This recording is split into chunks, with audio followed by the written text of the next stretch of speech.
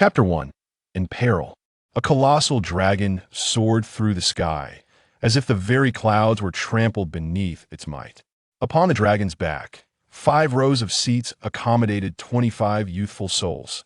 Restless, the young men and women could not contain their curiosity, their eyes darting about to absorb the wonders of this extraordinary world. At the dragon's neck, the dragon rider skillfully commanded the magnificent beast through the air. Behind him sat an elderly man clad in a black robe and a middle-aged gentleman dressed in a sharply tailored suit. The two engaged in conversation while casting appraising glances at the exuberant youths, seemingly evaluating their demeanor. This group of young people was indeed spirited. In the front row sat a girl of exquisite beauty and graceful stature. Her name was Lu Qian, the most distinguished among the 25. Her excellence was not solely defined by her appearance and figure, but also by her calm composure and unflappable demeanor. Unlike her companions, who gaped in wonder and reached out to touch the clouds, Lu Qian maintained her gaze fixed ahead, as if the marvels of this new world could not stir her interest. Another remarkable young man was named Chen Guanghua. Tall and handsome, he radiated a vibrant energy. Though captivated by the strangeness of this realm, he remained steadfast in his seat, albeit with fleeting glances directed toward Lu Qian, betraying his thoughts. The others appeared rather unremarkable, yet one boy sitting alone in the corner drew less attention. His name was Huang Guanglin, standing under 5'7", thin and seemingly undernourished in childhood. Most disconcerting to the elderly figure in black and the middle-aged man in the suit was Huang Guanglin's timid demeanor. He hesitated to even stretch out his hand to touch the clouds. Such a boy was not easily likable. Suddenly, the dragon jolted, nearly tossing the restless passengers into the abyss. Huang Guanglin instinctively grasped the armrest, his stomach churning and heart racing uncontrollably. What was happening? The elderly man in black abruptly stood, his previously benevolent expression now etched with seriousness. "Wizard, what is occurring?" the middle-aged man asked anxiously. The elder produced an 80-centimeter-long staff from within his robe, his presence transforming into one of solemnity and gravity. In a voice imbued with age, he recited an incantation in a language unknown to the crowd. In the next moment, a vast blue barrier enveloped the dragon, stabilizing it. Everyone's eyes widened, even Lu Qian, who had remained composed, lifted her eyelids, a flicker of light igniting within her gaze. This was magic. Yet, the elder did not relax. Instead, he poised himself for action. Indeed, the blue barrier began to vibrate violently, as though besieged by external forces. "Everyone hold on tight," the elder bellowed, his staff sweeping through the air as the incantation resonated, reinforcing the blue barrier. The middle-aged man looked frantic. "Wizard, what on earth is happening? Who is attacking us?" The elder shot him a sidelong glance. "How should I know?" With a deep breath, the elder's voice boomed. "I am a teacher from the Salamander Academy, responsible for escorting the exchange students from Earth today. I urge you to withdraw at once, otherwise, should the Academy pursue this matter, you shall not enjoy the consequences." No sooner had his words fallen than the assaults outside the barrier seemed to cease. The elder smirked, but a raspy voice cut through the air, instantly draining the color from his face. "Oh, so you are indeed the exchange students from Earth. It seems I have not erred in my target. How dare mere mortals from Earth aspire to learn the magic of my mystic realm? Such delusional ambition. You..." The elder seethed, unable to contain his fury. "Do you truly wish to oppose the Salamander Academy?" "Huh, and what of it? Your Salamander Academy is insatiably greedy, willing to impart the magic of the mystic realm to outsiders for the sake of Earth's technologia. Grievous sin indeed. The exchange student program is a treaty between our worlds. You shall not spout such nonsense here." The two exchanged heated words, leaving the others bewildered. They comprehended the elder's statements, but were utterly lost on the words of the gentleman. What was happening? Lu Qian lowered her gaze, subtly scanning the anxious middle-aged man before her eyes settled on the ancient silver ring adorning his finger. It was the ring. While the elder and his opponent continued their verbal sparring, the barrier trembled ominously, and the elder's complexion grew increasingly pale, prompting a foreboding sense among the onlookers. I can't hold on much longer. The elder shouted, "Everyone brace yourselves. Once I withdraw the barrier, the dragon will surge forward at full speedo, not let yourselves be thrown off." As his words echoed, the blue barrier shattered into fragments. The dragon rider immediately jerked the reins, propelling the dragon forward like the wind. All aboard were buffeted, their faces drawn tight and hairstyles disheveled. Some were seized by spasms, while others retched in panic, the youth's distress laid bare. The elder glanced back, relieved to find that none had fallen. Upon seeing Lu Qian and Chen Guanghua, who, despite their pallor, remained upright, he nodded in satisfaction. Huang Guanglin, seated at the rear, felt his heart race with dread. Instinctively turning to look behind, he was paralyzed by fear. A massive fireball surged toward the dragon's rear, crashing unimpeded into its tail. Roar! The dragon howled in pain, careening wildly and throwing its passengers into disarray. This is disastrous. The dragon is injured. It cannot carry so many. The dragon rider exclaimed. In an instant, silence fell over the dragon's back. All exchanged glances, none daring to speak. The dragon rider's intent was clear. Someone had to leap from the dragon's back. Yet at such heights, the fate of any who did so was certain death. Lu Qian, however, quickly reacted. We must jettison our luggage. With that, she cast her suitcase overboard, prompting the others to follow suit without hesitation, discarding their belongings. No matter how precious their possessions, they paled in comparison to the value of their lives. It's still too heavy. The dragon rider's expression darkened. We must shed at least one more person. At this, the group instinctively bowed their heads, like quails. Yet Lu Qian locked eyes with the elder, both recognizing the dilemma within each other's gaze. Luggage could be discarded, but asking someone to leap was tantamount to murder. Though the elder, as a wizard, had taken lives before, these were exchanged students from Earth. He could not bring himself to do it. Unconsciously, he, like the others, cast a furtive glance at the lone boy seated at the back. Huang Guanglin had just discarded his backpack when he sensed the weight of many eyes upon him. A jolt of fear coursed through him as he turned toward the elder, his gaze pleading. Who does not wish to live? Why must he be the one to jump? Before he could voice his thoughts, a sudden pain shot through his hands. His grip on the armrest faltered as a shoulder was jolted, sending him plummeting from the dragon's back. No! Huang Guanglin's face turned ashen. As he looked up, a familiar yet menacing visage met his gaze. It's you. Why will you not leave me be? Chapter 2. The Blonde.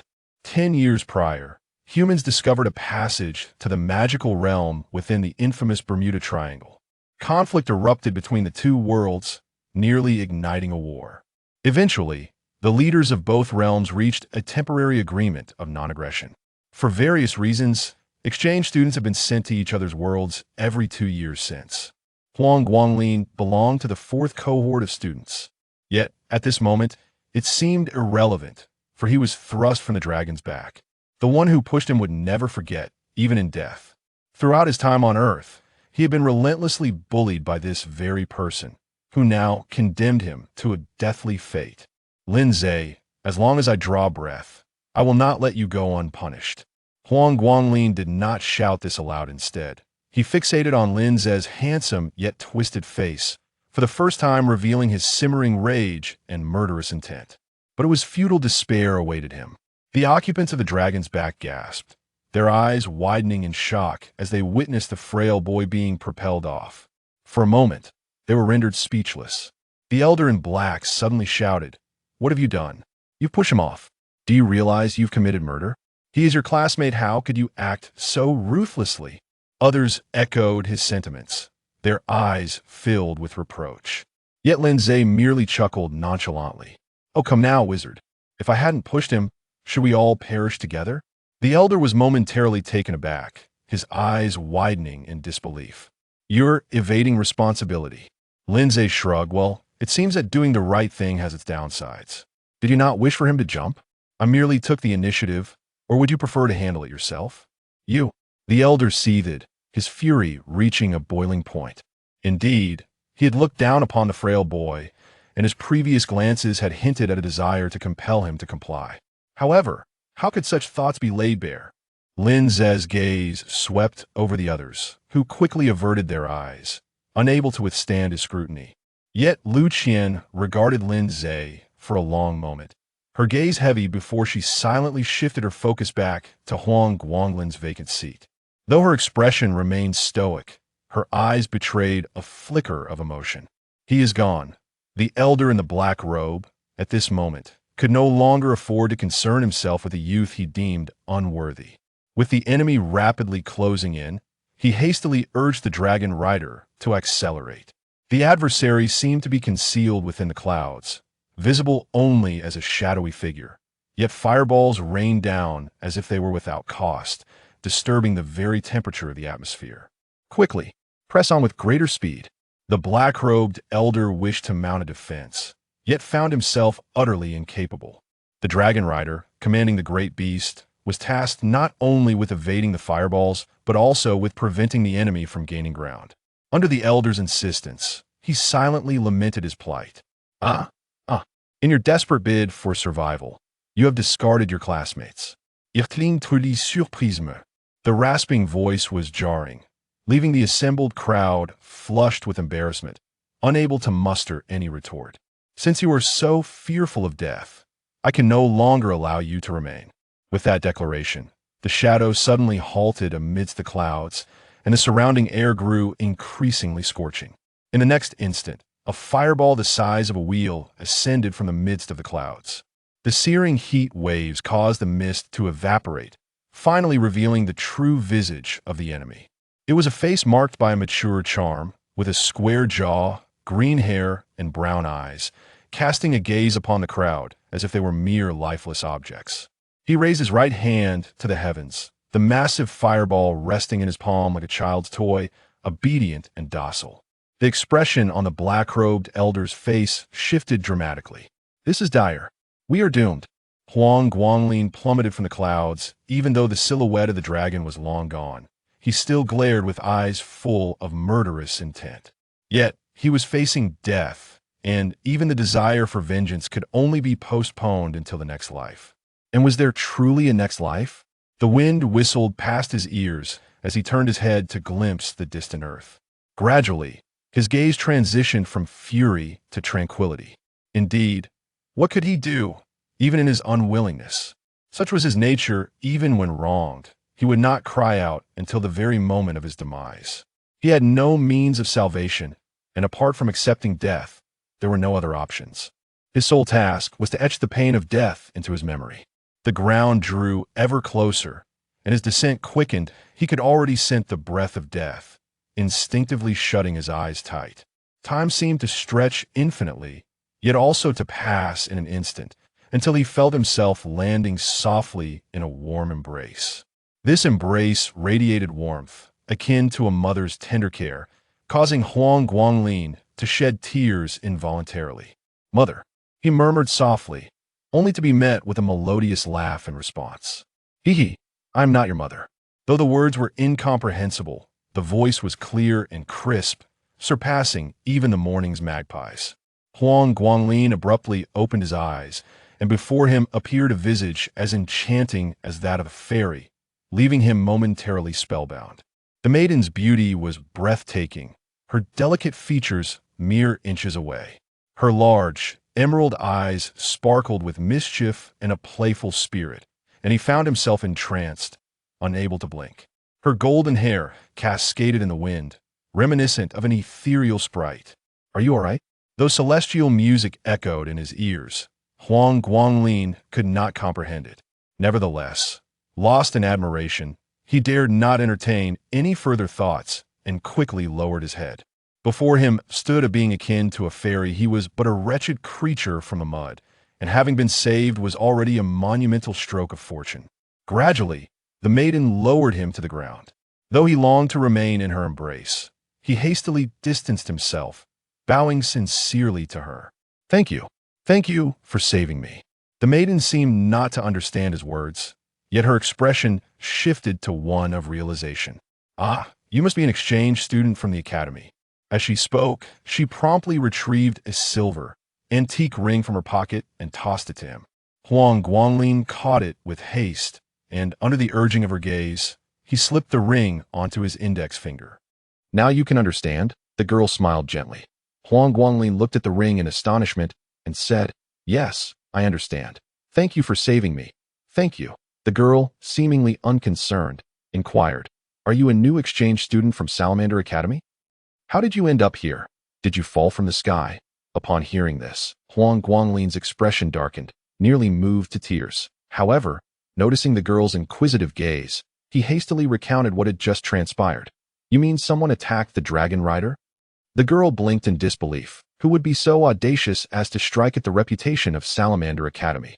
Huang Guanglin remained silent as a newcomer to this world. He was utterly bewildered and unable to engage with the girl's conversation. Observing his blank expression, the girl could not help but shake her head, pondering whether this boy had been frightened into a stupor. Well, we are now in the controlled area of Salamander Academy, and your classmates will be safe. Now, I will take you back to the academy, where you can reunite with them. Huang Guanglin did not object. Although he was reluctant to face his classmates, attending the Magic Academy was imperative.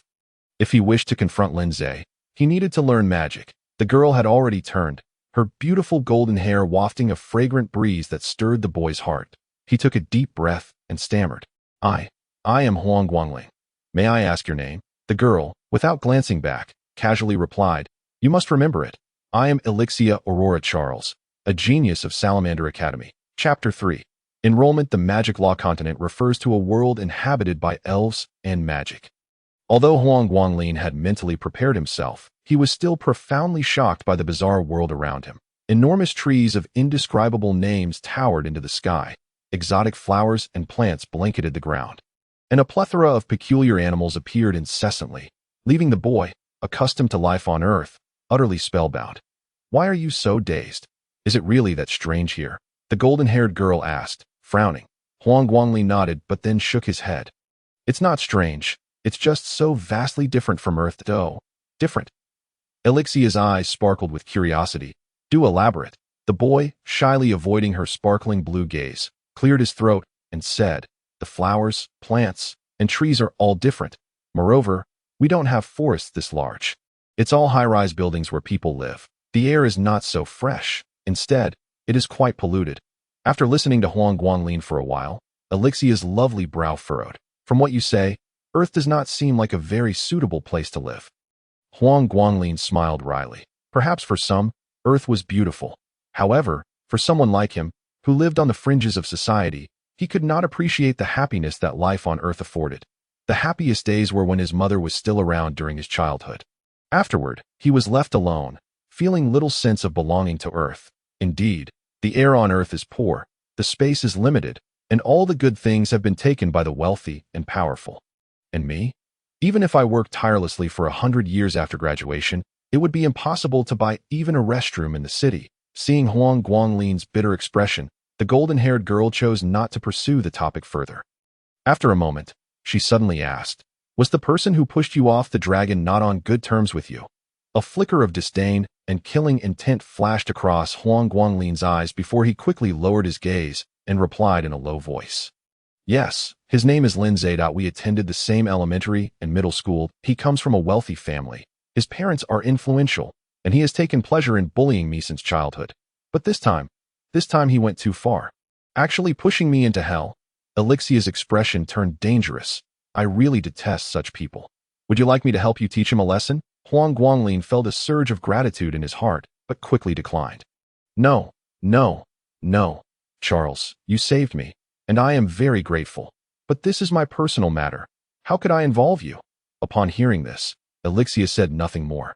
Since he was unwilling, there was no need for her to intrude. After all, her saving him was merely a coincidence. He expressed his gratitude, and that was sufficient for her. She would not cling to the matter, feeling relieved that the boy did not pursue it either. The two fell into silence, with Elixia leading the way while Huang Guanglin quietly followed. For him, merely being able to gaze at the girl's graceful figure and flowing golden hair was a source of immense happiness. After about an hour, they stopped before a grand iron gate. This must be the entrance to Salamander Academy. Huang Guanglin struggled to find the words to describe it, but felt it bore a resemblance to ancient Western countries on Earth. However, as a boy from an Eastern nation, he had little understanding of such matters. Elixia conversed briefly with the gatekeeper before turning to the slender boy and saying, "Your classmates have safely arrived. I have instructed the guards to take you to join them." Huang Guanglin hurriedly expressed his gratitude. "Thank you, Charles. If you ever need my help, please let me know, and I will do my utmost to repay your kindness." The boy spoke earnestly. It was the only promise he could make. The golden-haired girl waved her hand dismissively, yet softly added, "When you speak of me to others, do not mention my middle name." The boy, though confused, recognized that this world had its own set of taboos and promptly replied, "Understood. Thank you for the reminder, Elixia Charles." The golden-haired girl nodded in satisfaction and waved goodbye as she departed. The boy gazed deeply at her retreating figure, as if wishing to imprint it in his memory. The guard merely glanced at him and said nothing, silently leading him into the academy. The academy spanned a vast area, beautifully arranged and pleasing to the eye. Even for someone from Earth, Huang Guanglin was instantly enamored with this place. What a paradise on Earth! The guard beamed with pride at the boy's exclamation. Straightening his posture, and with a hearty voice infused with kindness, said, "It's good that you know, young one. Once you're at the academy, make sure to study hard." Huang Guanglin nodded. Of course. Soon, they arrived at the academy plaza, where a tall statue of a fire spirit stood prominently. Named after Salamander, the academy naturally revered the fire spirits. Huang Guanglin gazed up at the crimson fire spirit, feeling as if a flame ignited within his chest. "Here we are. Your classmates are over there." The guard's voice pulled the boy back to reality, and Huang Guanglin hurriedly thanked the guard. The guard chuckled heartily, waved farewell, and returned to his duties. Huang Guanglin looked at the crowd gathered beneath the fire spirit statue and felt a momentary shyness. To be honest, he did not wish to join them. This group of people appeared aloof and condescending, completely at odds with his humble existence, especially with the person he despised most among them. He had no desire to be included. Yet, his unwillingness did not change the reality. The old man in the black robe was currently exchanging words with an elderly man in white robes. Upon seeing the slender boy suddenly appear, he instinctively froze, exclaiming, "What? You're not dead." The crowd's expressions shifted upon seeing Huang Guanglin, particularly Lindsay, whose face was filled with astonishment. "You didn't die from that fall. You really have a strong will to live." As Huang Guanglin approached, his gaze swept over the crowd, noting their disheveled appearances. His eyes lingered on Lu Qian for just a moment before he quietly moved away. Lu Qian was taken aback, her expression a bit dazed. It was Elixia Charles who saved me. She happened to pass by when I was falling and brought me back to the academy. This explanation caused the old men in black and white robes to exchange glances, then glance at the silver ring on the boy's finger. Finally refraining from further comments, the white-robed elder cleared his throat. "It's good that you're back. The attackers were too formidable, and Teacher Bradley was unable to protect you, causing everyone to panic. That we will process your enrollment shortly, and then you can rest. We can discuss everything tomorrow." Teacher Bradley referred to the old man in the black robe. Huang Guanglin nodded, but his heart was filled with cold laughter. The matter of Lindsay pushing him would be brushed aside so easily. It was indeed shameful. However, he dared not make a scene now, as it would only lead to more grievances, and he might even be expelled from the academy. The truth remains that even in the world of magic, one must bow their head when under the eaves. Seeing that the slender boy did not make a fuss, the old man in black was pleased and nodded.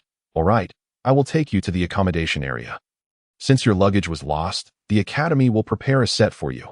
Huang Guanglin shot Lindsay a glare, his fists clenched tightly. "Lindsay, I have returned. Lindsay, I will make you realize that I, Huang Guanglin, am not to be trifled with." Chapter 4. Qualifications. The youths were utterly fatigued after the harrowing experiences of the day, devoid of any spirit to engage in idle chatter. Once their accommodations were arranged, they slipped into their beds, not even pausing to wash up before sinking into a deep slumber. The academy offered decent provisions, granting each student their own room, thereby sparing them from the presence of those they might despise. However, this lodging was merely a temporary arrangement. Once life settled down, students were expected to seek out housing on their own. It was not that the academy was stingy, but rather that the sheer number of students made such arrangements cumbersome to manage. Meanwhile, an agreement had been reached with the Salamander Academy regarding the exchange students. ensuring a monthly allowance would be provided. Naturally, the more exceptional the student, the greater the financial support they would receive. Huang Guanglin remained oblivious to the tumultuous life that was quietly unfurling before him. While others succumbed to slumber, the frail boy found himself unable to fall asleep, his mind plagued by the image of Lin Zhe pushing him off the dragon's back. Along with the indifferent gazes of others that sent chills down his spine, the scene shifted, and a golden glimmer flickered in his mind's eye, accompanied by a melodious voice that entranced him. Yet, when he reached out, he found himself unable to grasp her fleeting silhouette. One was a celestial being, while the other was mere dust from the ground. All he could do was contemplate such undesirable thoughts in the dead of night, burying them deep within, forbidding anyone from discovering his inner turmoil. Unable to bear the wakefulness, he decided to rise. The academy had prepared only 2 sets of clothing and a brown magical cloak for him. Without the status of a magic apprentice, he was not permitted to don a full robe. The cloak was a privilege bestowed upon new students, featuring some protective properties. Beyond that, he had only a wooden basin and a towel. There was no toothbrush or toothpaste. Some students had inquired about this, and Teacher Bradley had explained that the entire realm of Lingfa had never heard of such luxuries. They relied on magic for their hygiene, as for those who could not wield magic. Their routines were simple, merely washing their faces and rinsing their mouths, devoid of any elaborate rituals. Thus, this was the life in another world, a thought that promised to be quite burdensome. The crux of the matter was that he had discarded all his belongings just to survive. Huang Guanglin had glimpsed the vast forest and the great lake below. How could he possibly find anything there? He patted his pockets, discovering only the identity badge newly issued by the academy and a smartphone. This phone was a birthday gift from his mother before her passing, presumably costing a significant portion of their family's savings. He had cherished this device as a treasure, never parting with it.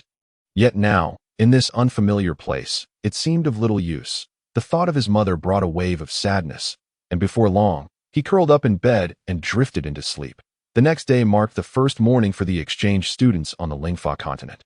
Well-rested, the students arose with vigor, splashing cold water on their faces, eagerly anticipating the onset of their new lives. Even those like Chen Guanghua and Lu Qian were up early, quietly waiting outside the accommodation area.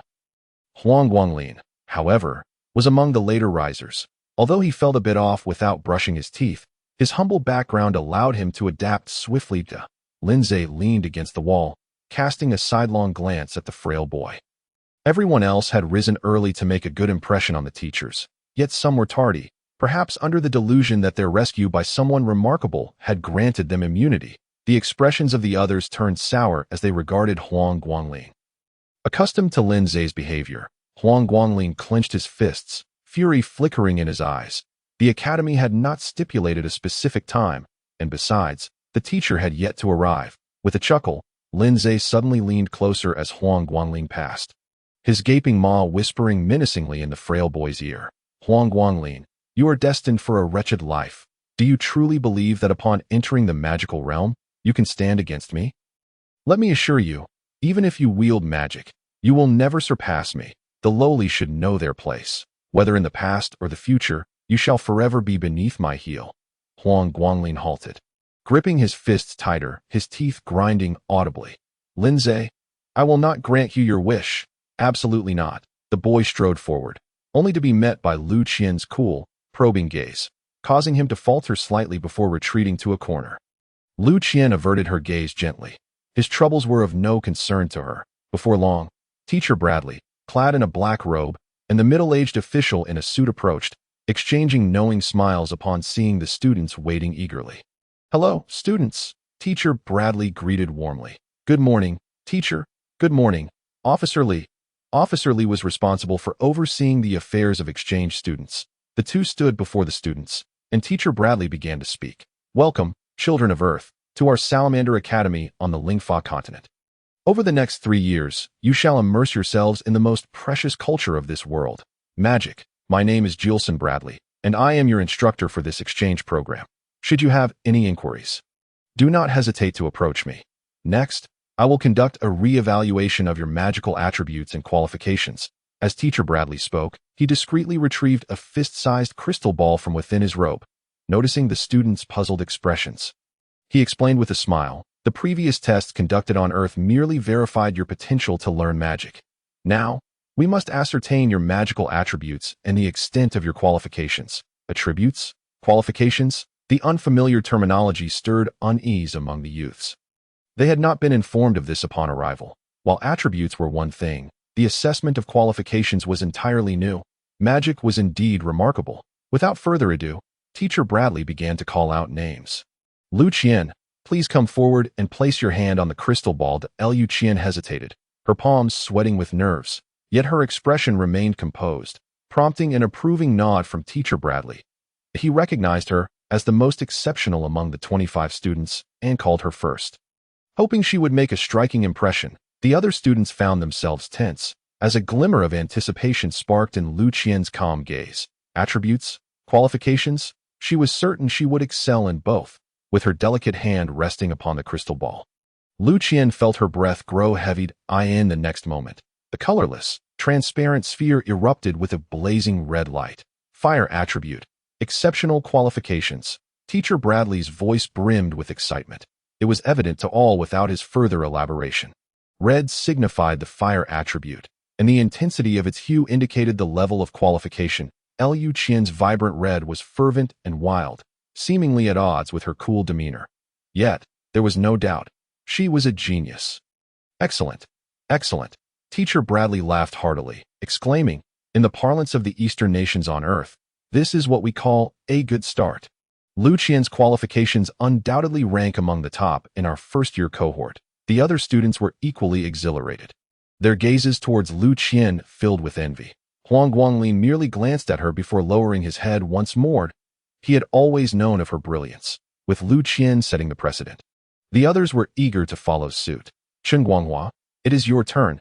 Chen Guanghua cast a fiery glance at Lu Qian before striding confidently toward the crystal ball, his large hand placing itself upon it without hesitation.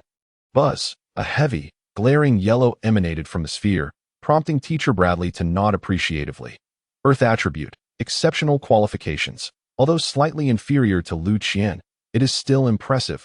Chen Guanghua's countenance brightened, but upon hearing the subsequent remarks, he couldn't help but grimace. Teacher, could you refrain from being so blunt? Chapter 5. A mediocre experienced Chen Guanghua felt a twinge of discontent regarding his inferiority to Lu Qian. Nevertheless, he remained confident. Among the remaining 23 students, none would surpass him. Only he could stand shoulder to shoulder with Lu Qian. Teacher Bradley was delighted.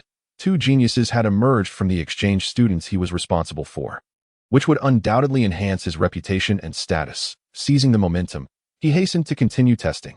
Zhao Cheng, please come forward. Zhao Cheng, fire attribute. Mediocre qualifications. Li Yingying, wind attribute. Average qualifications. As Huang Guanglin listened to his classmates' attributes and qualifications being announced, his heart raced with anxiety and anticipation. What would his attribute be? How would his qualifications measure up? Lindsay, step up. The teacher's voice jolted the frail boy back to reality. He fixed a fierce glare on his smirking foe, inwardly cursing for the latter to possess the worst attributes and qualifications. Lindsay turned back, flashing a provocative grin, before placing his hand upon the crystal ball. In the next moment, buzz, a swirling, inky blackness engulfed the sphere, causing Teacher Bradley's eyes to widen, while the students' expressions shifted dramatically. Black? What could it be? A unique attribute. Darkness. Exceptional qualifications. Teacher Bradley's exclamation sent a jolt through the crowd, while Chen Guanghua and Huang Guanglin's faces fell in unison. This scoundrel was unexpectedly exceptional. If it is said that Huang Guanglin is driven by hatred, then Chen Guanghua must be spurred by resentment and jealousy. Originally, it was supposed to be just him and Lu Qian who possessed superior talents. Yet unexpectedly, Lindsay emerged from nowhere, boasting a special attribute that instantly overshadowed him. How can this be tolerated? Teacher, is there really a special attribute? Li Yingying raised her hand to inquire. Teacher Bradley nodded, affirming, indeed, apart from the four elements of fire, water, wind, and earth, there also exist special attributes such as light and darkness. Our school's Aaliyah Charles is an exemplary student of the light attribute. Aaliyah Charles. Huang Guanglin abruptly lifted his head. Golden, flowing locks flashing through his mind, momentarily lost in thought. He recognized her excellence but had not anticipated such genius. What about his own attribute?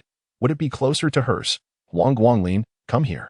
The teacher's voice snapped him back to reality, and his classmates turned their gazes toward him. They were all quite curious about this inconspicuous student who had risen from the dead. Although Teacher Bradley looked down on Huang Guanglin, he still hoped that all his students would excel.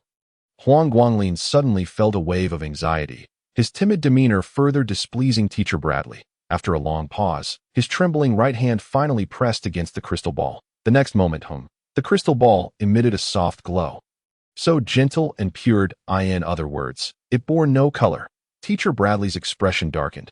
Huang Guanglin, no attribute, subpar talent. Huang Guanglin trembled all over, incredulous as he lifted his head. No attribute, subpar talent? How could this be? Lin Zhe had already burst into unrestrained laughter. Ha ha ha. As expected, a worthless person is indeed worthless. With such a useless attribute and talent, how will you ever hold your head high in front of me? The crowd began to murmur, casting sympathetic glances at the frail boy. Truth be told, it was quite pitiful. Teacher. Huang Guanglin finally regained his composure, clenching his fists in frustration as he asked, what does it mean to have no attribute?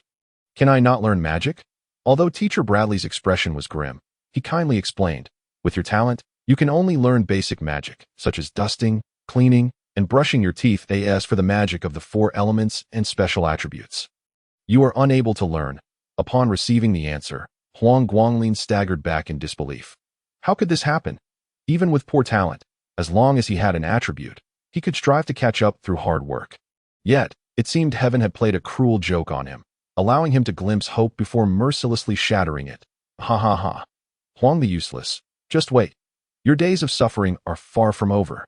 Lin Zhe's mocking laughter echoed in his ears as the frail boy sank into confusion. Is this the outcome? What significance does his presence in the magical world hold? Lu Qian furrowed her brow, gazing at the despondent boy, her eyes flickering slightly, yet ultimately, she lowered her gaze. Teacher Bradley, seeing the boy's state, felt a pang of compassion and raised his hand to remove the small hand from the crystal ball. But his gaze suddenly froze. Huh? No, something is amiss. It seems it is not merely this. Teacher Bradley cast a contemplative glance at the frail boy. You possess a unique magic, but due to your weak talent, it is activated rather slowly. Unique magic? The crowd was taken aback, Lin Zhe's laughter abruptly ceasing, while hope ignited in Huang Guanglin's eyes. Teacher, what is unique magic? The diligent student Li Yingying raised her hand to ask. Unique magic refers to a type of magic that can only be wielded by the individual. Others cannot learn it, Teacher Bradley patiently elaborated. Huang Guanglin's unique magic is called the Eye of Memory. I recall someone possessed this unique magic several decades ago. Huang Guanglin fixed his gaze intently on the old man in the black robe, his hopeful eyes piercing into the elder's scalp. The elder sighed. The Eye of Memory allows for rapid recollection once activated. It is not particularly impactful, and in my view, it is somewhat superfluous. Superfluous, tasty enough to eat, yet a pity to discard.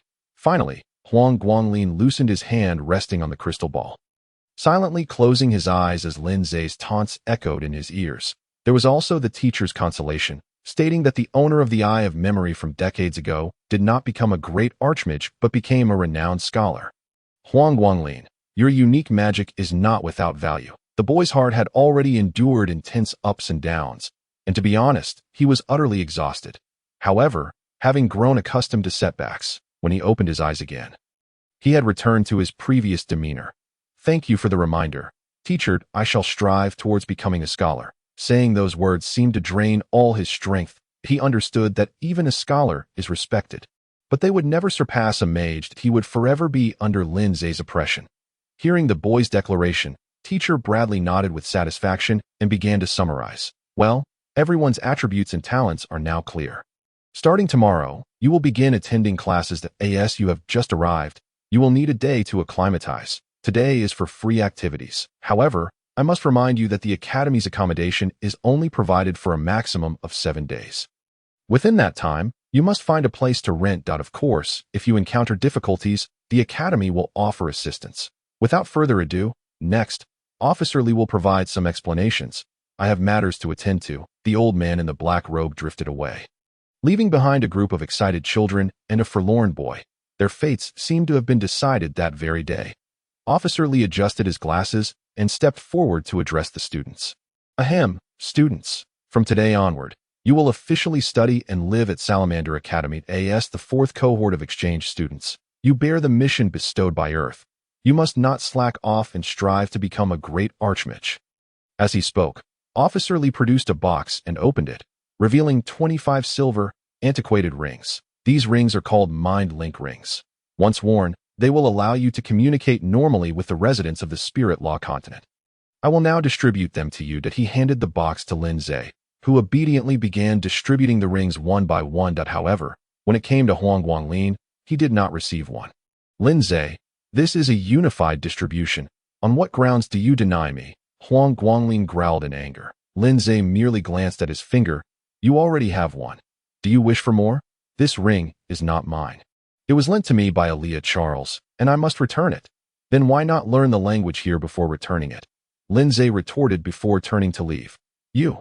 Huang Guanglin, exasperated, looked towards Officer Lee. Yet Officer Lee appeared oblivious, silently pocketing the remaining ring. So it is like this. Officer Lee continued.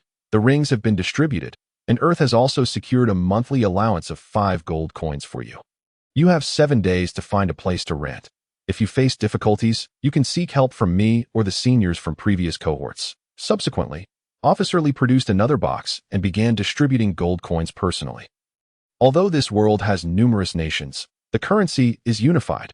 According to Officer Lee's introduction, 1 gold coin equals 100 silver coins, equating to 10,000 copper coins if 1 copper coin is equivalent to 1 yuan.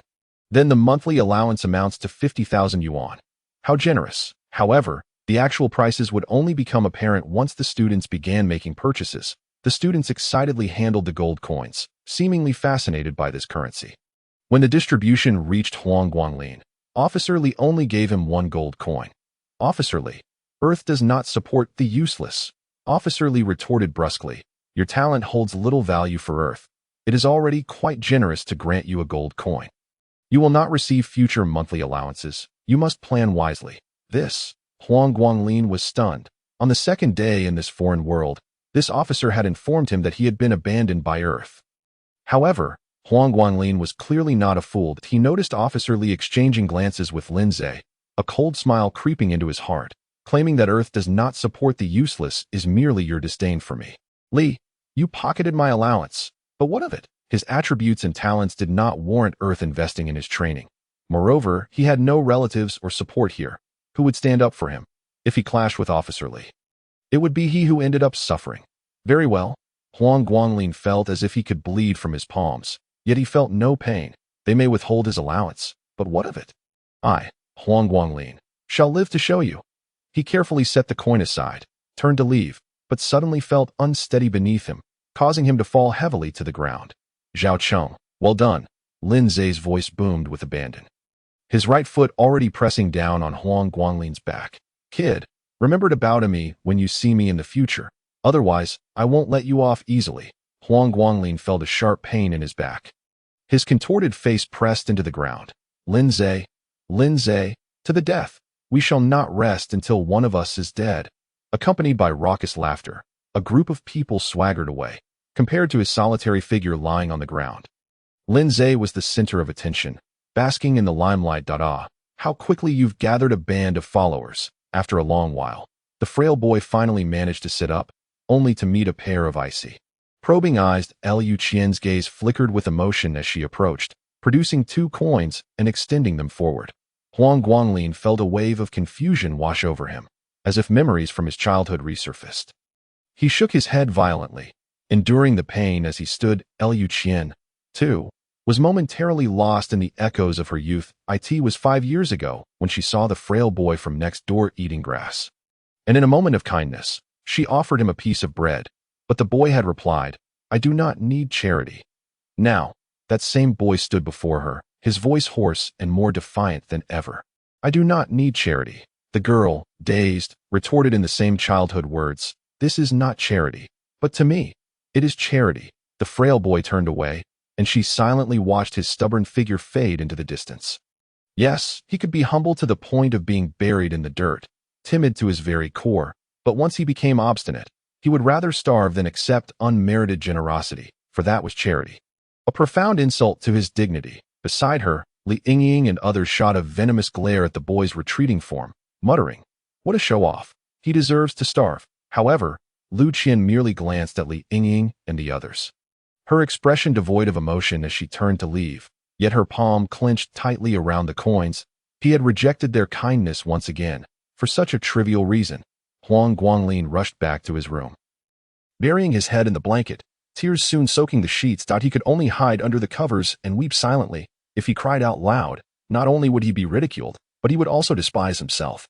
After some time, he finally regained his composure and began to ponder his future. Kneeling before Lin Zhe was something he would never do. With only 7 days to find a place to stay, he certainly could not share a room with his classmates. He possessed a single coin, and with no further assistance, he could only afford the cheapest accommodation.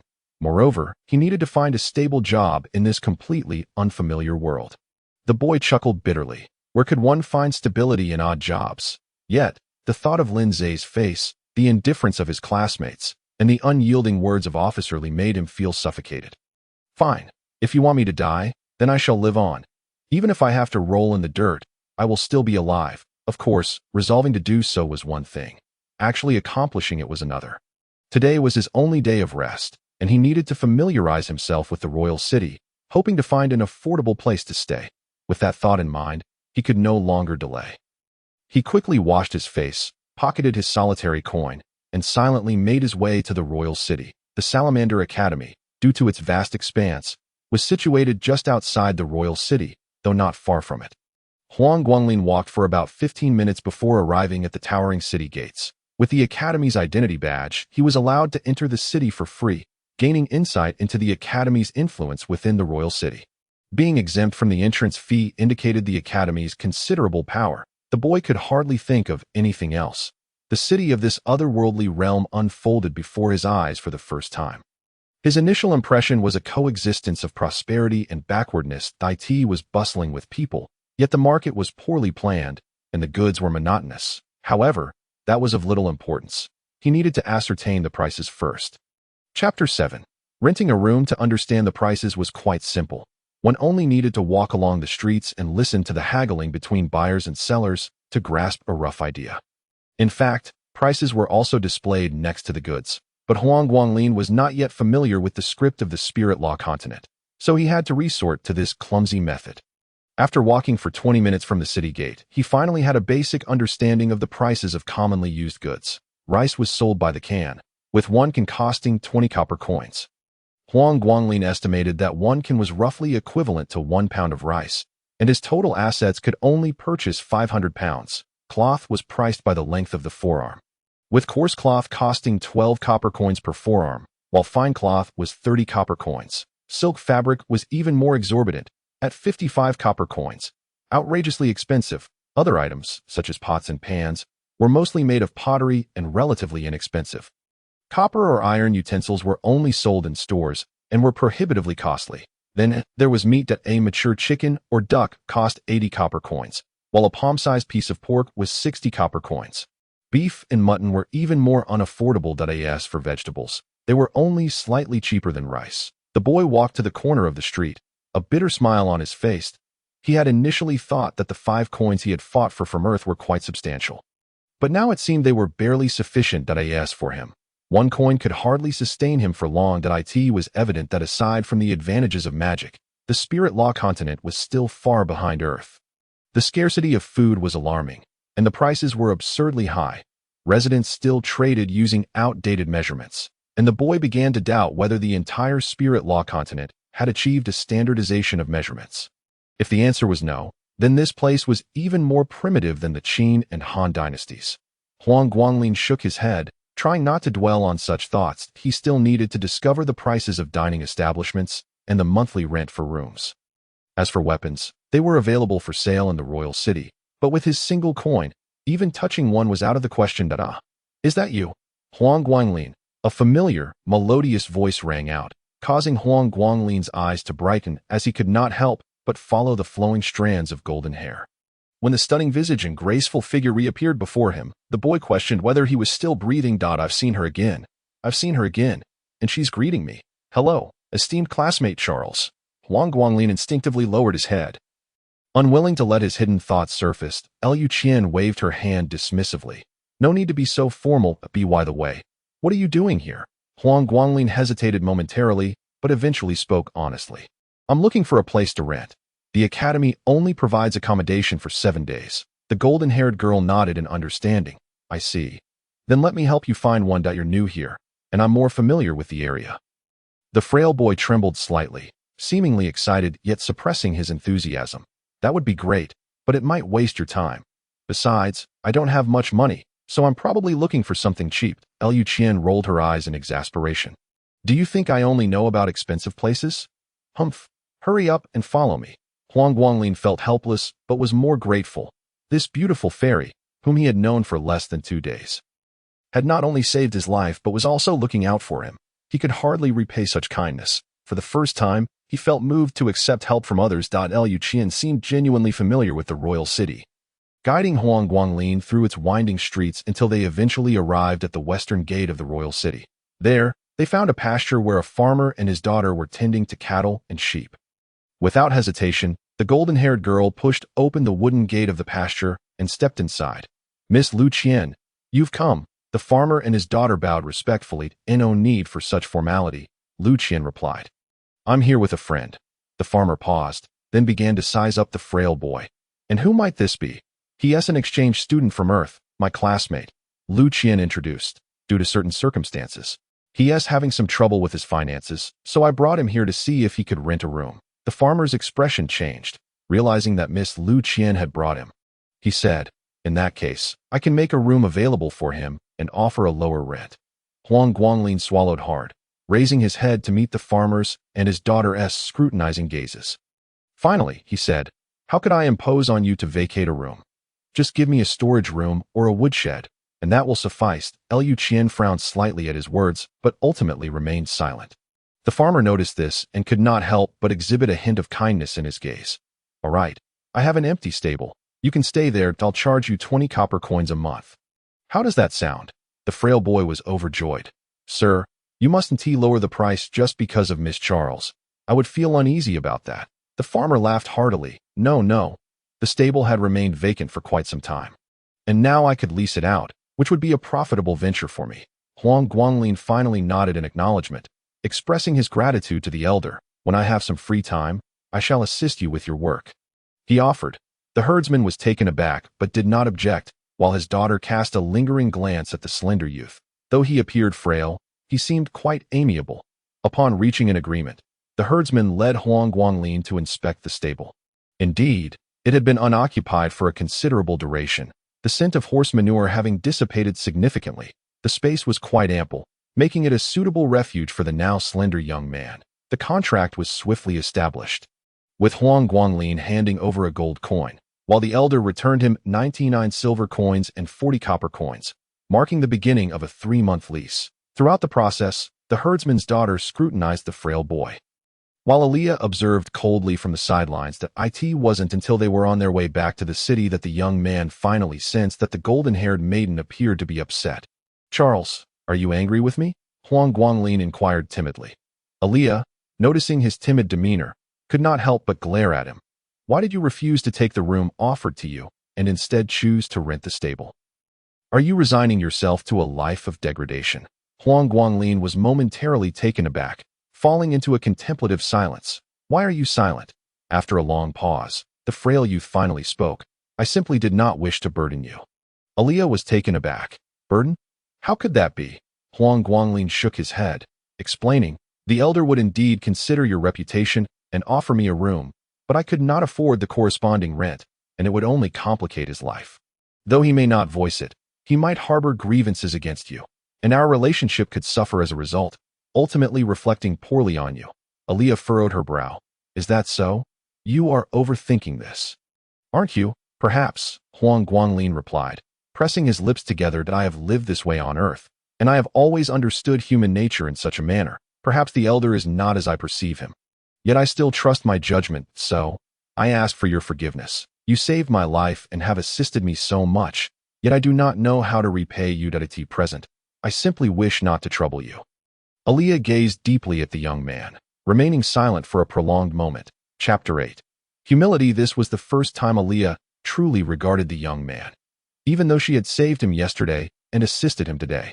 It was merely out of convenience. She could likely remember his name solely because he hailed from Earth. Her disposition was such that, despite her angelic beauty, she was often carefree, and if one were to speak bluntly, somewhat brash. Years of benevolence had fostered her chivalrous spirit as for the young man. She cared little for his background, yet she discerned both humility and insignificance in his eyes, along with an unwavering determination that could not be swayed. Thus, she found herself slightly concerned for him, only to realize that he was contemplating her well-being in return. How rare, truly rare. How should I commend you? Aaliyah mused, unable to suppress her vexation. Huang Guanglin wished to display a gentle smile, but instinctively lowered his head. The two soon returned to the city, with Huang Guanglin contemplating the items he needed to purchase: cooking utensils, oil, salt, soy sauce, vinegar, rice, flour, vegetables, and meat. If all went as planned, he could officially move into the stable tomorrow and then devise a more elaborate plan. As he pondered, he occasionally stroked his chin, only to remember that he still wore the ring that belonged to her. In a moment of indecision, he asked, "Charles, may I borrow this ring for a few more days? I will return it to you as soon as I learn the language of spirits." The ring.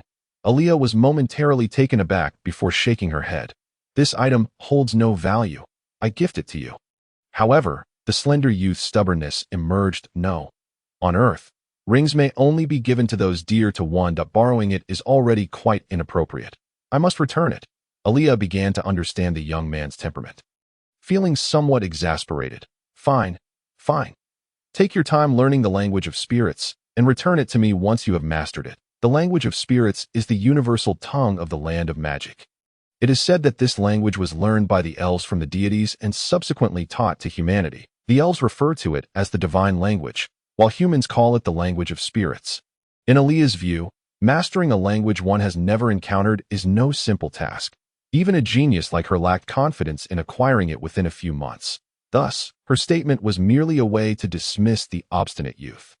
Yet, the stubborn one took her words to heart. The two continued to meander through the royal city, the maiden feeling delighted to have company for the first time, while the young man was astonished to be alongside a goddess.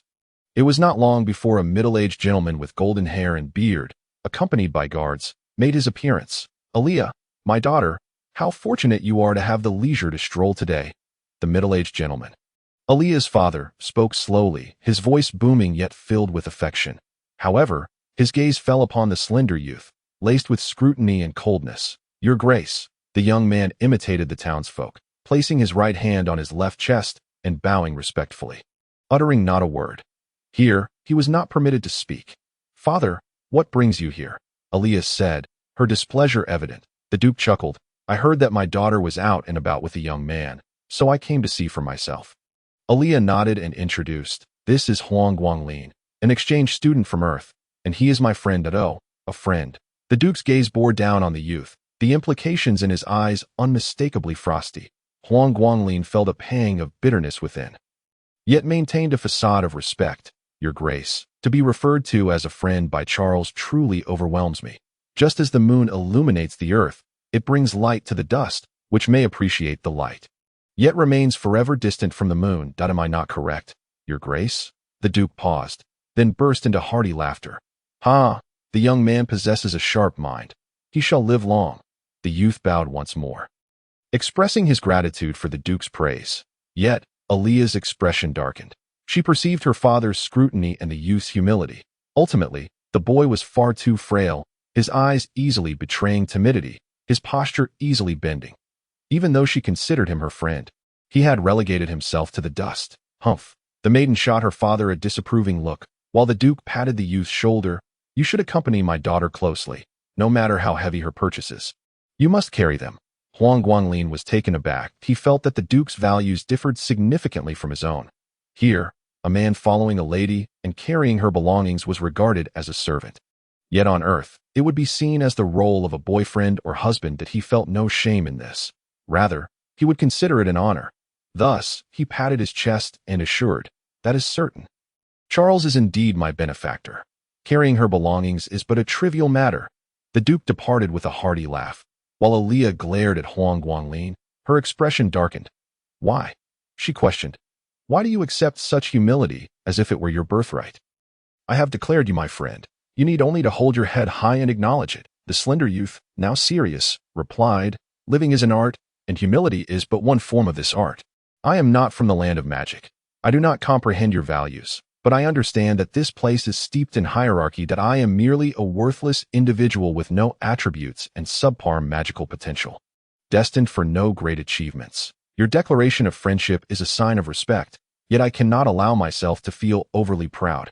Cultivating self-awareness is the secret to survival. Otherwise, the Duke may dispose of me without my knowledge. Aaliyah was furious. He would not dare. Otherwise, I would ignore him. Huang Guanglin offered a bitter smile, shaking his head. By then, I would already be dead. Even if you were to sulk, could you maintain a standoff with your father for a lifetime over a deceased person? The golden-haired maiden fell silent. She realized that this humble, obstinate youth spoke with conviction, and she found herself at a loss for a rebuttal. Nevertheless, the young man revealed a sincere smile. To hear you call me a friend truly brings me joy, joy that comes from the depths of my heart. With that, Aaliyah found herself at a loss for words. Ultimately, she and the slender youth were merely passing acquaintances, lacking any profound friendship. Perhaps she was simply at odds with her father. Aaliyah was not one to linger idly. She soon bid farewell and departed. Huang Guanglin quickly refocused his thoughts and began his shopping in the city. He had already selected the pots, bowls, and utensils, as well as the oil, salt, soy sauce, vinegar, and was soon finished with his purchases. Fortunately, the items were not many, and he could carry them back to the ranch alone. In times of financial constraint, one must be frugal. Thus, he only purchased a ceramic pot, a ceramic bowl, a ceramic spoon, and a ceramic jar. The ceramic pot brimmed with rice, while the clay jar contained oil, salt, and vinegar. After borrowing a wooden box from someone, he managed to carry everything back, vowing to return the box once he reached the city. By the time he returned to his room in the academy, dusk had already begun to settle. Silently, he retrieved a piece of bread and began to nibble on it, washing it down with cold water, which left him feeling somewhat uncomfortable. It must be noted that the cuisine here seemed reminiscent of medieval Europe, lacking the refinement of Eastern nations. As a child from a modern Eastern superpower, he could occasionally tolerate such sustenance. But should this continue for 3 to 5 years, it would surely drive him to madness. Fortunately, he reasoned, others would likely succumb to madness before him, having endured hardships from a young age. He was accustomed to such an environment and could easily withstand it. Moreover, he would be moving out to live independently the following evening, and he was certain his own cooking would taste far superior. Chapter 9. Attending class the next day, Huang Guanglin rose early, invigorated by a splash of cold water on his face. He tidied his sparse belongings, 2 sets of garments provided by the academy, a basin, and a towel. The blanket could not be taken away, but thankfully, the weather was not too cold, making it unnecessary for him to use its for the magical shawl. It was already draped over his shoulders, lending him the appearance of a student from a magic academy. After finishing the remnants of yesterday's bread, Huang Guanglin ventured outside the dormitory area, where a considerable number of people had already gathered. Lindsay glanced in his direction, flashing a bright smile, seemingly anticipating the frail youth's submission. Huang Guanglin feigned ignorance, infuriating Lindsay, who wore a sullen expression. Fortunately, Commissioner Li was present, so Lindsay refrained from lashing out, though he still managed to trip Huang Guanglin on their way to the classroom. Huang Guanglin fell painfully to the ground, but he could not afford to cry out in pain, and no one would speak up for him, nor would anyone step in to administer justice. All he could do was endure. The exchange students were assigned to a first-year classroom, which was already filled with numerous students. Huang Guanglin even spotted Alexia. The blonde girl winked at him, but he merely lowered his head in silence. From now on, you will attend classes here alongside your peers from the Spirit Law continent. Remember to interact well with your classmates. Commissioner Li stated before departing. At this moment, the others could hardly conceal their excitement and hurriedly sought out their seats. Those students who had already occupied the classroom began to scrutinize the exchange students from Earth. Look, black hair and black eyes. They truly are different from us. What is so special about that? I heard that the Earth they inhabit is entirely devoid of magic. I can't fathom how they survive. That girl is stunning. I had thought black hair and eyes would be unattractive, and that tall, robust boy is quite handsome. I feel I might just fall for him. The beautiful girl and the handsome boy they spoke of were undoubtedly Lu Qian and Chen Guanghua. Indeed, remarkable individuals attract attention wherever they go. Lu Qian, with an expression of indifference, chose a seat in the front row, while Chen Guanghua naturally took the seat beside her. Huang Guanglin surveyed the classroom, finding the seating arrangement reminiscent of a university lecture hall. Although he had never attended university himself, he had heard about it. Ultimately, he selected a spot in the farthest corner. New students often opted for front row seats to make a good impression on the teacher. Fortunately, with many students present in the first class, his position at the back did not seem out of place. From his vantage point, he observed a sea of black shawls, intertwined with hair of every hue: red, orange, yellow, green, blue, and purple, creating quite a picturesque scene. As of now, he was unaware of the local students' opinions regarding exchange students. No one dared to initiate conversation. Fortunately, the instructor arrived shortly thereafter. However, upon entering the classroom, the teacher prompted a chorus of gasps. Lin Zhe, in particular, nearly whistled. Huang Guanglin's eyes widened, and he quickly averted his gaze, his face flushed. The instructor, clad in a striking crimson robe, exuded an aura of allure that was hard to ignore, despite the robe's practicality over aesthetics. Why? Because this female teacher possessed a figure that was nothing short of stunning. As a mere boy with little understanding of feminine beauty, Huang Guanglin could only feel his cheeks grow warm. Meanwhile, the male students who had passed through the flower beds were left drooling. With Lin Zhe wearing a particularly lewd expression as for the girls, they fell into collective silence. Even deities like Elixia and Lu Qian could not resist casting a glance at their own reflections, subtly arching their backs in a somewhat provocative manner. Ahem, silence. The teacher's voice was crisp and commanding, yet upon closer inspection, it possessed a softness that was almost soothing. Judging by her age, she seemed to be a mature woman. And Huang Guanglin imagined that nearly all the boys present harbored fantasies of pursuing her. My name is Catherine Sylph Lawrence, and from this day forth, I shall be your instructor for the year in magic studies. The teacher's tone grew notably more chilling, sending shivers down the spines of the drooling boys. In my classroom, tardiness and early departures are strictly forbidden. Sleeping on your desks is also unacceptable. Questions may be asked during class, but none will be entertained after it concludes. There will be 3 tests throughout the year. Failure to pass even one will result in your expulsion from my classroom. They say a new official brings 3 fires to the job. Yet the newcomers faced an exceedingly strict teacher. Those who were exceptionally gifted need not worry, but the average students could not help but feel anxious at the teacher's words. As for Huang Guanglin, his heart sank considerably. His situation was known to all the exchange students. No matter how hard he tried, it seemed all his efforts would be in vain. A single exam could condemn him to utter failure. However, in such times, he reminded himself not to act impulsively.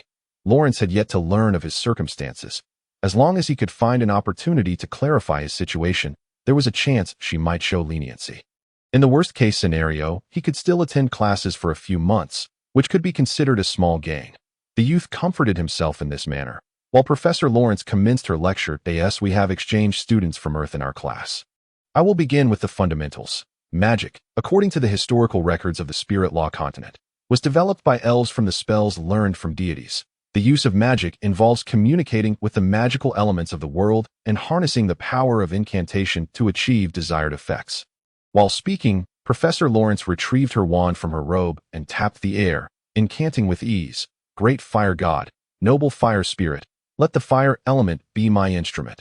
Upon the conclusion of her incantation, a vast net of flames descended from the air, eliciting a chorus of gasps. The exchange students, as if witnessing something extraordinary for the first time, gazed in awe with sparkling eyes, their bodies trembling with excitement. Even the typically composed Lu Qian squinted her eyes in astonishment.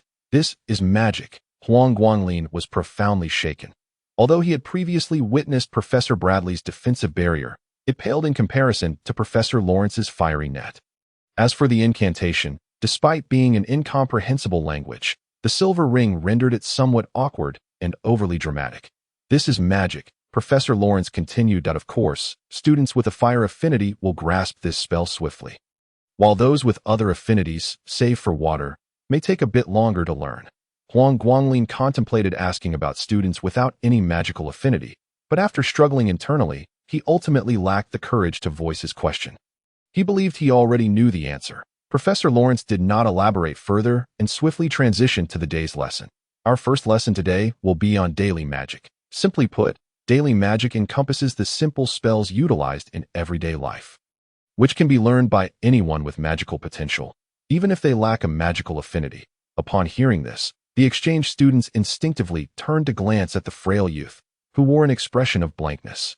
The other students were perplexed by their glance, with only Alexia pursing her lips, feeling somewhat dissatisfied. There are numerous types of daily magic, and I shall not enumerate them all. Our class will focus solely on dust-clearing magic. Cleaning magic and object manipulation magic. That dust-clearing magic can tidy up a room. Cleaning magic is used for washing, bathing, and cleaning clothes, while object manipulation magic allows for the remote retrieval of small, everyday items. Chapter 10. The library. As Professor Lawrence explained, she demonstrated the spells, even slowing down her movements, believing that as long as the students possessed adequate talent, they would learn swiftly. However, the teacher was unaware of a significant obstacle facing the exchange students: their lack of understanding of the spirit language. Daily magic does not entirely forego incantations. The spells are merely brief, and as long as one comprehends their meanings and successfully communicates with the magical elements, it should not pose a problem. Yet how could a child who had not learned a single word of the spirit language grasp the meaning of the incantations?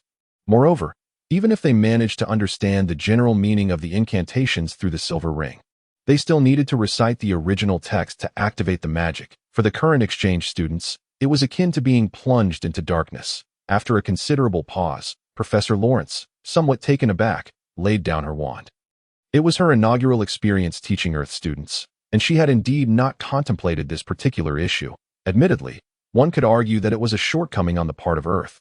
After all, how could one expect a student to arrive without first imparting some knowledge of the language? Surely, no one could genuinely believe that the silver ring's translation capabilities would suffice for mastering magic. Unbeknownst to Professor Lawrence, it was not that Earth had failed to teach, but rather that there was no one capable of fulfilling that role. Moreover, the convenience of the silver ring had fostered a delusion among Earth's leaders, leading them to assume that the ring was a panacea for all linguistic barriers. The first 3 cohorts of exchange students had stumbled over the language, and it was only those who had persevered in learning the spiritual language through sheer determination that began to shine. After a moment of contemplation, the beautiful professor issued a stern decree to the exchange students. Starting tomorrow, they were to refrain from attending her classes. Their task was to learn the fundamentals of the spiritual language within 7 days. Thereafter, she would provide them with additional lessons. Any student who had not mastered the language after this period would have to wait until they had learned it before returning. But she would not revisit any previously covered material, continuing instead at the regular pace. The exchange students were left dumbfounded, while the students from the realm of spiritual magic cast sympathetic glances their way. Professor Lawrence's approach, while firm, was still preferable to that of the previous cohorts, where instructors paid no heed to whether the exchange students understood the spiritual language, maintaining their teaching pace regardless, which nearly drove the exchange students to despair. Now, with this new task, there was also a glimmer of hope. They waited until Professor Lawrence departed before unleashing a chorus of lamentations. Regardless of where one went, learning a foreign language remained imperative. However, it was Alexia who smiled. Previously, when she was still wearing the ring, she hadn't thought much of it. Now, even without the ring, she was determined to learn the spiritual language diligently. Rising from her seat, she paid no mind to the gazes of others and strode directly to the desk of the slender young man. What a calamity! Huang Guanglin.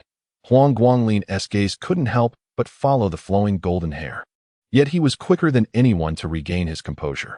With a resigned sigh, he leaned on the desk, thinking, "Even now you jest? Am I truly stuck with a friend like you?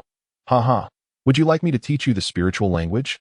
No, I'll teach myself on the street." Their exchange flowed naturally, leaving everyone astounded. How could Huang Guanglin possibly know such a goddess? How could the daughter of a duke have any interaction with an ordinary earthling?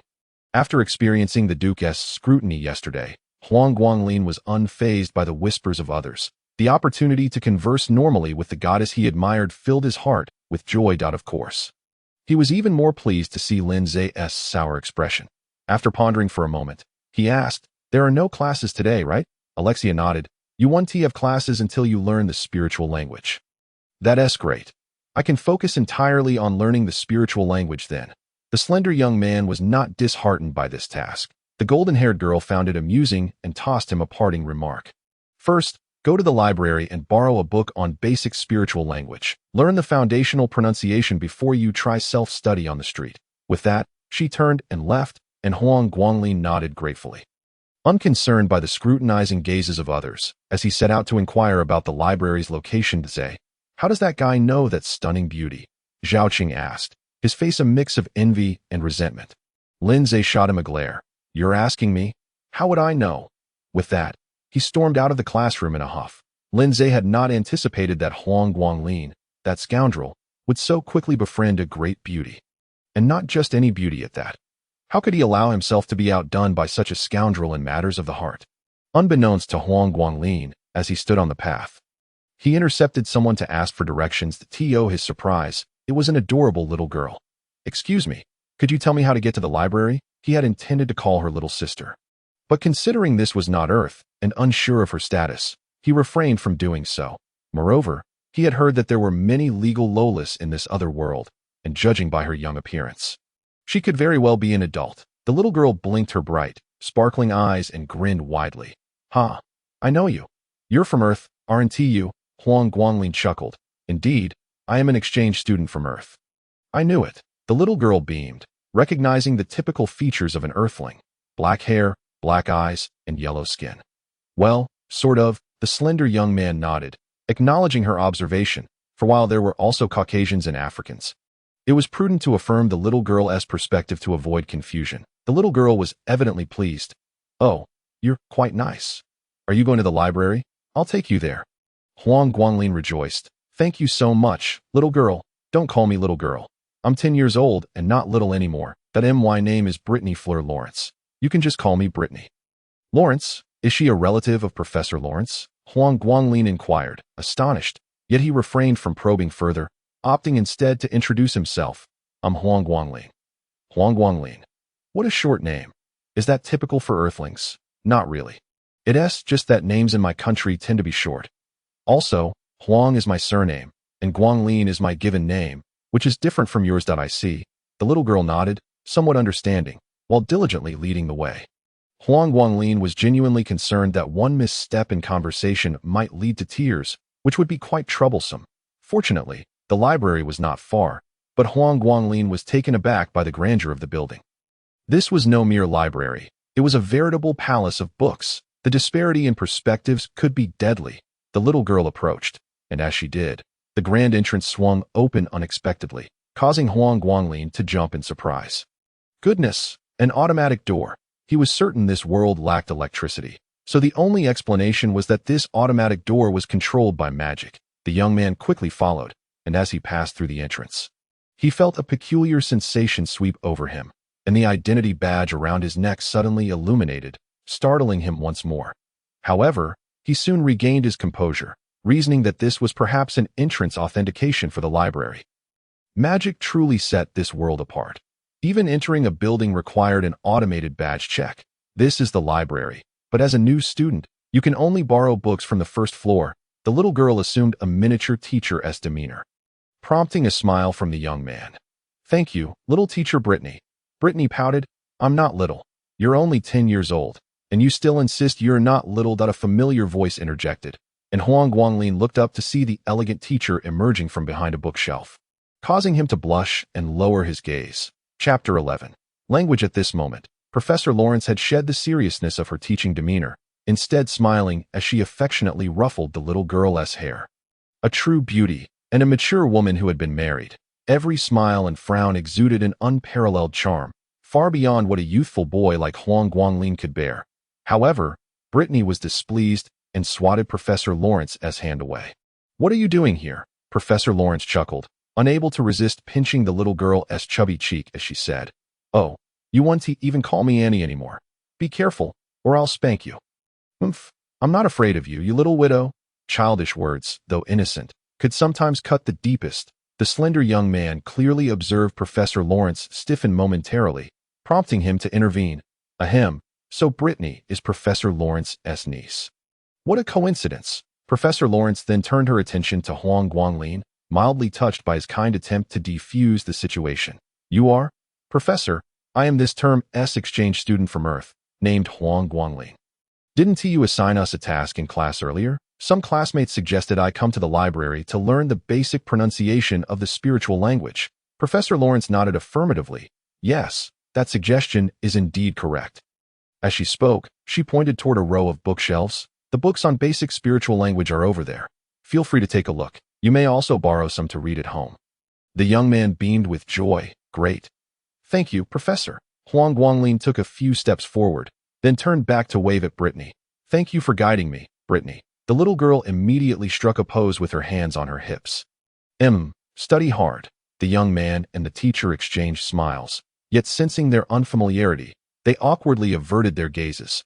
Huang Guanglin dared not look at the beautiful teacher again, for the more he gazed, the more his mind filled with inappropriate thoughts.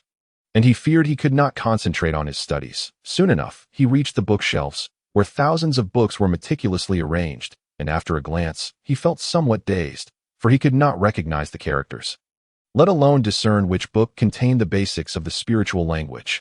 Grabbing a few at random to inspect, he found the shapes of the characters to be bizarre, entirely different from the script of Eastern nations on Earth. And bearing no resemblance to the letters of Western countries, he was utterly at a loss. The young boy scratched his head, wearing an expression of despondency. At that moment, a sigh resonated in his ear. I knew it would turn out this way. It was Teacher Lawrence. Huang Guanglin, feeling a bit embarrassed, shyly asked, could you please tell me which book contains the basic spirit language? Teacher Lawrence was already holding 2 books in her hands. Come with me, and I shall teach you. Huang Guanglin's heart soared with joy. Thank you, teacher. Indeed, this beautiful teacher, though appearing cold and stern, possessed a heart of unparalleled kindness. It was a pity that, as he had just heard from Brittany, such a wonderful teacher was actually a widow. Seemingly perceiving his thoughts, the beautiful teacher spoke with a neutral expression. What? Do you pity me? The frail boy, upon hearing this, grew unusually serious. No. Exceptional women do not require pity, for they are stronger than anyone else. Teacher Lawrence paused, finally beginning to appraise this diminutive child. Indeed, she did not need anyone's pity. She was stronger than anyone. You seem quite perceptive. Unexpectedly, the boy proudly raised his head. Because my mother is just such a woman. However, his pride was short-lived, and he soon lowered his head in despondence. Teacher Lawrence gazed deeply at the boy, and a rare glimmer of tenderness flickered in her eyes. All right, I will first teach you the basics of pronunciation and everyday greetings. Unbeknownst to herself, her voice had softened considerably. Thank you, teacher. The frail boy spoke in a low voice, glancing around. Teacher, where is Brittany? I sent her away. Focus. Subsequently, Huang Guanglin commenced his formal study of the unified language of the spirit law continent. Of course, wearing silver rings during the lesson was strictly prohibited. The spirit language bore similarities to the languages of the Eastern countries on Earth, with a one-to-one correspondence of characters to sounds and meanings, whether singular or multiple. However, this meant there were an overwhelming number of characters to learn. Teacher Lawrence taught him the phonetic method, quite akin to pinyin, and then instructed him on how to consult a dictionary. Well, having a dictionary is certainly helpful. Among the 2 books that the teacher held, one was indeed a dictionary, while the other was a compilation of basic everyday phrases. Both exceedingly practical. Yet, for a struggling student, mastering a foreign language proved to be an arduous endeavor. The boy, reflecting on his own situation, seized the opportunity to ask, while Teacher Lawrence took a sip of water. Teacher, is it true that if I fail the exam, I cannot attend your classes? Teacher Lawrence glanced at him. If you wish to attend, then simply pass the exam. Huang Guanglin forced a bitter smile.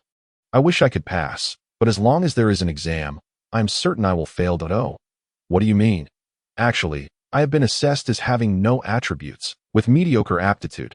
Teacher Bradley said I can only learn everyday magic, not elemental magic. Teacher Lawrence was taken aback. She had held a higher opinion of this boy, only to discover such a reality that it wasn't that she looked down upon children without aptitude. Rather, she believed such children should abandon their pursuit of magic early on and instead focus on acquiring other skills, lest they waste their time. Huang Guanglin understood the meaning behind Teacher Lawrence's gaze and let out a self-deprecating laugh. Huh, I know my situation, but Teacher Bradley mentioned that I possess a rather useless spell called the Eye of Memory, and its previous wielder became a scholar that I now aspire to follow that path. But I will not give up on learning magic. The Eye of Memory? Teacher Lawrence was even more astonished, but what surprised her most was the boy's statement. You mean, you wish to become a scholar of magic? Yes, but you must understand, you cannot wield elemental magic at all. Such research is extraordinarily difficult and may consume a lifetime without yielding results. Yet Huang Guanglin's smile remained composed. I have been lost before. But I am still young. With this goal in mind, I will strive earnestly. If I find it too daunting, I will promptly adjust my objectives. Teacher Lawrence, there is a saying on earth. Life is a process of choices. And not every choice will be correct. Therefore, I must proceed according to my current thoughts. When I grow older and wiser, perhaps I will make better choices. Teacher Lawrence's mouth fell slightly open, as if she were witnessing a rare display of confidence from the boy. Life is indeed a process of choices. The Earthling's observation was truly profound. Had she not experienced the same? When she chose to marry, no one anticipated her husband's demise. Later, when she chose to teach at the Salamander Academy, who could have foreseen what would come to pass? Had she not made those choices, she would never have met this frail boy, nor would she have heard perspectives divergent from those of the Spirit Law continent. After a lengthy pause, the beautiful teacher finally spoke. All right, I support your choice. However, your aptitude is too poor. It will be quite difficult for you to master the spirit language now. Huang Guanglin's expression turned grim. A struggling student truly had it tough. Yet unexpectedly, the teacher smiled mysteriously. However, you possess a unique advantage that others lack. Chapter 12. Activation Unique Advantage. Huang Guanglin saw the brilliance in the teacher's eyes. Blinking in bewilderment, Teacher Lawrence explained, "It is your unique magic, the Eye of Memory." The boy suddenly understood. Oh right, Teacher Bradley said that upon activating the Eye of Memory, my eyes will rapidly memorize knowledge, which will greatly aid my learning. Not only that, the beautiful teacher continued, if you wish to become a scholar, you must amass a vast amount of knowledge while young, and the Eye of Memory can provide you with substantial convenience. However, there have been very few who have possessed the Eye of Memory over the past few centuries. Others are unaware of the specific nature of this unique magic, its other potential functions, or any possible hazards. All of this you must explore on your own. Even the principal cannot assist you. Upon hearing this, Huang Guanglin endeavored to calm himself. After a long moment, he gritted his teeth and said, Teacher, please teach me how to activate this unique magic. Teacher Lawrence disapproved. You currently have no understanding of magic. Recklessly activating it could lead to unforeseen consequences that I can only choose this path. The frail boy was now stubborn. Teacher, there is another saying on earth. Life is like a race. No one wishes to lose at the starting line. Life is like a race. No one wishes to lose at the starting line. I refuse to lose at the starting line. Teacher Lawrence shook her head in exasperation. Why put yourself through this? While this earth saying sounded somewhat reasonable, it was not entirely accurate. Those who start ahead do indeed have an advantage. But since it is a race, that advantage is not insurmountable. Rather, it relies more on mid-race speed, endurance, and the final sprint. Some may win at the starting line, yet falter midway or lose at the finish. However, as the boy stated, life is indeed a process of choices. Activating unique magic was his current choice. With this thought, Teacher Lawrence gazed deeply at the child. Given your current aptitude, it will likely take several years to activate the Eye of Memory. I suppose I will have to assist you. Huang Guanglin was overjoyed. Thank you, teacher. Should anything go awry, it is solely my decision, so please feel free to act. The beautiful teacher chuckled softly.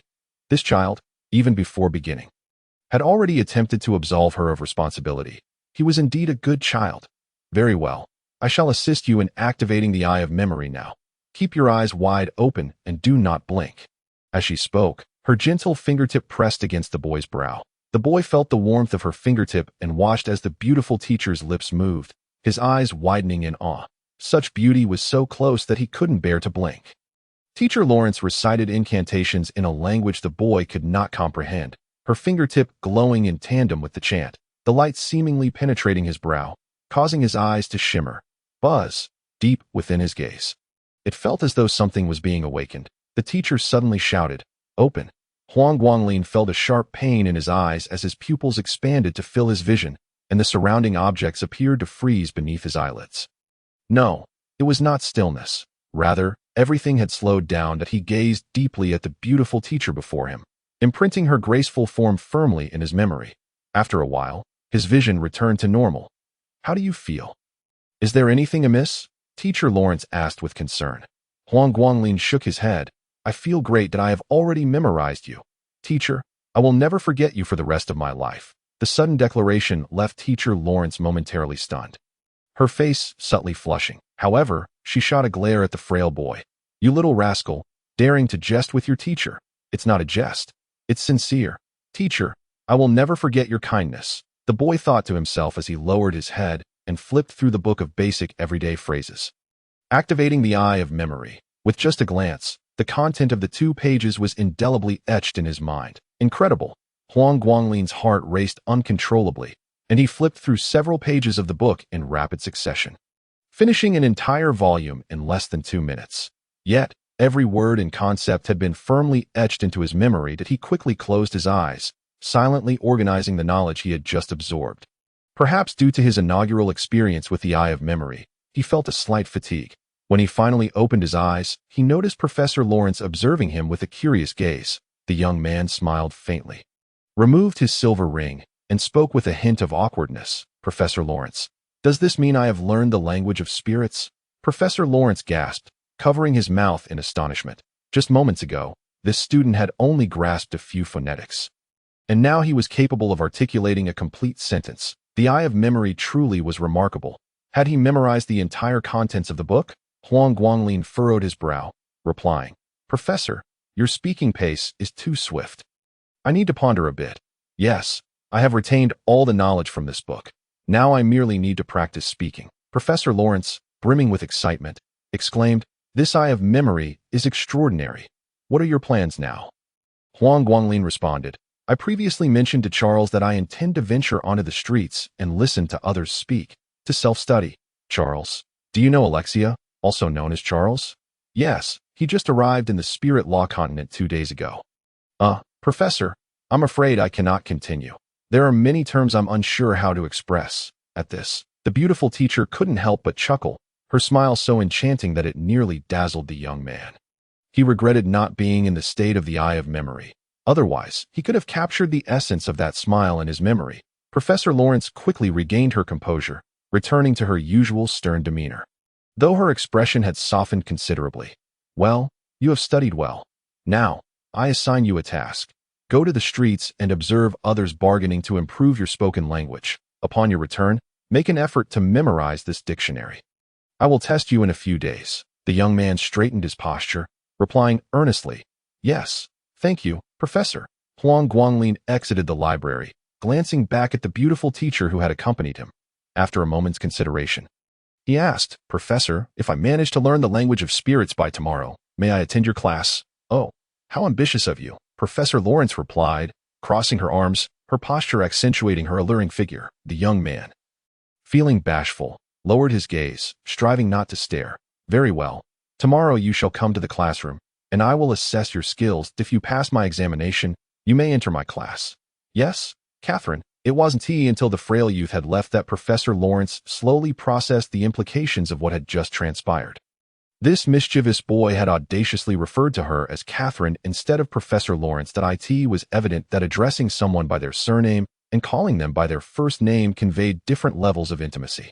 Apparently, not many dared to address her in such a manner.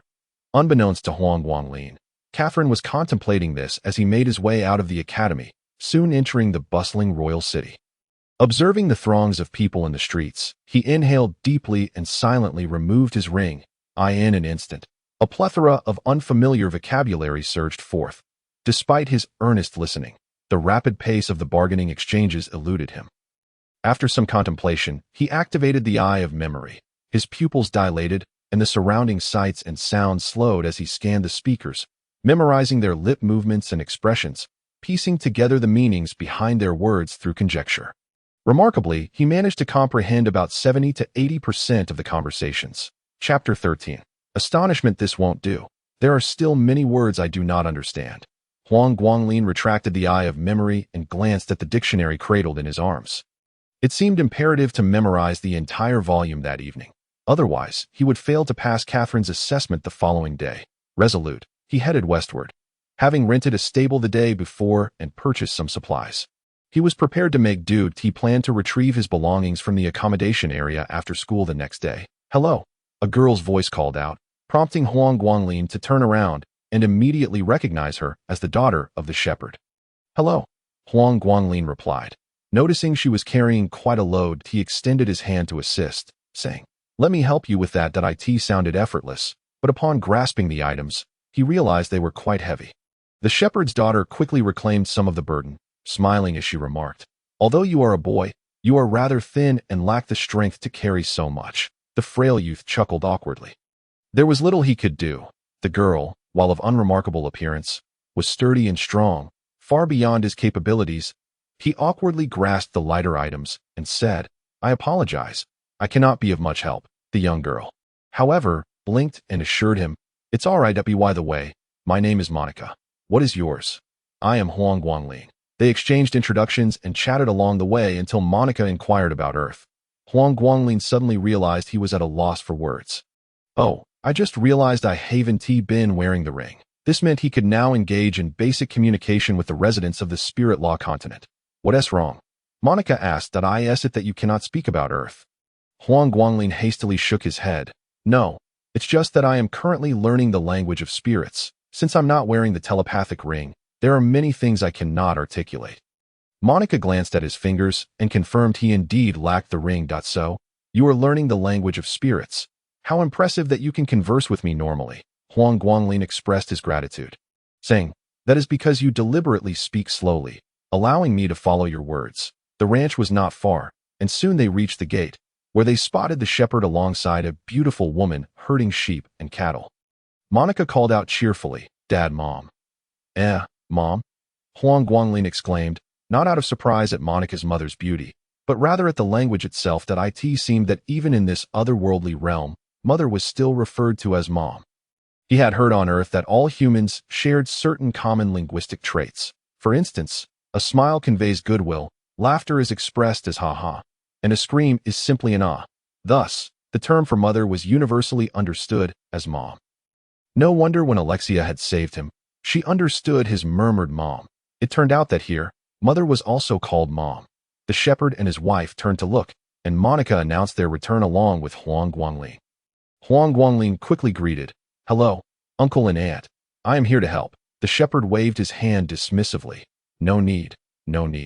We are almost done. Just help Monica take the things inside." Monica's mother nodded, her gaze warm and kind, putting the young man at ease. After placing the items, Huang Guanglin returned to his stable, his own little haven. He prepared to wash rice in a clay pot and vegetables in a basin, planning to make a vegetable porridge to accompany his bread for dinner. Having finished his preparations, he went to buy some firewood from the shepherd. The shepherd waved him off, indicating he could use as much as he needed. Initially, the shepherd had offered to share a meal with him, but Huang Guanglin declined. Citing his irregular eating schedule, he felt it was better not to impose on the family's domestic life. Thus, cooking for himself proved to be more beneficial. Cooking porridge was quick, and eating was even quicker. As he lay on the straw mattress, satisfied, he stretched in contentment. He preferred to cook for himself. The past few days of solely consuming bread had been quite torturous. Tonight he would memorize this dictionary, and Catherine would be astonished tomorrow. With this thought, he set to work, noticing the sky darkening. With no lamps to illuminate the night, he needed to move swiftly. Sitting cross-legged on his bed, he opened the dictionary to the first page, activating the eye of memory deep within his gaze. In a single glance, he absorbed the contents of 2 pages, then began flipping through the pages incessantly. The crisp chirping of birds roused Huang Guanglin from his reverie. He sat up to find the dictionary had been flipped to the final page. He recalled finishing the dictionary in one go the night before, only to be engulfed by darkness and lose consciousness. Fortunately, it seemed his brain had undergone a self-organizing process during sleep. Otherwise, he would likely be suffering from a headache today. This world lacked clocks. And Huang Guanglin dared not linger. He quickly washed his face, grabbed a piece of bread, and rushed towards the academy. As he burst through the academy gates, the class bell rang. prompting him to quicken his pace. He nearly collided with Catherine, who was entering the classroom. "Why are you in such a hurry?" Catherine asked irritably. "Huff, huff," Huang Guanglin panted, struggling to catch his breath as he replied. "Professor, you mentioned yesterday that tardiness and early departures are not allowed." "I am not late, am I?" "Indeed, you are not late." Teacher Catherine's eyes sparkled with a hint of amusement, yet her expression remained stern. "However, as I mentioned yesterday, if you cannot pass my test, you shall not enter my classroom." The frail youth immediately stood at attention, urging the teacher to pose a question. Quite simple. Remove the ring and converse with me in 10 uninterrupted sentences. Understood? Teacher Catherine remarked, her surprise evident. "You weren't wearing the ring just now. And yet, your proficiency in the spirit language is so fluent?" Huang Guanglin nodded. "Indeed, I had a normal conversation with the townsfolk yesterday, but I realized my vocabulary was insufficient. Last night, I employed a memory spell to commit the entire dictionary to memory." "You memorized an entire dictionary?" Teacher Catherine was momentarily taken aback. Even she had never dared to claim such mastery over every word in a dictionary. After all, few would be foolish enough to memorize one. What she did not know was that on Earth, it was quite common for individuals to memorize dictionaries in their pursuit of foreign languages. "Well, in that case, you may attend my class," Teacher Catherine relented. "But with a cautionary note, your eye of memory has just been activated. Excessive use is inadvisable, and I shall forgive you this time, but do not let it happen again." "Thank you, teacher." Huang Guanglin thus entered the classroom. Amidst the astonished gazes of the first-year students in the spirit law continent, making his way to Alexia's desk, he handed her the silver ring. "Alexia Charles, the ring can now be returned to you." Alexia's mouth fell open in shock. "You learned the spirit language?" The youth nodded affirmatively. "Yes, I have. Thank you for lending me the ring before, but it should not be given away casually in the future." "This is truly incredible." Alexia, who considered herself a genius, could not fathom how anyone could master a language in such a brief period. How on earth did he manage that? Chapter 14. Magic. Other students were equally astonished. They had witnessed the exchange student's situation yesterday. He could not speak a single word in the spirit language then, yet today he had seemingly mastered it. Where did this prodigy come from? Although Alexia was shocked, seeing her classmates with widened eyes filled her with pride. "Haha, no doubt he is my friend Alexia Charles. Impressive," Huang Guanglin chuckled. "Indeed, I would never tarnish your illustrious reputation." At that moment, Teacher Catherine ascended to the podium, and Alexia seized the opportunity to pull Huang Guanglin to sit beside her. Being able to sit alongside the goddess left the frail youth quite flabbergasted. A gentle breeze wafted through the window, brushing golden strands against his cheek, and the scent of the girl made his heart flutter. However, he diligently restrained his emotions, just as he had said to the Duke. The bright moon may illuminate the dust, but the dust remains far removed from the moon. He must not entertain any improper thoughts, unless one day he breaks free from his shackles and leaps like a carp over the dragon's gate. As Teacher Catherine prepared to commence the lesson, the classroom door was abruptly pushed open. Huang Guanglin turned and could not help but smile. "Lindsay." Teacher Catherine frowned disapprovingly. "This student, did I not mention that exchange students need not attend until they have mastered the spirit language?" Lindsay's expression darkened momentarily as he pointed at Huang Guanglin, who sat beside the golden-haired goddess. "Teacher, why is it that he is allowed to come?" Lindsay was infuriated. Yesterday, he witnessed the wretched person he often bullied laughing and conversing with such a beautiful goddess, which struck him deeply. Just moments ago, Zhaocheng informed him that Huang Guanglin had successfully gained entry to Teacher Lawrence's class. How could he bear that? "Teacher, do your words not hold weight? Or do you show favoritism towards the weak as an educator? If Huang Guanglin can attend, why can't I?" The seated students began to murmur amongst themselves. Although Lindsay appeared quite handsome and was rumored to be a genius among exchange students, the malice evident on his face made him unlikable. Alexia cast a disdainful glare at Lindsay.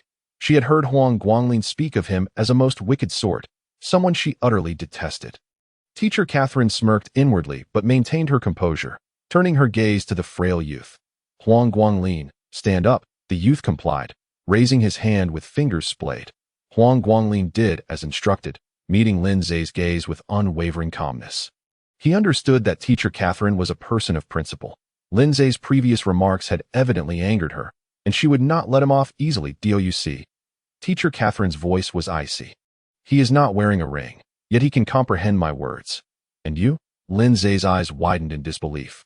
Huang Guanglin indeed had no ring upon his fingers. Teacher Catherine then fixed him with a penetrating stare. Remove your ring as well. If you can understand my words, I shall allow you to attend class 2. Lin Zhe swallowed hard, his countenance darkening. Yet, his heart brimmed with disbelief. How could this pauper have learned the spirit language so quickly? It was unfathomable. Even Lu Qi, the academic prodigy, had only just begun to grasp some pronunciations. Unable to do so, Teacher Catherine's voice was chilling. Then leave immediately. Otherwise, you shall no longer be welcome in my future classes. Lin Zhe lowered his head, the malice in his eyes nearly overwhelming. However, he was not foolish, and thus he turned and exited the classroom, shutting the door behind him. Yet, the glint in his eyes bore a murderous intent. Huang Guanglin, and that little widow, you shall pay for this. With the insufferable individual gone, Teacher Catherine felt a wave of relief wash over her and began today's lesson. Yesterday, we demonstrated everyday magic. Now you may practice it here. If you encounter any difficulties, feel free to discuss among yourselves or come to me for assistance. Huang Guanglin, however, was brimming with excitement. Having mastered the spirit language, understanding incantations would no longer pose a challenge.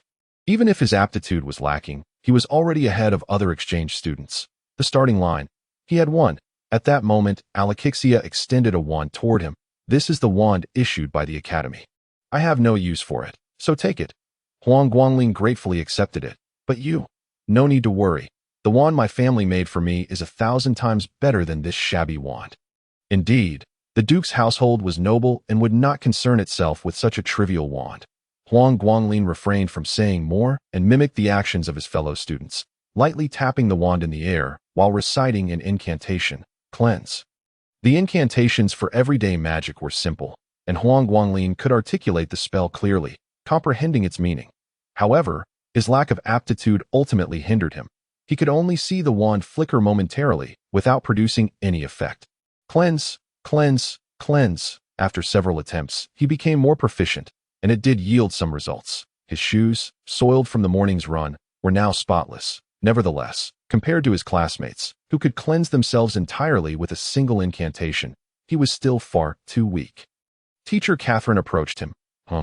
Considering you have just learned the spirit language and possess limited aptitude, achieving this level of effect is already commendable. With diligent practice, such everyday magic will soon become second nature. Huang Guanglin nodded.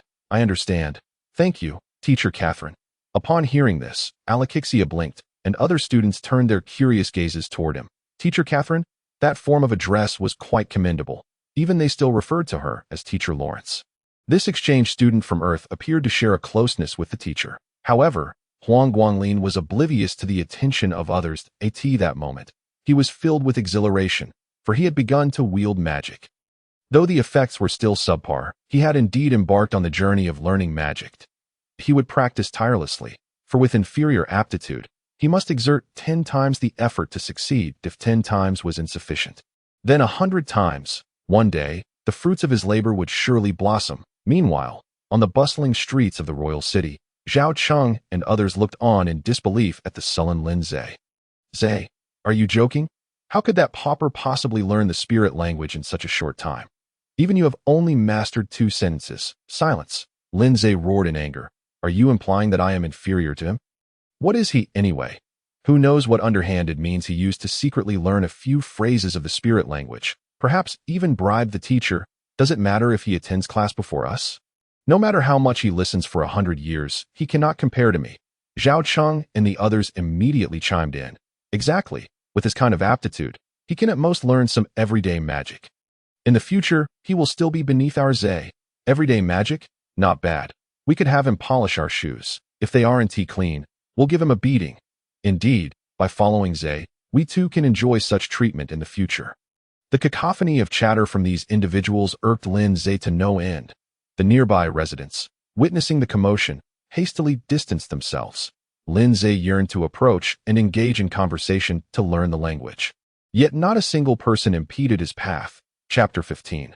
The beating Lu Qian, situated not far away, distinctly overheard Lin Zhe and his companions. The tempest of emotions surged within her. She was well aware of Huang Guangling's character. He had always been the least proficient in foreign languages during their studies. To her astonishment, she found herself profoundly impressed by his current prowess. Liu Qian, who prided herself on her intellect and had some confidence in mastering the language of this other world, realized she was not yet capable of learning it in a mere day. How had he achieved such a feat?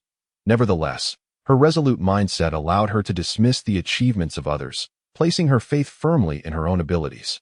Casting a glance at Chen Guanghua, who frequently stole glances at her, Lu Qian turned towards the west gate and intercepted a young girl on her way that as fate would have it. It was Monica. "Hello. I am currently learning the spirit language. Would you be willing to converse with me?" Lu Qian initiated, her pronunciation rather clumsy. Monica paused momentarily, then smiled. "You must be an exchange student from Earth, right?" "Hello." Lu Qian was taken aback, realizing that the girl spoke deliberately slowly, allowing her to comprehend some of the words. That a wave of gratitude washed over her. "Yes, I am Lu Qian." Monica nodded amicably. "I am Monica, and I live on a ranch outside the West Gate.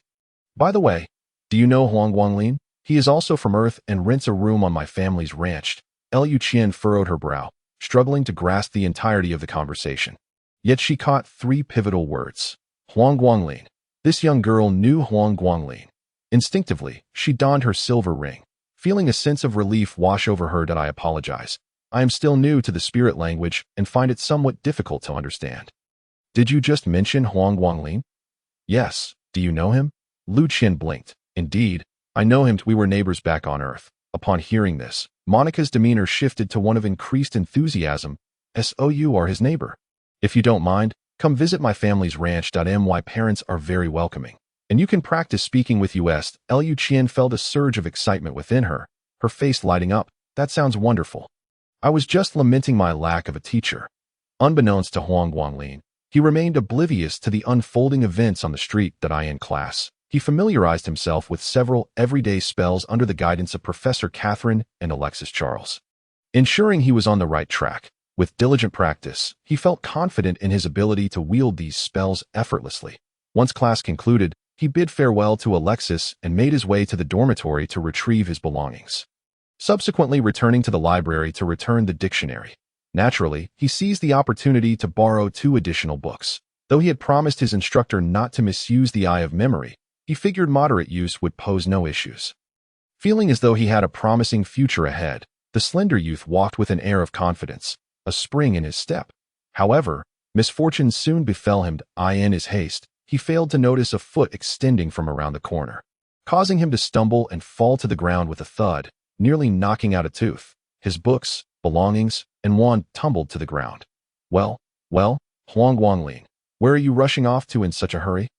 A familiar voice sneered, causing the slender youth to clench his fists. A sharp pain shot through his back, revealing that Lin Zhe and his lackeys had stepped on him.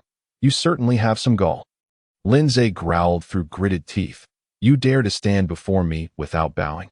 Not only have you learned the spirit language, but you've also been attending Professor Lawrence's class. You think you've surpassed me? Allow me to teach you how to behave."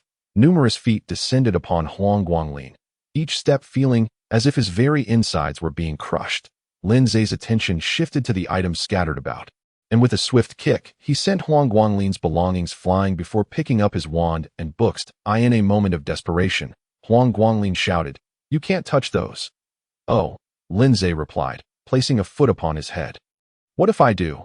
Try it, and see what happens," Huang Guanglin retorted. "Those books are from the library. Don't assume the academy will turn a blind eye if you damage them." Lin Zhe hesitated, aware that this world possessed magic, and he dared not act recklessly. His gaze fell upon the wand again, prompting Huang Guanglin to scoff. "This wand isn't mine.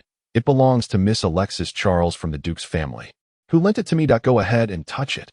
Lin Zhe's expression darkened. He had intended to teach this boy a lesson while simultaneously taking his belongings, but it appeared he could not do so without consequence.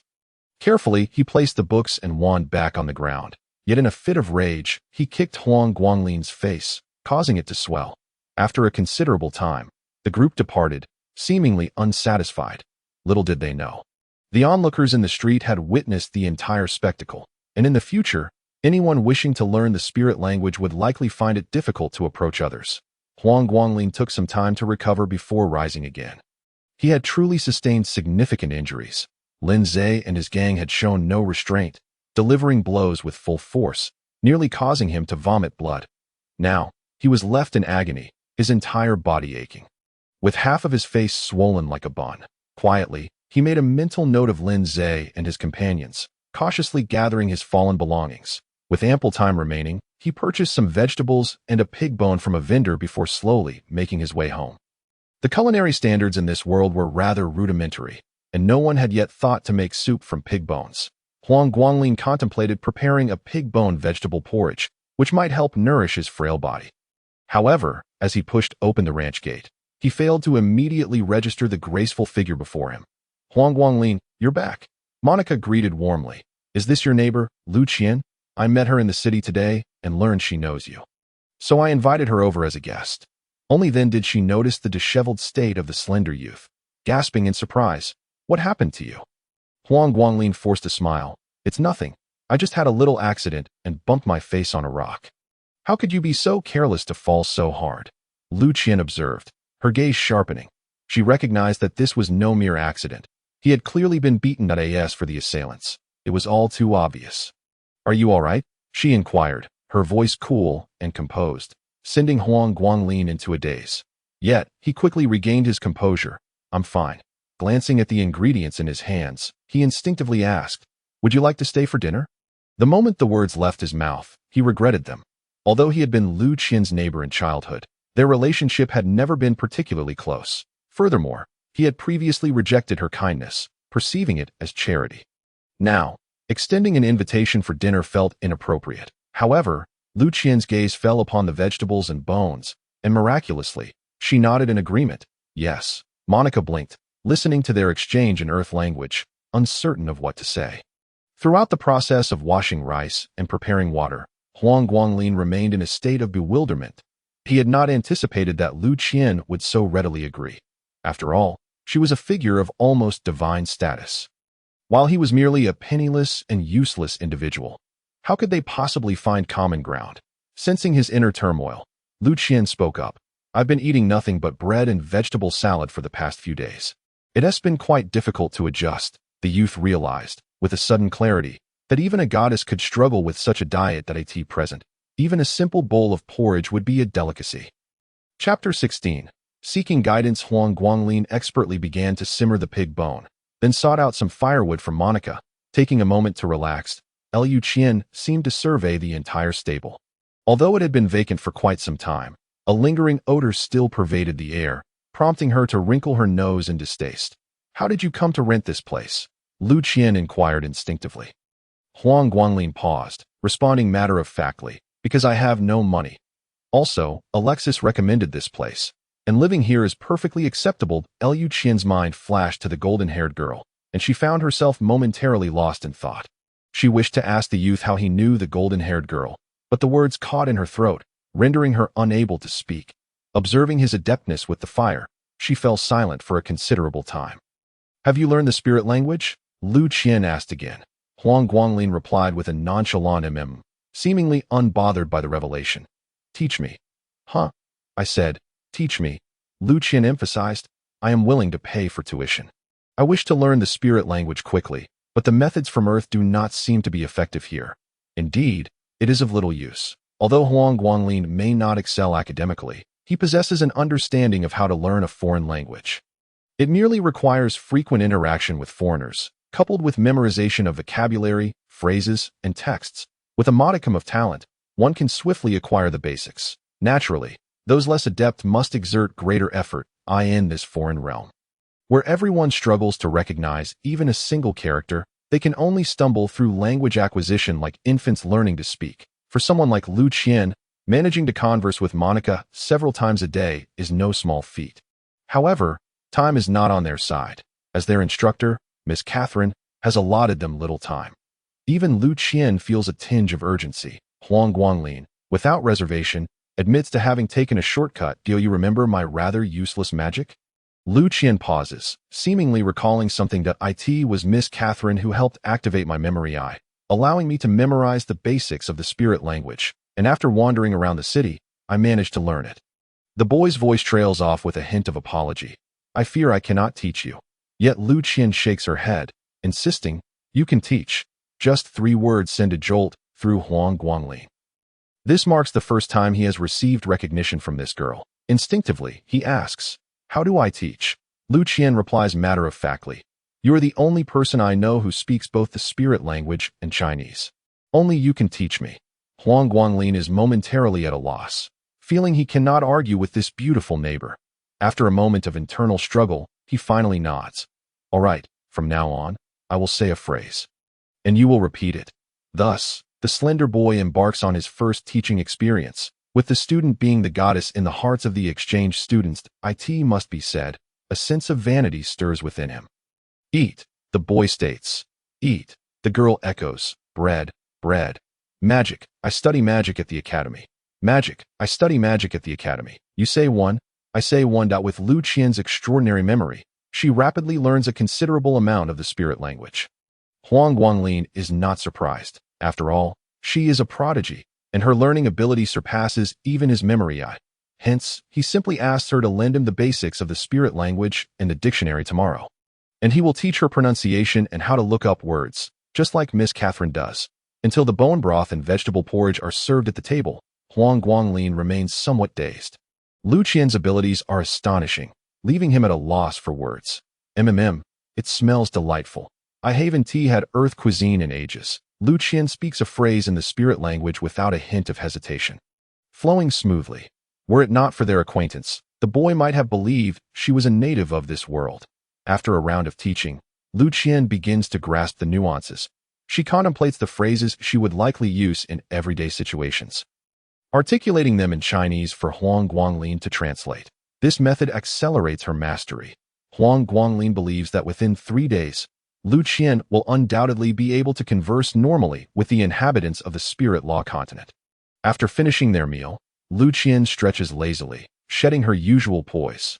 Huang Guanglin, noticing her chest rise and fall, gentlemanly turns his head, but nearly causes Lu Qian to burst into laughter. Others would covet this benefit. Yet he seems disinclined to accept it. The girl pulls out 5 silver coins, coldly placing them on the table. This is today's tuition and meal money, as well as funds for tomorrow's purchases. Buy some meat. I do not favor vegetarian dishes. Huang Guanglin obediently takes the coins, harboring his own plans. Only after seeing Lu Qian off does he let out a deep sigh at that moment. Monica approaches. Huang Guanglin, do you not like her? Huang Guanglin, perplexed, replies, what do you mean? She is so beautiful, and she was your neighbor before, yet you seem so reserved around her, almost closer to Miss Alexia. The slender boy, struck by realization, finds it natural. She is a noble, and I am a commoner, hence our limited interaction. As for Miss Alexia, she is my savior. Monica seems to grasp only partially, yet remembers her parents' advice not to pry into others' affairs. Huang Guanglin reclines back onto his bed, the image of his stunning neighbor with flowing golden hair flashing through his mind, involuntarily lifting the corners of his lips. However, the pain from his wounds snaps him back to reality. What am I thinking? They are like the brilliant moon in the sky, while I am but dust beneath their feet. How dare I indulge in such thoughts? Yet, tomorrow's life seems to hold promise. Perhaps due to the severity of his injuries, he struggles to sleep soundly that night, rising early the next day with dark circles under his eyes, and once again encounters Miss Catherine at the classroom door. Huh? Huang Guanglin, what happened to your injury? The slender boy quickly waves his hand, assuring the teacher, it's nothing. I just had a little fall. I will recover soon. Miss Catherine is no fool, recalling the incident with Lin Zhe from yesterday. Her expression darkens. However, given Huang Guanglin's reluctance to share, she respects his wishes. She beckons him into the classroom to commence the day's lesson. Other students, noticing his pitiful appearance, begin to murmur amongst themselves, smart as she is. Alexia quickly deduces what has transpired, her anger causing her to pound the table. How dare they bully a friend of mine, Alexia? Huang Guanglin is rendered speechless. Miss, I assure you, it was merely an accident. However, seeing the golden-haired girl so furious stirs feelings of gratitude within him, even appreciating Lin Zhe for this incident. Even if it means being considered a subordinate under her wing, the The slender boy sincerely appreciates Alexia standing up for him. Yet, he is unwilling to involve her in his troubles. So he states, "It's fine, Miss Alexia. I wish to handle this myself. If it becomes too difficult, may I seek your assistance later?" Upon hearing this, Alexia, still fuming, falls silent, albeit without opposing him. Raising a slender, white wand to point at the boy's swollen cheek, she recites a spell, and Huang Guanglin clearly sees a magic circle the size of a moon form beneath the wand. Healing light. The incantation is brief, and the magic circle vanishes in an instant, yet the impact on the boy is profound. Moreover, the swelling on his cheek visibly diminishes, and the pain dissipates entirely, as if by a miracle. Chapter 17. The Magic Circle. When Alexia retracts her wand, Huang Guanglin finally realizes and quickly touches his cheek that it's healed. Truly healed. How remarkable. Alexia waves her hand dismissively. It was just a minor healing spell. You can learn it too if you wish. Huang Guanglin responds eagerly. This healing magic is indeed a form of everyday magic, yet it surpasses dust-clearing spells and manipulation spells, demanding a higher level of magical talent from the user. However, talent is not absolute. Diligence can compensate for shortcomings. Effort can bridge the gap where talent falls short, and this principle holds true in any world. Thus, the slender boy does not feel discouraged. He inquires further. Did I just see a magic circle the size of a moon? Before Alexia can respond, Miss Catherine interjects to explain. Indeed, it is a magic circle. Advanced magic differs from ordinary everyday magic. Everyday magic is not only simpler, but also consumes fewer magical elements, while advanced magic requires a substantial amount of magical elements. During the casting of magic, reciting incantations can form a magic circle, allowing for a more rapid gathering of magical elements from both the environment and within, thus enabling magic to manifest its effects more swiftly. Naturally, different spells will create distinct magic circles during casting, and the same spell cast by different users may yield varying magic circles, resulting in different effects. After Miss Catherine's concise explanation, even Huang Guanglin, no matter how dim-witted, comprehends. In summary, the magic circle is crucial. Different spell incantations will form different magic circles. Even different individuals reciting the same type of spell may create different magic circles. Ultimately, the effectiveness of magic hinges on the magic circle. The slender boy comprehends, a thought bubbling to the surface of his mind.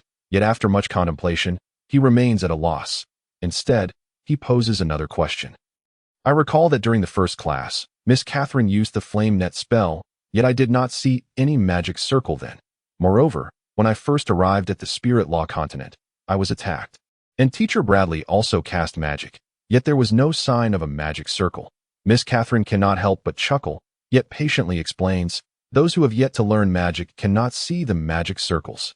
So that is how it is. This revelation provides Huang Guanglin with a vague understanding of magic.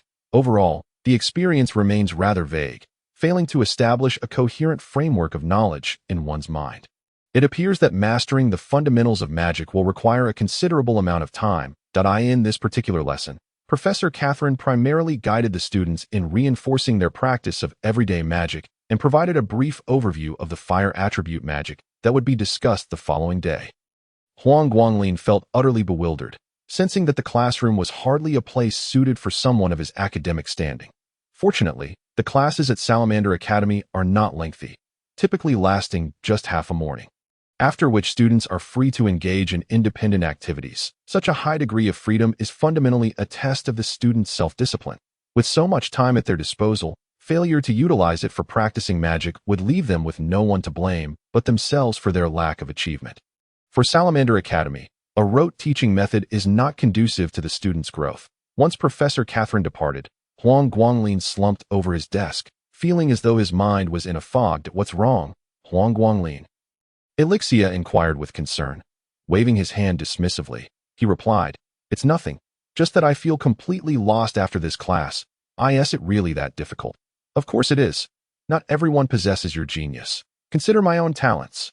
Listening to the frail young man's defense, the blonde girl remained silent. After a considerable pause, she remarked, If your talent is lacking, you will simply have to practice harder. By the way, your understanding of the basic principles of magic is insufficient, and the class will not cover them. You need to research and familiarize yourself. Huang Guanglin nodded gratefully. watching as the blonde girl departed with an air of nonchalance. Elixia had already assisted him greatly. Now, he had essentially settled into life on the continent of spirit magic, and everything would require his own efforts to achieve. Exiting the classroom, he made a beeline for the library, the library entrance. He encountered the petite figure of Brittany. "Hello, Miss Brittany," Huang Guanglin greeted with a cheerful smile. Upon spotting him, Brittany's eyes lit up as she hurried over with her little legs. "Huang Guanglin, what a coincidence to meet you again." As she spoke, she thrust a heavy black book into his hands, the weight almost causing him to stumble had he not braced himself in time. That it was hard to imagine how this 10-year-old girl managed to lift such a hefty tome with ease. Moreover, the little girl seemed a bit anxious as she coughed and said, "I'm lending you this book, but you must return it to me later, understood?" "Huh?" Huang Guanglin was taken aback, just as he was about to inquire further. Brittany dashed away, her short legs moving swiftly. However, she was ultimately a moment too slow. The graceful Professor Catherine caught her by the collar, lifting the petite girl effortlessly. "Brittany, you are being utterly reckless. This book is not something you can just take." Her voice was stern, laced with a hint of exasperation that it seemed the little girl had become accustomed to her mischief, leaving even Professor Catherine feeling somewhat powerless. Brittany struggled in midair, protesting, "I didn't take it." "It's right in Huang Guanglin's hands." Huang Guanglin felt utterly flustered, while Professor Catherine was both amused and exasperated. This little girl truly seemed to think everyone else was a fool. Clearing his throat, the innocent, frail boy could not help but speak up for the little girl. "Professor Catherine, since the book has been taken, why not let it go? Brittany is still quite young. She is just being playful." Brittany's eyes brightened, her gaze toward Huang Guanglin suddenly more appreciative. However, Huang Guanglin's next statement left her dumbfounded. "Nevertheless, the library is an important place. It would be best if she didn't come and go freely in the future. This time it was just a book, but what if she plays with fire next time?" Huang Guanglin had no doubt about the little girl's temperament. In this magical world, children could be the most unpredictable. For one could never know if they might unleash magic in a fit of anger, and sooner or later, the library would be set ablaze by some mischievous child. Upon hearing this, Professor Catherine nodded solemnly. "You are right. I will discuss this matter with the headmaster." Bringing the headmaster into the conversation only deepened Huang Guanglin's suspicion that Brittany's status was anything but ordinary. However, at that moment, he had to face the fiery wrath of the little girl. "Huang Guanglin, how could you say that? I thought we were good friends, and that we were fated to meet, yet you are betraying me." Huang Guanglin felt a shiver run down his spine. Children throwing tantrums are the most unreasonable, especially those with such special backgrounds. He knew that at this moment, even if Brittany were to strike him down, no one would come to his defense. He had to appease this little sovereign. "Kiki, Miss Brittany," Huang Guanglin thought he was smiling like a blooming chrysanthemum. "Listen to me. What is so interesting in the library? This book is so thick and heavy that it could serve as a brick. There's really no point in taking it, is there?" The little girl paused, seemingly considering the rationale. Chapter 18. Games. Seeing that Brittany was evidently swayed by his words, Huang Guanglin felt compelled to press on. However, as he opened his mouth, he found himself at a loss for what to say. After all, he had never had to placate a child before. These troublesome kids often left parents at their wits' end. And he was unsure how to convince her. Brittany furrowed her brow. "But I'm so bored being alone all day." Suddenly enlightened, Huang Guanglin realized the situation. Perhaps Brittany's noble status left her with no companions. Or perhaps she was simply too mischievous, resulting in a lack of playmates. It was no wonder she resorted to such antics. Stealing books from the library would certainly attract the attention of the librarian, and she probably viewed it as a sort of game. The frail boy couldn't help but reminisce about his own childhood. During his early years, he often went hungry, a poor child struggling to survive in the city. With no friends to speak of, his parents, in their efforts to support the family, were often away at work, resulting in one inevitable outcome: solitude. Brittany was lonely as well. For a moment, Huang Guanglin felt a deep sense of kinship. He gently patted Brittany's head and spoke softly. "Brittany, have you been playing all by yourself?" The little girl responded nonchalantly, yet the nasal tone in her voice revealed her underlying feelings. "Then may I be your friend? I will play with you whenever I have the time." "All right." Brittany froze, her eyes sparkling with surprise. "Are you serious?" Huang Guanglin nodded affirmatively. "Absolutely, but my status is rather lowly. Playing with me might invite some gossip." With an air of bravado, Brittany placed her hands on her hips and declared, "Who dares to gossip? I'll give them a beating." With that, she began tugging at Huang Guangling's sleeve. "Oh, what shall we play now? I am so bored. My mother either makes me study or practice magic every day, and it's just no fun. What to play?" This posed quite a conundrum for Huang Guangling, while he felt that a child so young need not be overly concerned with academics. Her parents had their own educational goals. If his involvement were to hinder Brittany's studies, her parents would surely not let him off easily. Yet in this alternate world, was there any game that combined entertainment with learning? Suddenly, an idea struck him. His eyes brightened as he thought of letting Brittany engage with magic. After pondering for a moment, he turned to Professor Catherine and asked, "Professor, is it safe for Brittany to use magic at such a young age?" Professor Catherine, who had been observing their conversation, answered without hesitation, "Brittany has exceptional talent and is quite familiar with magic. She is already capable of using it at will." Huang Guanglin was surprised but not shocked. It was quite normal for those of noble lineage to possess high magical aptitude. He was merely astonished at Professor Catherine's level of trust.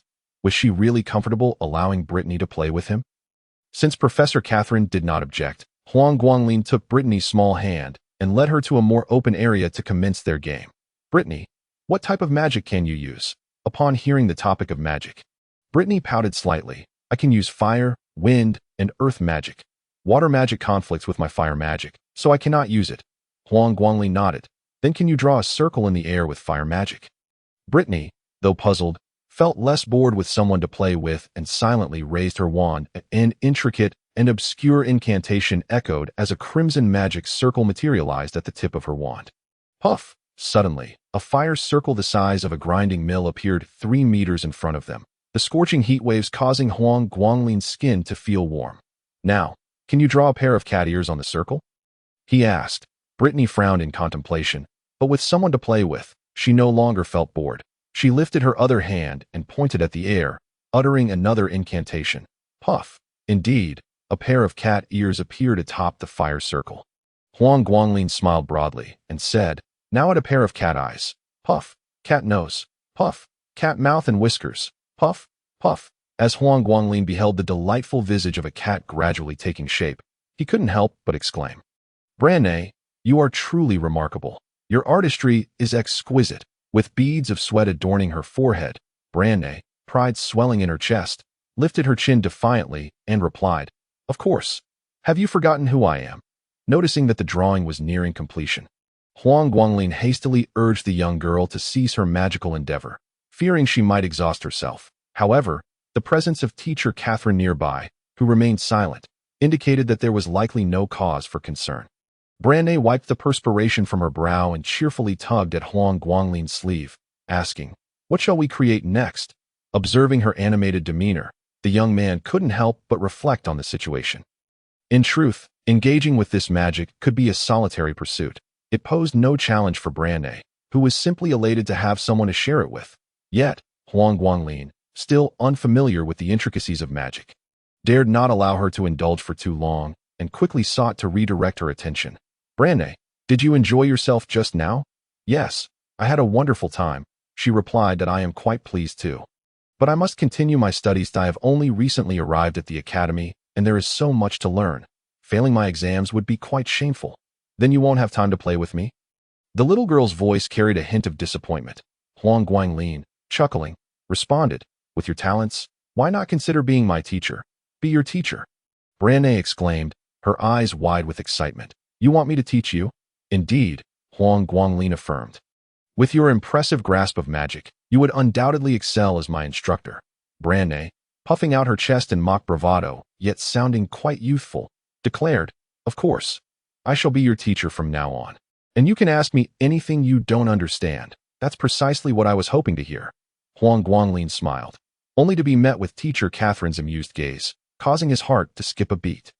The trio then entered the library, oblivious to the fleeting shadow that darted past them. Huang Guanglin selected a book on the fundamentals of magic and perused the first couple of pages before posing a few innocuous questions to Branne.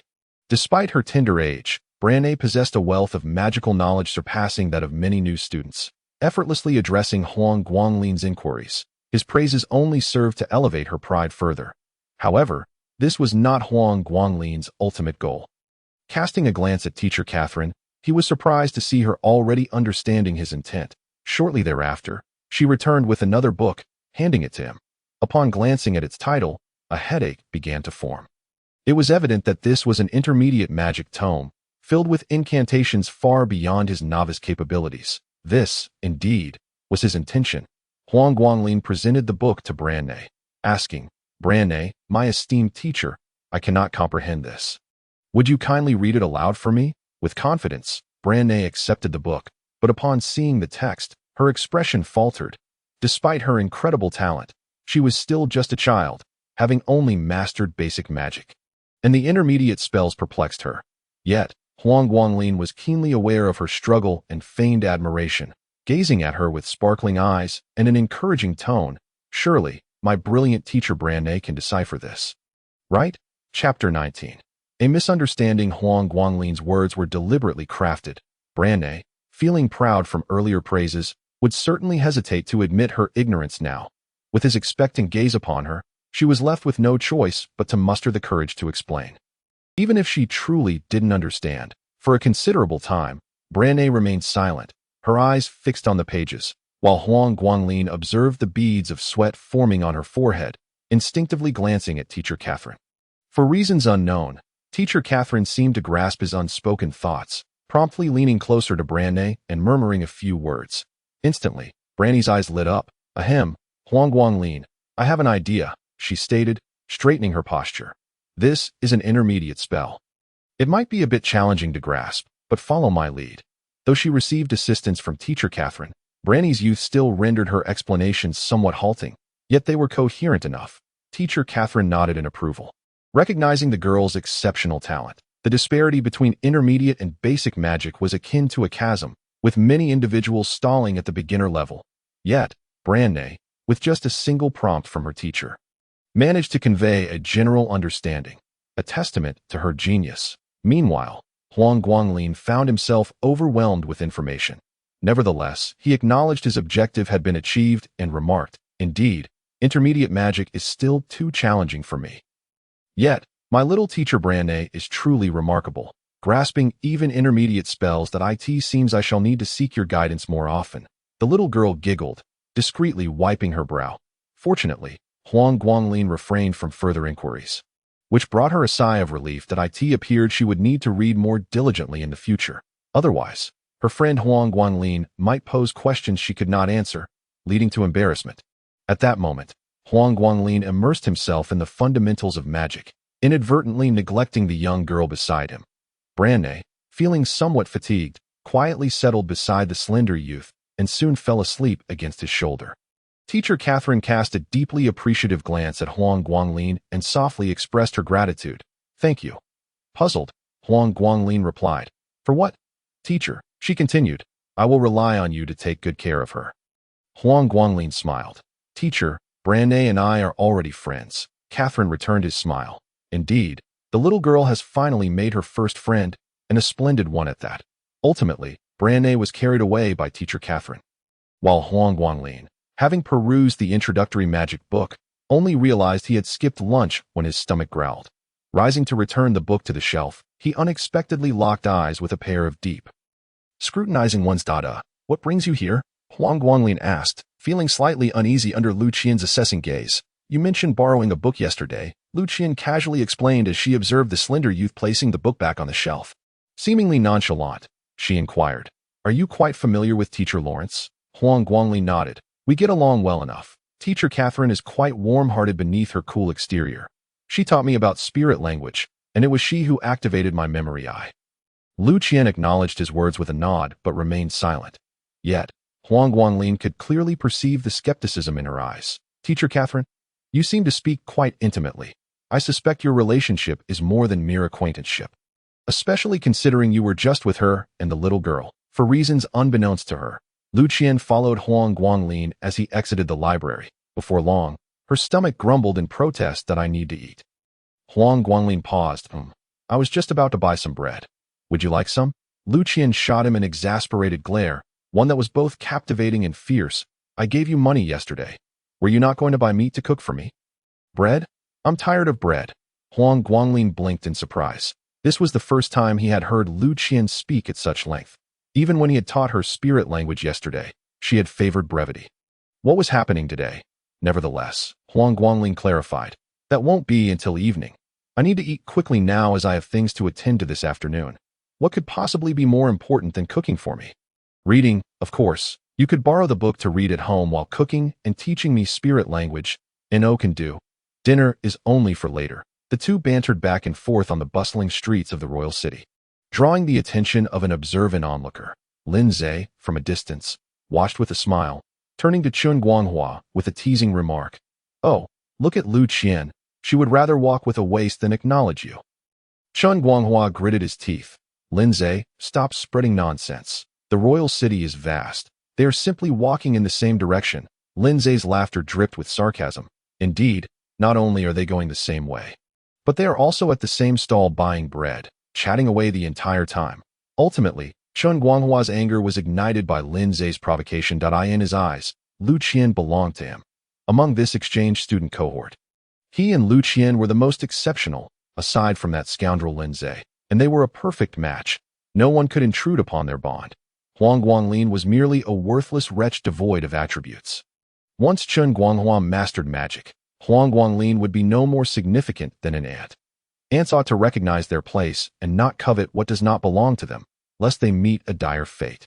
Chen Guanghua and his companions obstructed Huang Guanglin and Lu Qian's path, his fury evident upon his face. Huang Guanglin glanced at Lu Qian, silently stepping back a pace. Lu Qian, when you said you had matters to attend to, was it simply a stroll with him? Chen Guanghua's gaze was fixed intently on the stunning girl before him. She, however, nodded with certainty. Yes, we are shopping. Huang Guanglin's retreating steps abruptly halted, nearly causing him to stumble. I say, Auntie, have I offended you in any way? How could you treat me so harshly? Indeed, upon hearing this, Chen Guanghua's anger was palpable. He was nothing but a feckless waste, and yet he had the audacity to reject my invitation. Instead siding with him. Lu Qian's gaze sharpened. Who is the waste? He is my neighbor? Oh, a neighbor. What is the story there? I've never heard of it, she continued. Moreover, how I choose to conduct myself is none of your concern. Whom I associate with is entirely irrelevant to you. Lu Qian's words were unequivocal, leaving no room for misunderstanding. It was clear that she, Lu Qian, had no intention of entertaining Chen Guanghua. Huang Guanglin, perceiving that Chen Guanghua's ire was now directed at him, could only silently lament his fate. Truly, what a senseless calamity. If he had any deeper connection with Lu Qian, he might have felt aggrieved. However, the truth was that they merely shared a commonplace relationship. While she was a refined young lady, he was but a child from a beggar's den. What profound ties could possibly bind them? Certainly, there was no baseless romance. Yet, accustomed to remaining silent, Lu Qian left Huang Guanglin no choice but to speak up. Ahem. Well, you see, I happen to be quite adept at cooking, and Lu Qian has difficulty acclimatizing to the local cuisine, which is why she sought my assistance, though he did not finish his sentence. Huang Guanglin was convinced that this explanation would suffice. Indeed, after listening, Chen Guanghua's fury shifted to skepticism. Lu Qian, still unyielding in her silence, inadvertently allowed Chen Guanghua to interpret her reticence as acceptance. That's how it is. Lu Qian, you ought to have mentioned this sooner. Chen Guanghua sighed in relief, reassuring himself that he had not uttered anything to upset Lu Qian.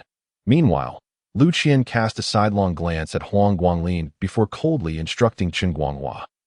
Make way. Chapter 20. Delectable delights. Only after Chen Guanghua departed did Huang Guanglin exhale in relief. Turning to glance at the still composed young lady, he couldn't help but feel a twinge of sympathy for Chen Guanghua. How unfortunate to have set his sights on such a high-born lady. He would certainly have a hard time ahead. Just moments ago, Chen Guanghua had expressed a desire to join in on the meal, only to be met with Lu Qian's unabashed rejection. Huang Guanglin could only shrug his shoulders, signifying his inability to intervene. In truth, he was not particularly keen on hosting these classmates at his rented abode, not out of fear of ridicule, but rather concern over the potential troubles they might bring, which could also inconvenience Monica and her family. It was clear that Lu Qian was intent on hiring him as her chef.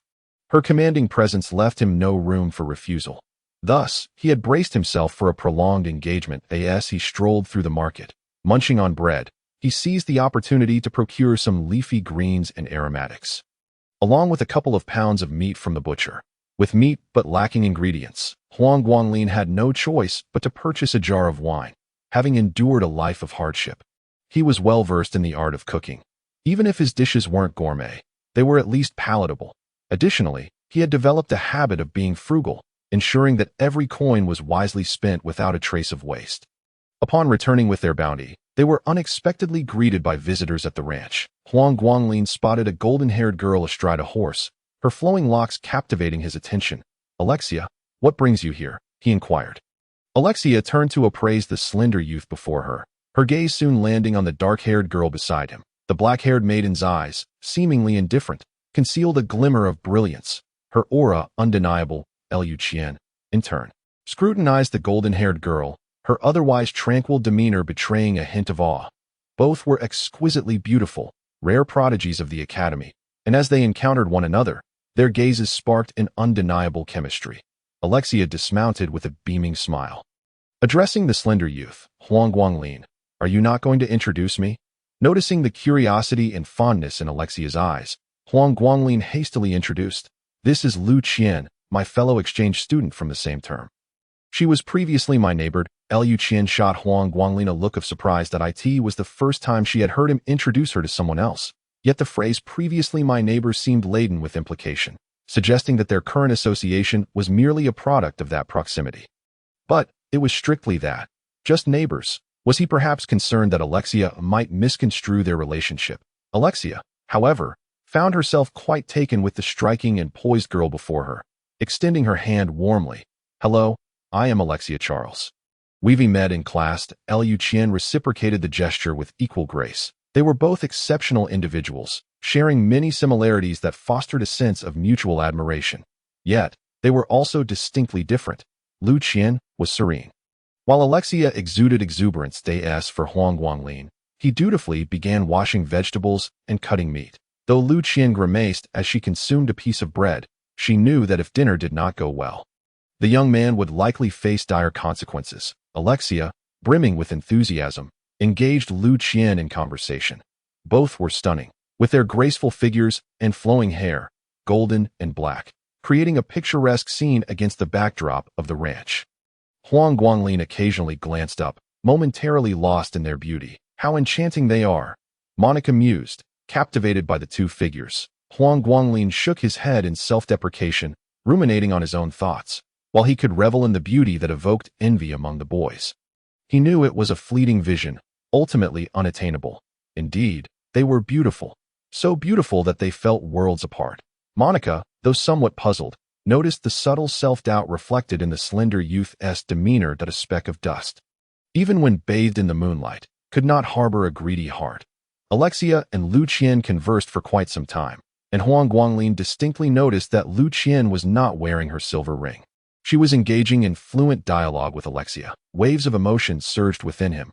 Truly, she was a genius. Just yesterday he had imparted so much knowledge, and today she had already reached such a remarkable level. Eventually, the tantalizing aroma of meat wafted through the air, prompting Alexia to guide Liu Qian back to the stable. "What are you cooking? It smells divine." The golden-haired girl inhaled deeply, remarking that it seemed even more delectable than the fare she had experienced in the palace.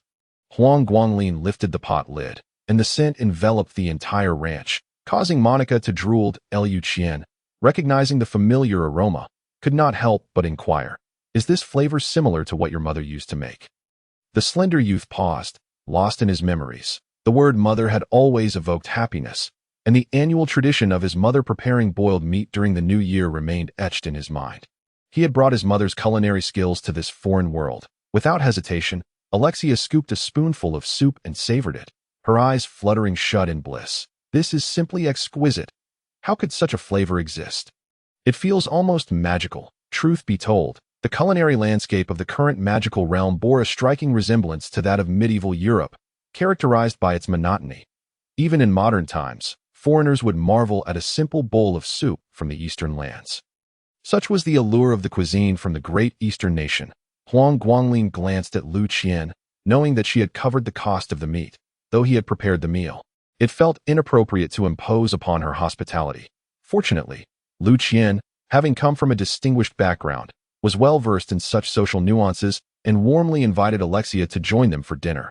Monica, perceptively aware of the situation, excused herself, while Lu Qian requested Huang Guanglin to serve her a bowl of meat soup. Given the limited amount of meat and Lu Qian's prolonged absence from a proper meal, she longed to indulge herself.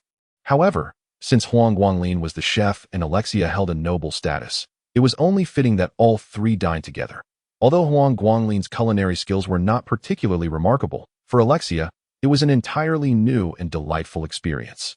As for Lu Qian, it was a long-awaited taste of home-cooked Chinese cuisine, despite having only recently arrived, and she found it impossible to stop eating. In the midst of the meal, a delightful interlude occurred. Alexia struggled with the use of chopsticks. "You earthlings are truly fascinating. You enjoy our dishes but cannot master our way of eating. You rely on two little sticks to savor your meals." Huang Guanglin and Lu Qian offered no explanation, merely continuing to eat in silence. After observing a few times, Alexia quickly mastered the art of using chopsticks. Truly, a genius among geniuses, she learned faster than anyone else. As the meal concluded and the sun still hung high in the sky, Huang Guanglin realized he would not have enough time to return to the library for reading. Fortunately, with Alexia present, he seized the opportunity to practice his daily magic, knowing he could consult her if any questions arose. He retrieved the clothes he had changed out of yesterday, aimed his wand at them, and intoned a brief incantation. "Cleanse, cleanse, cleanse." After employing the cleaning spell thrice to cleanse a single garment, Huang Guanglin began to feel a sense of weariness. On the sidelines, Aliyah was nearly driven to the brink of exasperation, almost unable to refrain from stepping forward to assist. However, Lu Shi pondered for a brief moment before taking the wand from Huang Guanglin's hand. Chapter 21. That day, Huang Guanglin stared blankly at Lu Shi, who, grasping the wand, closed her eyes. When she opened them again, her gaze shimmered with brilliance. "Oh, you have any more garments that require cleaning?" Huang Guanglin blinked in astonishment. "Good heavens, Lu Shi is going to do my laundry," he thought, hastily placing the trousers he had worn yesterday onto the bed. Lu Shi pointed her wand, uttering the incantation. "Cleanse." Huang Guanglin distinctly observed his trousers emanating a radiant glow as the stains vanished in an instant. Once, unlike his own thrice-repeated efforts to purify a single item, Lu Shi accomplished the task with her very first attempt at the cleaning spell, leaving his trousers spotless. Truly, she was a prodigy. Yet, she appeared insatiable. "Is there anything else?" Anything else? With only his underwear remaining unwashed, Huang Guanglin awkwardly scratched his head, stammering, "And no, that's all." Lu Shi frowned slightly, her wand suddenly pointing towards him as she incanted again. Huang Guanglin realized he would not need to bathe or change clothes today.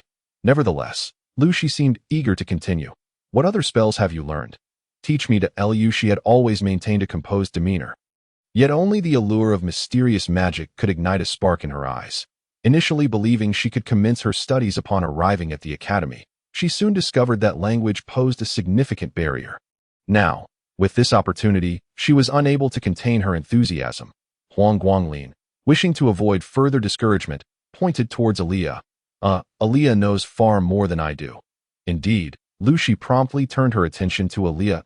Aliyah's delight, or perhaps fascination with Lu Shi's talent, she began to demonstrate everyday spells with a cheerful smile. After observing for a while, Huang Guanglin felt an overwhelming sense of admiration for this world. Although Lu Shi had not mastered many incantations, she had learned to pronounce them and grasped some simple vocabulary at that moment. Her ability to chant spells clearly suggested that, given her talent, mastering everyday magic would be effortless.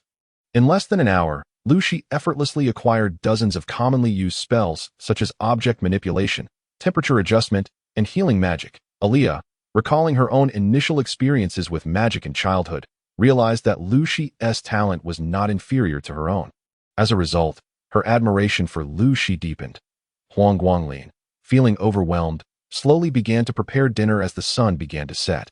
Though mealtime had not long passed, he knew that using magic consumed energy quickly, and Lu Shi would soon find herself hungry. However, he didn't have the inclination to prepare anything too elaborate. opting instead to utilize the remaining meat and vegetables to create a steaming pot of meat porridge. Yet, one pot of porridge was hardly sufficient. With resignation, Huang Guanglin resorted to making simple sandwiches with leafy greens and bread to satisfy the appetites of the two ravenous beauties that will buy more tomorrow. They said in unison, placing 2 gold coins on the table. Huang Guanglin couldn't help but chuckle at the absurdity of becoming their cook. The 2 young women paid no heed to Huang Guanglin's expression. Engrossed in their conversation, for reasons unknown, they began discussing the incident involving the dragon rider's ambush. That it was only at this moment that Huang Guanglin learned the details of that day's events.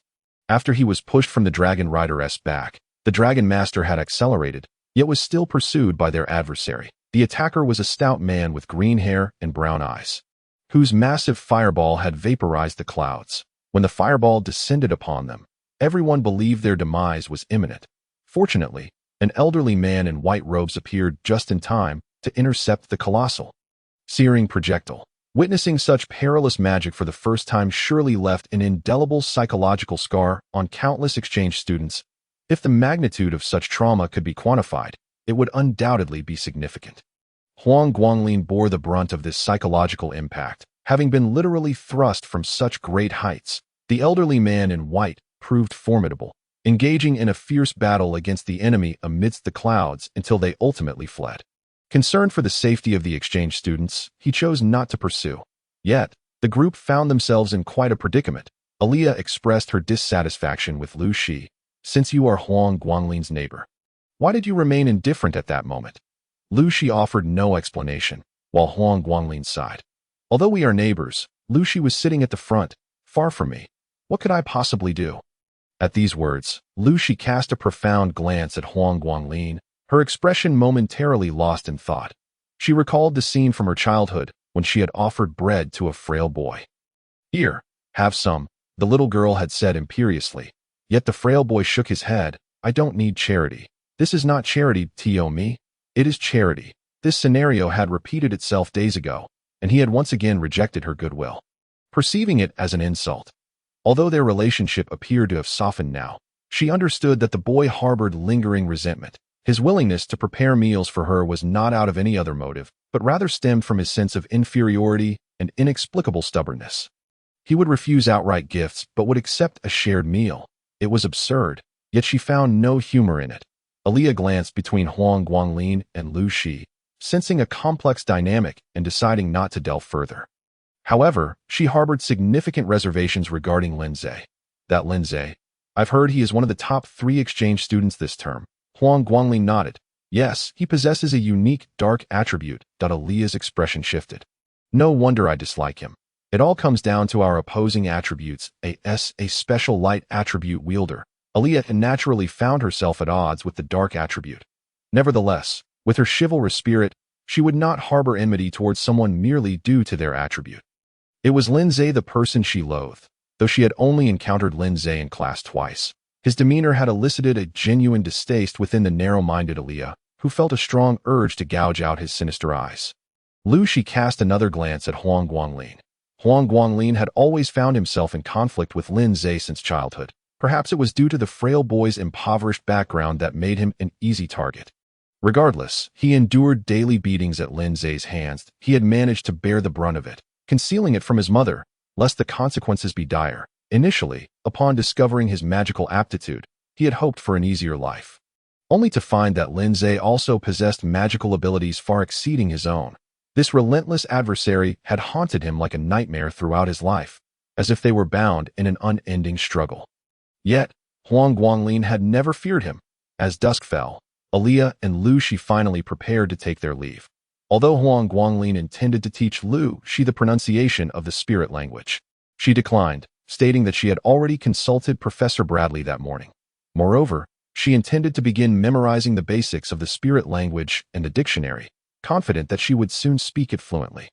Often, comparisons between individuals are futile. Despite Huang Guanglin's advantage of the eye of memory, he did not exhibit any remarkable superiority, for true geniuses could close any laughable gap with just the blink of an eye. Upon seeing Lu Shi in class the following day, Huang Guanglin became further convinced of this notion. Chapter 22. Lu Shi's arrival caused quite a stir in the classroom. Professor Catherine personally assessed her, confirming that Lu Shi had indeed mastered the spirit language. Yet, even more astonishing to the beautiful teacher was the fact that Lu Shi could skillfully wield everyday magic. This talent placed her leagues ahead of Huang Guanglin. The other students were equally curious about Lu Shi, as the rumors of Huang Guanglin's Eye of Memory were no secret in class. How had Lu Shi managed to grasp the spirit language and everyday magic so swiftly? A few boys whispered to Huang Guanglin, who succinctly replied, "Talent, skill." Unlike Huang Guanglin's underhanded methods, Lu Shi had genuinely learned a foreign language in less than 3 days and had successfully mastered everyday magic. She was, without a doubt, a prodigy. Professor Catherine was pleased with Lu Shi's abilities, though she maintained a serious demeanor as she resumed her lesson. This session focused on fire attribute magic, with Professor Catherine demonstrating as she had in the first class. Great fire god, esteemed fire sprite, let the fire elements be guided by me. This marked the second occasion on which Huang Guanglin encountered such an extensive incantation. Unlike the previous instance where he was left bewildered, this time he distinctly observed a labyrinthine, crimson magic circle materializing at the tip of the wand. Shortly thereafter, an immense net of flames manifested in the air. Even from a considerable distance, the crowd could still feel the searing waves of heat. Instinctively, Huang Guanglin activated his Eye of Memory. His pupils expanded to fill his eye sockets, and the intricately patterned crimson magic circle became indelibly etched in the young man's vision. He resolutely committed the design of the magic circle to memory. Meanwhile, Lu Qian's eyes sparkled with excitement as she fixated intently on the fiery net from its inception to its disappearance, a surge of exhilaration swelling within her. Suddenly, she rose to her feet, lightly tapping the void with her wand, and the incantation flowed forth. Great fire god, esteemed fire elemental, let the fire elements heed my command. Her crystalline voice trembled with barely concealed anticipation, and the onlookers were astonished to witness a complete magic circle forming at the tip of her wand, with a fiery net abruptly enveloping them overhead. Wow, how impressive! Almost everyone was left speechless. Even teacher Catherine appeared taken aback. She had never anticipated Lu Qian's talent to be so prodigious. Only Alexia nodded in acknowledgement. Having witnessed Lu Qian's prowess firsthand the previous day, she was not caught off guard as the fiery net dissipated. Lu Qian felt as though her life had transformed into a dazzling spectacle. The other students, recovering from their astonishment, erupted into enthusiastic applause. Naturally, there were also cheers from the boys, who had found a new goddess. Lu Qian's excellence was indisputable. The moment her talent was unveiled, she effortlessly captivated a throng of admirers. Of course, there were also those consumed by envy and resentment. Huang Guanglin was accustomed to such scenes in his childhood. He was not merely Lu Qian's neighbor, but also a classmate in both kindergarten and elementary school. Rendering this spectacle quite familiar, he retracted his Eye of Memory and quietly took out a notebook to transcribe the incantation for the fiery net spell, even sketching a magic circle beside it. This was the only thing he could do. Even if he learned the incantation and understood the magic circle's design, an individual without attributes could not wield elemental magic. Nevertheless, this did not hinder his note-taking. He had previously stated that even if he could only become a scholar in the future, his research would undoubtedly revolve around magic. Thus, this was indeed a process of knowledge accumulation. Teacher Catherine nodded in approval of Lu Qian, but cautioned her against recklessly employing newly acquired magic. After all, with so many classmates around, a moment's inattention could lead to harm. The subsequent time was dedicated to practicing incantation chanting. Though the use of wands was prohibited, the real magic practice was scheduled for the outdoor class the following day. Huang Guanglin realized there would be no new content ahead, so he approached teacher Catherine directly. The teacher had mentioned that early departures were not permitted, but Huang Guanglin's situation was exceptional. Remaining there would serve little purpose and would only waste time. Teacher Catherine, cold on the outside yet warm within, and familiar with Huang Guanglin, waved him out of the classroom. Huang Guanglin scratched his head and turned toward the library. His only option now was to immerse himself in books and learning. Unable to become a mage, he must forge his own path. However, misfortune struck unexpectedly. Just after rounding a corner, a large hand suddenly reached out and seized his collar, hoisting him into the air. Huang Guanglin immediately began to struggle. "What are you doing? Put me down. Let me go." The hand truly was enormous, the forearm thicker than the slender boy's thigh. belonging to a burly middle-aged man with upright red hair. His explosive muscles exuded an overwhelming pressure. The burly man turned to the nearby blonde youth, his coarse voice resonating with authority. "Is this the kid?" The blonde youth nodded affirmatively. "That's him." Huang Guanglin, bewildered, had yet to voice an inquiry when a fist the size of a cooking pot swung toward him. Bang! The punch struck his face squarely, instantly misaligning his nose, which began to bleed profusely. The frail boy let out a heart-wrenching scream. In that moment, he felt a surge of something akin to hatred coalescing in his chest, clamoring for him to retaliate. Yet, he could not.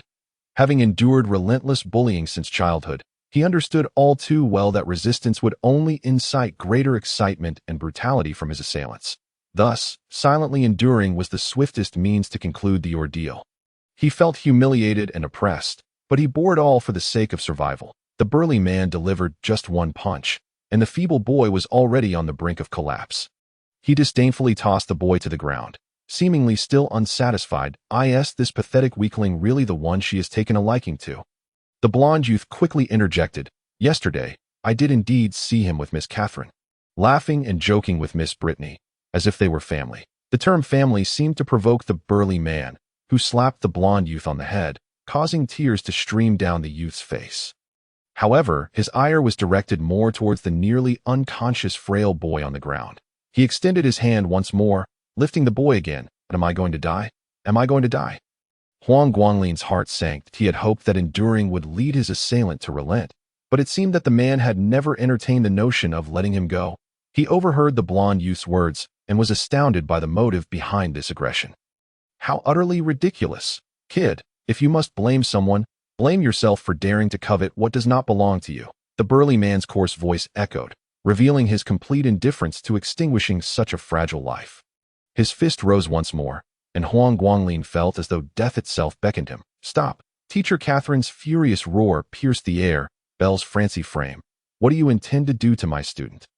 Bells Francie Frame, the burly man, abruptly shook his hand, flinging Huang Guanglin away. He hurriedly approached Teacher Catherine, flustered and at a loss for how to explain. Chapter 23. A grudge. Teacher Catherine was truly enraged. She had been guiding her students in incantation chanting when she suddenly heard a familiar yet heart-wrenching scream. She could hardly remain seated. Upon arriving at the scene, she discovered the burly brute poised to deliver a fatal blow to the frail boy. Her heart torn with guilt, anguish, and an overwhelming fury, she cast a glance at Alexia behind her, who immediately dashed to Huang Guanglin's side. Seeing the frail boy lying on the ground, unconscious and bloodied, pierced the girl's heart, and her eyes shimmered with unshed tears. How dare they harm her friend like this? The golden-haired girl was seething with rage, yet at that moment, Huang Guanglin's life hung by a thread. She quickly raised her wand, and a lengthy incantation flowed from her lips. "O supreme deity, light elementals who safeguard humanity through the ages, grant this mortal your blessing, and let the light of healing preserve his life." In an instant, radiance enveloped the area, and a colossal magic circle formed around the boy. The magical elements swirling through the air began to converge rapidly, swiftly merging into the frail boy's body. Before long, his breathing steadied, the blood receded, and his crooked nose returned to normal. Alexia breathed a sigh of relief and nodded at Teacher Catherine. Teacher Catherine, reassured, turned her gaze back to Bells Francie Frame, her fury reigniting. "Why did you want to kill him? He is but a child. What offense did he commit to provoke such brutality?" Bells Francie Frame sheepishly scratched his head, awkwardly gesturing at the blonde youth. "No, Catherine, I never intended to kill your student. It was him. He said he saw you laughing and joking with that frail kid yesterday, like some family, and I couldn't contain my anger, so I just wanted to teach him a lesson." Teacher Catherine closed her eyes in anguish. She had anticipated this very reason. This Bells Francie Frame had persistently pursued her, even after her marriage, and had remained relentless. After her husband's death, this scoundrel had pursued her even more brazenly, and any man who dared approach her had been met with severe consequences. Now, even her student had fallen victim to his malice. "He's still just a child. Are you a fool?" Teacher Catherine was truly enraged. Laughing incredulously, "Because of your actions today, I, Catherine Sylph Lawrence, vow that I will never marry a fool like you, even if it costs me my life." "What?" Bells Francie Frame immediately became frantic. "Catherine, How can you make such a vow? Your student is not dead. Retract your vow immediately. However, Teacher Catherine had reached her limit with this man, her expression unyielding, lips pressed together in resolute silence. Finally, the burly man lost his temper. He turned to the blonde youth, his eyes widening like saucers, and roared, "It's all your fault. If it weren't for you, why would I have struck Catherine's student?" The young man with golden hair, in a state of panic, was unable to explain himself before being sent flying by a massive fist. Crashing heavily onto the ground, Birsey Francie Frame, driven to fury, unleashed his full strength in that single blow, rendering the young man motionless upon impact. Teacher Catherine's expression shifted dramatically as she rushed to check the young man's neck, only to discover that he had already perished. "You! How could you be so brutal?" Teacher Catherine trembled with rage, mystified by the sudden violence that had resulted in a tragic death. The burly middle-aged man, however, waved his hand dismissively. "Catherine, he was but a worthless life. Why bother with such concerns? I am of royal lineage, the king's brother no less. Crushing an ant is hardly a matter of significance." This was precisely what she detested about him: his cruelty, his propensity for slaughter, his utter disregard for reason. How could one find happiness married to such a man? Thus, she would rather remain a widow for life. Teacher Catherine felt a pang of guilt for the young man, acknowledging that, despite his ill intentions, he was ultimately a living being. His only fault was provoking a man who placed no value on human life. With her eyes momentarily closed, she opened them again, filled with resolve that "I will personally report today's events to His Majesty the King. If I do not obtain justice for my student, if this young man does not receive his due, I, Catherine, vow to confront the palace at all costs." Birsey Francie Frame felt a twinge of unease, but, upon seeing the determination in his beloved's eyes, his anger flared once more. "Very well. Catherine Sylph Lawrence, go ahead, report to my brother.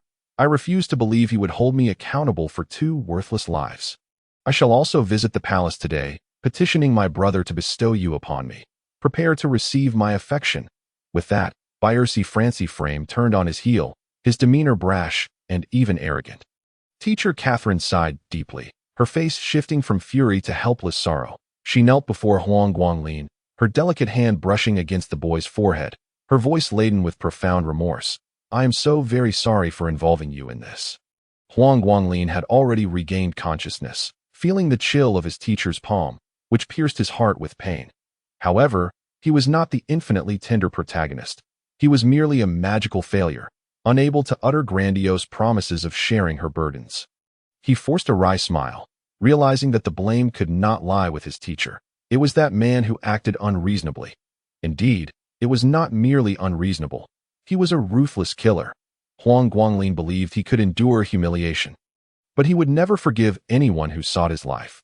This grudge was etched deep within his heart. His life was a gift from his mother. It could be lost to illness, accident, or old age, but no one had the right to take it away. One day, he would make Birsey Francie Frame pay. Teacher Catherine shook her head. "In any case, I am truly sorry." The frail youth lowered his gaze, suppressing the pain in his heart as he spoke. "I too am sorry, teacher. Thank you for your care during this time. I fear I must keep my distance from you henceforth." Indeed, keeping a distance was wise. Huang Guanglin cherished his life, harboring a deep-seated hatred for Lin Zhe, who had pushed him off the dragon's back, and for the burly man who had just sought his life. However, he was but an ant. He could not afford to confront them just yet. Thus, despite his remorse, he had to maintain distance from Teacher Catherine. She belonged to the royal family and was utterly unreasonable. He feared that drawing closer to her would lead to his untimely death. Teacher Catherine, filled with sorrow, could only nod. "I apologize for the inconvenience. I shall not be able to care for you as I have in the past." She had experienced such situations numerous times before. Yet this time she felt an insurmountable sadness within her heart. She had finally found a student friend with whom she could converse. Huang Guanglin, on the other hand, was uninterested in her sentiments regarding Brittany. He averted his gaze, stating, "My friendship with Brittany is unrelated to you." Teacher Catherine nodded, refraining from further discussion. Their reluctant agreement was born of necessity, fueled primarily by their shared resentment toward Birsey Francie Frame. Chapter 24. The decision. Lu Qian stood at the back, witnessing everything unfold. She hesitated to step forward, uncertain whether he would accept her goodwill. Alexia helped the frail youth to his feet, and as he felt the softness and warmth of her arm, he found himself momentarily distracted, yet deeply contemplative. The onlookers dispersed quickly, and teacher Catherine hurriedly exited the academy, presumably heading to the royal palace. Huang Guanglin sincerely thanked Alexia and cast a glance at Lu Qian standing at the back. He said nothing. She was under no obligation to assist him. Alexia turned to Lu Qian, admonishing, "Why are you just standing there? Come help." The young man gently withdrew from the golden-haired girl's grasp, smiling as he said, "No need, your magic is quite effective. I can walk on my own now." The golden-haired girl regarded him with suspicion, but upon seeing his insistence, she chose not to press further. Huang Guanglin fell silent, lost in thought, occasionally glancing at Alexia and Lu Qian as if contemplating a significant decision. He then ventured into the royal city to shop, primarily for meat, preparing to create a grand feast. The two girls, witnessing his extravagant purchases, reminisced about the delicious meal from the previous day, unable to resist wiping their mouths in anticipation. Throughout the journey, the frail youth did not converse with either girl nor allow them to carry anything, shouldering the burden alone as he returned to the ranch. Today, it seemed Monica's family had gone to the royal city for business, leaving the house empty. Huang Guanglin proceeded to the firewood shed, gathered firewood, and began cooking for himself. Meanwhile, Alexia and Lu Qian stood in the ranch, engaged in conversation, though the content remained unknown. The lunch he prepared was quite lavish, consuming a considerable amount of time. When Huang Guanglin called out, the two beauties were already salivating with hunger. He silently served them rice, then sat back and watched as they elegantly, yet swiftly devoured the food. Alexia praised him as she ate, expressing her delight, for she rarely encountered such delicious fare. Huang Guanglin's culinary skills had truly impressed her, presenting an abundant spread that left her pleasantly surprised. Lu Qian, having barely touched the bread from breakfast, was now too hungry to think of anything else. The two girls remained oblivious to the fact that the frail youth's chopsticks had remained motionless in his bowl, untouched. "Huang Guanglin, why aren't you eating?"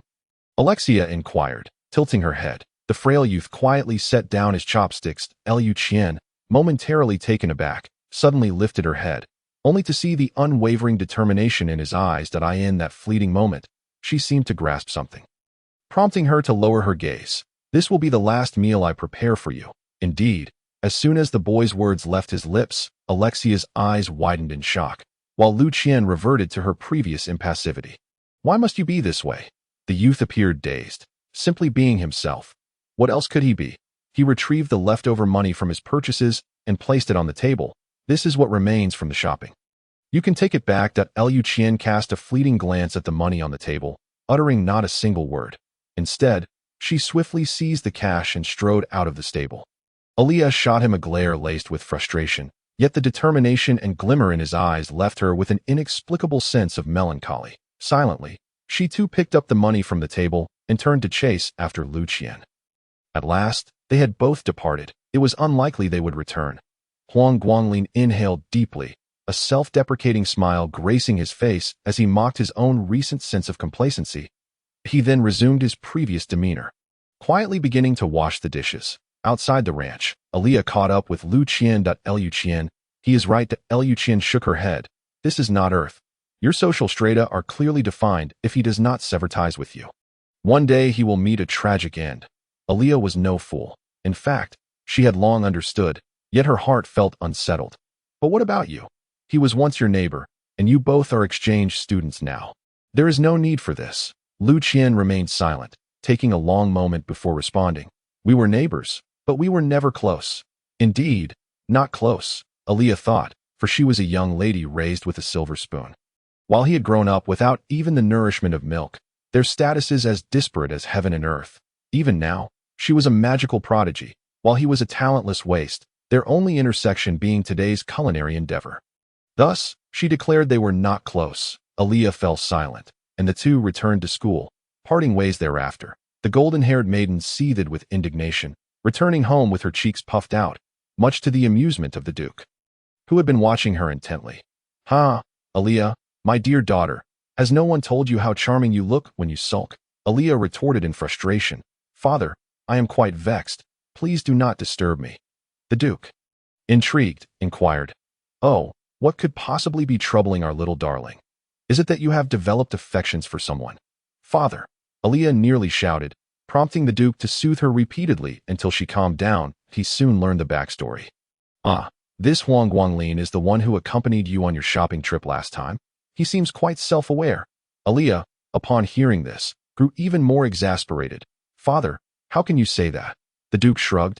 Am I not speaking the truth?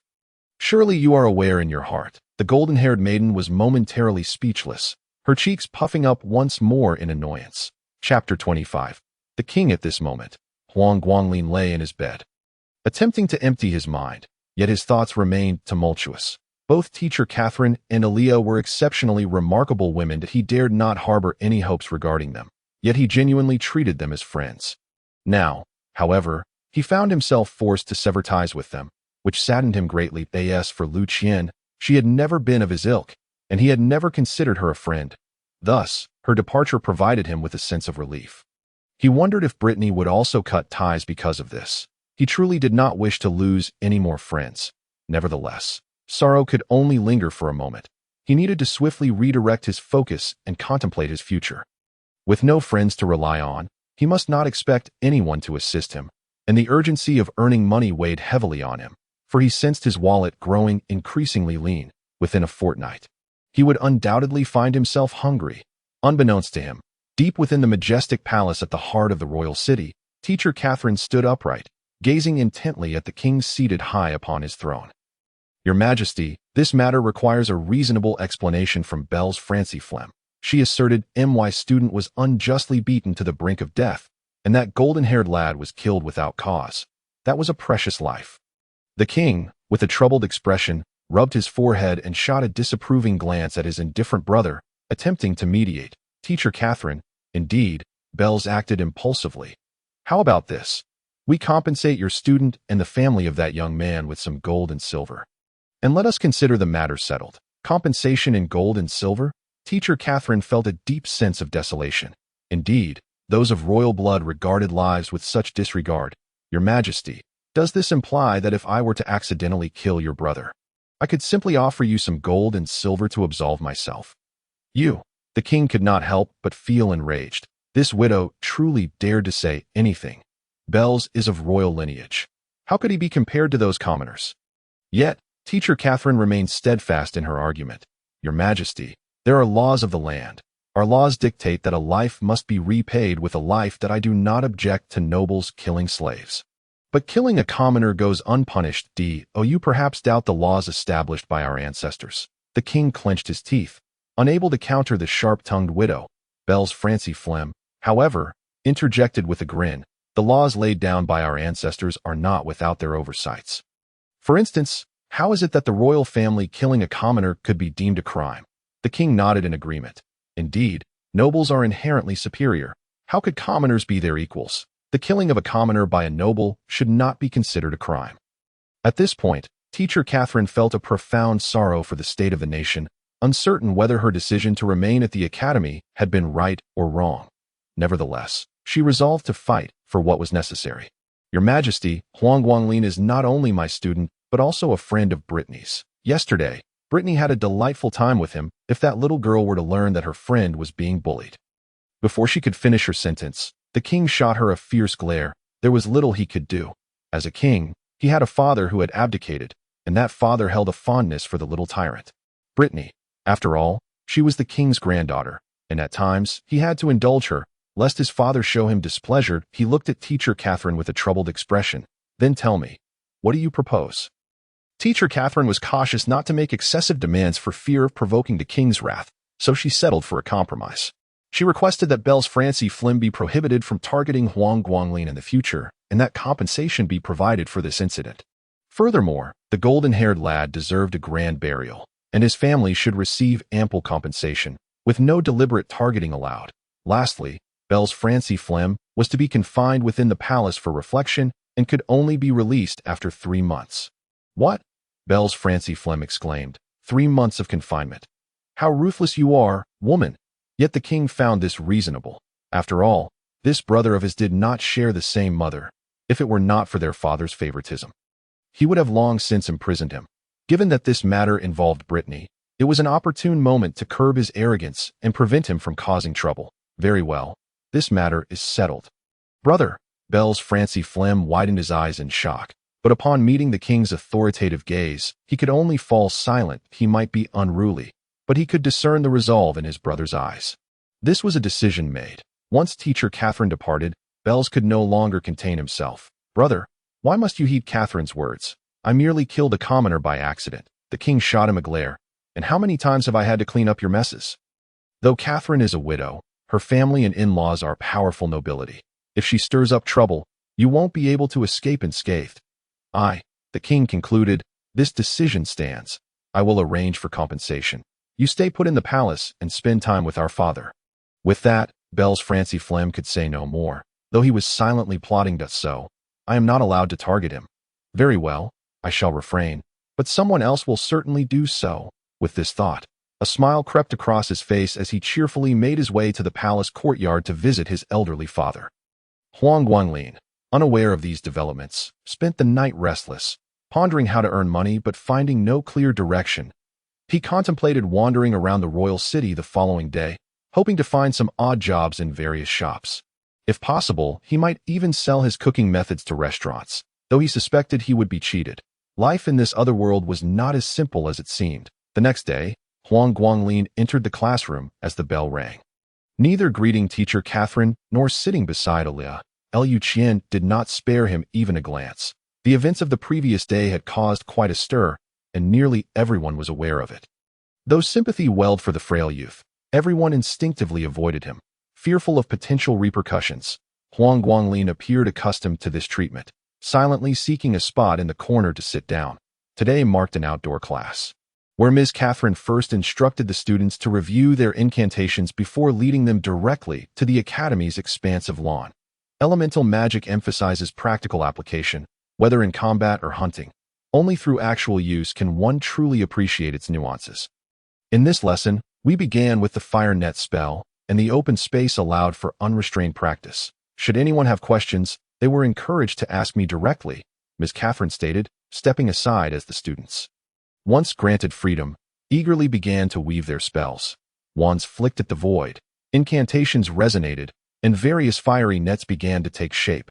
Those with talent could conjure a net with just a few attempts, while others only managed to produce mere sparks, incapable of fully activating their magical arrays. As for Huang Guanglin, he could only watch. He practiced all the daily spells he had learned, but his proficiency remained dismal.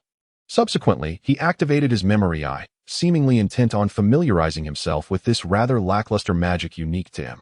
However, as his memory eye scanned his classmates, an array of complete and incomplete magical formations was subconsciously imprinted in his mind. Chapter 26. Downcast. The magical array for the fire net spell was not overly complex, yet Huang Guanglin lacked a comprehensive understanding of magical formations. They appeared as large crimson circles, within which dazzling magical circuits and intricate runes danced. Although he had memorized them, grasping the significance of these arrays would require diligent study. He silently committed this task to memory, albeit with a sense of unease, ultimately retrieving his notebook to jot it down. The youth had not considered that this was a matter of great consequence to his future survival. The class was brief, and aside from initially observing his classmates, Huang Guanglin spent the remainder of the time familiarizing himself with daily spells. With each successive use, though his magical effects were meager, he began to feel somewhat at ease, compared to other exchange students who had yet to master the language of magic. He was at least ahead in his endeavors. However, this laughable gap would be instantly bridged once the exchange students acquired fluency. The frail youth could only comfort himself in this regard. Just after class, 3 soldiers clad in silver-gray armor approached, the foremost carrying a small chest. The soldier stepped forward to speak with Ms. Catherine, who then beckoned Huang Guanglin over. Soon, the other students learned the backstory that it turned out that Ms. Catherine had insisted on compensation from the king, and this small chest was filled to the brim with gold and silver coins, revealing the king's generosity. Huang Guanglin accepted the chest from the soldier. He sensed the soldier's inexplicable gaze, sending a chill down his spine. This money was not easily acquired. Huang Guanglin understood the glimmer in the soldier's eyes. This money was given publicly to him, effectively closing the chapter on previous events. However, Whether he could retain it hinged entirely on his abilities. The frail youth clutched the chest, trembling uncontrollably. What a cunning tactic. It was so glaringly evident that they were bullying him. And this money would be impossible to keep. Yet, he was in dire need of funds. Without the support from Earth, survival necessitated financial resources. What to do? Huang Guanglin contemplated handing the money over to Ms. Catherine for safekeeping, but doing so would likely incite the wrath of that scoundrel Bears Francis Flame, leading to his demise without a trace. Hence, he would have to let others snatch away his money, in the name of survival. He found himself with little choice but to endure. Nevertheless, this did not equate to submission. He hurried into the library, discreetly hiding a handful of gold coins in a secluded corner of the bookshelf. Even if discovered by fellow students, it was preferable to being robbed outright. He feigned reading for a while, and just before exiting, stealthily tucked 2 coins beneath his tongue.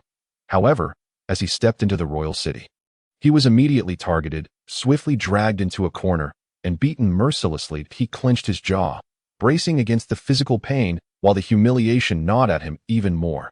Yet, he could not utter a sound, even if his lips were to bleed.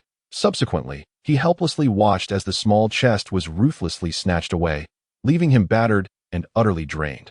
Huang Guanglin silently cursed that scoundrel Bayers and the royal entourage. Taking a considerable time to muster the strength to rise from the ground, he was grateful he had not brought that dead phone. Otherwise, it would have surely been confiscated during the search. That device was the only keepsake from his mother. All the money he possessed had been seized, including the funds he had set aside for groceries, while the 2 coins hidden in his mouth could not be moved. For doing so would risk exposure. He staggered back to the stable, hastily tucking the coins beneath his bed, his sole remaining savings. However, he felt a tinge of relief. It was still more than what he had before. Although he had lost the chest of coins, perhaps losing was not an entirely negative outcome. Huang Guanglin silently prayed that the coins hidden in the library would remain undiscovered.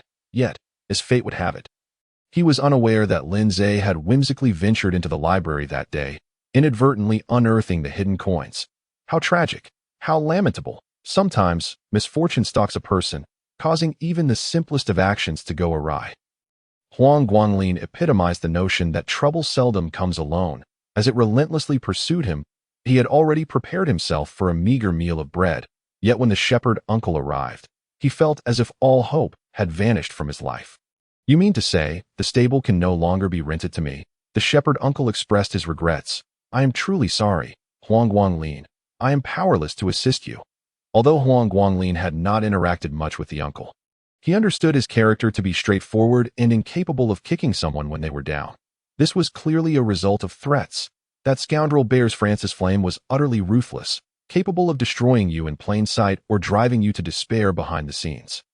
Huang Guanglin, you were introduced by Miss Alexia. I apologize to you and her. I must reclaim the stable, but I can refund you more than what our contract stipulates. Witnessing the uncle's expression of guilt, Huang Guanglin felt a pang of sympathy. The uncle's family of 3 were all shepherds, who dared to defy the royalty. They were all victims of exploitation, and there was no need for mutual hardship.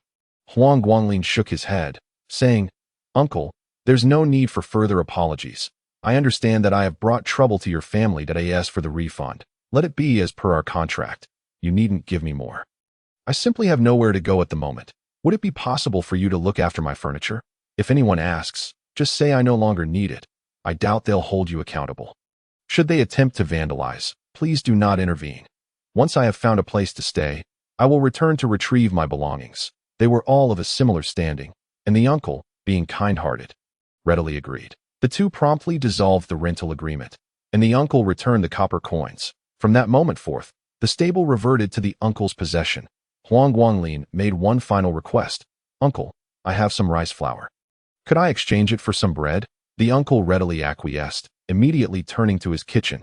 Seizing the opportunity, Huang Guanglin produced the 2 coins again, packed his clothes, and ensured he took the phone with him. After receiving the bread from the uncle, he left the ranch without a backward glance. At this juncture, he possessed only 2 changes of clothing, and both food and shelter were pressing concerns. Staying at an inn in the royal city was out of the question. Not only was it exorbitantly expensive, but it also risked attracting the attention of that scoundrel Bears Francis Flame. His sole recourse was the academy.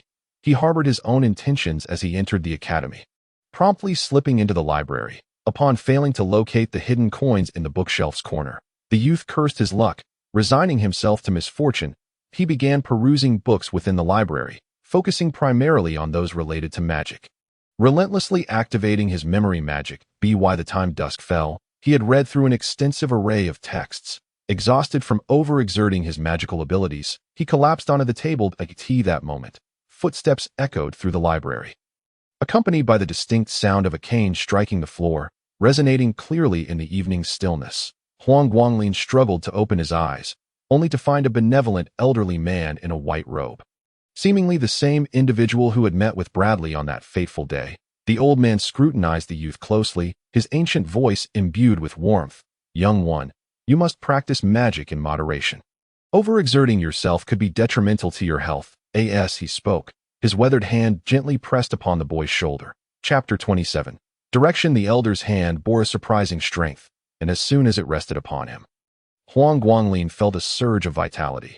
Indeed, there are still many kind souls in this alternate world. The old man leisurely seated himself across from the youth, adopting a relaxed demeanor.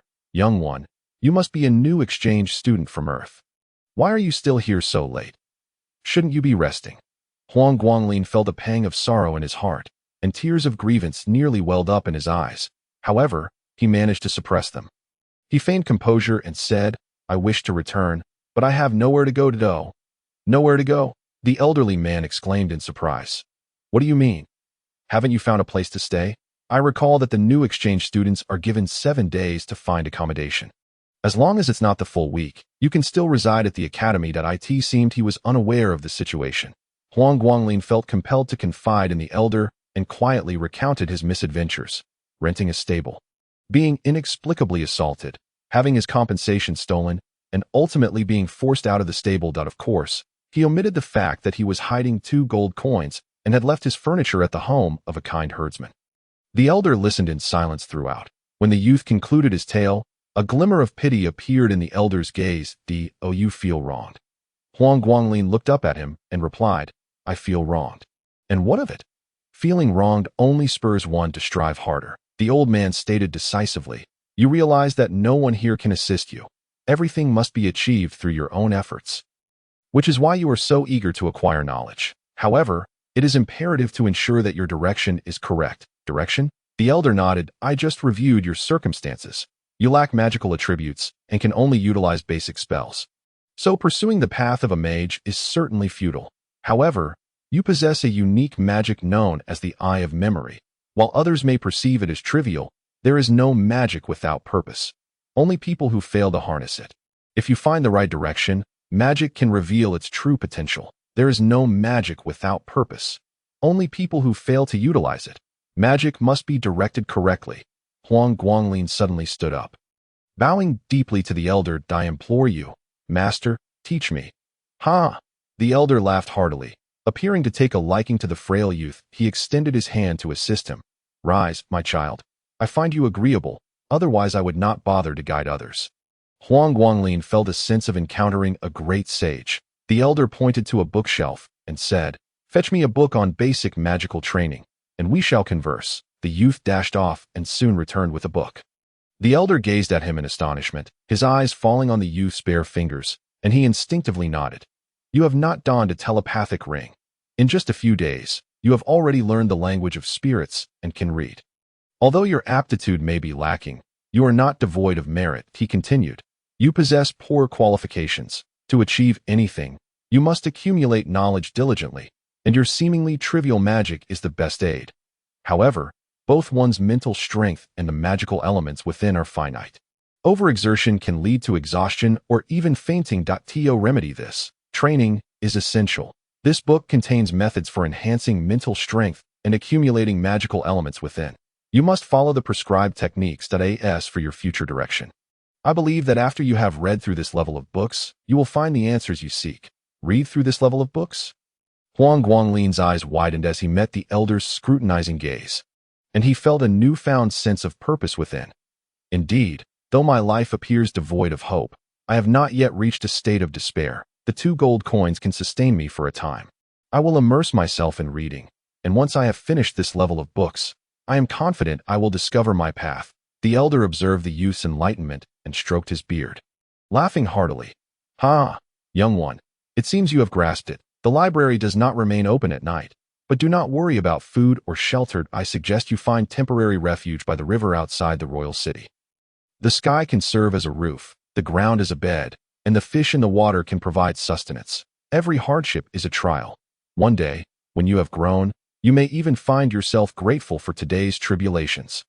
Having said this, the elder leaned on his cane and gracefully departed. Huang Guanglin remained in a daze for a while, glancing down at the book in his hands, suddenly realizing he had forgotten to inquire about the elder's name. Next time I encounter him, I shall ask. With the book on basic magical training in hand, the youth made his way out of the library and headed directly towards the northern gate of the royal city. There, a clear river flowed. Just as the elder had suggested, the weather was mild, making it feasible to sleep outdoors. Finding refuge by the river provided a source of water, and the fish within would serve as a source of food. It was indeed a suitable location. By this time, the gates of the royal city had already closed, leaving Huang Guanglin with no choice but to take a detour. After walking for an hour, he finally reached the riverbank as the moon rose high in the sky. Fortunately, the moonlight was bright. He was too weary to start a fire and simply took out some bread to nibble on. Quenching his thirst with the river-watered tea that moment, he paid little heed to the cleanliness of the water, knowing that not drinking would be fatal. Huang Guanglin was also aware that, aside from the noble families with wells, the common folk drew their water from the river, drinking it raw. After satisfying his hunger and thirst, Huang Guanglin began to peruse the book on basic magical training. Activating his eye of memory, he quickly absorbed the contents of the entire volume. Every detail was imprinted in his mind, and after closing his eyes for a minute, he neatly organized the information within his consciousness.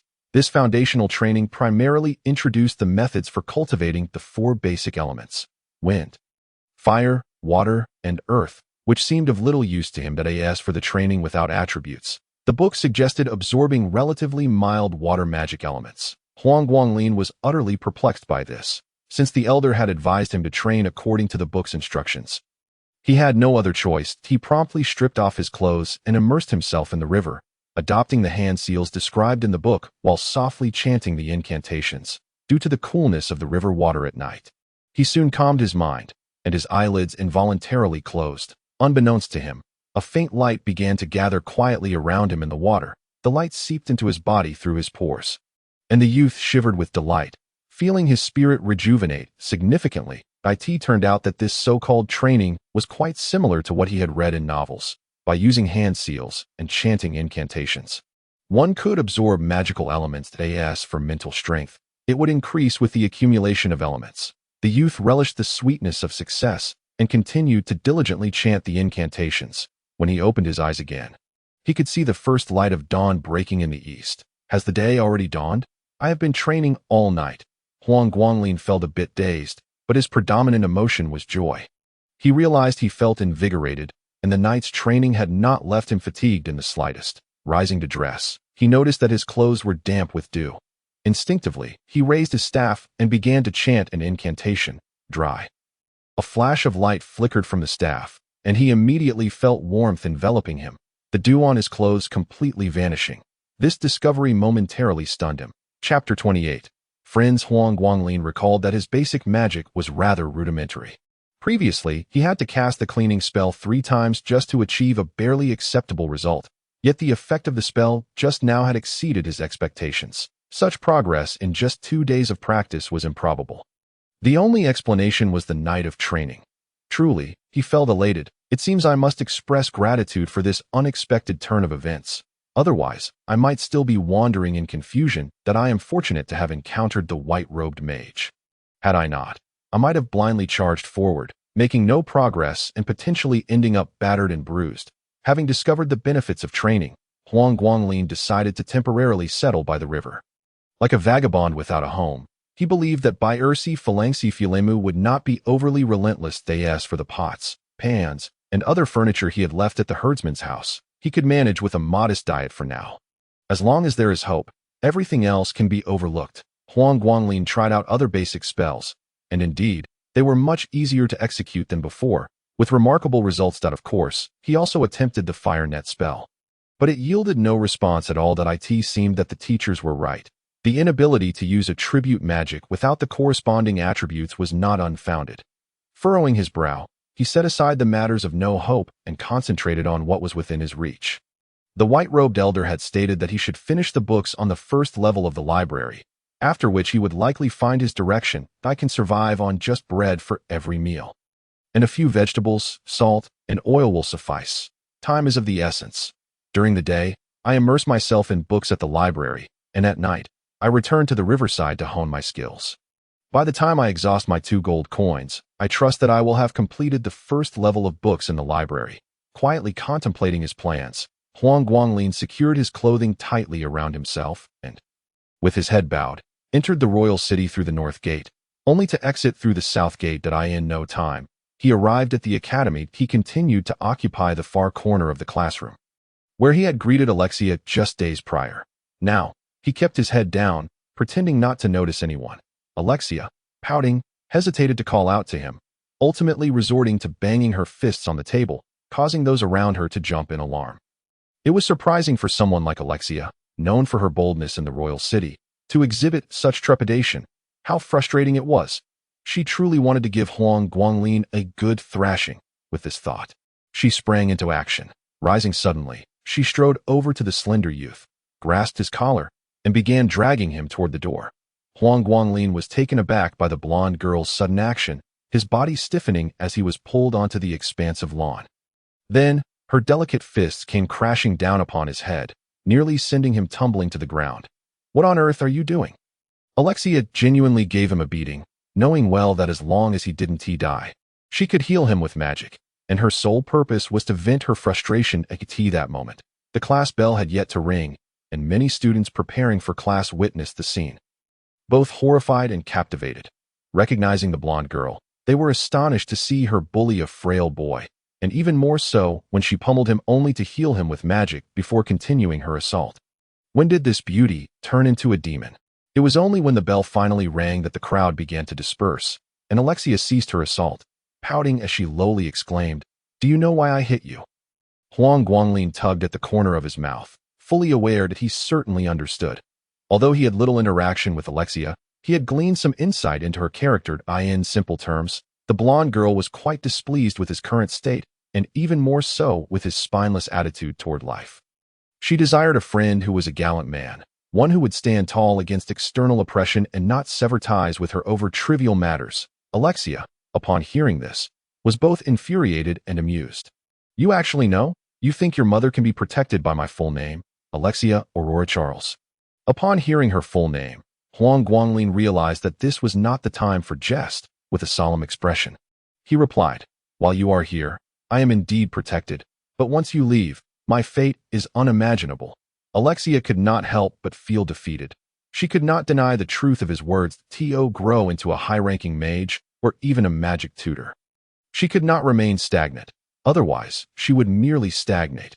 Even if she issued stern warnings before departing, some would still not hesitate to take action.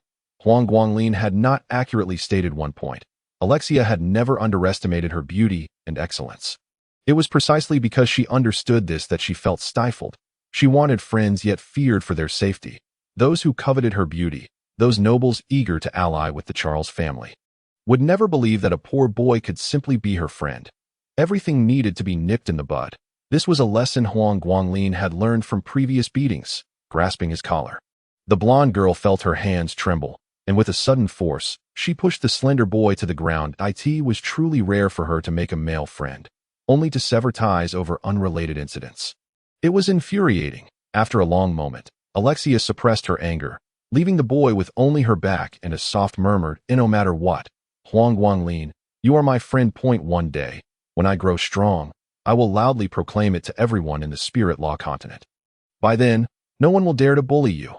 Huang Guanglin stared blankly at the disappearing figure of the blonde girl, feeling a warm current surge within him. Alexia was his savior and had offered him assistance multiple times. He truly felt indebted to her.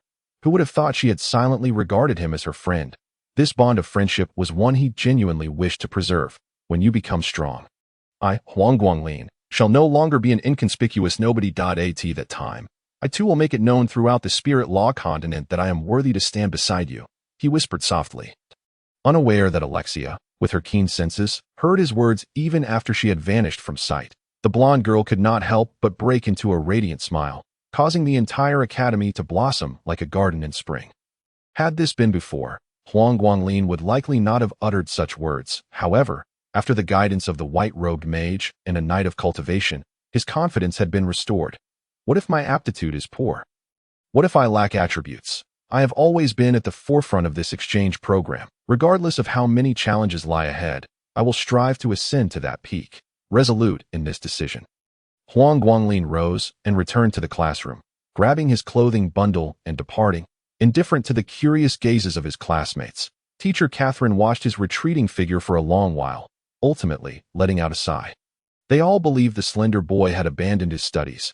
Unaware that he had found his temporary direction, Huang Guanglin dove straight into the library, embarking on a fervent quest for knowledge. Chapter 29. Discovery. Huang Guanglin embarked on a life of simplicity.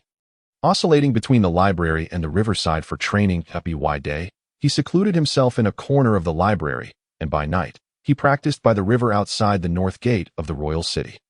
His diet consisted solely of bread, occasionally supplemented with vegetables and salt, while he disregarded all else. He was truly immersed in the ocean of books, with the increasing proficiency in his eye of memory. Coupled with his nightly training devoid of sleep, the duration of his eye of memory usage gradually expanded, greatly facilitating his rapid reading. Although he was merely on the first floor of the library, its collection was astonishingly vast, surpassing the expectations of many. Firstly, in terms of categorization, the library boasted a comprehensive array of knowledge covering agriculture, geography, civil engineering, astronomy, mathematics, and medicine, with an abundance of books related to magic. Over these days, Huang Guanglin developed a clearer understanding of this world. The spirit law continent is one where elves and magic coexist. Elves are messengers of the gods, and both the spirit language and magic are treasures learned from the divine and imparted to humanity. Thus, even though the spirit law continent is divided among various nations, humanity's reverence for the divine and the elves remains unwavering. The Salamander Academy venerates the fire god and the fire spirits, while the kingdom in which the academy resides is the Flarum Kingdom. Flarum, named after the fire spirits, claims descent from the elves, asserting that they are heirs to the elven messengers. Naturally, no one contests this, as the majority of the Flarum family possesses fire attributes, and the former king was a fire attribute magic tutor. Huang Guanglin specifically researched that Teacher Catherine's middle name, Sylph, is actually the name of a wind spirit, leading him to suspect that her mother hails from the royal family of Sylph Kingdom. Furthermore, Alexia's middle name, Aurora, is the name of the goddess of dawn. This country is indeed a bit chaotic, with so many prominent nobles possessing substantial backgrounds. A mere ant like him truly cannot afford to offend anyone. However, none of this concerns him. His current task is to read every book on this floor. Today marks the day when exchange students submit their assignments. With 25 exchange students, Huang Guanglin had ceased attending classes, while Lu Qian had already caught up with the local students' curriculum. The remaining 23 students would have extra classes with Teacher Catherine. Of course, this came with conditions. Catherine first sent the other students outdoors, leaving only the 23 exchange students to remove their mind-linking rings. Many were understandably anxious. Zhao Cheng, Li Yingying, and others were particularly nervous. In contrast, Lin Zhe and Chen Guanghua were brimming with confidence, ready to face the teacher's assessment. The assessment itself was quite simple. Teacher Catherine called each student forward one by one, and as long as they could engage her in conversation for a moment, they would pass. If one could not even manage that, attending class would be a waste of time, and they might as well be eliminated. Of course, Teacher Catherine was indeed strict, but also understood that the academy had an agreement with Earth. So she lowered the assessment criteria to the minimum. Yet, even so, 2 students still failed to meet the standards. Rubbing her temples in frustration, she remarked, "You two need not attend class for now. Spend more time learning from Chen Guanghua. I must reiterate, if you do not master the spirit language, you will not succeed in learning magic." The other students who passed should not become complacent. They must continue to familiarize themselves with the spirit language, or they would remain stagnant as magic apprentices. The students immediately adopted a serious demeanor. Subsequently, Teacher Catherine finally commenced her supplementary lessons for the exchange students. Naturally, her teaching would be somewhat more elementary compared to that of the local students. In stark contrast to the excitement of his classmates, Chen Guanghua felt profoundly defeated at that moment. After all, Lu Qian had already surged far ahead of him. He resolved that he must exert himself more diligently. Confident that it would not be long before he could once again stand shoulder to shoulder with Lu Qian, at which point they would be universally acknowledged as a couple. Huang Guanglin had completely forgotten about the supplementary lessons for the exchange students. However, even if he remembered, it would not concern him. He was currently engrossed in a book on basic magic circles. The concept of magic circles was both familiar and foreign to him. Previously, Teacher Catherine had mentioned that advanced magic differed from ordinary daily sorcery in that it required the formation of a magic circle to unleash its full potential. It was only after perusing this book that he gained a rudimentary understanding of what a magic circle entailed. That a magic circle is essentially a composite diagram of magical elements and spell power. It necessitates a magical core, an outer circle of magical symbols, runes, and other intricate components, making it exceedingly complex. The outer layer of a basic magic circle consists of circles that ensure the stability of the magic. The magical symbols serve as conduits for the flow of magical elements, ensuring the potency of the magic. The runes and other components contribute to the strength of the incantations, drawing upon the forces of celestial bodies. After reading, Huang Guanglin felt overwhelmed. Fortunately, with the aid of his eye of memory, knowledge was seamlessly integrated into his mind, deepening his comprehension of magic circles. He had not anticipated that the fleeting magic circle he had witnessed during spellcasting would possess such intricacies. However, the previous exhilaration surged once more within him, as he sensed he had stumbled upon a new path. The profession of a circle painter did exist, albeit primarily pursued by those with average magical aptitude who sought to delve deeper into the subject. Given their ordinary magical abilities, enhancing their spells necessitated the drawing of magic circles. Naturally, summoning magic also frequently required the depiction of magic circles, and many magicians were quite adept at this craft. Huang Guanglin diligently perused books related to circle painting, subtly mapping out his own direction. Activating a magic circle did not mandatorily require magical attributes, as long as he could activate a circle imbued with attributes. It would be tantamount to wielding a tribute-based magic. Moreover, the magical elements needed to activate a magic circle were minimal. This revelation filled him with excitement, yet he remained composed.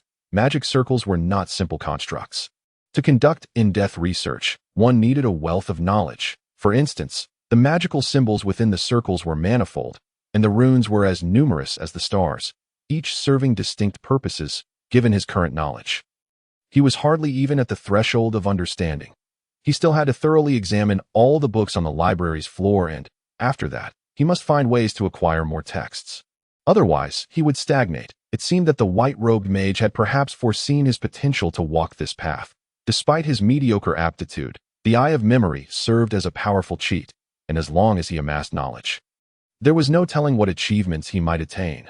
Resolute in his decision, Huang Guanglin reconsidered his future trajectory. Unlike before, he had now formed a general direction for himself and could no longer afford to squander all his time on superficial reading. He also contemplated his finances. 2 gold coins could last quite a while. Lately, he had only been subsisting on bread, scarcely spending anything at all. Of course, he valued the tranquility of his current life. Free from troubles, for him, the absence of bullies and threats to his life had rendered this the happiest time he had ever known. The library, with its strict prohibition against disturbances, truly was an excellent place. Chapter 30. Events. Indeed, the library was a sanctuary, yet outside its confines lurked myriad dangers. After a morning spent immersed in books, Huang Guanglin discovered that his bread had been depleted. He grabbed his clothing bundle and exited the academy, intending to wander through the royal city and purchase some spare bread. Naturally, he also needed to acquire vegetables and salt. Otherwise, his body would not withstand it. However, luck was not on his side this time. Not long after entering the royal city, he encountered Lin Zhe and Zhao Cheng, individuals with whom he had a contentious relationship. He had been bullied by them several times. Isn't this our old classmate Huang Jiao? Lin Zhe approached with a smile. What's the matter? Not even going to greet a fellow student? Isn't that rather impolite? Huang Jiao. That name has a nice ring to it. Huang Guanglin regarded him expressionlessly. What do you want? Lin Zhe's demeanor shifted instantly, as he draped an arm around Huang Guanglin's shoulders. Though it appeared friendly, his voice carried an icy undertone that I heard you've severed ties with Elixia. Is that true? Huang Guangling's heart sank. He knew Lin Zhe would not let him off easily today. Unfazed by the prospect of a beating, he retorted nonchalantly, she is the daughter of a duke. How could I possibly aspire to such heights? She was merely being gracious to a new student. Lin Zhe shook his head. You're a new student, and so am I. Why should she show you any preferential treatment? But fear not. Without her protection, no one will care if I give you a good thrashing. Here it comes. Huang Guangling instinctively thought of the phone in his pocket, a cherished relic from his mother that he could not allow Lin Zhe to seize or damage. This time, he had to fight back. Suddenly, he looked up and noticed a patrol of soldiers. One of them he recognized as the guard who had been trailing the Duke earlier. Officer, Huang Guangling shouted, startling Lin Zhe and his companions. Realizing it was too late to silence him, Lin Zhe's expression shifted to one of alarm. What does he think he is doing? Calling the soldiers? Officer, could you please come over here? Huang Guangling's voice trembled, drawing the attention of onlookers. The Duke's guard cast a surprised glance at the frail youth, recognizing him. What is going on?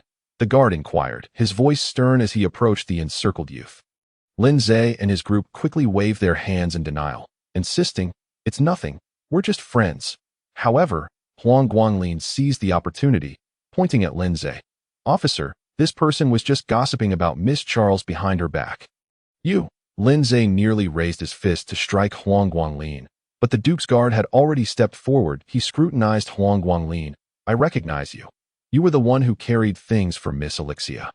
The youth straightened. Indeed, you have a good memory. Officer, it was my honor to assist Miss Elixia when she made her purchases.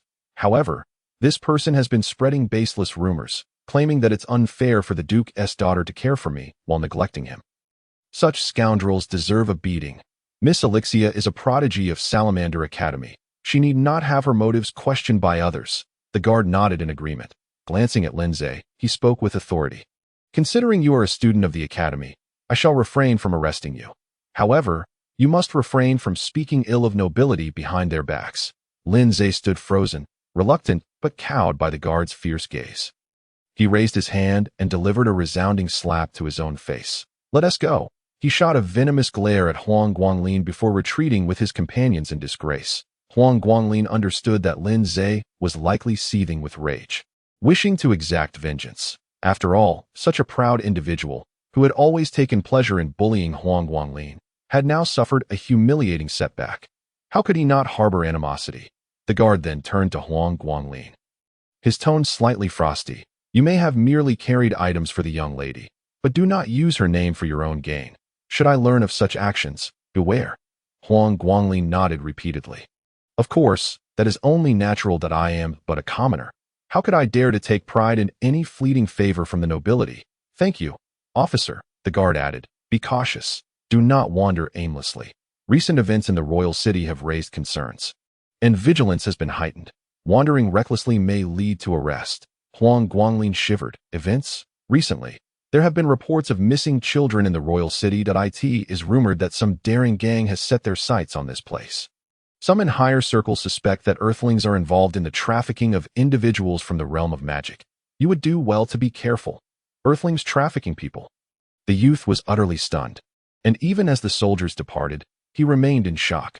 Although the upper echelons merely suspected, there was a basis for concern. With the opening of 2 world portals, the potential for mutual invasion was indeed plausible. Not only is there the circulation of culture, but also that of goods, drugs, and people.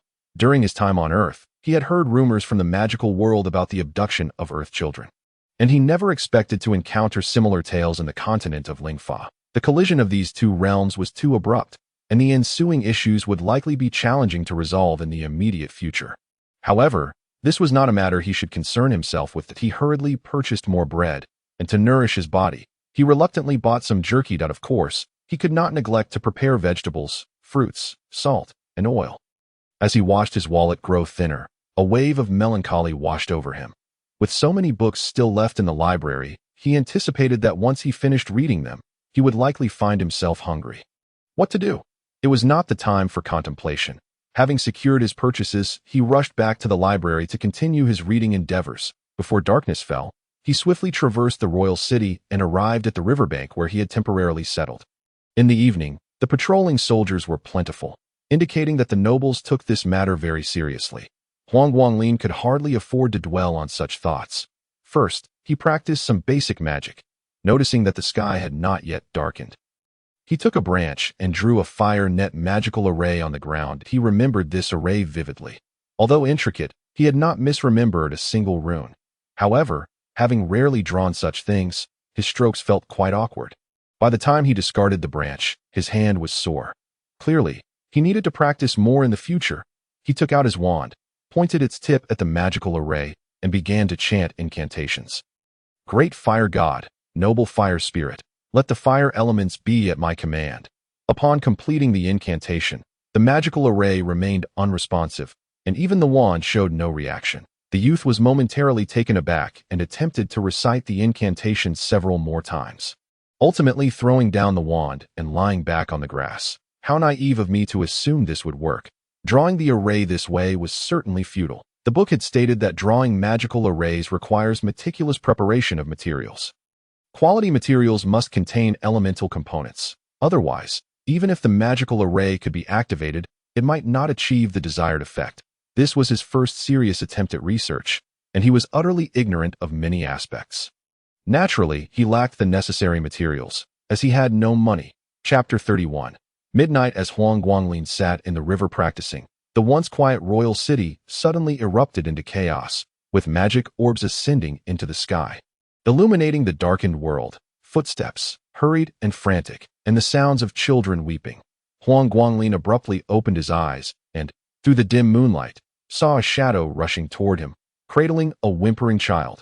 The figure moved swiftly, barely skimming the water's surface. Witnessing this, Huang Guanglin immediately held his breath and remained still. By sheer coincidence, the shadow dashed right past him. Perhaps due to the darkness or the boy's silence, the figure failed to notice him. This was the opportunity he needed. Huang Guanglin suddenly lunged forward, colliding headfirst with the assailant. Years of being battered had dulled his sense of pain, and seizing the moment, he grasped the child from the stranger's arms. Wrenching her away, the figure appeared startled by the unexpected turn of events, their heads spinning from the impact. By the time they regained their composure, Huang Guanglin had already fled to the riverbank. Sprinting toward the northern gate of the royal city, "Did I ask the child all right?" he anxiously inquired while running. The child had ceased her crying, her plump limbs clinging to his bare torso like an octopus. I'm fine." By her voice, he discerned she was a little girl, but at that moment, he had no time to ponder such matters, for the shadow was in pursuit, bellowing in anger. "Which scoundrel is ruining my plans? Stop right there, or I shall flay you alive." Huang Guanglin paid no heed to the threats, desperately sprinting forward. Noticing a group approaching, he shouted, "Over here! The child is here! Quick, someone!" The mages, with their keen senses, swiftly darted toward the commotion.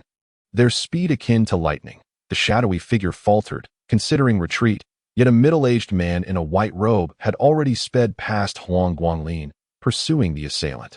Huang Guanglin pressed on for a few more steps, only to be enveloped by the light of several magic orbs, with a phalanx of soldiers leveling their spears at him. "Do not move," he shouted hastily. "The child is here. She is unharmed." From the ranks of soldiers emerged a general, with sharp brows and piercing eyes, emanating an aura of cold authority. "Release the child." Huang Guanglin gently cradled the little girl, realizing she had fallen asleep, and silently presented her to the general. "Be careful. The child is frightened," he instinctively uttered, only to receive a sharp glare from the general, as if to say, "Do you need to tell me that?" The general turned and handed the little girl to an exceptionally beautiful sorceress before casting a frosty gaze back at Huang Guanglin. "Are you from Earth?" The boy replied earnestly. "I am a new exchange student from Earth." The general was taken aback momentarily, yet his tone remained stern. "Why is the child with you? Explain yourself at once, or you shall face severe consequences." Huang Guanglin understood the gravity of the situation and recounted the events in detail. He met the general's scrutinizing gaze, uncertain whether he would be believed. "When I rescued the child, she was awake. I asked if she was all right, and she said she was." He had no choice but to rely on the little girl as his witness. After all, it was quite suspicious that he was out at night, unceremoniously unclothed, and had coincidentally rescued a child. The general clearly doubted him. What were you doing outside the city at such an hour, and without clothing? Well, he thought, there was no avoiding an explanation. His situation wasn't a secret anyway. So he might as well lay it all bare. General, it's a long story, but to summarize, I was temporarily staying by the river and was just washing up when I happened to encounter the thief. He refrained from mentioning his magical practice, instead constructing a narrative that painted him as a woefully unfortunate exchange student at that moment. The middle-aged white-robed mage returned, his appearance somewhat disheveled. The general approached him immediately. Mage Henry, what became of the thief? Mage Henry shook his head. The thief had accomplices. I nearly fell into an ambush while pursuing them. The general was alarmed, so cunning. Who could it be? Mage Henry pondered. Their magic was formidable, but I cannot ascertain their identity. However, I can say with certainty that they are not from Earth. Such high-level mages typically do not associate with Earthlings. The general nodded, instinctively glancing at Huang Guanglin. Mage Henry then patted the slender youth on the shoulder. Well done, little one. To have the courage to snatch a child from a high-level mage and succeed is truly commendable. Huang Guanglin scratched his head sheepishly. Yet the general remained skeptical. Mage, could this lad be in league with them? Nonsense. Mage Henry rebuked. I saw this young fellow running toward the royal city, clutching the child, with the thief on his tail. Do you truly think he would conspire with a criminal? Naturally not. With the mage's testimony, who would dare question him? Huang Guanglin, relieved to have cleared his name, felt his legs weaken and he collapsed onto the ground. In truth, he had been terrified during the abduction. Yet, he could not bear to watch the child be taken by the thief. Thus, he risked his life to rescue her. However, his frail body, now shaken by fear, left him utterly exhausted, devoid of any strength. The general and soldiers, witnessing his feeble state, showed him no ridicule. After all, the thief had nearly outsmarted Mage Henry. It was entirely reasonable for the youth to be frightened. The general, apologetic, said, Young man, I was harsh in my demeanor earlier. Please forgive me. Forgiveness is surely granted, as long as my name is cleared, Huang Guanglin replied. The general breathed a sigh of relief and stated, I am General Cromballet of the Fulium Royal City. Did I assume you have no place to stay? If so, I can arrange for you to have a lodging. Huang Guanglin shook his head. No, thank you, General. That I am quite fine as I am. Seeing his insistence, General Cromballet refrained from pressing further. Very well. Should you need assistance in the future, feel free to seek me out at the Eastern Gate. With that, he departed with his soldiers. Mage Henry, however, regarded Huang Guanglin with a smile, his voice imbued with an uncle's warmth. You did well, little one. Remember, as long as challenges do not defeat you, you will always rise again. Yes, Mage, I will remember. The young man nodded in deep agreement. The wizard Henry floated away, leaving Huang Guanglin standing in a daze as he watched the royal city succumb once more to darkness. He had risked everything to save a child, and perhaps in doing so, he had truly put his own life in peril. That in the end, he might gain nothing. But would he regret it? No, he had not acted for the sake of reward. Sensing the dew thickening around him, he promptly returned to the riverbank, continuing his meditation in the water. Unbeknownst to him, the royal city was under a complete lockdown in the grand inner courtyard of the palace. His Majesty the King and the Queen were anxiously perched on the edge of the bed, watching as their little girl opened her eyes. Chapter 32. Peach Blossoms. The little girl blinked her innocent eyes at her parents, who were gazing at her with concern. That it was as if she were asking, What is the matter? The king and queen exchanged bemused glances, yet they felt a profound sense of relief in their hearts. The child was resilient, showing no signs of psychological trauma from the ordeal. This was the best outcome possible. Moreover, the wizard Henry had confirmed that she had sustained no injuries. Oh, my precious darling. The queen tenderly scooped her child into her arms, relieved to find her unharmed. The little girl playfully pinched the queen's cheek and said, Mother, I'm fine. That wicked thief was truly terrible, but thankfully, the big brother saved me. Big brother? Where is he? The queen, puzzled by her daughter's question, turned to the king for clarification. The king, however, felt a twinge of headache, for he was aware of certain matters reported by the city's guards. That it seemed that this big brother had quite a connection to the royal family. His own brother had nearly killed the lad, and had covertly arranged for his expulsion. The child had no place to stay and had ended up by the riverbank. That it was quite a twist of fate that the thief had abducted his precious child, only to have this little one rescue her back. This posed a dilemma. The king cleared his throat. Ahem, Marjorie, my dear daughter, you were rescued by Wizard Henry. Unexpectedly, the little girl shook her head vigorously. No, I was saved by Big Brother. He bumped his head against the thief's head, nearly crying from the pain. And then he rescued me and ran away. He even asked me if I was all right, even though his forehead was already swollen. Huang Guanglin was unaware that the little girl had clearly seen everything that transpired that night, including the swelling on his forehead. The king found himself in a predicament. He had assumed Marjorie had fallen asleep and missed the events, intending to gloss over the matter. Now, however, it was evident that the little girl had seen everything clearly. If Huang Guanglin was not rewarded, it was likely that the little girl would appeal to her father. It was well known that the king was utterly indulgent towards his grandchildren, treating Marjorie and Brittany as if they were the very treasures of his heart. If he learned that he had failed to reward the savior of his precious daughter, it would indeed spell trouble.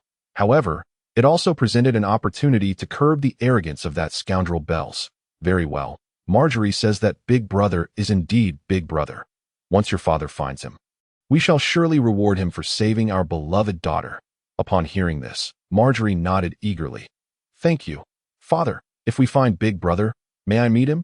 I wish to befriend him. Of course, the king replied, though he had his own thoughts on the matter. It seemed that this fellow named Huang Guanglin was quite fortunate. Not only was he befriending Brittany, but now Marjorie wished to be his friend as well. Truly, what extraordinary luck. Huang Guanglin had been engrossed in his training, and as dawn broke, he hurriedly packed up and circumvented the royal city on his way to the academy. Given the events of the previous night, the royal city was undoubtedly on high alert, and it was wiser to take the longer route. Yet, this detour consumed time, and by the time he reached the academy gates, the sun had fully risen. His gaze was drawn to a nearby grassy area where a stunning young woman with black hair was holding a wand, pointing it at a tall and handsome young man. The young man was indeed tall, likely around 6 feet 3 inches, with an impressive physique and a strikingly handsome face framed by stylish blue hair. Huang Guanglin did not recognize him, but the student strolling by certainly did. Look, isn't that Senior Malco? It truly is. What is he doing? It seems he is trying to charm a foreign exchange student. I know. That is Lu Qian, the top student from the latest batch of exchange students. She is said to possess exceptional magical talent. Senior Malco fell head over heels for her at first sight and is eager to pursue her. Wow, is that for real? I am so envious, lamented a thin boy, feeling a pang of jealousy. This Senior Malco appeared to hail from a prominent noble family in the Frame Kingdom. Indeed, the eldest son of the Bradley family. The heir to their legacy. As for that teacher named Bradley, he seemed to be a mere illegitimate child of this illustrious family, with mediocre talents, having only managed to become a junior magic teacher at his age. In contrast, Malco Bradley had already reached the pinnacle of intermediate magic and was on the verge of breaking through to advanced magic, with prospects of ascending to the rank of Magic Master. With such a suitor vying for her attention, Lu Qian's excellence was evident. However, it seemed that Chen Guanghua was destined for misfortune. None of this concerned Huang Guanglin, who merely listened to the gossip as a means of relieving his mind, which he hoped would be more conducive to his studies. Little did he know, Lu Qian was actually uninterested in Malco. She had even drawn her wand, signaling her readiness for battle. She was aware that she was not his match.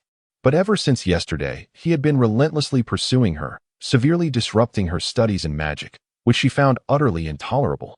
As her eyes scanned the crowd, they fell upon the silhouette of the thin boy. And for reasons she could not fathom, she found herself walking directly toward him. Huang Guanglin was deep in thought when suddenly, he was halted in his tracks. Looking up, he was taken aback to see Lu Qian standing before him. At that moment, Malco also approached, and upon seeing the girl he coveted blocking a frail boy's path, his expression soured. Lu Qian, who is this? Lu Qian remained silent, merely gazing at Huang Guanglin, her typically icy demeanor softening into something more intriguing. However, Huang Guanglin was the only one impervious to her beauty. Deep within, a voice was roaring. Do not play the hero and assist her. Do not offend Malco, or your peaceful life will be engulfed in chaos. He exclaimed loudly. Lu Qian, just because we were neighbors in the past does not mean you can use me as a shield. You would be putting my life in jeopardy. Lu Qian was taken aback, finally realizing her own actions. Why had she blocked him? Was she truly intending to use him as a shield? Malco chuckled at this. I knew it. What could this scrawny little boy possibly offer? Turns out, he is merely an old neighbor of yours, Liu Qian. Do not harbor any tricks. The girl Malko, have set my sights on is not going anywhere. Liu Qian regained her composure, her gaze returning to its former calmness. She scrutinized the frail boy, as though searching for a reflection of her childhood memories within him. After a long pause, she silently turned and walked into the academy. Malko smirked, clapping Huang Guanglin on the shoulder. Kid, it's fortunate you possess some self-awareness. Otherwise, I cannot fathom what I might have done. The thin boy tilted his head, feigning confusion, as he had no desire to involve himself in this affair. Little did he realize. Malko was a man of narrow-mindedness and ruthless ambition. Although Huang Guanglin believed he had averted disaster, Liu Qian's choice to confront him would ultimately leave Malko feeling unsettled, if he felt uncomfortable. Then removing the source of his discomfort would suffice. Malko plotted in his mind, while hastily pursuing Liu Qian's retreating figure. Chapter 33. Kindred Spirits. As the onlooking students gradually entered the academy, Huang Guanglin remained frozen in place for quite some time. He was uncertain whether his actions today were right or wrong, but he understood that surviving was of utmost importance in the earlier situation. Even a somewhat proud boy would have stood tall and faced the challenge, yet he had faltered. Having often been bullied, he had developed his own survival philosophy. Showing off one's strength when weak would only invite greater suffering. It was abundantly clear that Malko Bradley was not someone he could afford to offend, for doing so would only lead to his demise. He silently lamented for Chen Guanghua once more. Suspecting that this genius would likely meet an untimely end because of such tribulations, the thin boy shook his head, casting aside his unrelated thoughts. Upon reaching the library, he discovered that someone was indeed present. At this hour, most students had already begun their classes, and even the upperclassmen would not typically be around. The person there was someone Huang Guanglin recognized. She was one of the exchange students from his cohort. An unremarkable girl at that. The girl caught sight of Huang Guanglin and, after a brief moment of surprise, quickly relaxed. She was aware of Huang Guanglin's circumstances, so his presence in the library did not astonish her. She merely nodded slightly in acknowledgement. Huang Guanglin was taken aback, but returned the nod that it was the first time a classmate had greeted him proactively, and this sensation felt rather novel. However, since their interactions had been limited, he did not intend to pursue further conversation. Huang Guanglin turned into a corner, picked up a book, and commenced his fervent reading with the eye of memory. Time slipped by unnoticed, and after perusing 2 rows of bookshelves, he finally began to feel a twinge of fatigue. Just then, someone entered the library. The footsteps indicated only one person, who strode directly up to the girl and, rather rudely, slapped the table, beginning to shout loudly. Hey, Han Bing, you're still reading? Ha! A slacker should know their place.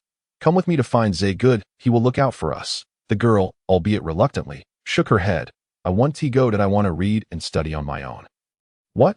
Reading and studying? Don't joke around. You're a slacker, do you know that? No matter how hard you try, you want to learn anything if it weren't for your looks. Do you think I would bother with you? Be a good girl and be with me, and I'll ask Zhe Good to help us. Zhe Good? Huang Guanglin's expression turned icy. This boy, evidently one of Lin Zhe's lackeys, was now using his association to bully the girl. Truly despicable. The girl shook her head. Lu Feng, I will not agree. Just give up. You. Lu Feng, infuriated, raised his hand and slapped the girl. Han Bing, you're being ungrateful. Fine, study by yourself. I don't believe you can learn the spirit language on your own. I'll wait for the day you come begging me. With that, Lu Feng stormed out of the library. The entire library fell silent, save for Han Bing's quiet sobs. Huang Guanglin felt a pang of sympathy. It seemed he was not the only one being bullied. Those arrogant individuals from Lin Zhe had become completely unrestrained since arriving in the spirit law continent. A girl like Han Bing, who lacked talent, would undoubtedly be targeted if she refused to rely on others. Yet, how could any girl from Earth, yearning for independence and freedom, be willing to be subservient to someone else? The frail boy couldn't help but sigh, which caused Han Bing's crying to momentarily cease. She had forgotten Huang Guanglin was still in the library. Feeling somewhat awkward, Huang Guanglin stepped out from the corner of the bookshelf and cleared his throat. I apologize. I didn't mean to eavesdrop. Han Bing wiped her tears and shook her head. I understand. There's no need for you to explain. The two fell into silence, with Huang Guanglin standing awkwardly while Han Bing's eyes were red, making it seem as if he had bullied her. How awkward. With no other choice, he decided to break the silence. So, it's class time now. Why aren't you in class? Han Bing looked taken aback, seemingly surprised that he was unaware, but she lowered her voice to explain. Lu Feng and I didn't pass Professor Lawrence's test, so we can't attend class. Huang Guanglin nodded in understanding, and it appeared that Han Bing felt inclined to share more. As she continued speaking softly, the teacher told Lu Feng and me to learn from Chun Guanghua, but he completely ignores us. The other students are either too busy with their own affairs or simply disregard us. It's already a blessing that they don't mock me. Afterward, Lu Feng ingratiated himself with Lin Zhe. He even wanted me to be his girlfriend. When I refused, he wouldn't stop harassing me that I feel just like you, isolated in this magical world, without friends or anyone willing to help, that I want to change my fate. But I truly am a slacker. No matter how much I study these past few days, I just can't grasp it. Huang Guanglin listened quietly to Han Bing's lament, feeling a pang of sympathy for the girl. Although she usually went unnoticed, upon closer inspection, she was quite beautiful and had an appealing figure. It was no wonder Lu Feng had taken an interest in her. After a long while, Han Bing sniffled, wiped her eyes, and said, "Thank you for listening to my rambling. I feel much better after saying all that." Huang Guanglin remained silent. Han Bing was far better off than he was. At least she had magical attributes, and someone like him. A somewhat foolish fellow, to listen to her grievances when she was bullied for him. He had previously endured everything alone. Fortunately, after overcoming some hurdles, he had managed to hold on. As long as he persevered, he believed he would eventually attain a stable life. Looking at Han Bing's delicate face, Huang Guanglin couldn't help but ask, "Do you need my help?" Han Bing blinked in surprise, opening her mouth, but at a loss for words. Huang Guanglin hastily clarified, "I've learned the spirit language and often study in the library, and if you have any questions, feel free to ask me. But don't misunderstand. I have no ulterior motives.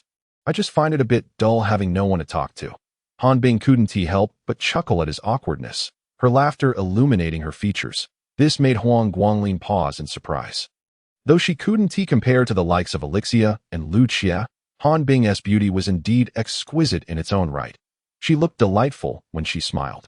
"Well then, I'll be counting on you, Teacher Huang." Upon hearing Han Bing's teasing, Huang Guanglin felt even more flustered, yet he couldn't help but feel elated. Compared to the aloof Lu Xia and the straightforward Elixia, conversing with Han Bing felt like forming a genuine friendship with a girl. Noticing the book in Han Bing's hands, he shook his head and turned to the shelf, retrieving 2 books to hand to her. "These are books recommended by Teacher Catherine when she was helping me study. One is a guide to everyday phrases in the spirit language, and the other is a dictionary. I will teach you how to pronounce them, and you should spend time memorizing them, even if you have to memorize them by rote. You must learn them." Huang Guanglin placed great importance on the concept of rote memorization, which had always been his saving grace as a slacker. Han Bing took the books, staring at the frail boy with a serious expression. Chapter 34. A fight. This was the first time Han Bing had seen Huang Guanglin like this. This frail boy had always been rather inconspicuous since the exchange student gathering, if it weren't for him being pushed off the dragon's back by Lin Zhe. Or if he hadn't been the only one without magical attributes, few would have mentioned him at all.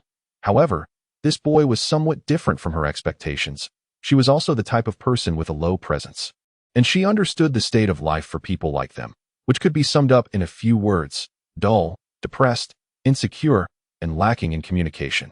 Yet, Huang Guanglin's words and actions at that moment gave Han Bing a different impression. Though she couldn't quite articulate what it was, the pronunciation method for the spirit language was quite simple. Anyone who had learned Pinyin could grasp it quickly. The main focus was on everyday phrases, and Huang Guanglin could only teach them to Han Bing one sentence at a time, insisting that she memorize them. Before long, lunchtime arrived.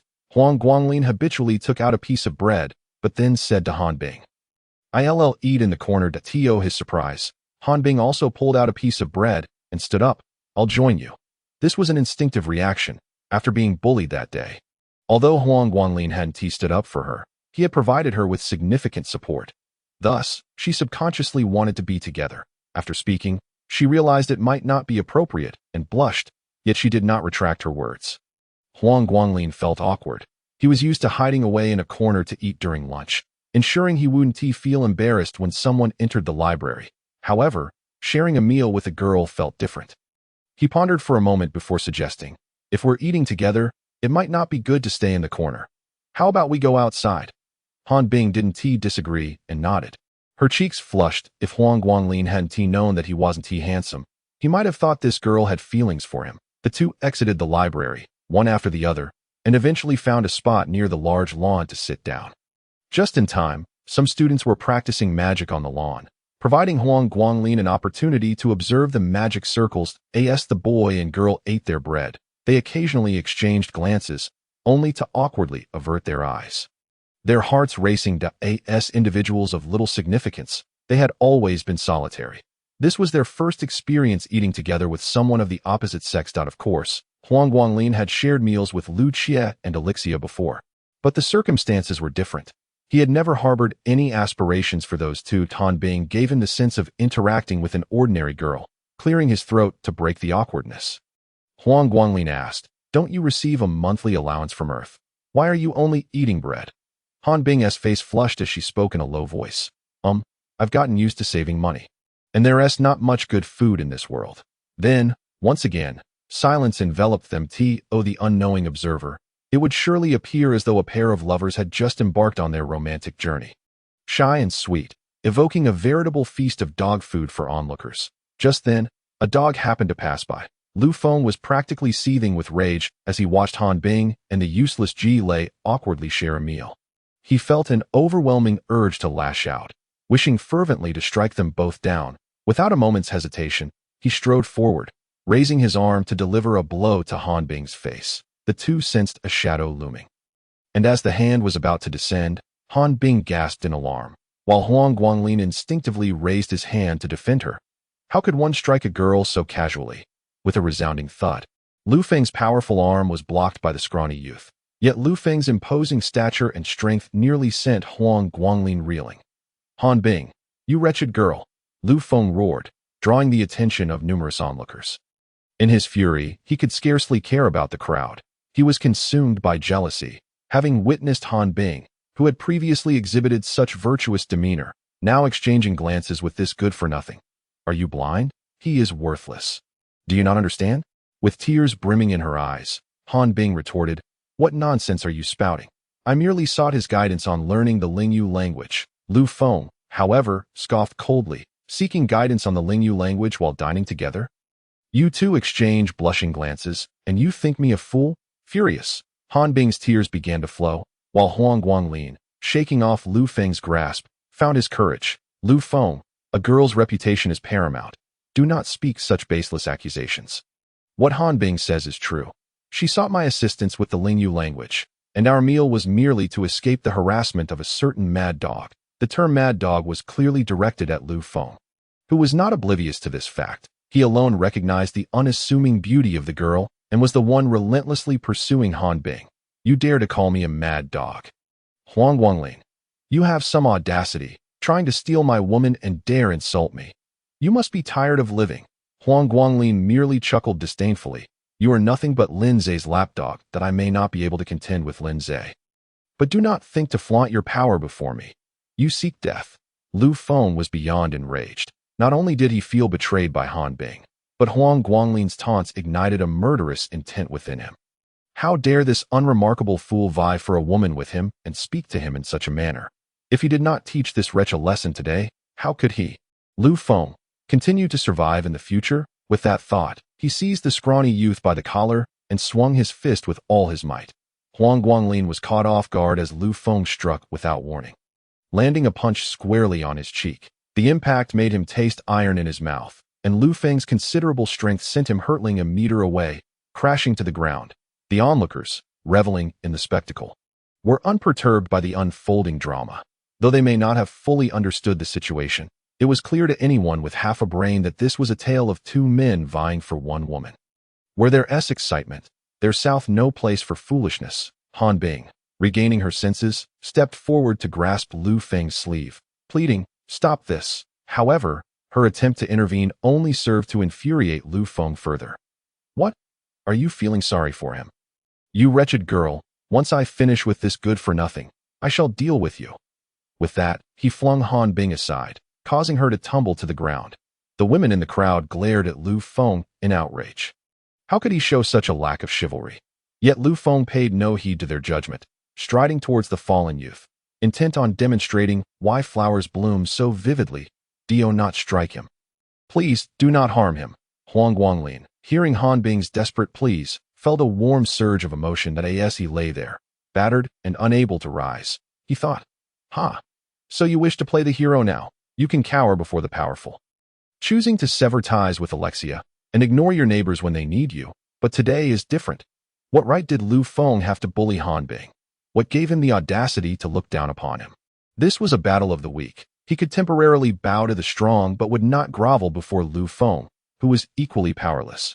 Even if Lu Feng sought to intimidate him, he would not regret standing against him today. As Huang Guanglin lay on the ground, he noticed several thumb-sized stones scattered nearby. An idea struck him like a bolt of lightning. He swiftly grasped a stone and, with a flick of his wrist, directed it towards Lu Feng. Lu Feng, startled, took a step back, but upon seeing the stone, he couldn't help but burst into laughter.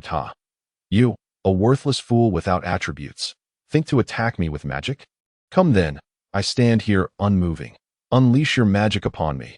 Chapter 35. The Duel of Magic. It must be said, some individuals have a knack for courting disaster. Huang Guanglin smirked disdainfully, murmuring the incantation under his breath. In the next moment, a glimmer of light flickered at the tip of his makeshift wand. The onlookers were momentarily taken aback. Wasn't this frail youth devoid of attributes? How could he possibly exhibit any magical response? But then the realization dawned upon them. A stone, propelled by an unseen force, soared through the air, striking Lu Feng squarely on the forehead, leaving a sizable bump in its wake.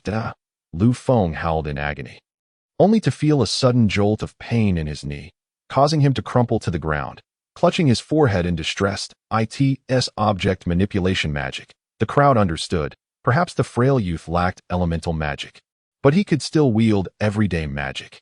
Observing his technique and the precision with which he controlled the stones, it was evident he had honed his skills to a remarkable degree. It was no wonder they had overlooked this possibility. In their minds, object manipulation magic was merely a trivial means of handling small items, and when it came to attacks, they had access to far more potent spells. Thus, the offensive potential of object manipulation magic was often subconsciously dismissed. Yet it was precisely because they lacked other options that Huang Guanglin had resorted to this singular method of victory. After several nights of training, the magical elements within him had increased, and he had become adept at everyday magic. Lu Feng, no matter how quick, could not outpace the flying stones. Thud, thud, thud. The stones rained down upon Lu Feng's head, forcing him to shield himself in agony. While tumultuous waves of disbelief surged within him, he could hardly fathom that Huang Guanglin, this so-called worthless individual, had managed to master magic in such a short span, while even Zegu had only recently become adept at it. Was he truly a good-for-nothing? Han Bing, too, was astonished, for she knew Huang Guanglin's magical aptitude and never imagined he could be so formidable. After a barrage of stones, Huang Guanglin chose to cease his assault, gathering the stones around him in readiness to defend against Lu Feng. Lu Feng, after a prolonged moment, finally released his grip on his throbbing head, and, upon looking up, found himself adorned with grotesque, swollen welts that made him appear almost monstrous, much to the amusement of the crowd. Indeed, those unafraid of trouble found it utterly amusing, erupting into laughter, leaving Lu Feng feeling humiliated and casting malevolent glances at Huang Guanglin. Yet Huang Guanglin remained undeterred. I may be deemed worthless, but how far removed are you from that status? Even if I am bullied mercilessly by Lin Zhe, I will not be reduced to his lapdog. Choosing to speak in the Lingyu language, he ensured the surrounding crowd understood his words. The spectators began to murmur and point at Lu Feng, further inciting his ire. You are finished, Huang Guanglin. You are finished. I shall not let you escape my wrath. Huang Guanglin beckoned with his finger. Come then, you. Lu Feng seethed with fury, yet dared not approach, for the stones seemed to possess a will of their own. Just then, a mocking voice rang out. Ah, Huang Guanglin, you seem quite impressive. It was Lin Zhe. Indeed, Lin Zhe approached, flanked by Zhao Cheng and a host of followers, their expressions a mix of amusement and malice. Though Huang Guanglin had endured Lin Zhe's bullying, he had never feared him. Seeing the unmistakable menace in Lin Zhe's demeanor, he felt no need to bear the brunt of his arrogance. Lin Zhe, have you lost your composure now that I have struck your dog? Huang Guanglin shot back defiantly. You, be silent. Huang Guanglin barked at Lu Feng. I am conversing with your master. Go stand aside. You? Lu Feng sputtered, blood spewing from his mouth, as Huang Guanglin's words clearly struck a nerve. Though he had sought to curry favor with Lin Zhe, he had never regarded himself as a dog. Now, being chastised by a worthless fool, he felt utterly humiliated and realized he could no longer maintain his standing in the academy. Just then, Lin Zhe interjected, indeed, one must consider the master when striking a dog. Huang Guanglin, have you grown too comfortable in your life to dare disregard my authority? Are you itching for punishment? Huang Guanglin shrugged nonchalantly. What of it? Whether you have reason or not, you will always oppress me that I might as well relish the opportunity to speak my mind. Ha! Well said. The two exchanged barbs, each in the Lingyu language. However, the perceptive among them could discern that Lin Zhe was adorned with a telepathic ring, evidently still mastering the language of the spirits. Yet, the frail youth stood out remarkably. Lacking a ring, yet articulating the spirit language with remarkable fluency. Han Bing hastened to Huang Guanglin's side, urgently imploring, you must leave at once. This is all my fault that I will apologize to them and ensure they do not trouble you. Huang Guanglin, however, shook his head, replying, Han Bing, you are mistaken. Regardless of whether this incident is due to you, Lin Zhe will find a reason to target me. Therefore, please do not interfere. He then leaned closer and whispered in her ear. You should step aside. I will need your assistance to return home once I've taken my beating. Han Bing felt the warmth of his breath against her earlobe, her cheeks involuntarily flushing, yet she found herself momentarily stunned by his words. Many onlookers were skilled magicians, some with keen hearing, who could not help but chuckle at the frail boy's murmured retort, ha. This little fellow is quite amusing. Among the crowd, Alexia and Lu Qian observed, their eyes scrutinizing Han Bing with an air of intrigue. Huang Guanglin noticed the two were not far off, so he placed a hand on Han Bing's shoulder, gently pushing her towards them. Now, let the boys fight. You girls should keep your distance to avoid any collateral damage, Huang Guanglin declared loudly before turning silently to face Lin Zhe. This seemingly casual action elicited a flicker of admiration from several observing girls, who shot disdainful glares at Lu Feng and his companions. Lin Zhe remained unfazed. Having recently acquired magic, he was eager to practice, and unexpectedly, this foolish boy had presented himself as an opportunity. How could he let such a chance slip away? Nevertheless, he felt compelled to utter a formal remark. Huang Guanglin, if you kneel and beg for mercy now, I might yet show you leniency. Huang Guanglin, however, glanced at Zhao Cheng and the others, declaring, Lin Zhe, you pride yourself on being a genius. You wouldn't allow your lackey to intervene, would you? Lin Zhe smirked disdainfully. Isn't it your intention to have me face you one-on-one? What difficulty could that present? You have always been my punching bag. When have you ever posed a challenge to me? This conflict was destined to escalate. Huang Guanglin recognized his recklessness. Even if he could defeat the magic-inept Lu Feng with his object manipulation magic, he stood no chance against Lin Zhe, for Lin Zhe had mastered fire magic. He brandished his wand, pointing it forward, his voice brimming with eagerness. Huang Guanglin, since you seek your demise, I shall not hold back. I have just learned the fireball spell, and if I cannot control it, I might reduce you to ashes. With that, he began to chant the incantation. Great fire god, esteemed fire spirit, let your enemies be consumed by flames. Lin Zhe's command over the language of spirits was still lacking, and as he had only recently learned the fireball spell, his incantation was sluggish and was soon interrupted. Huang Guanglin would not permit him to succeed. Raising his wand, he unleashed his object manipulation magic, sending several stones hurtling at Lin Zhe's head. Concentration was essential for incantation, and Lin Zhe, already unfamiliar with the spell, found himself unable to launch the fireball amidst the barrage of attacks. You scoundrel! Huang Guanglin cheekily stuck out his tongue. No, you are the scoundrel. Your entire family are scoundrels. This phrase, commonplace on Earth, struck as remarkably novel in the magical realm, provoking laughter from the gathered crowd. Who would have thought such insults could be so entertaining? Chapter 36. The metal. As Lin Zhe dodged the flying stones, he felt a mix of irritation and disbelief. He was acutely aware of Huang Guangling's abilities. It was inconceivable that he could master everyday magic so proficiently in such a short span. Previously, he had struggled with the spirit language, and now with this magic. How had he achieved such prowess? Yet, Lin Zhe could not afford to be distracted. He was determined to defeat the frail boy swiftly.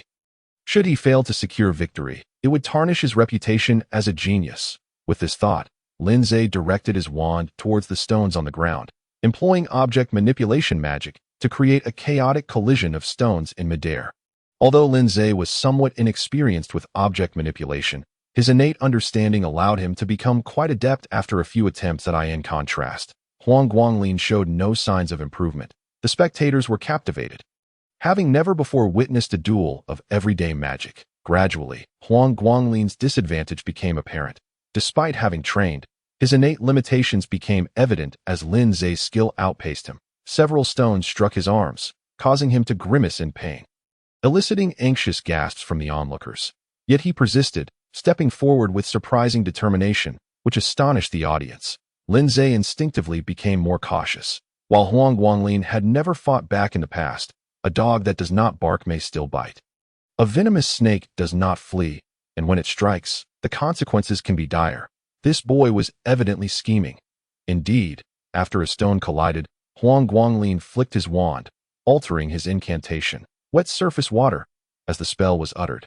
A series of water droplets materialized in the air, yet Huang Guangling flicked his wand again, transforming the incantation once more. Gentle breeze. Instantly, a gust of wind arose, propelling the airborne water droplets towards Lin Zhe. The speed at which these two spells were cast caught many off guard, and Lin Zhe was left astonished by the breadth of magic the frail boy commanded in that moment of distraction. The water droplets struck his eyes, prompting Lin Zhe to instinctively shut them. Suddenly, he felt a sharp blow to his abdomen. Huang Guangling seized the opportunity, darting forward and landing a precise punch to Lin Zhe's stomach. And that was not all. He quickly drew back his elbow and delivered another blow to Lin Zhe's cheek, sending him crashing to the ground. The grievances accumulated from years of bullying were momentarily avenged. Cheers erupted from the crowd, applauding the youth's boldness. Wet surface water is a spell typically used for washing one's face, while gentle breeze is meant to alleviate heat. Both are commonplace spells, yet Huang Guangling, despite his recent enrollment and average aptitude, wielded them with such fluidity, even using them to aid in combat, which truly garnered admiration. Han Bing could not help but breathe a sigh of relief, her gaze drifting to the boy in the arena, her eyes glazing over with admiration. Meanwhile, Alexia furrowed her brow, for Lin Zhe sprang back up with remarkable speed and strength, retaliating with a fierce punch. Ultimately, the disparity in physical strength was too great. The damage Huang Guangling inflicted was minimal, yet it ignited Lin Zhe's fury in retaliation. Lin Zhe's punch was delivered with full force, causing Huang Guangling to clutch his abdomen in pain. Excellent. Truly splendid. Lin Zhe's expression twisted into a snarl. Having been struck twice by someone he had always bullied was an unbearable humiliation. To wash away this disgrace, he felt compelled to eliminate the source. Observing Huang Guangling writhing on the ground, clutching his stomach, Lin Zhe delivered 2 swift kicks, causing him to spit blood. Yet he found no solace in this. Raising his wand, he began to chant, "Great Fire God. Esteemed Fire Spirit, let your enemies be reduced to ashes." Alarm spread through the crowd. Lin Zhe was intent on incinerating his opponent. Alexia and Lu Qian were equally shocked. They had not anticipated Lin Zhe would resort to lethal force. After all, this was an academy, and they were all classmates. It had not reached the point of life and death. How dare he? Han Bing's face paled in fear as she grasped the dire situation. Perish! At the tip of his wand, a crimson magical circle flickered to life, and a fireball the size of a fist hurtled toward the frail youth. Sensing the searing wave of heat, Huang Guangling managed a bitter smile. As if bidding farewell to this world, thoughts of his phone in his pocket filled him with melancholy, his eyes brimming with longing. Come, in my life, and I shall reunite with my mother. His gaze dimmed, a sense of resignation enveloping him. Everyone bore witness, yet only Lu Qian comprehended the depth of his despair. Her heart clenched painfully. Why? Why did it come to this? At that moment, the onlookers were paralyzed. Unable to intervene, some even lowered their heads, unwilling to witness the impending tragedy. Suddenly, A booming voice pierced the air. "You dare to act with such boldness within the academy." The speaker was a middle-aged man. And in the next instant, a figure surged from the crowd, drawing a sword with a resounding clang, deftly swatting the fireball aside. What an astonishing display! Who was this formidable individual capable of deflecting a fireball? Lin Zhe was momentarily stunned, gazing at the armored man wielding a sword. He did not recognize him, but could tell he was a general. "Who are you?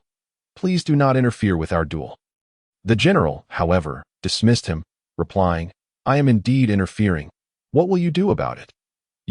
Lin Zhe was at a loss for words, but without understanding the man's identity, he dared not provoke him recklessly. Huang Guanglin, however, recognized him. Struggling to speak, "General Crom, what brings you here?" The person approaching was none other than Crom, whom I had met just the previous evening. I was astonished to find him at the academy, and even more so that he had come to my rescue. General Crom chuckled, remarking that had he not arrived, I would have been reduced to mere ashes, and who would then receive His Majesty's medal? The mention of a medal piqued Huang Guanglin's interest. Though others were left bewildered, many recognized Crom as the city guard of the royal capital, and Elixia was particularly familiar with him, yet none understood his purpose for visiting that day, recalling the events of the previous night. Elixia couldn't help but speculate. Could it be? Crom wasted no time in revealing his intentions, stating, "You, young man, have found favor. You saved a noble yesterday, and His Majesty has commanded me to present you with a medal for your bravery." Saved a noble? Huang Guanglin understood at once, for he was aware of the esteemed identity of the young girl he had rescued, and thus was not surprised. However, others were taken aback, particularly the nobles like Elixia, who were well aware of the events that transpired the night before. Saved a noble? That noble could only be Princess Marjorie. Indeed, what fortuitous luck! Meanwhile, Lin Zhe and his companions widened their eyes in disbelief, their hearts sinking as they cast doubtful glances at the frail boy lying on the ground. Could it truly be that he had struck such fortune? General Crom, clearly serious, beckoned the soldiers behind him to step forward and retrieved a beautifully crafted badge from an ornate box, personally fastening it to Huang Guanglin's chest. "This is the medal granted to you by His Majesty. With it, ordinary nobles will think twice before troubling you, and commoners will dare not insult you." Chapter 37. The curtain falls. General Crom's proclamation instantly sparked a commotion among the onlookers. Although the medal bore no tangible benefits, it was a tremendous honor, sparing Huang Guanglin from considerable trouble. As long as he bore the medal, nobles generally would refrain from causing him distress, and commoners, like Lin Zhe, would no longer dare to bully him as they had that day. Huang Guanglin could not suppress the urge to touch the badge on his chest, a surge of indescribable emotions welling up within him. Had he truly struck it lucky? At that moment, General Crom turned his sharp gaze toward Lin Zhe, his eyes piercing. "You, young man, harbored malicious intent just moments ago, attempting to burn someone alive." Lin Zhe's heart raced, yet he forced himself to remain calm. "General, please understand, I was merely sparring with Huang Guanglin. It was an error in my magic control. Thankfully, you arrived in time. Otherwise, it could have resulted in an irreversible tragedy." The crowd could not help but laugh at his words. To speak such blatant falsehoods was to embody the very essence of deceit, as if Lin Zhe believed General Crom, the city guard, to be a fool. Indeed, General Crom found the situation amusing, chuckling. "It seems someone has mistaken me for an idiot. Regardless, Huang Guanglin has received a medal for his valor from His Majesty, and your attempt to harm him was witnessed by all that I possess the authority to arrest you, even to execute you on the spot." Gasps of shock echoed through the crowd. General Crom was genuinely furious, and Lin Zhe had found himself in dire straits. Zhao Cheng and his companions recoiled in fear, hastily distancing themselves, while even Lu Feng cautiously edged away, eager to escape Lin Zhe's predicament. Lin Zhe was startled, but upon observing their reactions, wore a cold smirk. These individuals, who once showered him with flattery, now seemed eager to sprout additional limbs to flee. The fickleness of human affection was starkly evident after a moment's contemplation. Lin Zhe seized Lu Feng by the collar and tossed him before General Crom. He then knelt on one knee, suppressing his breath to explain, "General, the situation is as follows. This young man is my subordinate, and I was merely intervening in a dispute over a woman with Huang Guanglin that I was misled by him into this predicament. My magic was indeed poorly controlled. I bore no intent to kill Huang Guanglin. Lu Feng tumbled to the ground. Dazed. You, silence. Lindsay bellowed. You nearly caused my demise. The crowd observed in silence, their gazes laden with intrigue. This earthling possessed a heart of stone. Just moments ago, he had sought to take a life. Yet now, in a desperate bid for survival, he readily threw his own subordinate under the bus. General Crom was no fool. His smile had turned icy. Do you believe that your words alone will suffice? Should I inquire with others? Your lies will unravel before my eyes. Lindsay's countenance darkened, yet he bowed his head, no longer contesting that moment. A tall and handsome young man with blue hair approached. A knowing smile gracing his features, the crowd paused, curious as to his intentions. Wait. His magnetic voice carried an undeniable authority. Huang Guanglin blinked, instantly recognizing the newcomer. Marco Bradley. This was the blue-haired gentleman who had troubled Lu Qi that morning. And Huang Guanglin had no illusions that he would intervene for his benefit. As anticipated, Marco Bradley spoke. I can attest that what Lindsay claims is true. General Crom's expression soured, yet he inclined his head in respect. Ah, it is young Master Marco. You wish to vouch for Lindsay's words. Marco fixed his gaze on Crom. Might you grant me a favor? After all, no one was harmed. Were they? Moreover, Lindsay is not the true culprit. This Lu Feng is the real instigator. Lindsay's head snapped up, his eyes gleaming with hope as he regarded the blue-haired youth who had unexpectedly come to his aid. He sensed a glimmer of a promising future. The blue-haired youth had saved him. He would surely find himself in service to him. Lu Feng, however, turned pale. General Crom understood that the Bradley family was formidable. As a mere city guard, he could not afford to offend them. Seeing the opportunity to retreat gracefully, he could only offer a concession to the frail boy. In that case, Lu Feng will be temporarily detained. Lindsay's magic has faltered, but consider this a one-time reprieve. At these words, silence enveloped the crowd. Han Bing's eyes reddened, ready to speak, but Elixia and Lu Qi held her back. The reality of the situation was apparent to all. General Crom's words were patently unjust. Yet, what could be done? The Bradley family was no ordinary nobility. Even with His Majesty's medal, Huang Guanglin could still be easily dispatched. Thus, rather than contesting the injustice, it was wiser to endure. General Crom cast an apologetic glance at the frail boy on the ground, who in turn offered a sincere look. Thank you for your assistance today, General. The general was momentarily taken aback. Then a genuine smile broke upon his face. This child possessed remarkable clarity of thought. He waved to the soldiers behind him, who promptly bound Lu Feng, disregarding his cries for mercy, and escorted him away. General Crom helped Huang Guanglin to his feet, patting him on the shoulder. Young man, should you encounter any difficulties in the future, do not hesitate to seek my assistance. I shall do my utmost to help. With that, he turned and departed, leaving Huang Guanglin to gaze after him as he merged into the throng. Lindsay, he called out, I have not perished, and you must refrain from bullying me in the future. Lindsay ground his teeth, retorting, you merely stumbled upon luck. We shall see. Meanwhile, Marco Bradley scrutinized the frail boy with an amused expression, causing Huang Guanglin to instinctively lower his gaze under the weight of the piercing scrutiny. It was not until Marco led Lindsay away that Huang Guanglin wiped the cold sweat from his forehead. His heart still racing uncontrollably that he had truly been terrified, almost convinced that Marco Bradley intended to take his life. Reflecting on the morning's encounter with Lu Qi, he realized that the young noble's pettiness was shocking. By instinct, Huang Guanglin glanced at Lu Qi, who met his gaze momentarily before looking away, her dark eyes filled with regret, only to divert her attention elsewhere. Han Bing rushed over, her eyes scanning Huang Guanglin's battered form. Tears streaming down her cheeks. I'm so sorry. It's all my fault. Huang Guanglin shook his head. Your involvement may have led to Lu Feng's actions, but you need not feel guilt over Lindsay. Han Bing shook her head but offered no further words. That moment, Elixia approached, her hand brushing her staff, and asked, Would you like me to assist with your healing? The young man promptly shook his head. No. Thank you. I will recover swiftly. Is that so? Elixia sighed, silently turning away. Lu Qi, throughout the ordeal, had remained at a distance, never approaching. Chapter 38. Affections. Huang Guanglin had underestimated the severity of his injuries, struggling even to stand. His healing magic was still rudimentary, yielding little effect. Observing this, Han Bing draped his arm over her shoulder, offering support. It was the first time Han Bing had such intimate contact with a boy. and her face turned a deep shade of crimson. However, she chose not to let go. Step by step, she guided the frail young man to the library, where they both collapsed onto the chairs. Unable to resist, Han Bing glanced at the boy sitting opposite her, and a peculiar emotion stirred within her heart. Yet, being still young, she merely attributed it to gratitude and guilt. Huang Guanglin was panting heavily.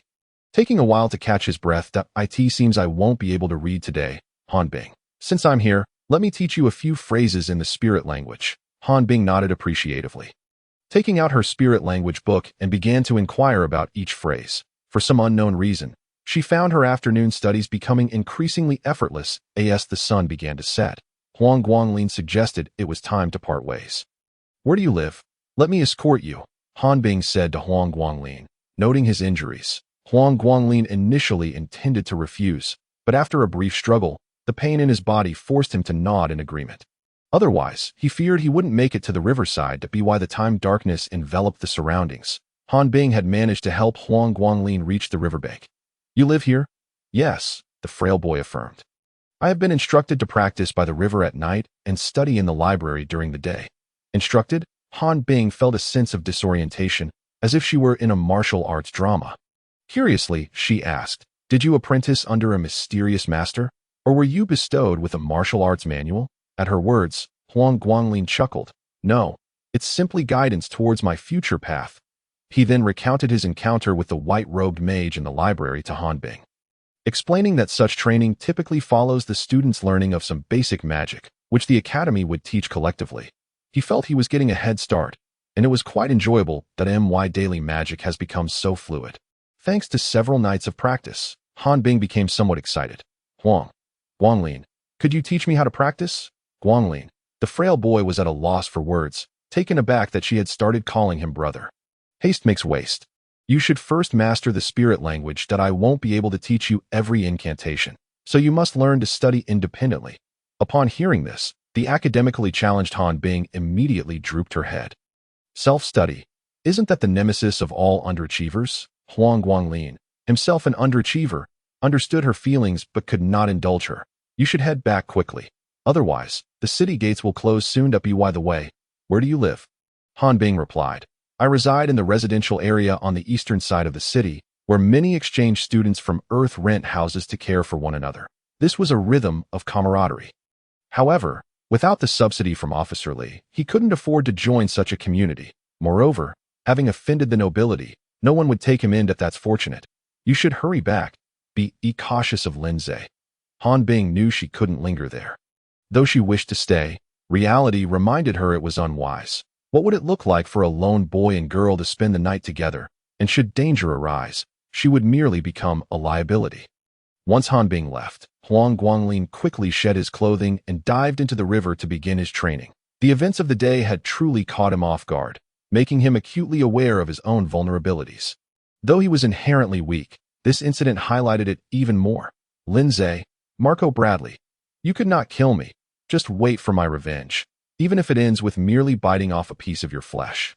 I shall have no regrets." After another night of training, as dawn began to break, Huang Guanglin emerged from the river.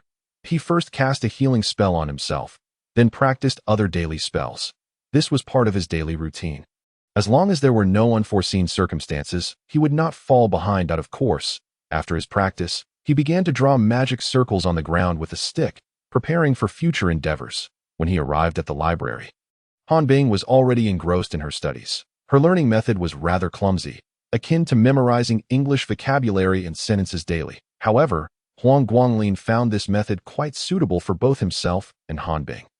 Not everyone possesses Lu Qian's photographic memory. He taught Han Bing a few more everyday phrases, encouraging her to memorize them daily. Then, he tucked himself into a corner of the bookshelf and activated his memory, to read voraciously. With the medal bestowed by the king, few students would dare to trouble him, and life gradually settled into a steady rhythm. The days of tranquility passed swiftly, and before he knew it, a week had flown by. On this day, Teacher Catherine specifically visited the library to find Huang Guanglin. Although Teacher Catherine frequented the library daily, she seldom lingered on the first floor, and Huang Guanglin often hid behind the bookshelves, making their encounters rare. Conversely, Han Bing had met her a few times and had mustered the courage to converse with the teacher using her rudimentary spirit language. Fortunately, Teacher Catherine, though cool on the exterior, was warm-hearted within. Having witnessed the girl's bravery, she patiently guided her.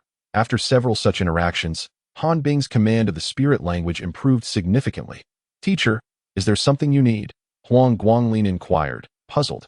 "Indeed, there is," Teacher Catherine nodded. "The academy has been in session for over half a month now, and every year at this time, a forest expedition is organized to expose students to monsters. A forest expedition. Monsters. Huang Guanglin was well aware of this, as even though he seldom attended classes, much could be gleaned from books. "I have informed you. Remember to gather on the lawn early tomorrow morning, or you shall be left behind." After conveying this, Teacher Catherine added thoughtfully, "It seems you have found your direction. I want to say much more. Should you have any questions, feel free to approach me, and I will do my utmost to assist you. Furthermore, Brittany has not seen you for quite some time. She mentions you daily." Brittany. Huang Guanglin murmured the familiar name, momentarily at a loss for words. It wasn't that he didn't want to seek out Brittany. He simply lacked the time. Moreover, given her esteemed status, he would not encounter her unless she visited the library. Teacher Catherine then turned to Han Bing. "Your spirit language has reached a competent level. Given your diligence, I will find time to help you catch up on your lessons. After the forest expedition, you may return to the classroom for lectures." Han Bing was overjoyed. "Thank you, teacher." As Teacher Catherine departed, Han Bing could hardly contain her excitement, grabbing Huang Guanglin's arm. "Guanglin, did you hear? The teacher said I've passed the spirit language. I can attend classes now." "Ahem, I heard you," Huang Guanglin replied. "Teacher Catherine is very kind. She even promised to help you catch up." Yes, I am very grateful to her. And Guanglin, I am also immensely thankful to you. Thank you for appearing when I was most helpless and for helping me with my heart." At this thought, Han Bing suddenly blushed, staring dazedly at the frail boy's face. Although his features were not particularly handsome, they were now deeply etched in the girl's mind. Chapter 39.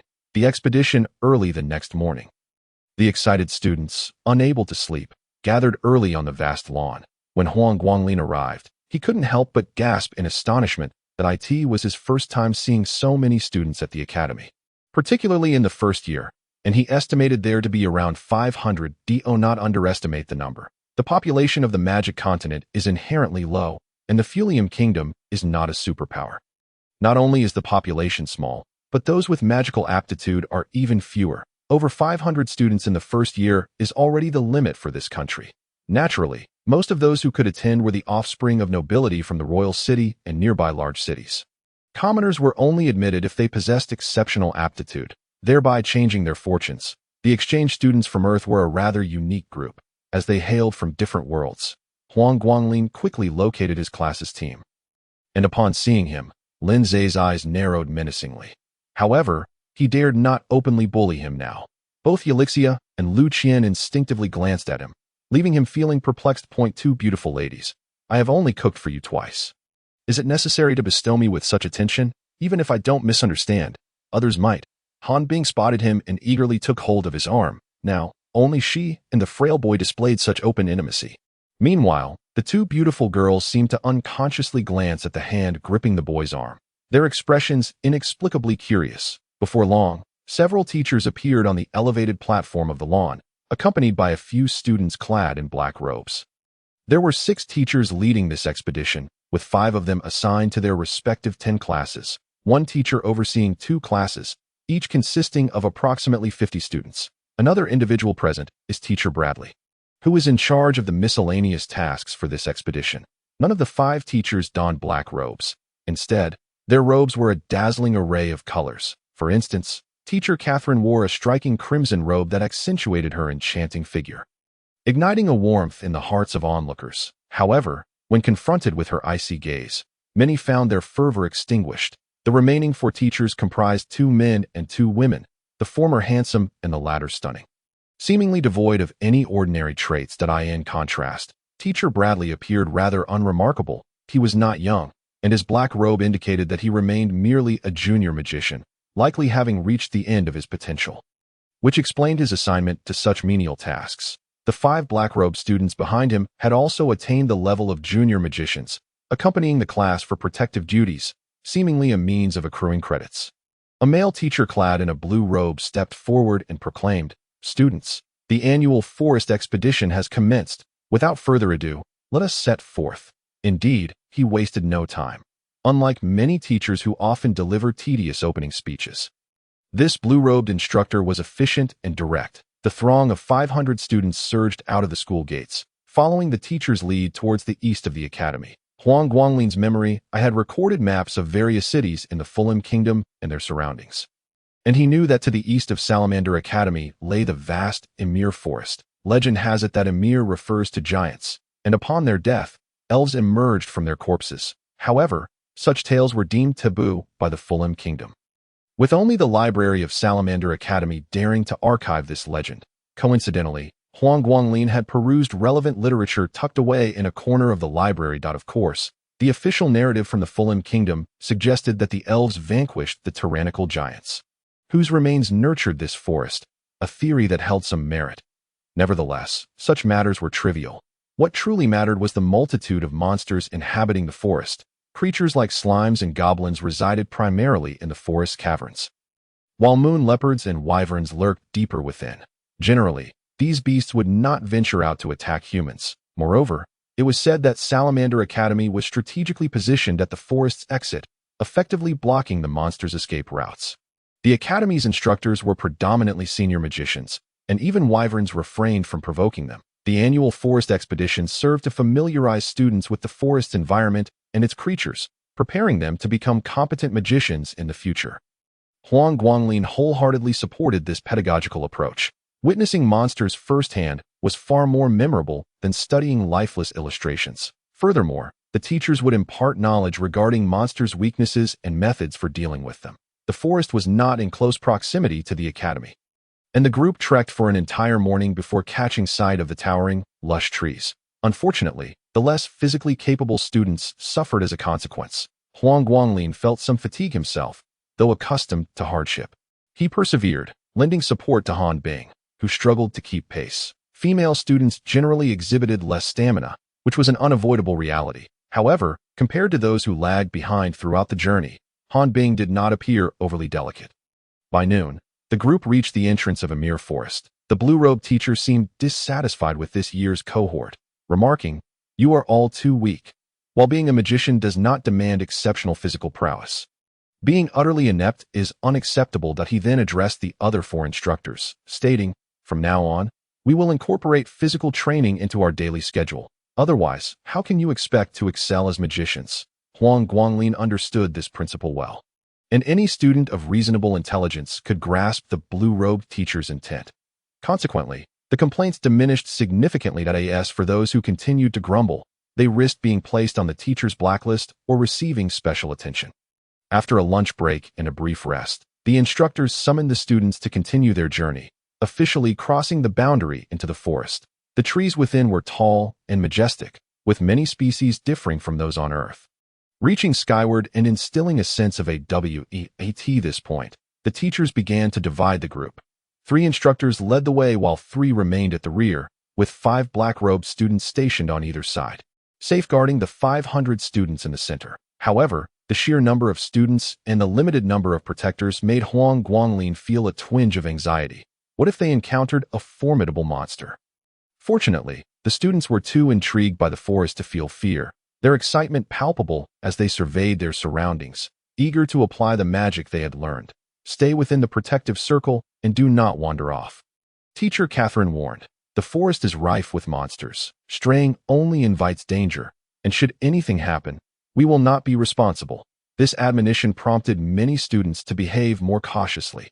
Not long after entering the forest, a creature bounded into view, a fist-sized, soft, white and light blue sphere, devoid of eyes or mouth, yet capable of bouncing around. The blue-robed teacher swiftly captured the creature, turning to the students and declaring, "This is the lowest tier of monster slime. Observe its size. It is still in its juvenile stage and poses minimal threat. Adult slimes possess corrosive properties and should not be touched lightly." With that, he tossed the slime toward the students, who eagerly scrambled to examine it. Chapter 40. Herbal Remedies. Truth be told, juvenile slimes were merely bouncy little spheres, and their soft texture made them appealing to girls. However, adult slimes were far less charming. Their corrosive nature often resulted in the destruction of clothing and even skin upon attack. When the small slime reached Huang Guanglin, he glanced at it indifferently before losing interest, passing it to the back, where Teacher Catherine stood. He was at the rear of the group, and it appeared that Teacher Catherine preferred not to have her back scrutinized. Thus she lingered behind. Unconsciously receiving the slime, Teacher Catherine momentarily hesitated, observing the boy's retreating figure. Lost in thought, the group pressed onward, encountering several adult slimes along the way. The leading teacher showed no mercy, dispatching them with spells while explaining their weaknesses to the students. Huang Guanglin had already read about these creatures in books, so he paid little attention, instead casting his gaze around. A familiar herb caught his eye from a distance, prompting the slender boy to pause. This herb, known as blue leaf grass, was characterized by its blue leaves. Standing 3 inches tall with 7 leaves, it served as a medicinal catalyst for water attribute magic apprentices. While it held little value for the teachers, it was a worthwhile find for new students. Huang Guanglin pointed out the herb to Teacher Catherine, inquiring, "Teacher, is that blue leaf grass?" Teacher Catherine blinked in surprise, giving it a brief glance before nodding. "Yes. Do you wish to collect it? Is it permissible?"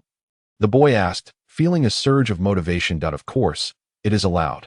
With the teacher's consent, Huang Guanglin darted forward, retrieving a bamboo strip from his pocket to dig into the soil. He had prepared for this the previous night.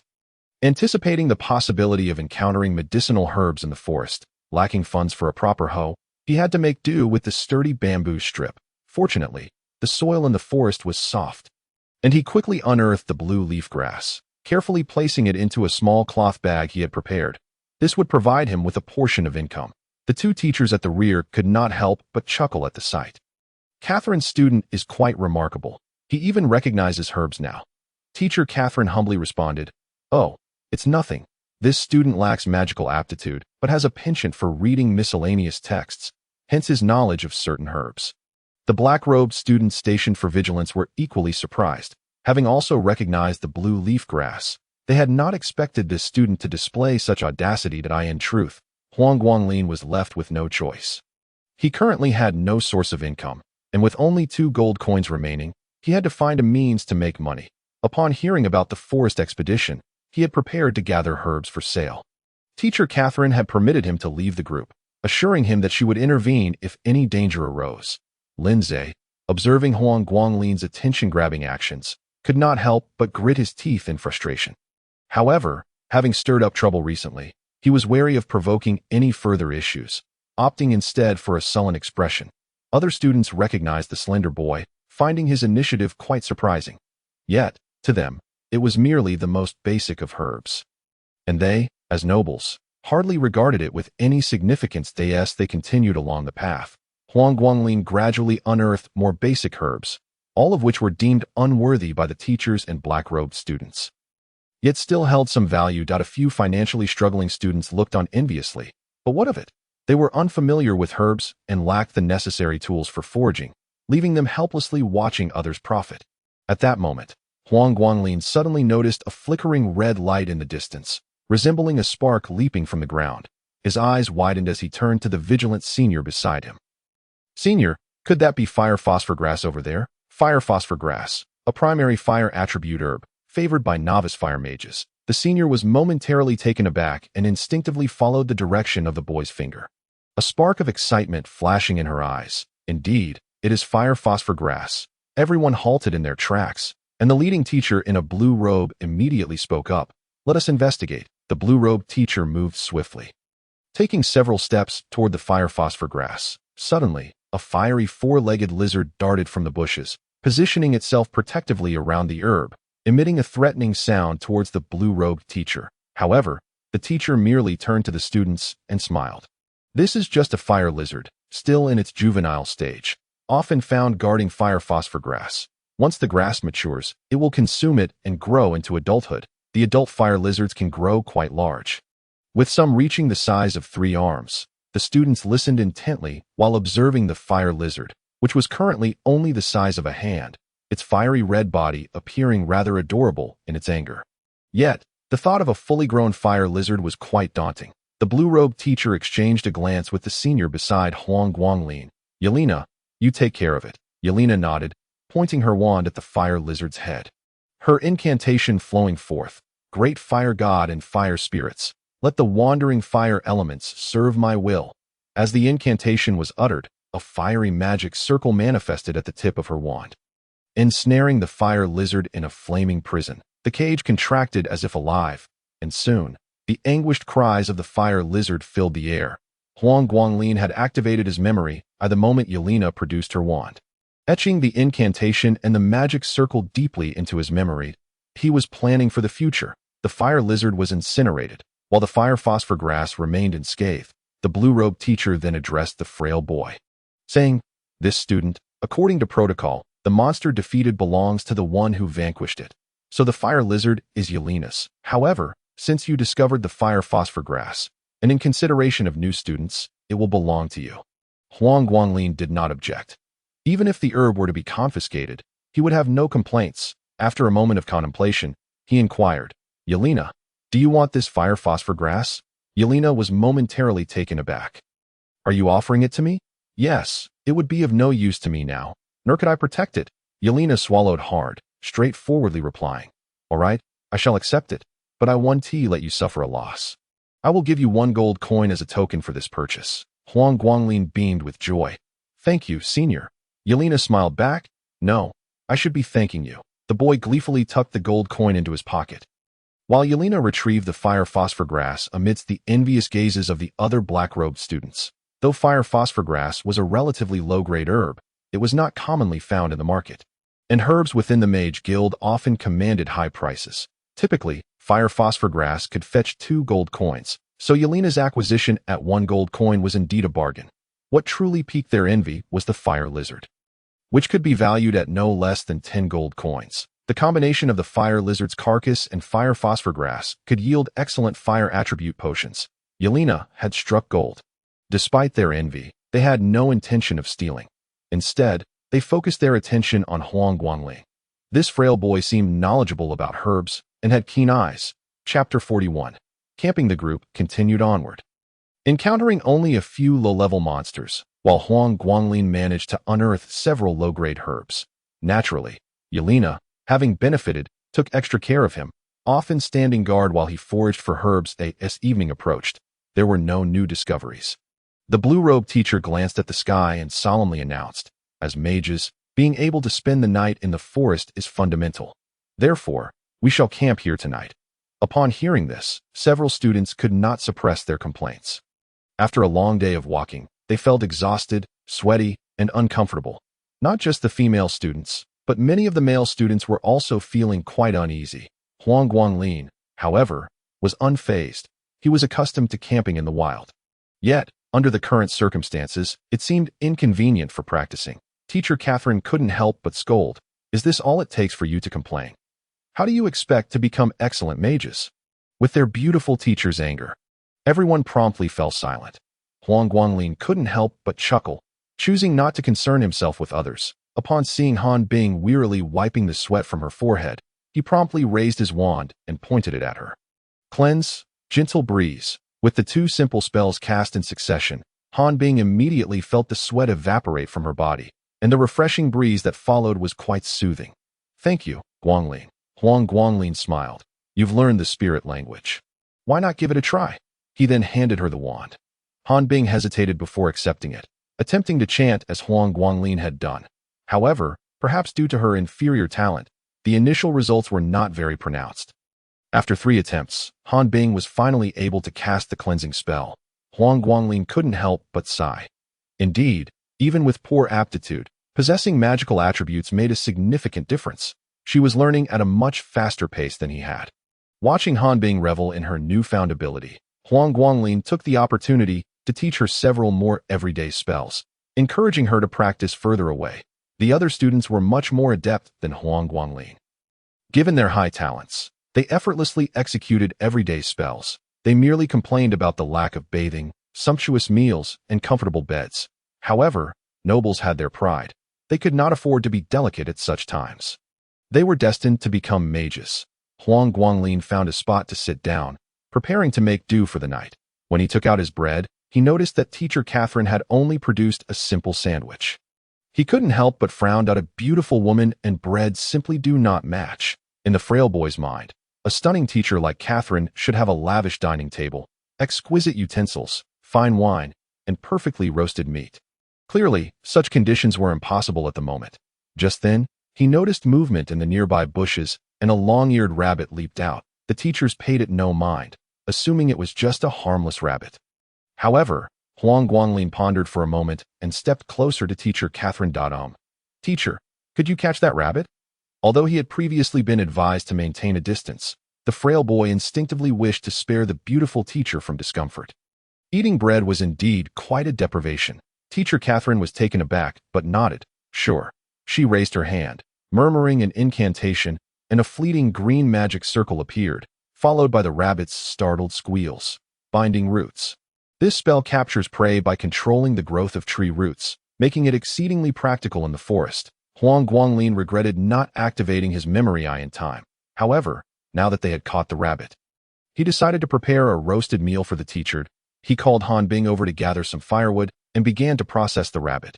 Thankfully, the teacher had a dagger and could conjure water with magic. So it wasn't long before the cleaned rabbit was placed over the fire. Huang Guanglin even rubbed salt on it, but Han Bing thought it wasn't enough and sought out some wild herbs nearby to stuff into the rabbit's cavity. It seemed the girl had quite the culinary skills. Initially, the other teachers and students paid little heed, but as the aroma of the roasting meat wafted through the air, one by one, they couldn't help but swallow hard. Their eyes frequently darting in that direction, their bread and jerky suddenly tasting bland. Huang Guanglin felt quite embarrassed and glanced at Teacher Catherine, who appeared to be biting her lip, her throat seemingly moving. Yet, she remained silent, appearing unwilling to share. Han Bing chuckled softly, leaning closer to Huang Guanglin and whispering, Guanglin, I heard while studying the spirit language in town that the people of the Frame Kingdom seem to struggle with roasting meat. Oh, is that so? Rabbit meat is quite tough, and this particular rabbit seems to carry some peculiar flavor, likely due to improper handling. Also, insufficient salt would definitely make it unpalatable. The wild herbs I added also serve to eliminate any gamey taste, making it even more fragrant.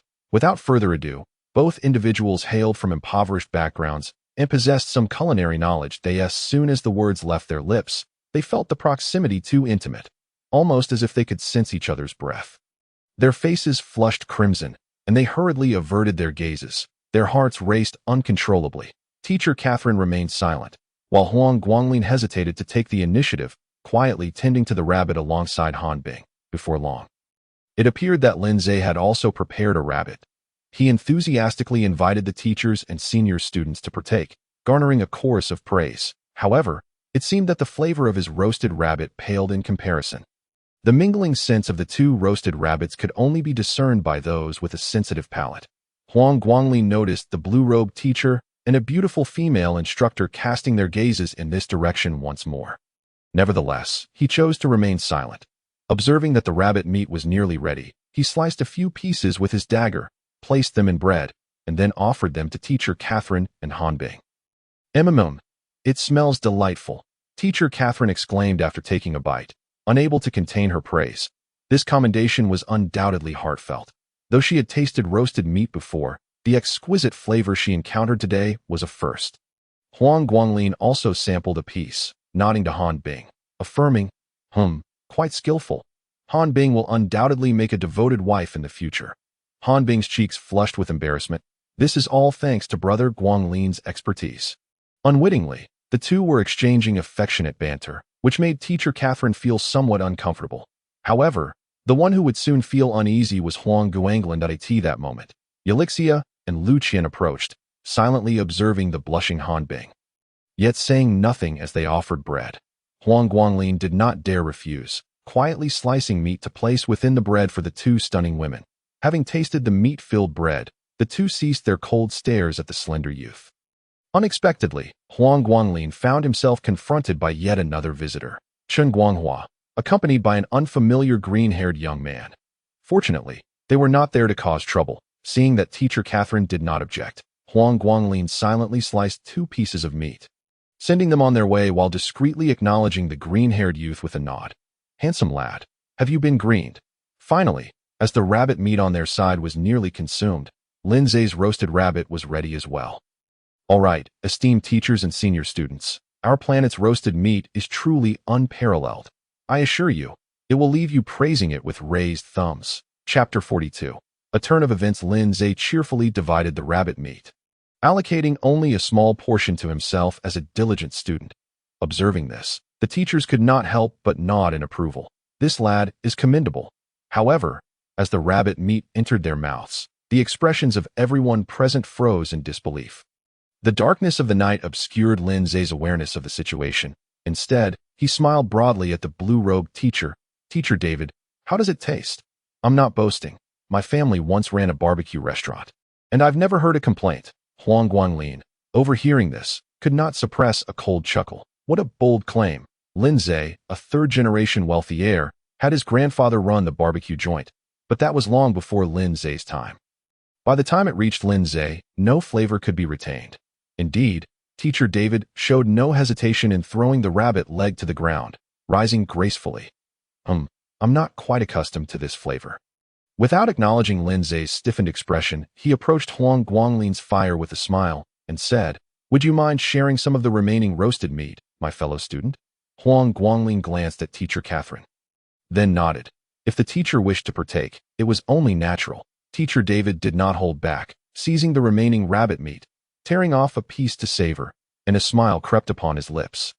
This flavor suits me far better. He refrained from stating that Lindsay's roasted rabbit was unpalatable or that Huang Guanglin's was delicious, merely expressing that it was more fitting for him. Leaving Lindsay to swallow his frustration, the beautiful teacher, who had been glancing this way, now approached. Teacher David, do take your time eating. Allow me a taste. Reluctantly, Teacher David sliced a piece and handed it over. Here you go. Teacher Audrey, it's not that I'm stingy, but there's barely any left. Teacher Audrey, undeterred by the small portion, silently stuffed the roasted meat slice into her bread, relishing it with delight. Not bad. This flavor suits me as well. Observing both Teacher David and Teacher Audrey savoring their portions, the other instructors and students in black robes awkwardly accepted the roasted meat offered by Lindsay. Moments ago, they had praised Lindsay's thoughtfulness. Could they retract their words? They had hoped that the slender youth would exhibit more consideration. Lindsay's countenance had darkened considerably. He bit into the rabbit meat in frustration, nearly retching at the taste. Yes, his family had indeed once run a barbecue business, but that was due to his grandfather's expertise, not his own. Furthermore, since his father became wealthy, he had not engaged in such endeavors. His ability to roast meat stemmed from frequent consumption and observation. However, the flavor was truly unremarkable. Damn it, how did Huang Guanglin achieve such a result? Isn't barbecue all the same? Could it be the salt? Yes, it must be the salt. How could roasted meat taste good without salt? He felt as though he had unearthed the cause, yet the teachers and seniors had already set their roasted meat down, offering him apologetic smiles. The meaning was clear. The roasted meat did not suit their palates. Seeing Lindsay's gloomy expression, Huang Guanglin felt an unprecedented sense of elation. However, he refrained from provoking Lindsay. They were in the forest, and it was nighttime. He could not guarantee what might occur, so it was best to avoid trouble at this moment. He quietly returned to his chosen spot, instinctively sitting cross-legged, his fingers forming a spell. Can I cultivate? It turned out that the heavy dew of the forest night enhanced the water elements, making it quite suitable for his practice. His actions immediately piqued the curiosity of the teachers and senior students, with several from affluent backgrounds unable to suppress their astonishment. This youth had already commenced his cultivation. It was noteworthy that the new batch of students had only just begun to learn the intricacies of magic, and it had not been a month since they were introduced to cultivation techniques. Clearly, those from noble backgrounds were exceptions, and Huang Guanglin seemed to defy expectations. Teacher Catherine observed for a moment and could not help but nod. He was absorbing water elemental energy, which posed little threat to his neutral body. It seemed this young fellow had received guidance from someone. Many, astonished at first, soon began their own cultivation. The teachers exchanged glances, unable to suppress their admiration. Though many students had ample free time, only a portion actively utilized it. While most practicing students hailed from nobility, a few exceptional commoners also stood out. Despite the lack of noble resources in the academy's library, it was well stocked, allowing diligent and intelligent students to excel at this juncture. Han Bing cautiously addressed Teacher Catherine. Teacher, I am of water affinity. Can I practice Brother Guangling's method as well? Teacher Catherine replied, Have you mastered it? Yes, I have. Then you may proceed. The water affinity cultivation method will suit you well. Teacher Catherine spoke truthfully. Compared to the neutral Huang Guanglin, water affinity Han Bing would undoubtedly progress more swiftly. It was surprising that the previously lagging girl was now catching up. Indeed, it was no small feat with so many engaged in cultivation. The remaining individuals found themselves in an awkward position. Unfortunately, Lin Zhe was among them. He often relied on his innate talent, believing that diligent attendance in class sufficed. However, talents like Lu Qian and Chen Guanghua possessed a superior innate ability, an eagerness to learn. Thus, both were also participating in cultivation, and their activity was anything but subtle. At that moment, Chen Guanghua sat cross-legged, and the earth around him began to undulate, soon enveloping him in a cocoon. As for Lu Qian, scattered fire elements rapidly converged, causing the surrounding air to grow sweltering. Moreover, as time progressed, flames seemed to envelop her entire being, startling everyone present. Teacher, is this safe? Yelena could not help but inquire. Teacher David, however, smiled with satisfaction. It's perfectly fine. This is a tremendous blessing. He had not anticipated that this student, Lu Qian, possessed such aptitude. Of course, Chen Guanghua was equally impressive. Such phenomena during cultivation were clear indicators of exceptional talent. For instance, Elixia and the green-haired youth had already learned to control such occurrences. Otherwise, the spectacle would be even more breathtaking. Unfortunately, it was best not to draw attention in the forest at night, lest unforeseen events arise. The howling of wolves echoed in the distance, causing the teachers to become vigilant and promptly instruct the students to cease their cultivation. Before long, pairs of green eyes materialized from the darkness, prompting a wave of tension among all present. Everyone, be alert. It's the Gale Wolves. Professor David brandished his wand and declared loudly. Professor Audrey couldn't help but mutter under her breath, Damn, these creatures are exceedingly bothersome. They must have sensed the intense magical fluctuations, which is why they gathered around. After glancing at Lu Qi, she noted that the girl's training was causing quite a commotion. The potency of the fire element was so strong that it was no surprise it attracted the wind wolves. However, ensuring everyone's safety at night was another matter. Professor Catherine waved her wand and proclaimed, Everyone, huddle together and do not stray from our protective circle. Rest assured, the teachers and senior students will safeguard you. The students did not lack faith in their teacher's words. Rather, encountering a pack of wolves at night was unnerving for anyone. Chapter 43. Battle. At that moment, Alexia and the green-haired handsome youth stepped forward, accompanied by several young nobles. Their faces bore no traces of fear, drawing curious glances from others. The green-haired youth chuckled. We are nobles, destined to become esteemed mages.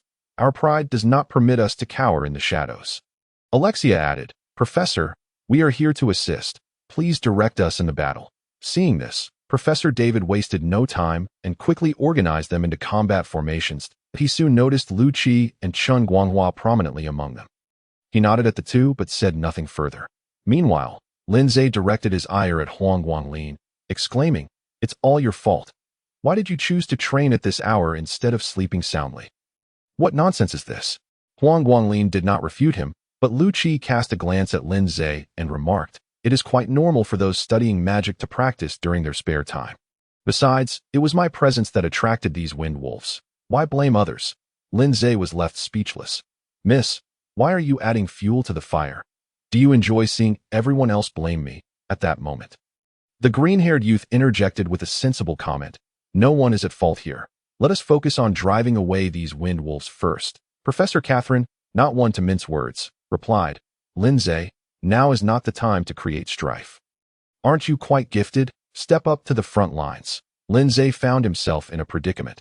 Hearing Professor Catherine's directive, he could only sulkily push his way into the formation. However, those nearby instinctively distanced themselves from him. After all, he had previously unhesitatingly thrown his underlings to face danger. Who knew if he would resort to underhanded tactics himself? The wind wolves charged forth at remarkable speed, propelled by the Wolf King's howl, only to be met with a row of glowing wands. Great Fire God, noble fire spirits, reduce our enemies to ashes. Great Fire God and fire spirits, let the elemental fire of the heavens be at my command.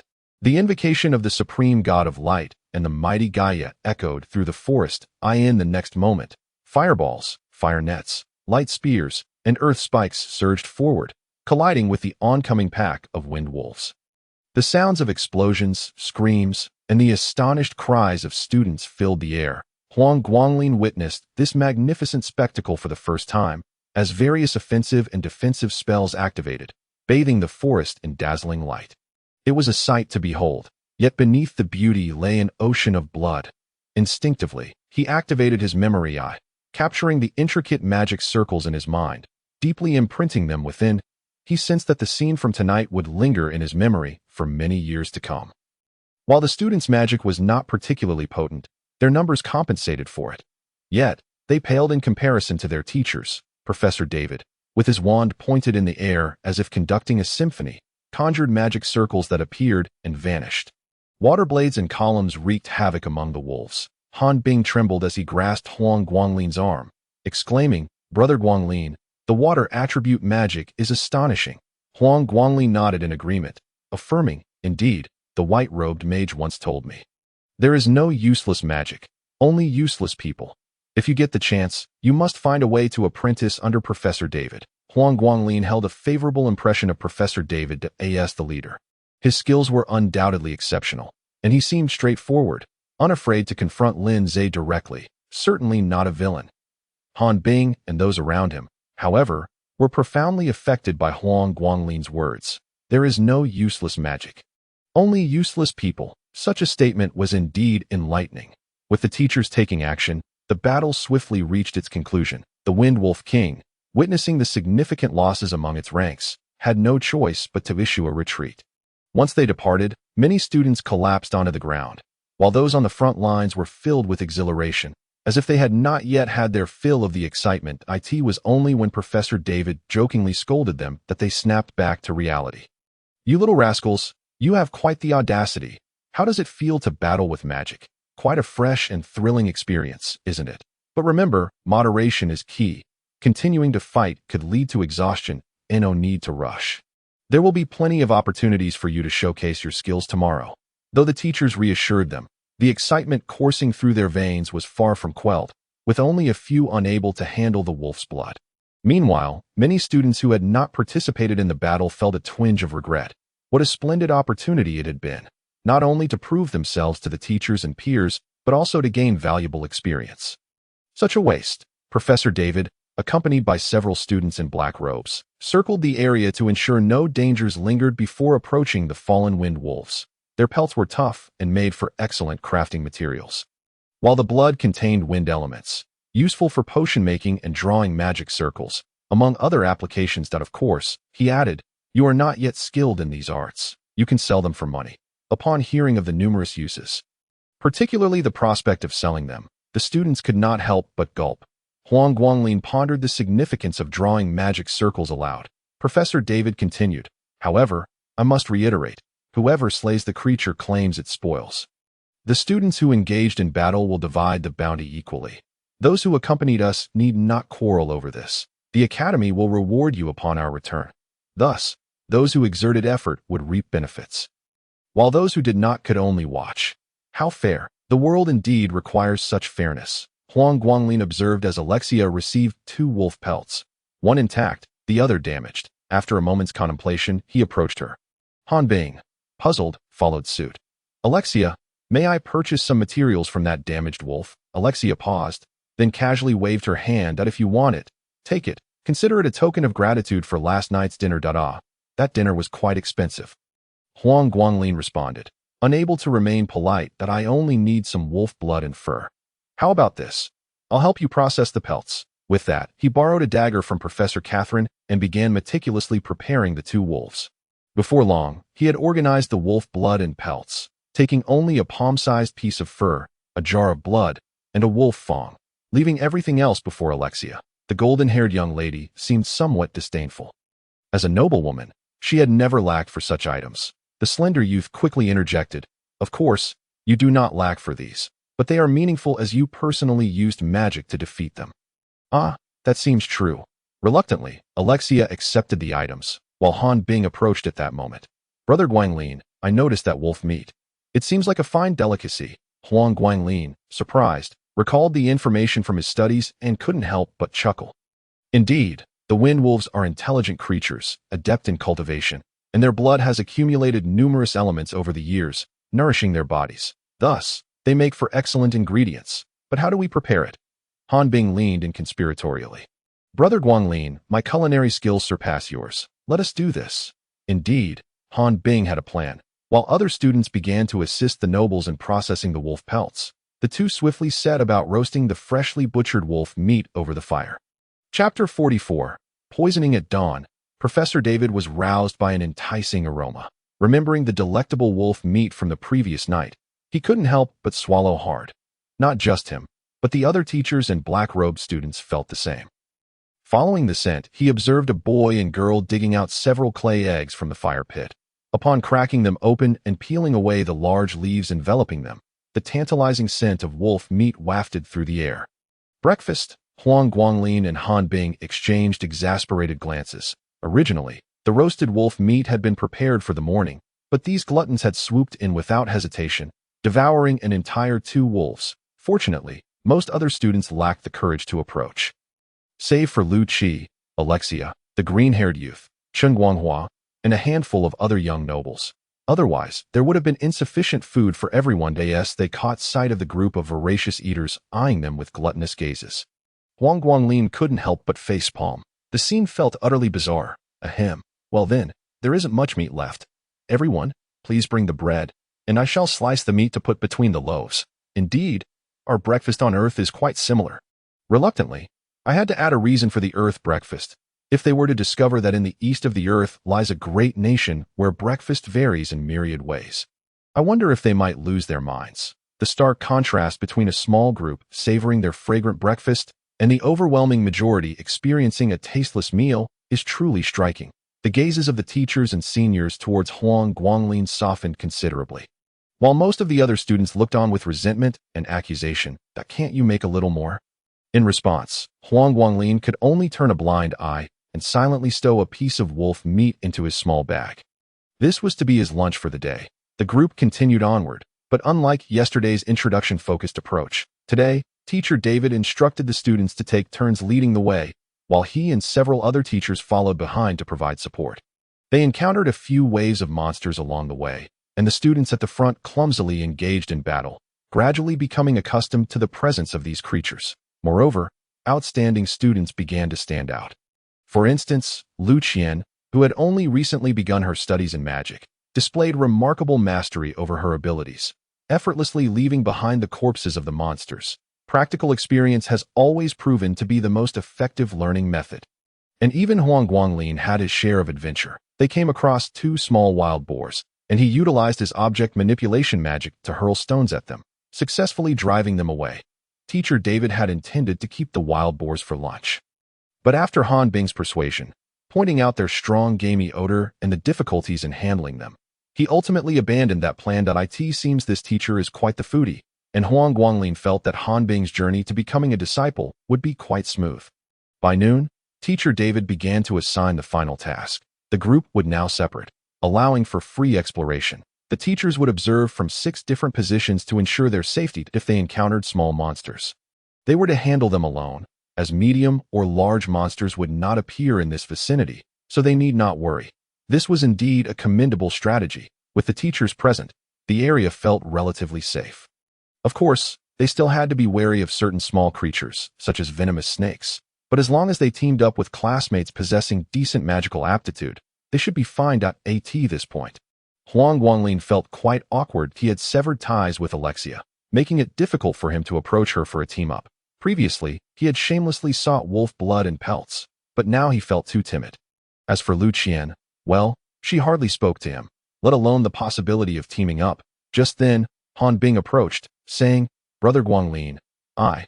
Huang Guanglin waved his hand dismissively. "You can't follow me this time." "Why?" Han Bing asked. The frail boy spoke earnestly. "You should go to Lu Qian or Alexia. They'll likely take you under their wing considering yesterday's supper and today's breakfast." Han Bing became agitated. "But, Brother Guanglin, what about you? I don't have good relations with the other students, so I must act alone." But fear not. I'll merely be near Teacher Catherine, searching for herbs. If I encounter monsters, I can run swiftly on my own. Han Bing opened her mouth, but found herself at a loss for words. She had anticipated this outcome, which was why she wanted to team up with Brother Guanglin, but she could not counter his reasoning. Seeing her come to terms with it, Huang Guanglin gently patted her shoulder and turned towards the direction where Teacher Catherine was stationed. When Alexia noticed Han Bing wandering over, she instinctively glanced towards the frail boy, only to see a solitary figure retreating. She sighed. Ah, Han Bing, you should join him, that it's all right. Yet, Han Bing's eyes had already begun to glisten with tears. Huang Guanglin was unaware of the circumstances surrounding the others. He simply chose a direction and pressed forward. The area designated by the 6 teachers was quite expansive, and along the way, he spotted numerous herbs. Although they were low-grade, they could still fetch a bit of money. Nevertheless, he remained inclined toward the area guarded by Teacher Catherine, so he had no intentions of seeking out monsters, focusing instead on gathering herbs and moving forward. Unfortunately, sometimes misfortune strikes when least expected. Just as he was about to collect some herbs at the base of a large tree, a slender venomous snake darted out from beneath the leaves, confronting him. Most of the books he had read contained accounts of monsters, but none mentioned this type of snake. Thus, he did not recognize it, but seeing that the snake was poised to confront him rather than flee, he was certain it must be venomous. What terrible luck! All he wanted was to gather herbs, yet he encountered such a poisonous creature, he muttered to himself, while his mind raced to devise an escape plan. The snake, seemingly startled by their sudden standoff, hesitated to attack. That I can't move. If I do, I'll get bitten, he pondered anxiously, oblivious to the presence of someone lurking behind him. Then, in the next moment, a small stone flew through the air, fortuitously landing at his feet. Huang Guanglin exclaimed, "Not good," and immediately dove to the side, but it was already too late. The snake's speed of attack was astonishing, leaving no room for human reflexes the instant the stone hit the ground. Its small head lunged forward, swiftly sinking its fangs into the boy's ankle. Then it vanished beneath the fallen leaves. In a state of panic, Huang Guanglin hurriedly examined his ankle, where 2 distinct puncture wounds oozed with dark blood.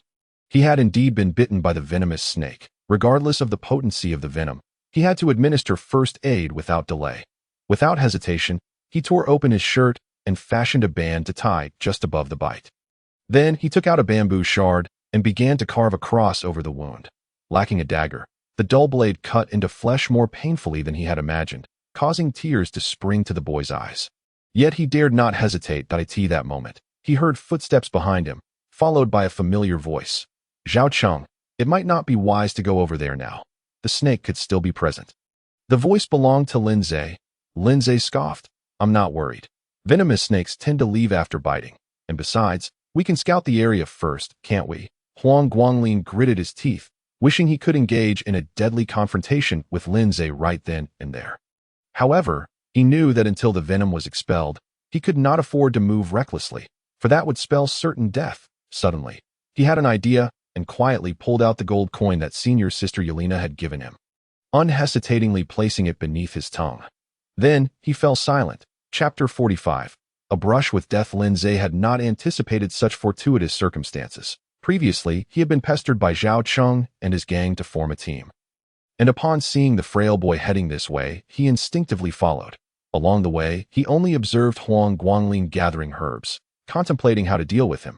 However, before he could formulate a plan, Huang Guanglin had the misfortune of encountering the venomous snake. He had deliberately thrown the stone, knowing full well there would be no evidence afterward. At that moment, several stones were tossed near Huang Guanglin, and upon realizing the snake had vanished, they boldly approached him. "Ha! Isn't this our old classmate Huang Jili?" Lin Zhe laughed heartily as he looked at the frail boy lying on the ground, clutching his ankle, feeling an unreal sense of satisfaction. Was it really this easy? Could this impoverished boy's life be extinguished so effortlessly? Huang Guanglin turned his head, glaring fiercely at Lin Zhe and his companions, gritting his teeth in silence as he continued to cut into his wound with the bamboo shard. Zhao Cheng, feeling the intensity of Huang Guanglin's glare, was extremely displeased and lifted his foot, ready to kick him. However, Lin Zhe stopped him. "Zhe Ge, don't hold me back. Let me get in a few kicks before he dies." Lin Zhe shot Zhao Cheng a withering glance, scolding, "You fool, can't you see? He's going to die from the poison. If the teachers find out he has bruises from being kicked, do you think you can escape the consequences? Zhao Cheng paused, a flicker of fear crossing his face as he shook his head. Lin Zhe continued, however, he is indeed going to die, and everything on him will conveniently fall into our hands. Upon hearing this, Zhao Cheng and the others exchanged glances, their expressions turning malicious. One of them acted without hesitation, snatching up the small bag of herbs. Zhao Cheng began to rummage through Huang Guanglin's pockets, seemingly in search of valuables. Unfortunately, Huang Guanglin had not brought any money into the forest, and the gold coin was cleverly hidden beneath his tongue. Damn it! Where's that gold coin?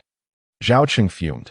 Huang Guanglin remained silent, merely shooting him a glare as he continued to cut into his wound. The cross was nearly finished.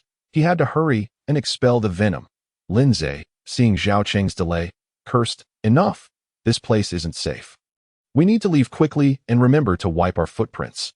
Lin Zhe had a sound plan.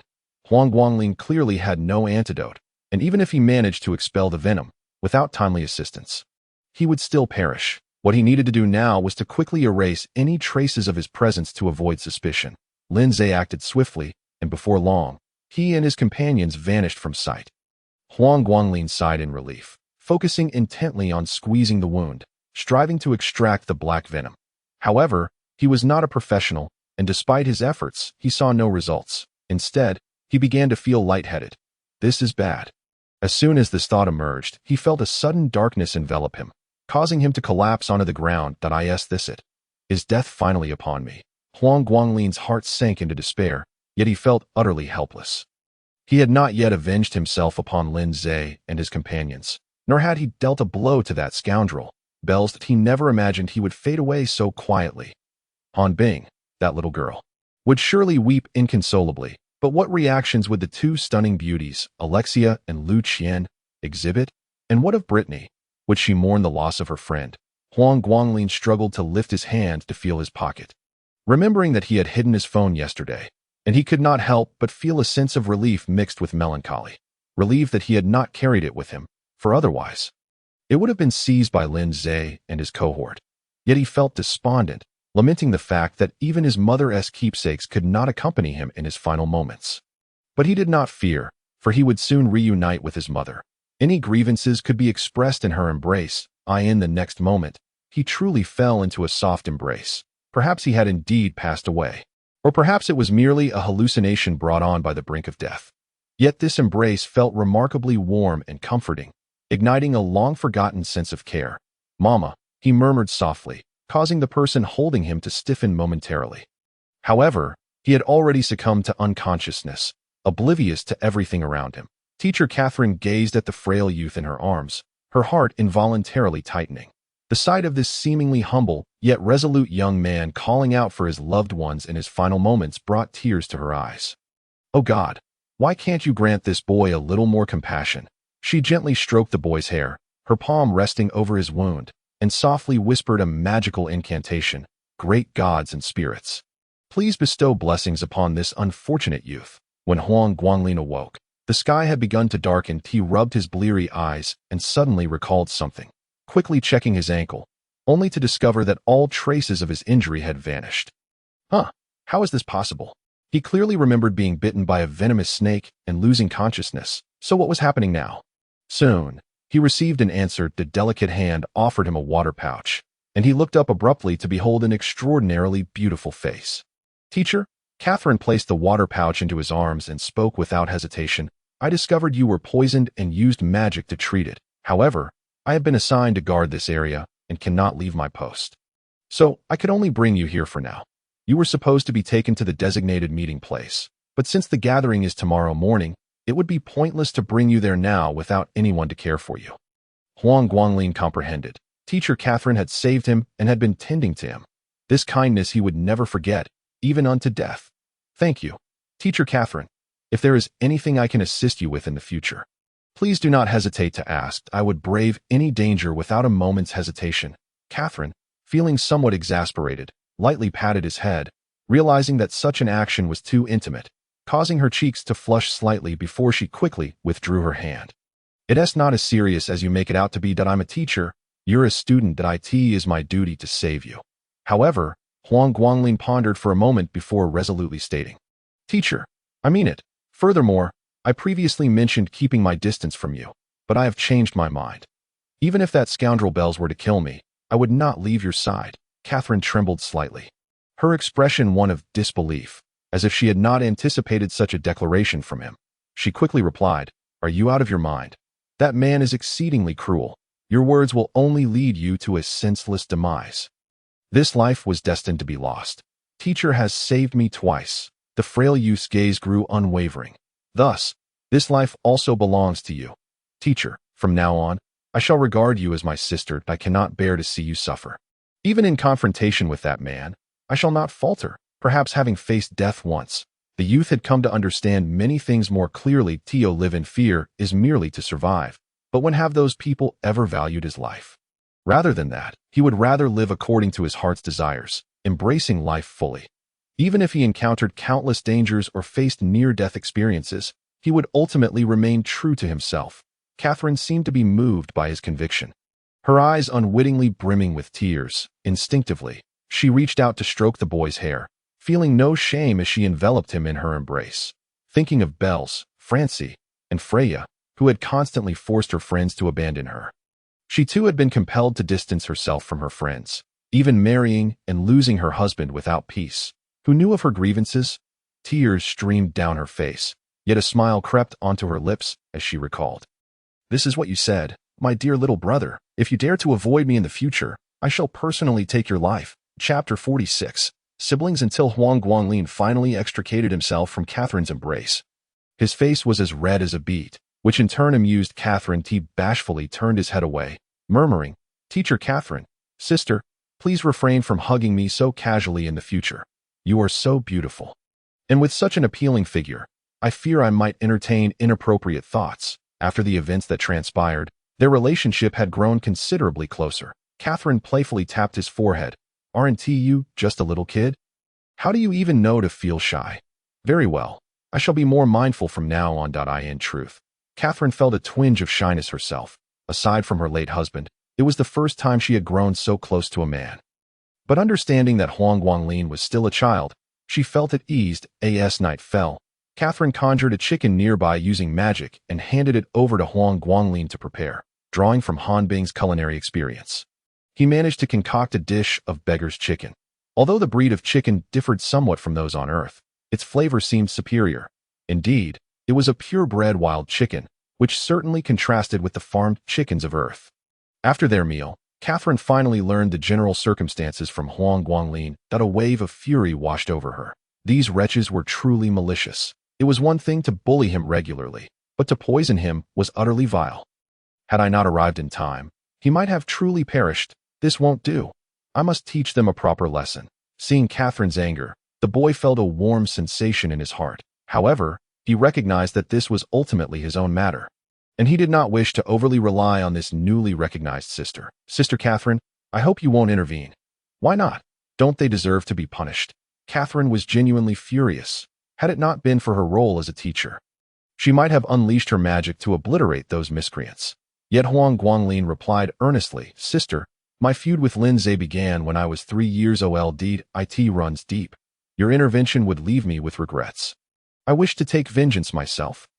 If, after 10 years, I am still unable to avenge myself, may I then seek your assistance?" With her new brother expressing such sentiments, what could she, as an elder sister, say? Yet she did not yield entirely, stating firmly, "If they dare to bully you again in the future, I shall not stand idly by. Yes, yes, yes. From now on, I shall rely on you, beautiful sister." The two continued their conversation until darkness fully enveloped them.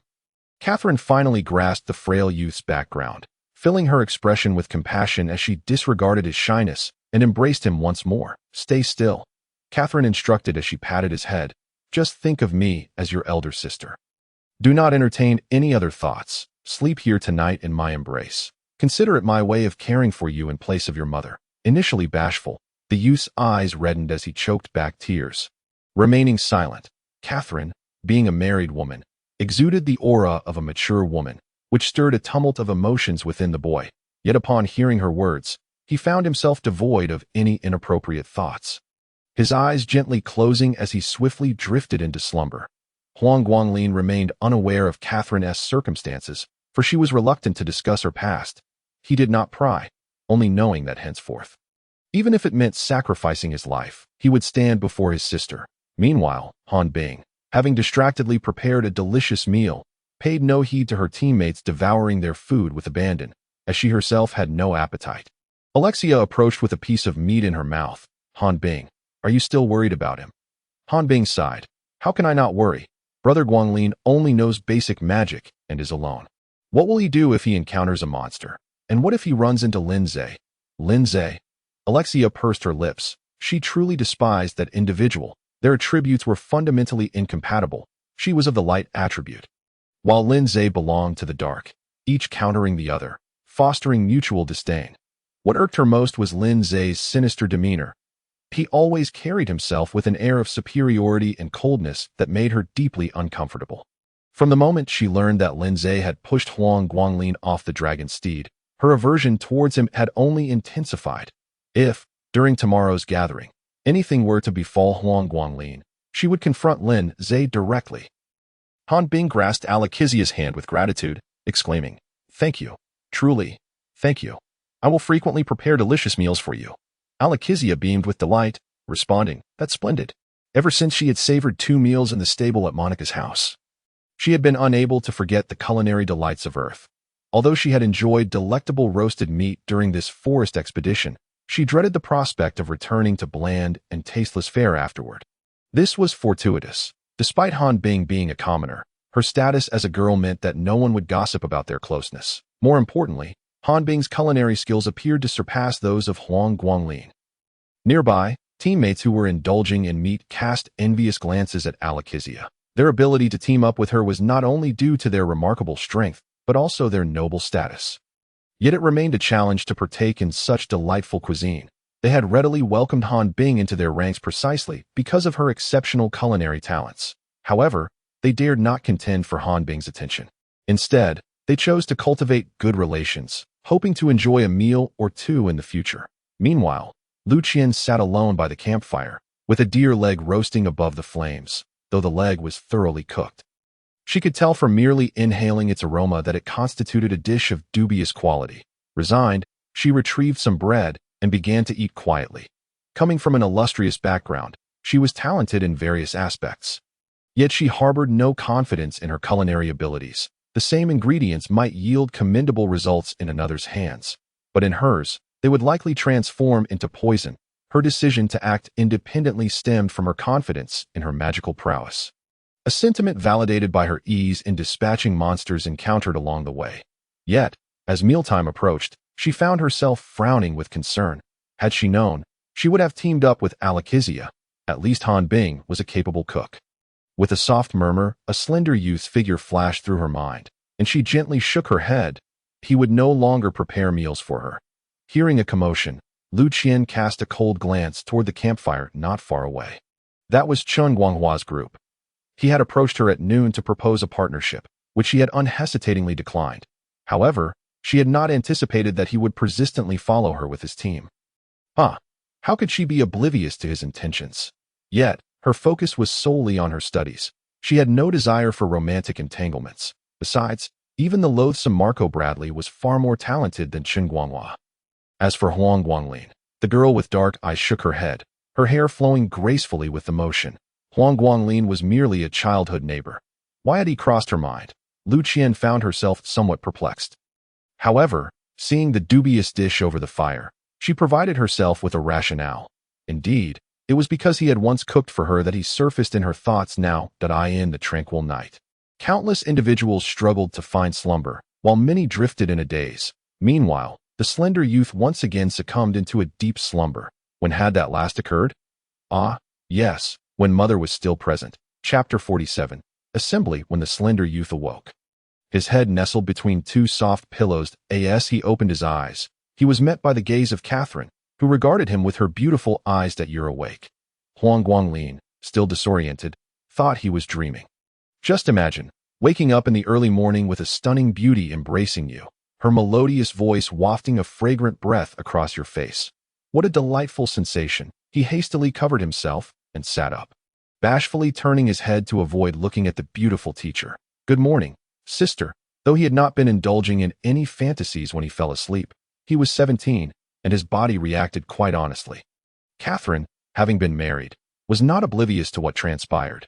She felt a tinge of shyness, but more so amusement. "Good morning, don't be embarrassed. I've seen it all, and it's perfectly understandable." How could he not feel shy? Huang Guanglin dared not meet her gaze, silently retrieving his wand to perform his morning rituals, washing his face, brushing his teeth, and cleansing his body and clothes. After a fortnight, he had mastered these spells, and his movements flowed seamlessly, prompting Catherine to nod in approval. "Well done. You've now grasped the basics of daily magic. Next, you can learn some more obscure daily spells, but it would be best to read more." Huang Guanglin nodded. "I intend to finish all the books on the first floor of the library at this juncture." A thought struck him, and he directly inquired, "Sister, do you think it's feasible for me to pursue a career as a formation artist?" A formation artist? Catherine, an exceptional magic teacher, was well versed in this profession, particularly since she herself was skilled in drawing magical arrays. Upon hearing Huang Guanglin's words, she immediately understood his intentions. After contemplating for a moment, she nodded. "This idea is quite viable. Although you lack magical attributes, activating pre-drawn magical arrays does not require them, and the necessary magical elements are minimal to become a formation artist. One must possess a vast reservoir of knowledge, and your eye of memory is quite advantageous. What you still require is proficiency and research in magical arrays." Before long, Catherine had analyzed the situation thoroughly and made a decision.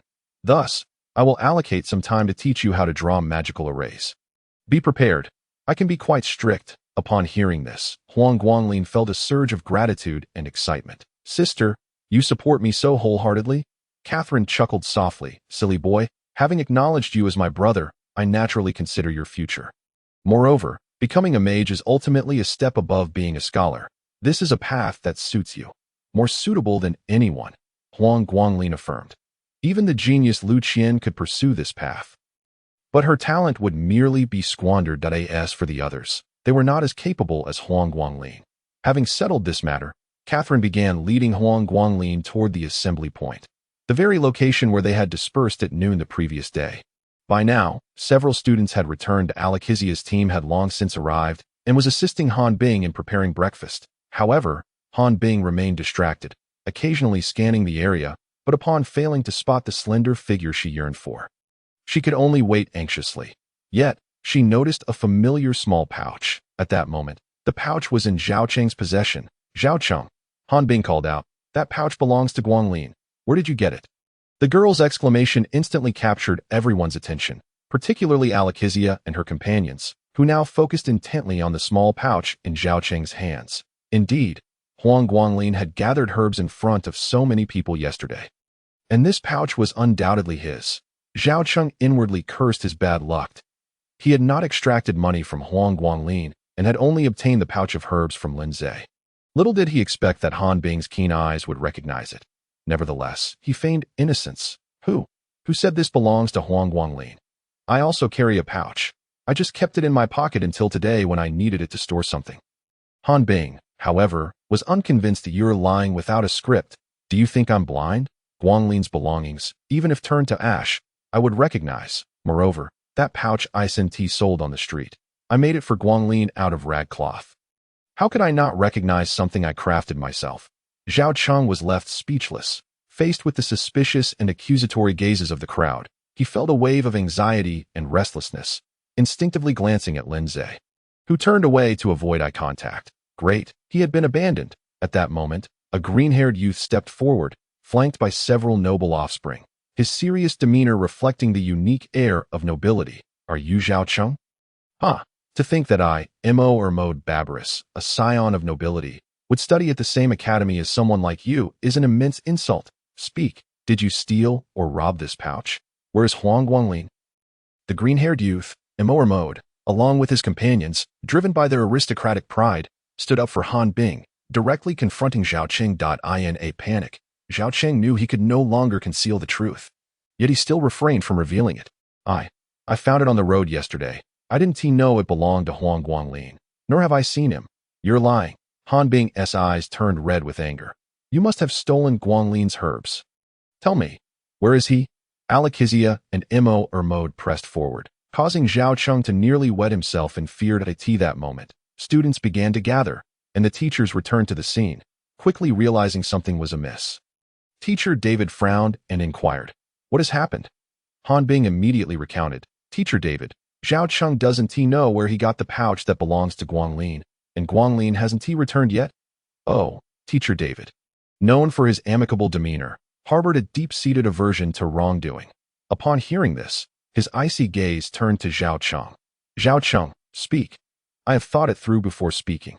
Although I, David, may not wield the most formidable magic, I possess the ability to discern the truth within your words. Should there be even a fragment of falsehood, you can well imagine the consequences. Zhao Cheng was truly alarmed, under the penetrating gaze of Teacher David. He had no choice but to reveal a portion of the truth that I saw Huang Guanglin bitten by a venomous snake, and on the brink of death, not wanting to waste the herbs. So you could stand by and do nothing, even absconding with the herbs. Teacher David's fury ignited. You scoundrel, we are all classmates. Even when faced with a stranger in such dire circumstances, the first thought should be to save a life. Han Bing, already in tears, seized Zhao Cheng by the collar, howling, where is he? Speak quickly, where is he? Zhao Cheng hesitantly pointed in a direction, and Han Bing immediately dashed out frantically. Han Bing, Alexis, and the others hurriedly pursued her. Meanwhile, Lu Qian stood frozen, memories of a familiar, frail boy flashing through her mind, reminiscent of her childhood. Here, take it that I do not wish for charity. This is not charity.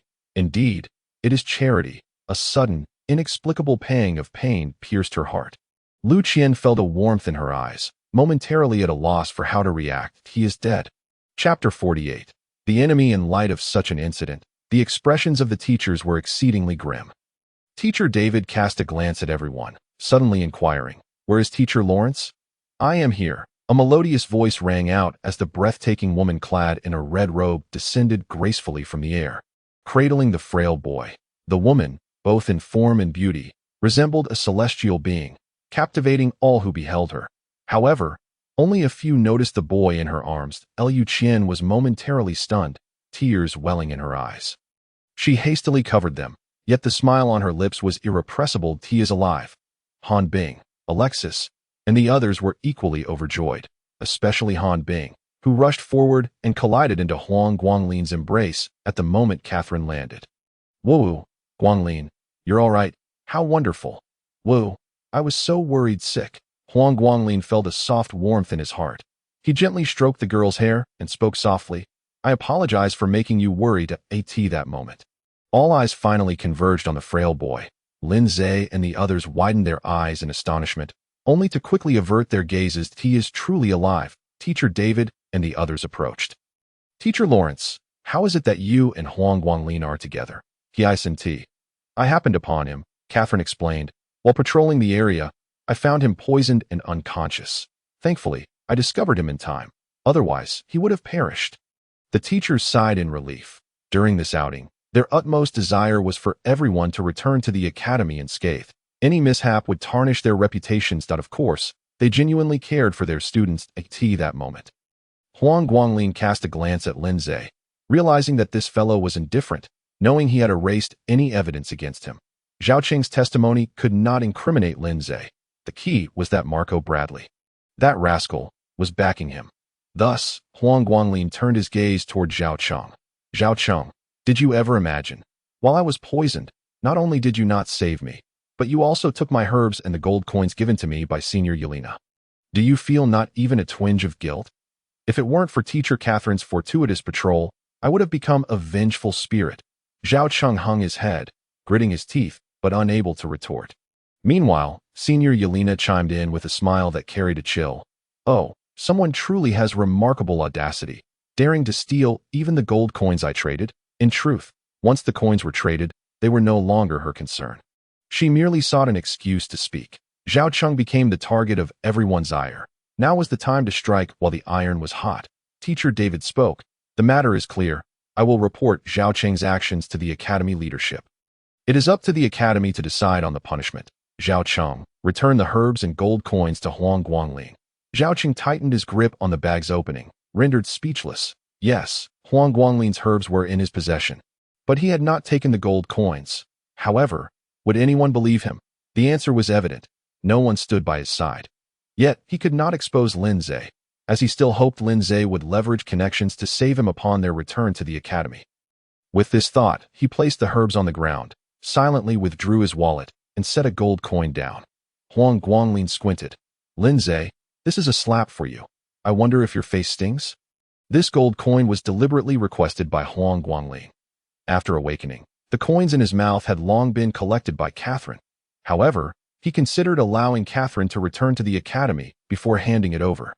Intending to collect some interest now, Teacher David assessed the situation and, after counting the heads, waved his hand decisively, back to the academy. However, sometimes events do not unfold smoothly. That a sinister voice suddenly echoed. Heh. Wishing to leave, stay put. The voice was rather familiar. Bradley immediately pointed his wand. You were the one who ambushed the dragon riders. Upon hearing this, everyone's expressions changed dramatically, especially the exchange students, who were filled with panic. This was the shadow of their first visit to the Spirit Law continent. On that day, a green-haired, brown-eyed man had nearly annihilated them all, had it not been for the Academy's white-robed mage intervening. They would be grass on their graves by now. At this moment, the surrounding bushes rustled, and several figures emerged, encircling them. Then, the green-haired, brown-eyed man with the square face leaped down from a tree, mockingly surveying the group ensnared like fish in a barrel. Teacher David furrowed his brow. You are Blake Vitch? The green-haired, brown-eyed man was momentarily taken aback. Oh, I did not expect someone to recognize me. Humph. Do you think you have a good reputation? Teacher David scoffed. Blake Vitch is a leading figure opposing contact between the Spirit Law continent and Earth, classified as a dangerous and evil mage by various nations. Blake Vitch burst into laughter. Ha, splendid. A dangerous and evil mage. How flattering. You covet Earth's technology, yet you trade it for our continent's most precious magic. The gods and spirits shall not protect you. It is you who shall find no protection, Catherine retorted coldly. You preach that Earthlings are invaders. Yet do you not also abduct children from Earth? You decry the nobility's greed, while you wreak havoc across nations, committing unspeakable atrocities. The gods and spirits are watching. Who is right and who is wrong? Catherine spoke of well-known truths. These organizations opposing contact with Earth often harm the common folk.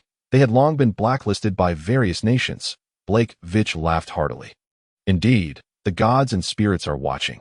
Today, let them witness how you all perish. I have 12 people here, the weakest among us a novice mage. Let us see how you escape today. You. Just as Catherine was about to retort further, Huang Guangling tugged at her. Teacher, do not say more. The frail boy shook his head. In our Earth, there is a saying, villains die from excessive chatter. Just look at him. You need not engage in any debate with him. Upon hearing this, everyone was momentarily stunned, and the next second, they all shared a knowing laugh. Teacher David could not help but grin. That saying from Earth is rather distinctive. Villains die from excessive chatter, Blake Vitch. You are doomed today. Blake Vitch's expression darkened immediately, instinctively falling silent, instead using his gaze to direct his companions to close in from all sides. Humph. Today, let us see who truly meets their end. Faced with Blake Vitch's predatory gaze, the teachers felt a twinge of anxiety. There were 12 opponents, while the teachers numbered only 6. Even with the addition of the black-robed students, only 11 stood against them, making the situation rather dire. Although many promising students were present, the opposing side consisted of seasoned mages, not novices fresh out of the academy. At this moment, Teacher David exchanged a glance with Teacher Catherine. Both nodded, seemingly having made a certain resolution. Chapter 49. Fierce Battle. Blake Vitch was not inclined to waste time. Raising his wand, the other 11 companions immediately launched their assault. Supreme Wind Deity and Sylph Spirits. Grant me your might. Wind Blade Technique. Great Fire Deity, Noble Fire Spirits, bestow upon me strength. Fiery Flame, the Magnificent Fire God, and the Esteemed Water Spirit, as incantations of magic resonated throughout the surroundings, were soon followed by a dazzling array of multicolored magic circles that flickered into life. The magical fluctuations in the air intensified dramatically. Bang, bang, bang. In the next moment, A spectacular display of magic surged towards the students, causing many to tremble in fear, with the more timid ones collapsing to the ground. However, the noble offspring, driven by their pride, stood resolutely behind the frontline teachers, gripping their wands tightly and ready to assist at a moment's notice. At that moment, Mr. Bradley and Ms. Audrey raised their wands, swiftly chanting their incantations. The speed of their recitation was rapid, and their voices were soft, so Huang Guanglin could not catch the words clearly. He only perceived a massive blue shield enveloping everyone in protection. Boom! Boom! The enemy's magical onslaught soon followed. Striking the blue shield with a resounding impact, the shield trembled ominously, as if it were on the verge of shattering, filling everyone's hearts with dread. The teachers, however, were undeterred and began to launch counterattacks. "Mr. David shouted, I will handle two along with Ms. Lawrence. The rest is up to you, but ensure the absolute safety of the students." Miss Catherine also stepped forward, her enchanting form already swirling with scattered fire elements, as if she were about to ignite at any moment. With a graceful lift of her wand, she pointed it at Blake Witch, intoning, "O great and supreme fire god, the strongest fire spirit in the world. Your devoted follower, Catherine Sylph Lawrence, prays here. Please bestow upon your disciple unparalleled magical power." This lengthy incantation sent shivers down the spines of the enemies, as the stunningly beautiful teacher in red robes was engulfed in flames that soared a yard high, instantly scorching the surrounding air. Blake Witch's expression shifted, and he raised his wand, muttering an incomprehensible incantation. Soon, a blue glow began to emanate from him. No, it was blue flames. Upon witnessing this, Huang Guanglin's face darkened immediately. While the other students remained oblivious, he, having read extensively, understood the gravity of the situation better. The chanting of magic was not a matter of mere words. It primarily involved invoking deities and spirits to gain control over magical elements, thereby activating the magic circles and producing magical effects. That lower-tier magical chants did not require strict adherence and were relatively brief. In contrast, advanced magic demanded precision in every word, and the longer the incantation, the more powerful the resultant magic. Without a doubt, Catherine had unleashed her full strength, but Blake, which was no weakling either, his flames were blue. According to earthly science, blue flames burn at a higher temperature than yellow flames. While Catherine's flames appeared red, they were essentially ordinary yellow flames. It was evident that the opponent's power was superior. Mr. David had engaged with two enemy mages, and seizing a moment of respite, he turned back, his voice tinged with urgency. "Ms. Lawrence, be cautious. His power exceeds yours. Just hold him off. Leave the rest to us." Catherine, fully aware of the stakes, nodded lightly and propelled herself into the sky. Blake Witch chuckled softly and followed suit. Advanced Fireball Spell, Extreme Fire Net. A fierce battle erupted in the sky, with two different colored flames clashing violently between the two, the sound akin to thunder, echoing with explosive force. Sparks flew, igniting several towering trees and raising the temperature of the entire battlefield. On the ground, the enemies advanced, releasing spells while encircling the teachers and students, gradually shrinking the protective barrier. Although outnumbered, the teachers were formidable, ensuring that the protective circle would remain intact for the time being. "Hold on. We must endure," Huang Guanglin urged fervently in his heart. Although they were far from the academy, the teachers leading the exploration into the forest would undoubtedly be under constant surveillance by the academy. Given the intensity of the battle, the academy would soon take notice. It was merely a matter of time before reinforcements arrived. Thus, as long as they could hold on, everyone would be saved. The enemy seemed aware of this as well, relentlessly bombarding them with spells. Meanwhile, Mr. Bradley and Ms. Audrey's expressions had grown pale. It was evident they could not sustain themselves for long. "That will take the lead," Alexis called out, rallying a group of noble offspring to channel their magic into the protective shield, stabilizing it swiftly. Upon witnessing this, the group finally breathed a sigh of relief, yet the situation had not improved. Huang Guanglin, realizing he could not contribute meaningfully, had activated his Eye of Memory at the onset of the battle, etching the magical circles of both sides into his mind. Of course, he also silently recorded the incantations, knowing they would be of use in the future. Now was not the time to neglect gathering information.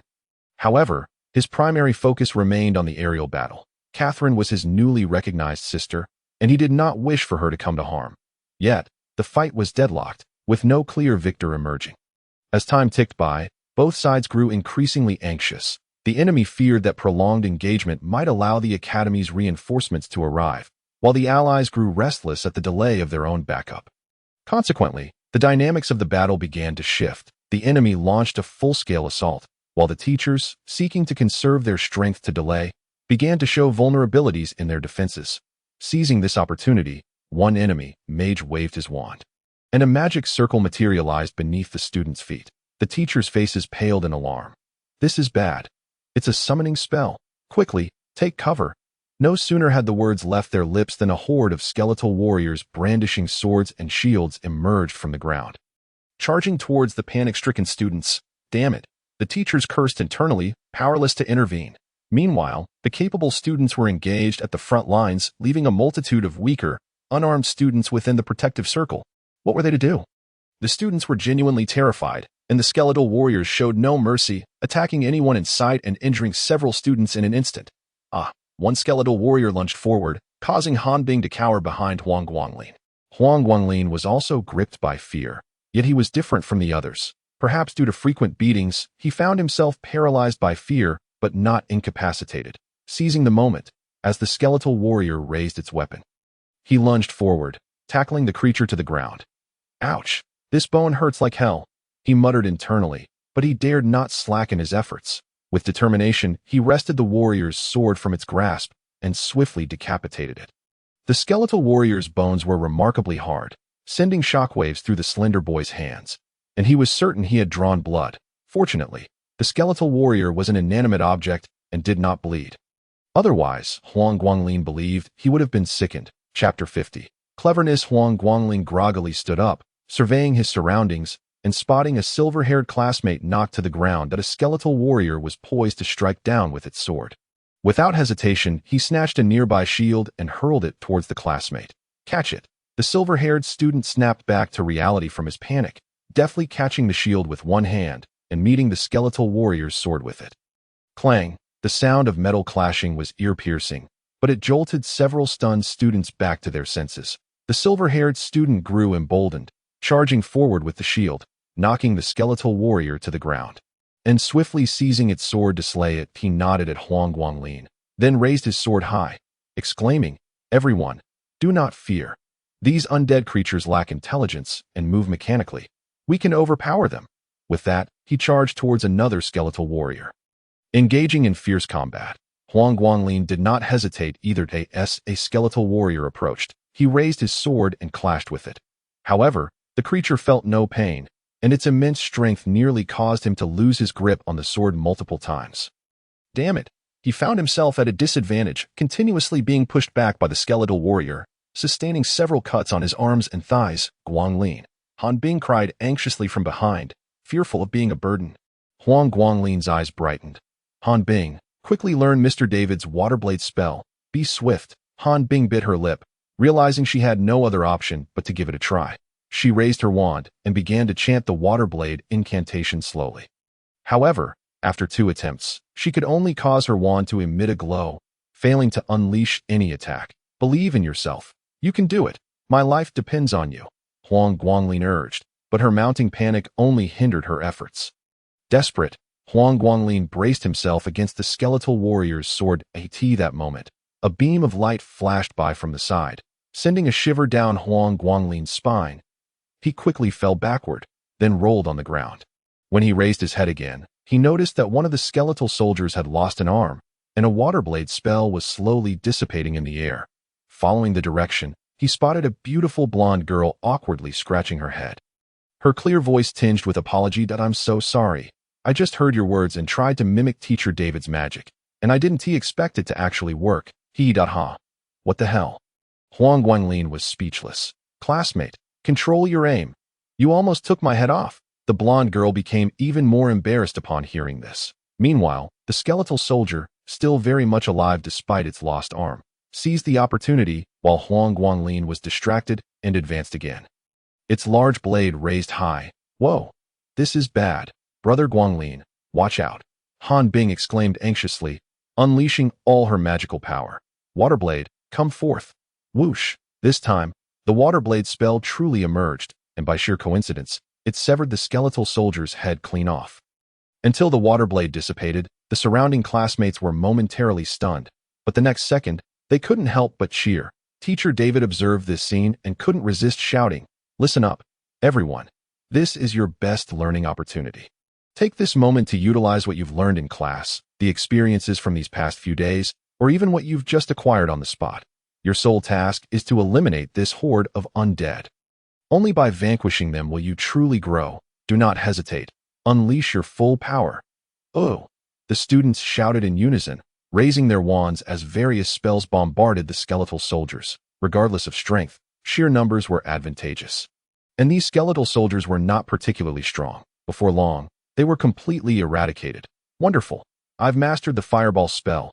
Haha, I just killed a skeletal soldier. The water blade spell is indeed powerful. It sliced the soldier in half." Excited voices erupted all around, but Huang Guanglin paid them no mind and approached Han Bing. "That I told you that you could do it. Look, you succeeded." Tears brimmed in Han Bing's eyes as she tenderly touched the wounded boy's injury. "Thank you, Brother Guanglin. Let me bandage it for you." The girl felt genuine gratitude, along with a profound tenderness. The blonde girl, who was still raising her hand, felt extremely awkward, unsure whether to greet them or to remain silent. Ahem. She finally spoke up. "Huang Guanglin, I'm truly sorry for not controlling my magic properly and almost hurting you." Huang Guanglin was not angry. "That it's all right. As long as everyone is safe, that's what matters. Let us hurry and tend to the others." Indeed, it was best that nobody had perished. Even injuries were not overly concerning. Teacher David and the others finally breathed a sigh of relief upon seeing that the students in the protective circle were unharmed. However, the situation was far from optimistic. Catherine was losing ground in the aerial battle and likely could not hold out much longer than on the ground. The enemy consisted of 11 seasoned mages, while the teachers numbered only 5. With 2 of them maintaining the protective barrier, resulting in a significant deficiency in combat power. Although the excellent students held the front line, they could barely maintain their positions. "Where is the rescue team?" Huang Guanglin felt a surge of worry as he watched the teachers and several outstanding classmates struggling to hold on, feeling utterly helpless. Bang! A dull thud echoed as a figure flew back from the front lines, landing near Huang Guanglin. Upon inspection, he realized it was Chen Guanghua. Fortunately, he only had a bruise on his face and was not seriously injured, though Chen Guanghua grumbled as he got back up and continued toward the front lines. "Damn it, their attacks are so precise. One day I'll blind your eyes." Huang Guanglin blinked, a mischievous smile creeping onto his face. He hurriedly approached Chen Guanghua. "Hey, Chen Guanghua, have you ever watched Dragon Ball?" Chen Guanghua, irritated, replied, Yeah, I have. Leave me alone. Don't bother me. What other moves does Tien have besides the Kamehameha and four-way fist? Why are you so annoying?" Chen Guanghua retorted, "Tien can also use solar flare, all right? Now leave me be. I don't have time for your nonsense." As he spoke, he suddenly froze. Solar flare? He wasn't foolish. He quickly turned to Huang Guanglin, who nodded affirmatively to In the next moment. Chen Guanghua's expression turned sly. "Ha ha, Huang Guanglin, I never knew you were such a clever one." Huang Guanglin urged him. "Hurry up." Chen Guanghua wasted no time, darting behind the blonde girl, whispering, "Classmate Alexia, listen to me." The blonde girl paused, instinctively glancing back. Receiving a serious nod from the frail boy, without hesitation, she allowed Chen Guanghua to take her place. While she positioned herself at the back of the line, her pristine wand pointed skyward. "O great and supreme God of light, your faithful servant prays to you. Grant the world infinite light." With the incantation spoken, a dazzling magic circle appeared in the air, and a massive sphere of light emerged, showering blinding golden rays. Of course, while the enemy was blinded, they were not deterred. "Aw, damn it, I can't see. Be careful, this is a trap." The enemy mages cried out in alarm, many hurriedly closing their eyes, some even shielding their eyes with their hands. However, it was certain they could not see for the time being. This was indeed a clever trick. As they closed their eyes due to the blinding light, the attack from this side commenced in full force. Teacher David and the others held nothing back, unleashing their full might and swiftly breaking through the enemy's defenses. 3 enemies were instantly obliterated by their magic, and 2 more were severely injured. The others acted quickly, successfully defending against the attacks, and immediately gathered the 2 injured comrades together, raising a protective shield. In an instant, the tide of battle shifted. Seeing this, the teachers finally sighed in relief. However, the assault did not cease. Instead, some continued to attack while others took the opportunity to recuperate. Teacher David finally had a moment to glance up, only to furrow his brow deeply. There was no doubt that Blake, which was indeed superior to Teacher Lawrence, and at that moment, was gaining the upper hand. It was likely that Teacher Lawrence would not last much longer. The key to victory lay in the ground battle. Do not let your guard down. Teacher David shouted, "Hurry and eliminate them. Then support Teacher Lawrence." Everyone understood the gravity of the situation. They could not allow Teacher Lawrence to fall before reinforcements arrived. If Blake, which was freed to act, the consequences would be dire. With this thought, the group disregarded their need to recuperate, relentlessly bombarding the enemy's protective shield with magic. However, the enemies were not foolish either. Despite losing 3 and injuring 2, they still had 6 remaining, more than capable of maintaining their protective barrier as long as Blake, which could defeat that exceptionally fit female teacher before reinforcements arrived. They still held a chance. After attacking for quite some time, the enemy's protective shield only shook slightly and showed no signs of breaking, causing even Teacher David to grow anxious. He wanted to directly support Teacher Lawrence, but he feared that if he left, the enemies would retaliate. That would worsen the situation. Alexia instinctively turned her gaze back to the frail boy, who appeared somewhat bewildered. "Why are you looking at me?"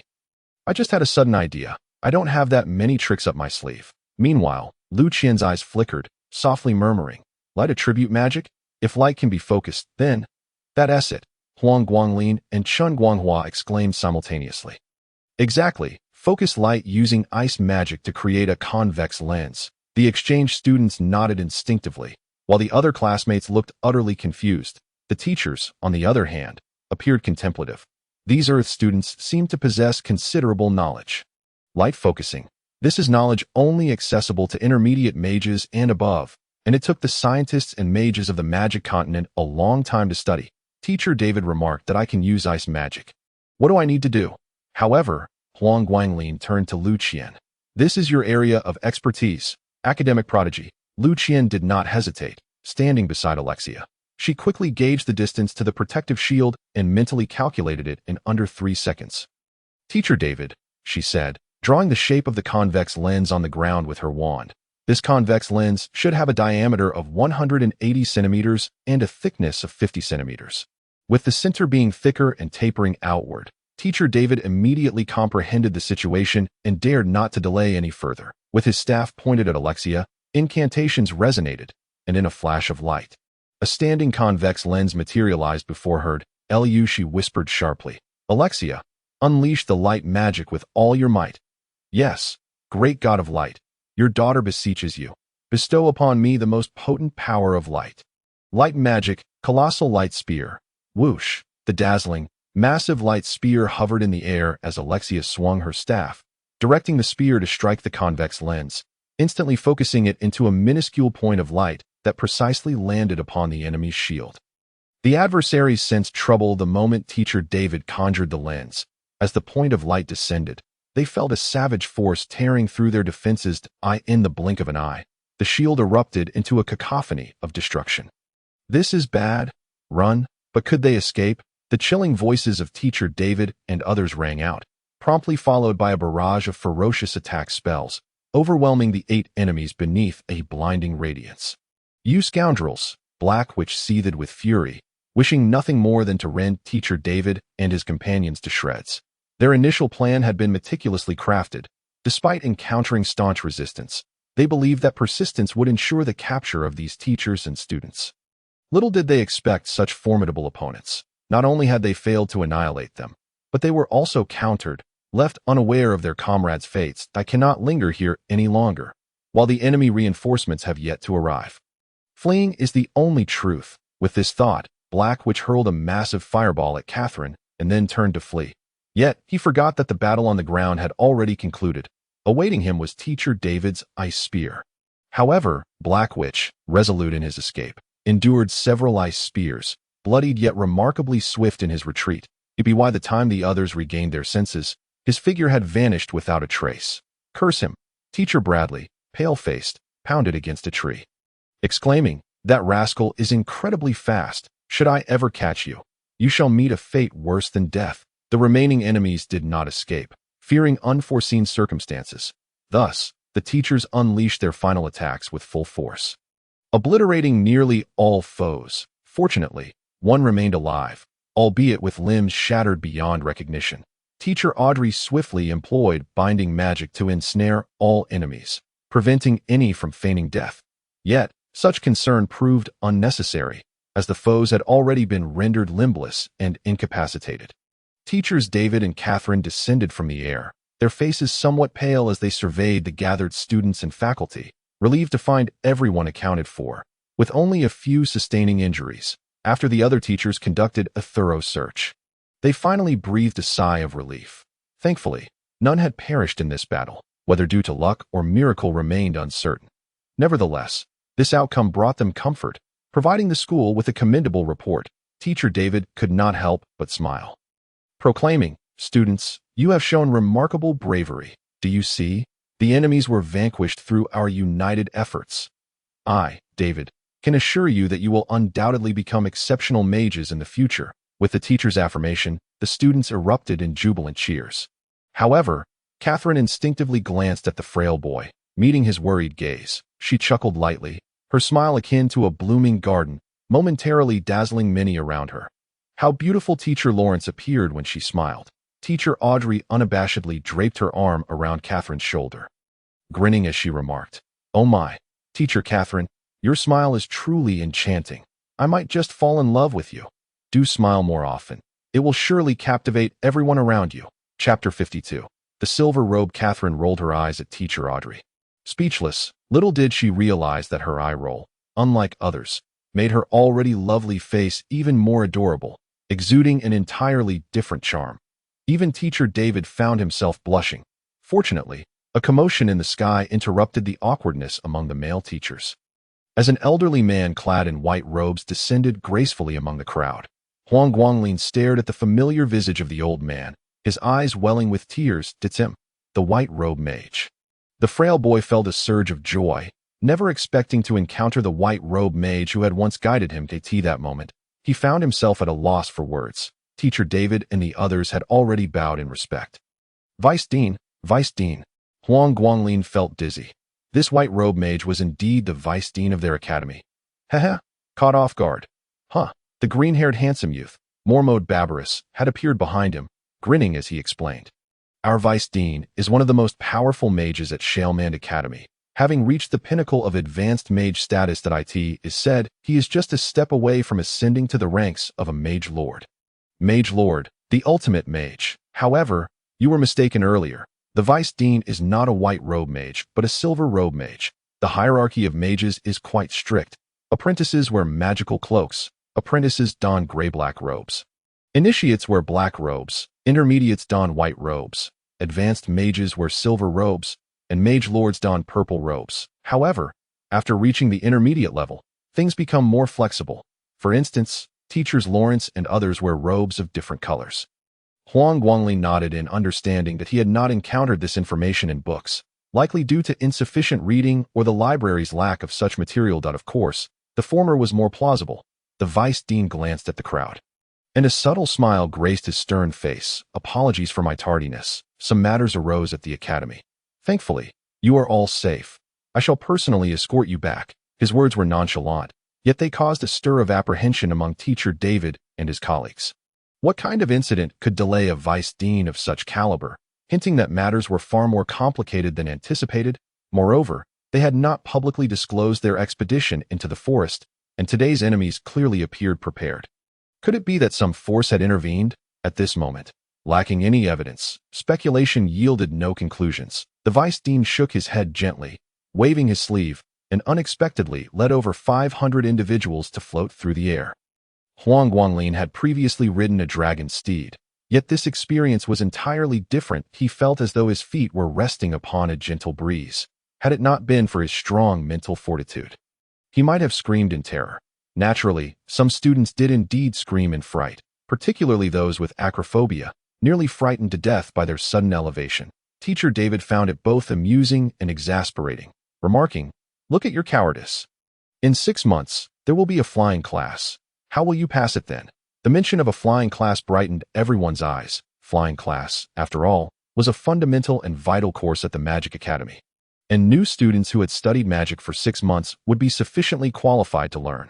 Huang Guanglin was particularly excited, as the flying class did not impose attribute requirements as long as one could wield magic, and their spells reached a certain strength. They could navigate specially designed brooms in low-altitude flight. Of course, if one was exceptionally skilled, high-altitude flight was also possible. One simply needed to avoid falling to their demise. On the first day Huang Guanglin arrived at the Spirit Magic Continent, it was Alexia who saved him from the air. Back then, he had been so stunned by fear, later entranced by Alexia's beauty, that he had not paid much attention.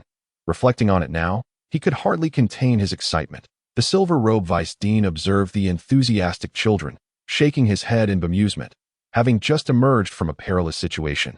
They were now distracted by a flying class, leaving the vice dean, who had intended to offer them comfort, unsure of how to proceed. However, Teacher David took the initiative. The vice dean's gentle voice rang out. As long as you can master broom flight, you will be considered magic apprentices. However, do not let this achievement lead to pride. You must strive to ascend to greater heights. Upon reaching the intermediate mage level, you will soar among the clouds to advanced mages. You will be able to traverse the air as I do. Upon achieving the status of Mage Lord, you will travel thousands of miles with each step, with the entire Spirit Magic Continent beneath your feet. Listening to the elders' descriptions of the future, the young ones could not help but let their imaginations run wild. What a splendid yet seemingly unreachable future it was. While Huang Guanglin also loved to daydream, he understood his own circumstances. He estimated he would only become a magic apprentice, destined to wield mundane spells for a lifetime. The notion of becoming a mage lord was not merely distant. It felt entirely out of his reach. He glanced up at the golden-haired girl and the black-eyed neighbor, a thought blossoming in his mind. Perhaps only geniuses like them could tread the path to becoming mage lords. Perhaps his gaze was too conspicuous, causing the two beautiful young ladies to instinctively turn their heads. Meanwhile, the frail youth had already shifted his attention to the silver-robed vice dean standing at the forefront. The vice dean seemed to sense the scrutiny and turned to meet the boy's gaze, offering a subtle smile. "Little one, do not envy others. You have your own path to tread," the voice echoed in Huang Guanglin's mind, leaving him momentarily stunned before he responded with a radiant smile. "Rest assured, Vice Dean, I understand. Others are others, and I am myself. I cannot become someone else. Envy and jealousy will only lead to one's own disorientation. I will not succumb to that, for under your guidance, I have already discovered my own path." With swiftness akin to flight, it wasn't long before over 500 individuals gently descended to the ground, while the vice dean stood atop the grassy platform. "Students, you have worked hard. From here, Mr. David and the others will take charge, so I shall not linger." With that, the vice dean's figure flickered briefly before vanishing from sight. The crowd was astonished, yet it felt entirely natural. Mr. David and his colleagues then commenced their arrangements, first inspecting all students and promptly healing any injuries. They subsequently scheduled a day of rest, with new classes set to commence the day after tomorrow. As for the materials from the Gale Wolf, the teachers paid no heed, leaving it to the students who acquired them to sell in the marketplace. Exhausted, Huang Guanglin chose to set aside thoughts of selling herbs and instead made his way directly to the library. Following closely behind him was Han Bing, unexpectedly accompanied by Alexia as well. Huang Guanglin glanced at her, prompting the golden-haired girl to explain, "I'm just following Han Bing. I'd like to invite her to my home for dinner." The frail boy chuckled. "I suppose you're hoping she can offer advice to your family's cook? And what of it?" Alexia retorted with a glare. "I would even prefer Han Bing to come to my home to cook. I would pay her and provide 3 meals a day." "Wow, what a generous offer." Huang Guanglin nodded at Han Bing. "Han Bing, this proposal is quite favorable. If you wish to elevate your level, it will likely require considerable funds. And here is an opportunity for you to earn some. Rest assured, the Charles family is a prominent noble house. As Alexia's friend, no one will cause you any trouble." Chapter 53. The proposal. Han Bing found herself genuinely tempted by Alexia's invitation. As Huang Guanglin had mentioned, considering her qualifications, advancing would not be easy, thus her need for financial support was substantial. The most effective means at her disposal was her culinary skills. However, after some contemplation, she did not immediately accept. "Alexia, I am still at the early stages of my studies, and my academic workload is quite heavy. I fear I cannot come to your home. Han Bing spoke the truth. She had just begun to grasp a bit of the linguistic magic and had yet to commence her magic classes, falling behind her peers if she were to cook at the Charles residence. She would only prolong her delay. Alexia was unfazed. I certainly wouldn't expect you to work as my family's cook. What I mean is, when you have time, you could offer guidance to my family's cook. And I shall compensate you. What do you think?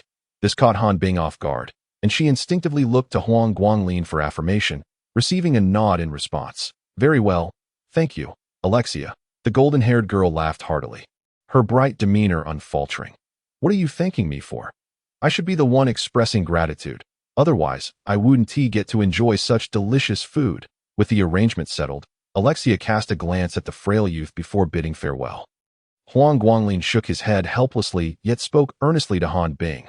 Han Bing, Alexia is genuinely kind. I simply find it impractical to befriend her. However, you are different. Nurturing a good relationship with her will be advantageous for your future. Han Bing was no fool, yet she felt a pang of sympathy for her dear Guanglin. The two continued their studies in the library, unconcerned with others, fully aware of the urgency of their learning. It was not until sunset that they emerged from the library, only to encounter Catherine, clad in a crimson robe. Bathed in the sunset glow, her exquisite figure appeared to ignite beneath the red robe. Leaving both of them momentarily entranced, Catherine smiled gently. You're out at last. The tone implied she had been waiting for them. Teacher, Huang Guanglin began, but was interrupted by a light slap to his head from Catherine, who replied with a hint of irritation, when there's no one around, call me sister. Oh, sister, what brings you here? I'm here to wait for you, Catherine answered matter-of-factly. You mentioned you have no place to stay, so you should come to my place, da?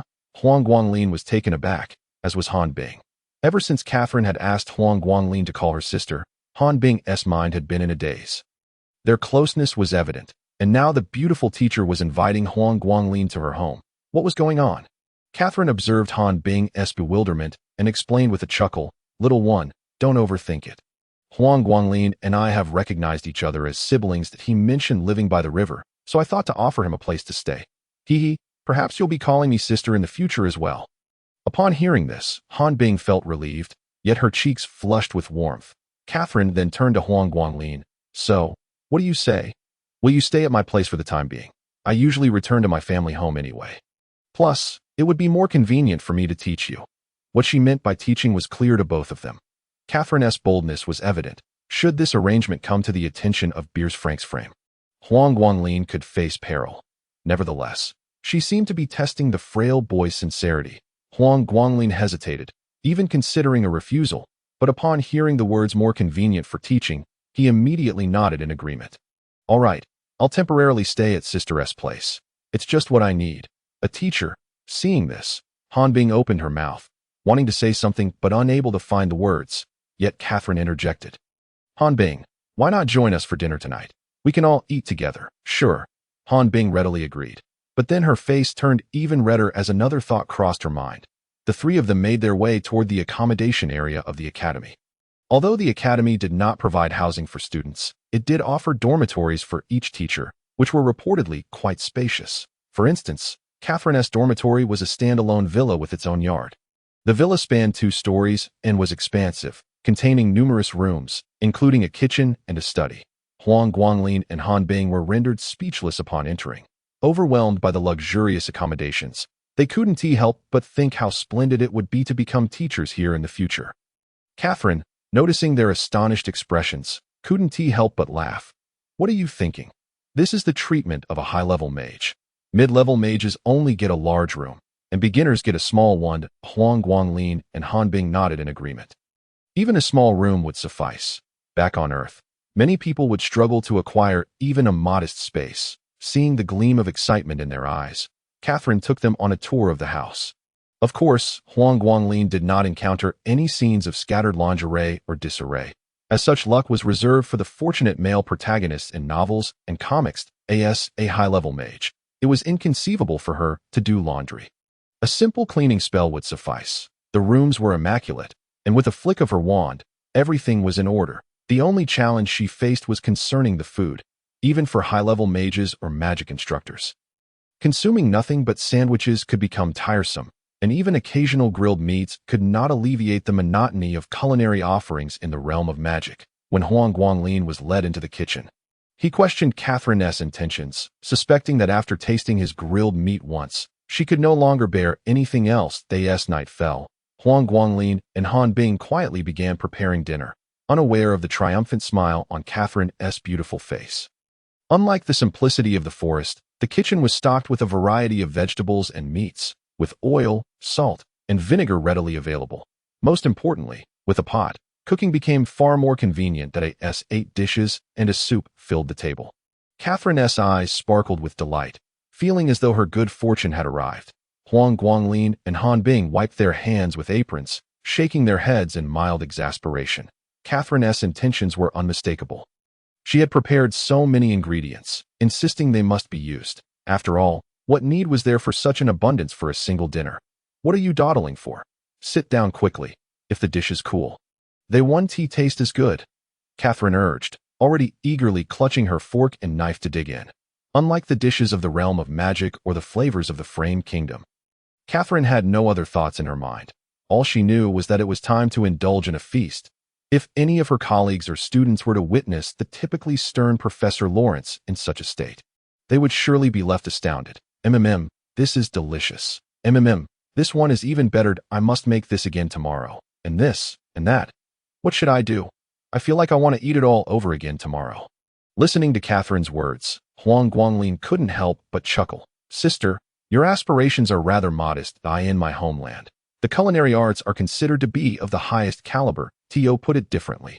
If you were to hire a chef from my country, you could dine on a different dish every meal for an entire year and still not exhaust the variety. Isn't that impressive? Catherine was taken aback, as she had primarily heard about Earth through anecdotes. And this was the first time she had encountered such a claim. Chapter 54. Teaching Huang Guanglin was not exaggerating, but a chef of such caliber, having been honed through countless trials, would be quite aged and unlikely to be dispatched to the continent of magical laws. Individuals like Han Bing and Huang Guanglin had taken up cooking from a young age due to humble beginnings, and by strict standards, their skills were rather average. However, compared to the almost non-existent culinary standards of the magical continent, their abilities were indeed commendable. If a true chef were to arrive here, Catherine would probably feel that her previous meals were unworthy of mention. Cough, cough. Sister, my culinary skills are also quite ordinary back on Earth. I lack even the qualifications to set up a fried rice stall, but I assure you, it's not completely inedible. If you do not mind, I could take on the responsibility of cooking from now on. Though I can only contribute a small amount towards the expenses, Catherine took a while to regain her composure from her astonishment and replied somewhat bluntly, Contribute? I will cover the expenses. All you need to do is cook with dedication. In truth, she thought this young man was being excessively modest. If he considered his skills average, it would imply that the culinary arts of his homeland were nothing short of divine. Huang Guanglin did not argue further, and the three of them continued to eat in silence, finishing all 8 dishes and the bread entirely. As the only male present, the slender youth took upon himself the duty of washing the dishes. Catherine and Han Bing sat in the living room, both silent, the atmosphere feeling somewhat peculiar. After a while, Catherine glanced at the busy young man in the kitchen and couldn't help but whisper to Han Bing. Han Bing, do you have feelings for my brother? Han Bing's face flushed a deep crimson, yet she did not refute the statement. Instead, she shyly lowered her head. Catherine observed this and was momentarily lost in thought, reminiscent of her own blissful days before marriage. However, upon recalling the wretched Belle's Francie frame, she quickly regained her focus. Seize the opportunity if you like him. Otherwise, he may be taken away, Catherine remarked earnestly. You know, despite his lack of talent, he is quite a decent person. You have no advantage over Lu Shi and Alexia Elushi. Alexia. Teacher, what do they have to do with her? Han Bing thought differently. After all, they were geniuses, destined to one day become high-ranking sorcerers or even magisters. Brother Guanglin can never stand alongside them. On the contrary, I am more concerned about you. Beautiful teacher, Catherine chuckled lightly. Just a comparison. After all, this fellow seems to have an affinity for beautiful women. Others struggle to converse with them, yet he appears quite familiar with them. Of course, I include myself among the beautiful women, she added playfully. Han Bing pursed her lips, but shook her head in refusal. I trust my judgment. Teacher, I will heed your advice. They conversed. Unspoken thoughts lingered between them. Meanwhile, the slender young man in the kitchen, oblivious to the situation, hummed a tune while washing the pots and pans, striking a proud pose. The evening was drawing to a close. Catherine spoke up. Han Bing, you shouldn't return tonight. The city gates are likely closed. And it's unsafe for you to go back alone. I have plenty of rooms here. There's enough space for you to stay. You both lack talent, so I can provide some tutoring for your studies. Both Huang Guanglin and Han Bing were overjoyed. After all, one of them had not attended classes, while the other had just gained the privilege to do so. Having a high-ranking sorceress personally guide them was undoubtedly a significant boon. Catherine led them to the training room. Huang Guanglin surveyed the space. It was sizable, one side filled with books and various containers, while the other side remained empty, presumably reserved for practicing magic. Catherine instructed them to demonstrate the everyday spells they had learned, gauging their current abilities before commencing one-on-one teaching. Han Bing's situation was straightforward. She had just mastered a few basic spells and was still not very adept at controlling them. Furthermore, she had already learned the cultivation method for water attributes and had recently acquired the water blade spell in the forest. It was commendable for a student with such poor aptitude to learn so much in such a short time. However, Catherine was a perfectionist and was always stern with her students. Han Bing, your aptitude is lacking, so you must prepare for hard work. In the days to come, you will need to practice your everyday spells continuously. The more proficient you become in them, the easier it will be for you to learn attribute magic in the future. Of course, reading is essential. Studying can broaden your mind and enhance your focus, which is crucial for controlling magic. Moreover, you need to become more familiar with the spiritual language, as it is necessary for understanding and reciting incantations. Han Bing licked her lips, not nodding, but silently wrote down Catherine's words on a piece of paper. She understood that in the days to come, she would need to rigorously adhere to the guidance laid out on that paper.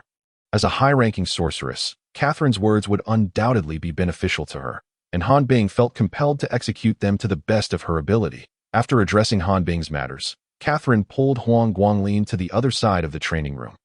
Near a desk, Guanglin, the person who previously guided you was the vice dean, correct? Huang Guanglin nodded. Yes, I realized he was the vice dean when I met him today. Then continue to follow the vice dean's suggestions, Catherine instructed. You should keep reading. Regardless of the path you choose in the future, reading extensively will never be a disadvantage. Naturally, if you wish to pursue the path of a formation artist, I can guide you as well. As she spoke, Catherine retrieved a blank piece of parchment from the bookshelf, selected a white ceramic bottle from the containers, and picked a brush from the pen holder. There are indeed many nuances to drawing magic circles. First and foremost, the materials are paramount. Quality materials enable the magic circle to perform better. For instance, parchment preserves elements more effectively. This bottle contains the blood of a Gale wolf, and this brush is made from the fur of a Gale wolf as well. Using them to draw wind attribute magic circles will yield superior results. Of course, each type of attribute magic circle requires corresponding attribute materials, since you happen to have the Gale wolf's blood and fur. I will teach you using the wind magic circle as an example. With that, she dipped the brush in the wolf's blood and swiftly began to draw on the parchment. First, she created the outer ring of the magic circle, followed by the star points, runes, prayers, and intricate patterns of the sun and moon. It appeared beautiful and simple, yet the complexity was immense, and even the slightest error would not be tolerated. Huang Guanglin noticed that Catherine intentionally slowed her pace, yet it remained rapid. Aware of his own limitations, he activated his eye of memory from the outset. Even if he did not comprehend everything in the moment, he would gradually grasp it later. Soon, a magic circle was completed. Catherine glanced at the young man, gracefully forming a hand gesture, her lips moving as the incantation flowed forth. O great spirit of the wind, ethereal sprite of the breeze, grant your disciple the power to command the winds. Buzz. As the incantation concluded, the magic circle on the parchment suddenly emitted a radiant glow, the runes and star points shimmering, as a miniature tornado formed in the air. Remarkable! The slender youth's eyes sparkled, and his anticipation of becoming a formation artist intensified. This was his sole pathway to wielding attribute magic. Chapter 55. Talent. Even after the tiny tornado dissipated, the glimmering light in Huang Guanglin's eyes did not wane. From the drawing of the magic circle to its activation, he did not blink once. as the Eye of Memory had recorded the entire process. Once he digested it, his understanding of magic circles would deepen significantly.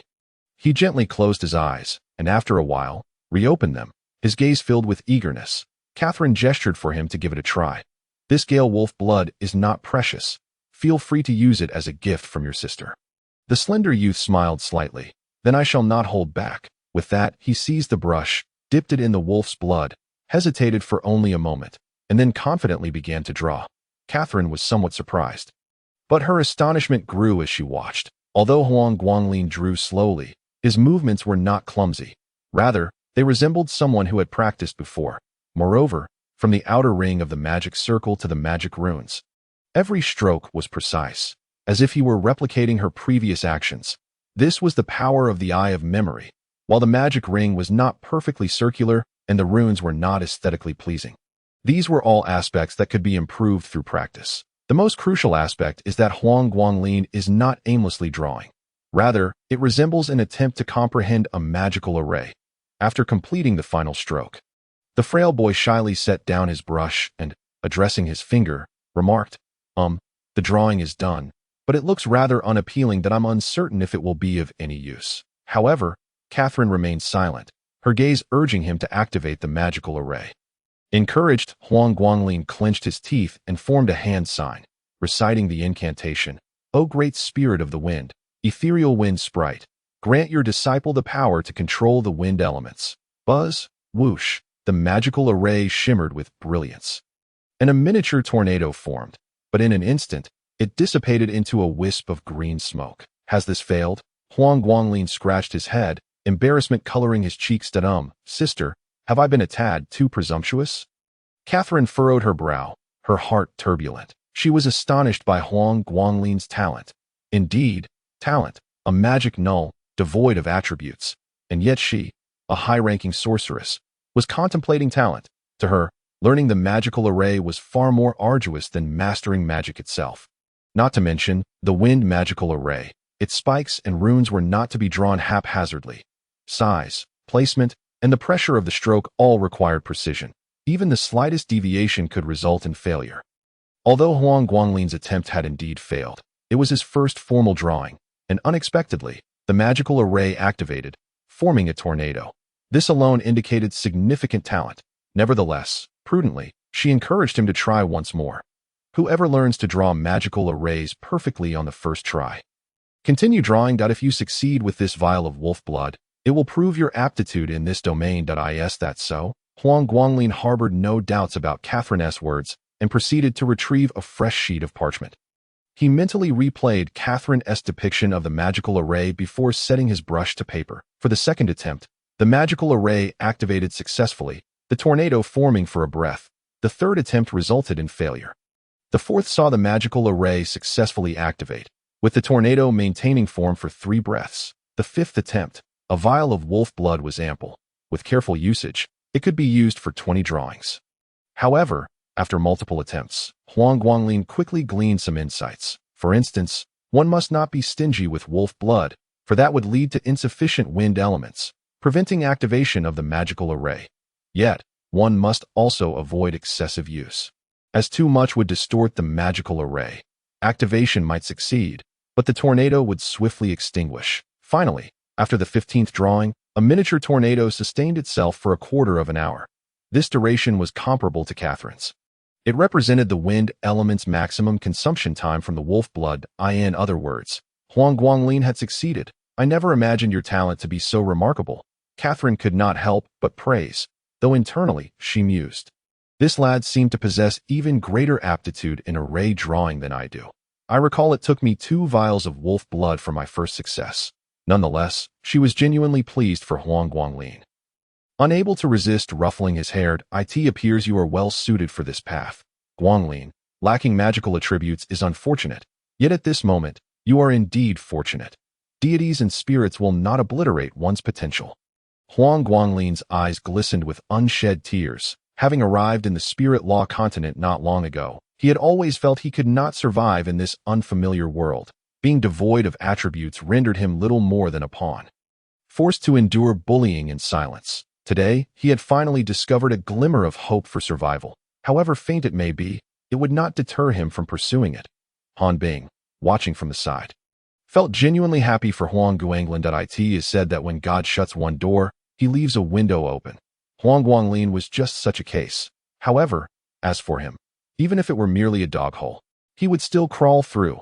At this moment, Huang Guanglin was enveloped in a special emotion, harboring a greater yearning for his future. For reasons unknown, he instinctively recalled the fire net magic, his eagerness intensifying. "Sister," he exclaimed, pointing at a porcelain vial on the table, "is this the blood of a fire lizard? I wish to use it." Catherine, puzzled, confirmed, "Indeed, this is the blood of a fire lizard. If you wish to use it, I suppose it is permissible. But Guanglin, you must not become overly arrogant." Huang Guanglin, however, wore a serious expression. "I am not being arrogant. I simply believe that if I try it now, I should be able to succeed." Seeing his determination, Catherine refrained from further objections. The blood of the fire lizard was not inexpensive, yet for someone of her noble lineage or as a high-ranking sorceress, it was merely a trifle. "Consider it practice for my brother." Huang Guanglin seized the vial and retrieved a fiery red brush from the holder. Following his thoughts, he swiftly painted the fire net magical array onto the parchment. Catherine observed intently, realizing that it was indeed the fire net magical array. She recalled that the fire net magic had only been taught in class. Could it be that he memorized it with his memory eye? Yet that mattered little. What was essential was her belief that this magical array appeared promising. Assuming all proceeded accordingly, "O great fire deity, esteemed fire sprite, let the fire elements heed my command." The boy formed his hand sign and recited the incantation. In the next moment, the crimson magical array erupted with radiant light, and above it, a splendid little net of flames unfurled. The surrounding air instantly scorched. If Catherine had been merely astonished before, she was now utterly shocked. Grabbing the frail boy's arm, she inquired, "Guanglin, did you learn this fire net magical array from a book?" Huang Guanglin blinked. "No, I memorized it in class using my memory. I intended to pursue the path of an array artist. So I practiced drawing this fire net magical array daily. Just now, I instinctively pondered it, and unexpectedly succeeded." Catherine stared in astonishment at the dissipating fire net, her emotions difficult to articulate. Chapter 56. Breakfast as night fully enveloped the sky. The three individuals lay in their beds, none able to find sleep. Unbeknownst to Huang Guanglin, who was lost in thought, Catherine and Han Bing were equally troubled, staring at the dark ceiling, their minds restless. Unable to endure the silence any longer, he snapped his fingers, summoning a thumb-sized sphere of light that illuminated the darkness. Silently, he retrieved a stack of parchment from his pocket, the very pages on which he had drawn the magical arrays that day. Among them, the fiery red magical array stood out prominently. "Could it be that I truly possess talent in this regard?"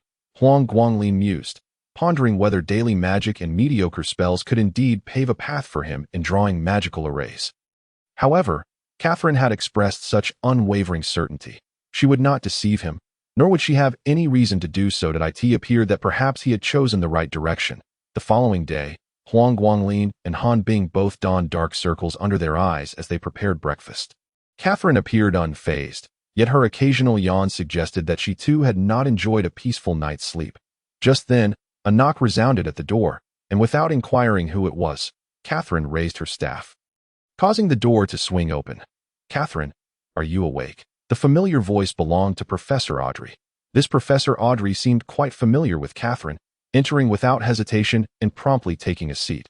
However, upon noticing the two individuals in the kitchen, she was taken aback. "I say, Catherine, who are they?" "Oh, they are preparing breakfast," she remarked, her surprise evident.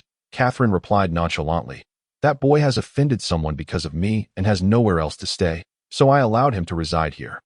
The girl merely helped prepare dinner last night. I offered her a place to stay since it was too late. You let that boy live here?" Professor Audrey nearly bit her tongue in disbelief. "Catherine, have you lost your mind? He has already offended that person. Allowing him to stay here will only worsen the situation. I'm afraid he won't survive the day." Yet, Professor Audrey was taken aback when the usually accommodating Catherine stubbornly defended her stance. "Guanglin is now my brother. If he dares to harm Guanglin, I will not let it go." Her words were resolute. Had Catherine not referred to the young boy as her brother, Professor Audrey might have suspected that the granddaughter of the King of Sylph was harboring feelings for her student. However, This was no way to go about it. Professor Audrey felt helpless. Catherine, that person is, to put it bluntly, unhinged. To be honest, whether you associate with men or merely befriend women, he will never relent. Otherwise, you wouldn't have a single friend. This implied that even Professor Audrey dared not befriend Catherine. Mentioning the painful topic stirred a flicker of anger within Catherine towards Belle's fiancé Fram. With a fierce whisper, she declared, "It is precisely for this reason that I loathe him. This time, I will not compromise. After finally gaining a brother, if he dares to strike, I wouldn't hesitate to call for my grandfather." Hiss. Teacher Audrey gasped in shock. It seemed that Teacher Catherine had resolutely decided to confront that individual. Otherwise, how could she have uttered such words? It is important to note that the Kingdom of Sylph and the Kingdom of Frame have always maintained a peaceful relationship as allied nations. Catherine, being the daughter of the Sylph Kingdom's princess and the eldest daughter of the esteemed Lawrence family in the Frame Kingdom, may have been widowed, yet her influence remains significant if she were to incite a war between the two kingdoms. Heavens, the consequences would be unimaginable. Teacher Audrey cast a glance at the frail young man, unable to restrain herself from softly asking, "Teacher Catherine, is it really worth it for a student you've only known for a few days?" With a tone imbued with unwavering resolve, Teacher Catherine replied, "It is worth it. Moreover, it goes beyond that. The harm inflicted upon me by Belle's fiancé Frame over the years will be fully settled. I hope he does not provoke me further."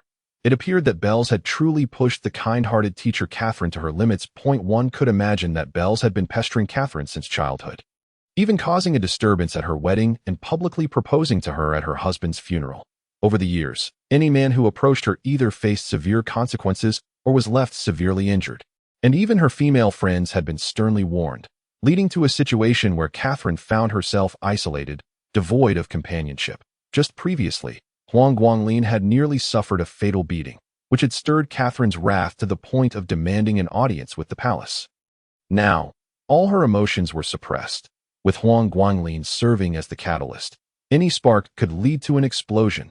Teacher Audrey wisely refrained from further comments, silently praying for the happiness of the beautiful Teacher Catherine while secretly wishing for Belle's to stumble and twist his ankle. At that moment, Huang Guanglin and Han Bing emerged with breakfast. "Good morning, Teacher Audrey," they greeted cheerfully. Teacher Audrey smiled in return.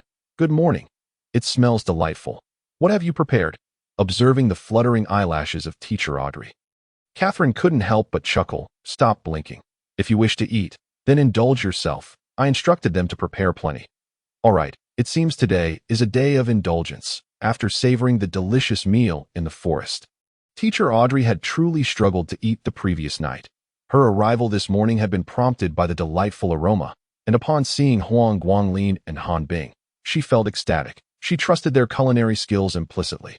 At the very least, their dishes were to her liking. The meat porridge they prepared for breakfast, along with the fried dough, was far superior to the bland bread or sandwiches. Teacher Audrey devoured her meal with unabashed enthusiasm, entirely disregarding her image as a stunning beauty, leaving Huang Guanglin speechless. In contrast, Catherine maintained a much more composed demeanor.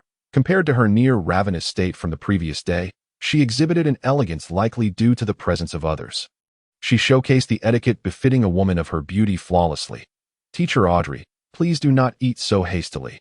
It is unseemly for the students to witness," Catherine remarked as she sipped her milk. Teacher Audrey rolled her eyes. "Of course, you are not in a hurry. You can enjoy this every day. I, however, must return to stale bread, and my evenings consist of either grilled steak or pan-fried beef. I'm utterly tired of it." Catherine chuckled lightly. "It seems I am more fortunate than you. However, Teacher Audrey, you ought to aspire for more. Do you not know how advanced the culinary culture of Earth has become? For instance, if you were to invite a renowned chef from Earth, you could dine on an entirely different dish every day for an entire year and still not exhaust the options." Huang Guanglin nearly burst into laughter. Catherine had cleverly appropriated his words from the previous day, and seeing the astonished expression on Teacher Audrey's face filled her with a sense of pride. Teacher Audrey was genuinely taken aback. "Is that true?" "Absolutely. What we are eating now is merely the most basic breakfast on Earth. Naturally, if you desire something more extravagant, do not hold your breath. The Guanglin family is rather impoverished and does not possess such culinary skills." Though she said this, both Huang Guanglin and Han Bing could detect a hint of boastfulness in her tone. Teacher Audrey, ever perceptive, remarked, "Well, This is quite satisfactory. It truly is disheartening to see how some people are so fortunate. Why have I not found such a skilled chef? Catherine shot her a sidelong glance. Guanglin is not a chef. He is my brother. Chapter 57. Seeking trouble. After the four of them finished breakfast in high spirits, Huang Guanglin escorted the three women to class, remaining behind to tidy up the dining area. It was Han Bing's first official day of classes, and she appeared both excited and nervous. Fortunately, having grown more familiar with Catherine, she was not overtaken by fear. Huang Guanglin, meanwhile, planned to spend the day in the library studying. Having established his direction, his reading became more selective. Although his goal was to complete all the books on the first floor of the library, he prioritized which ones to tackle first. Moreover, with his continuous training over the past few days, he found that his memory retention had significantly improved, allowing him to read at an accelerated pace. He was confident that before long, he would achieve his set goal and embark on the path of becoming a formation master. However, it seemed that today was not particularly favorable for him. While he was quietly engrossed in his reading in a corner, a large foot unexpectedly kicked his shoulder. The force was minimal, rather than a kick. It felt more like a push. Huang Guanglin, bewildered, looked up to see a tall, handsome young man and a graceful young woman, both draped in magical cloaks. What puzzled Huang Guanglin was that these two individuals were locals, and he did not recognize them. "May I ask what the matter is?" he queried softly. The young man shot him a sidelong glance. "Nothing. My foot just slipped." After he said this, the young woman stifled a laugh, failing to conceal the mockery in her eyes. Huang Guanglin certainly could not believe such a foolish excuse, yet he truly did not know them. Why were they suddenly seeking trouble? He silently picked himself up. But before he could steady himself, that large foot came again, pushing him back down to the ground. "Apologies, my foot slipped again," the young man said with a mischievous tone, causing the young woman to erupt into laughter. Though she was careful not to laugh too loudly in the library, unwarranted provocation was enough to ignite anger even in the most patient of individuals, and Huang Guanglin, despite his frail appearance, felt his temper rising. That he glanced at the young man's foot and spoke with a tone of feigned sympathy. "I believe it is your foot that is the problem. Such a pity at such a young age." "What did you say?" The young man narrowed his eyes dangerously, fixing his gaze on Huang Guanglin. "You know my name." Huang Guanglin replied with a smile. "How strange. I seem not to recognize either of you. Nor do I recall offending you. This is a library, and if you wish to cause a ruckus, I certainly wouldn't mind." It was rare to see the frail young man display such assertiveness. He was not foolish. Regardless of the reason behind their animosity, one could not simply avoid confrontation. Since avoidance was futile, he might as well confront them with some bravado. This is a library, and disturbances are not permitted. The young man had only dared to push him with his foot, rather than kick him outright, likely out of consideration for this very rule. Moreover, judging by their attire, they appeared to be minor nobles in the Frame Kingdom. While they dared to bully Huang Guanglin, they were hesitant to escalate matters, as the academy did not tolerate such behavior. "If you dare to touch me with your foot again, I will retaliate. After all, if the academy takes action, we would both face expulsion together. Die. A mere waste. Have nothing to lose. But you must be a noble, capable of bearing the consequences, correct?" The young man was visibly infuriated by Huang Guanglin's words, casting a wary glance around as he realized the truth in Huang Guanglin's statement. Huang Guanglin had indeed hit the nail on the head. The young man hailed from a minor noble family, and attending Salamander Academy was a significant honor. If he were expelled for causing a ruckus, his path to becoming a mage would be irreparably damaged. Moreover, he would likely face severe consequences from his father. The library was a unique environment. Entering required a magical scan of identification cards, and who knew if there were any surveillance cameras. The young man quickly took 2 steps back, wary of Huang Guanglin's potential retaliation, and spoke with an air of threat. "Huang Guanglin, you better behave yourself. You have offended someone you shouldn't have. You may enjoy your brief reprieve while it lasts. Offended someone I shouldn't have." Huang Guanglin fell silent. If he had enemies, aside from Lindsay, it would likely be that scoundrel Bells, and it was certainly more probable to be the latter. However, since he was currently residing at Catherine's home, it was only a matter of time before they sought him out. Huang Guanglin recalled his promise to Catherine and was prepared for any eventuality. Still, he asked, "May I inquire, who is this person you claim I have offended? I have ruffled quite a few feathers. And if you do not clarify, I may very well depart this world without closure." Hearing this, the young man could not help but place his hands on his hips. However, just as he was about to speak, the young woman behind him tugged at his sleeve, causing him to shiver involuntarily, and he immediately fell silent. Why did you stop speaking? Or perhaps the person I offended is someone who cannot be seen. You are unworthy of the light." The young man, in a fit of rage, declared that one should simply wait and see. When death comes, one will surely realize whom they have offended. With that, the man and woman immediately turned and left, leaving Huang Guanglin in a state of bewilderment. If it were Bayer's fancy frame, they would have no need for such subterfuge, and Lindsay, being a mere earthling who had only recently arrived, could hardly inspire fear in the nobility. The only plausible explanation was that there existed another individual. This was where Huang Guanglin felt perplexed. He seemed to have wronged no one who could possibly hold animosity towards him, unable to fathom it. He chose to dismiss the matter. His time was far too precious. The moment he had just lost was sufficient for him to peruse 4 volumes, regardless of who the other party was. He had no time to dwell on it and focused solely on his own aspirations. At midday, Huang Guanglin exited the academy and made his way directly to the riverbank where he had previously resided. He located a familiar tree and quietly began to excavate the soil beneath its roots. After a considerable effort, he finally unearthed a parcel wrapped in oiled paper. Upon opening it, he found everything intact, and he couldn't help but exhale in relief. Prior to embarking on his forest adventure, he had buried his mobile phone and money here under the cover of night, fortunate that they remained undiscovered. Now, he could store these items at Catherine's home without fear of them being taken. The phone, a birthday gift from his mother during her lifetime, was of the utmost value. He could not afford to lose it. After organizing his belongings, he returned to the academy, taking the opportunity to stroll through the royal city that as fate would have it. While passing a restaurant, he caught sight of the very same man and woman who had previously sought to provoke him in the library. They were engaged in animated conversation, and across from them sat Lindsay. Could it really be him? Unbelievable. Huang Guanglin found it hard to believe that Lindsay possessed such influence, especially since the man and woman had not dared to utter his name moments ago. Suddenly, he recalled a certain individual. Indeed, if he had offended anyone, it could only be that person. Furthermore, the only individual who could instill fear in these young nobles and was connected to Lindsay was none other than him. Huang Guanglin muttered to himself, a cold smile creeping onto his lips, that I have heard that this person is a prodigy of the Salamander Academy, rivaling even the likes of Elixia in talent. Yet, how pitifully small-minded he is. Chapter 58.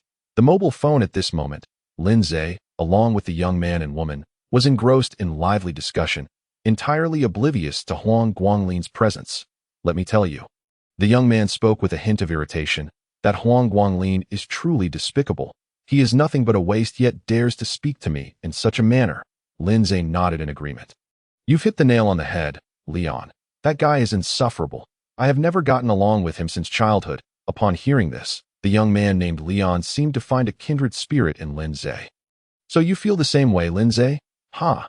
Huang Guanglin, that useless fool, probably has no idea whom he has crossed. He will certainly regret it in due time. The young woman chimed in. Absolutely. Our esteemed senior, Marco, has set his sights on a woman. How could someone like Huang Guanglin dare to entertain such thoughts? He is nothing more than a frog dreaming of swan meat.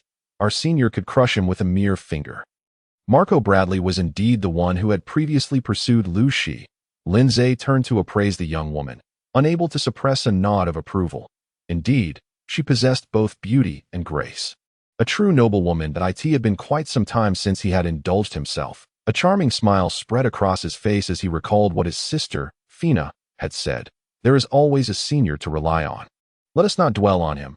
Let's discuss something else. By the way, our commissioner Lee has recently arranged for some exquisite clothing from Earth. Fina, you are so beautiful. Would you like to try some? Really? Thank you so much, Brother Lindsay, Fina exclaimed, her face lighting up with joy, a hint of bashfulness in her gaze directed towards him. Lindsay was handsome, with a sweet tongue, and appeared quite generous. Generally, only those not as clever as Lu Shi would easily fall for his charms. However, perhaps due to Elixia's influence, the girls in their class were rather indifferent to his sly smile and sinister demeanor. Fina was from another class, and, like her brother Leon, rather naive. Huang Guanglin had only listened for a short while before departing with a cold smirk.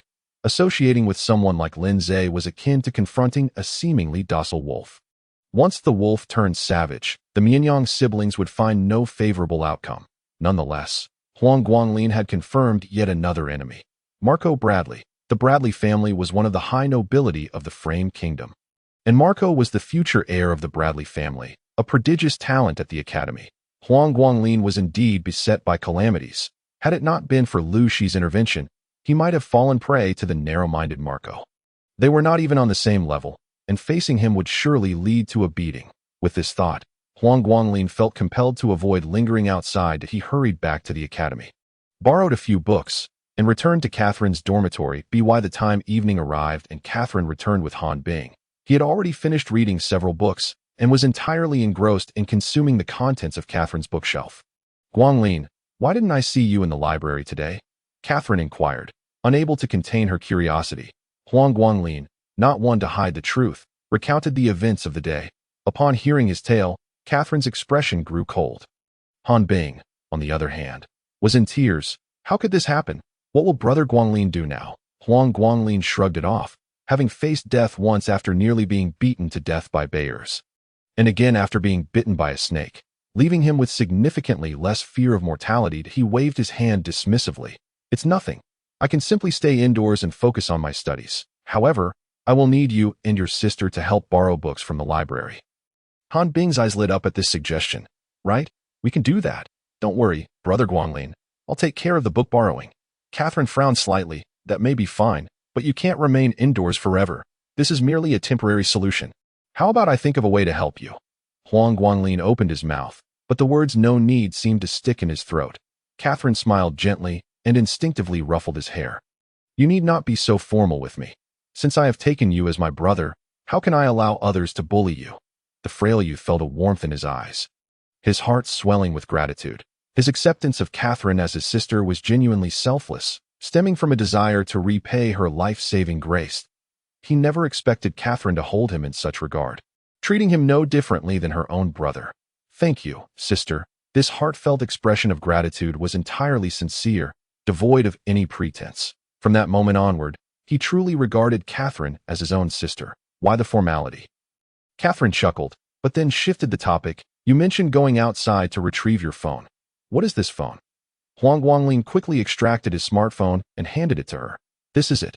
Catherine examined the phone for quite some time before turning her gaze back to Huang Guanglin. Filled with curiosity, this phone is a tool for long-distance communication on our Earth, Huang Guanglin explained.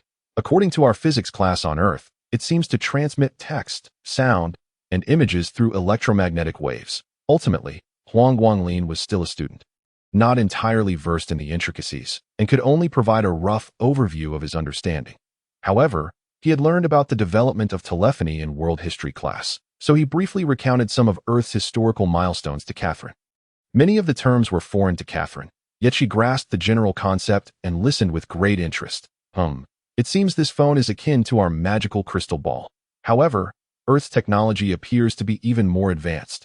Magical crystal balls cannot be utilized unless one reaches the level of a high-ranking mage, whereas this phone has become commonplace on Earth, truly unimaginable. Moreover, this small box can transmit text, sound, and images. It far surpasses the capabilities of a magical crystal ball. No wonder Blakeway claimed that the Academy coveted Earth's technology. Such advancements would incite envy in any world. Upon hearing Catherine's remarks, Huang Guanglin chuckled. Sister, just as you said, you may find Earth's technology impressive, but we Earthlings regard magic as far superior. Huang Guanglin's statement held truth to Earth's technology could continue to evolve through research, while magic was something Earthlings could never create. Thus, Earthlings too coveted the magic of the Spirit Law continent. Perhaps you are right, Catherine sighed softly, but I still hope that the two worlds can communicate harmoniously and avoid the outbreak of war. Huang Guanglin and Han Bing exchanged a glance, yet neither offered a nod. Hope is one thing, while reality is quite another. Both the technological advancements of Earth and the magical arts of the continent of Spirit are treasures coveted by both sides. They dared not underestimate human greed. It is hardly surprising that those in power would instigate wars for their own selfish interests. Rather, it is to be expected. However, these matters were beyond their concern. Huang Guanglin chose not to dwell on them, and instead opened his phone. Beginning to provide Catherine with a detailed introduction. It seems the battery is nearly depleted. He could probably use it for just a little longer. Chapter 59, Spirit Infusion. Catherine took the phone and, under the guidance of Huang Guanglin and Han Bing, began to explore its features. Naturally, making calls and sending messages was out of the question, as there was no signal in this place. Nevertheless, Huang Guanglin had downloaded a multitude of novels and games. Although Catherine could not decipher the text of the novels, she was able to engage with the games. Playing the games did not necessitate an understanding of Earth's language. One simply needed to know how to operate the device. This was Catherine's first encounter with such technology, and her heart brimmed with wonder. Occasionally, she would stomp her feet in excitement or emit exclamations akin to those of a child as the battery dwindled to a mere 10%. Huang Guanglin felt it was time to conclude. Ahem, sister, the phone is almost out of power. We likely won't be able to play for much longer. Catherine paused, a clear reluctance etched upon her face, indicating her fondness for mobile games. Out of power? Are you referring to lightning? Huang Guanglin pondered for a moment before clumsily explaining. It is indeed a similar phenomenon to lightning, or rather, a diminished form of it. Our Earth's technology can generate and store it through various means, providing energy to the phone. Yes, that's about the gist of it. Catherine nodded, seemingly grasping the concept. So, if we can supply this energy called electricity to the phone, it can continue to be used, and the games can be played? Sister, that last sentence was undoubtedly your true aim, wasn't it? Huang Guanglin nodded. However, I am not well versed in this area. Charging must not be done haphazardly. It requires a stable current. How should I put it? If one wishes to understand this thoroughly, one must consult Lu Qian. Consult Lu Qian? Han Bing interjected naturally. Guanglin is right. Lu Qian is an academic prodigy. If you have questions, just ask her. Catherine was taken aback by their high regard for Lu Qian. Is she really that impressive? Huang Guanglin affirmed. Indeed, she and I have been neighbors since childhood, aside from cooking. She excels at everything she learns. In simple terms, she is a versatile genius. No one can compare. Catherine recalled Lu Qian's speed in learning the language of spirits and her magical talent, as well as her performance during their battle in the forest. It indeed seemed reasonable. Then I shall inquire with her when I have the time. Before long, the phone screen went black. Despite her reluctance, Catherine had no choice but to return the device, observing her demeanor. Huang Guanglin found this sister of his to possess a rare charm. The phone had finally run out of power. Huang Guanglin could not help but sigh inwardly. He wondered if he would ever be able to use this phone again in his lifetime, or if it would merely serve as a faint memory left by his mother. It was a pity about all those novels and games. He recalled that this model even had some standalone artificial intelligence installed, but such thoughts were now trivial. Huang Guanglin and Han Bing began to prepare dinner, and Han Bing excitedly shared the day's class content with Huang Guanglin. Brother Guanglin, today the teacher taught us about spirit infusion magic. Spirit infusion magic? Is that the one that bestows intelligence upon lower beings? I've seen it mentioned in books, but I don't know the incantation. I've noted it all down, but I'm afraid I might have made mistakes that we should ask the teacher later. Agreed. After their meal, Huang Guanglin indeed inquired about the magic, and Catherine, without any hesitation, cheerfully offered him additional help. Spirit infusion magic, as you may have read in your books, allows us to forcibly grant intelligence to lower beings through magical power. This is considered advanced everyday magic and does not strictly require a specific attribute. You can learn it as well. However, your magical power is ultimately too weak. You might not even be able to grant intelligence to an ant. Huang Guanglin pondered and asked, since it is advanced everyday magic, there must be a magic circle involved, right? What if I were to use a magic circle as assistance instead of relying solely on my own magical power? Your line of thought is correct.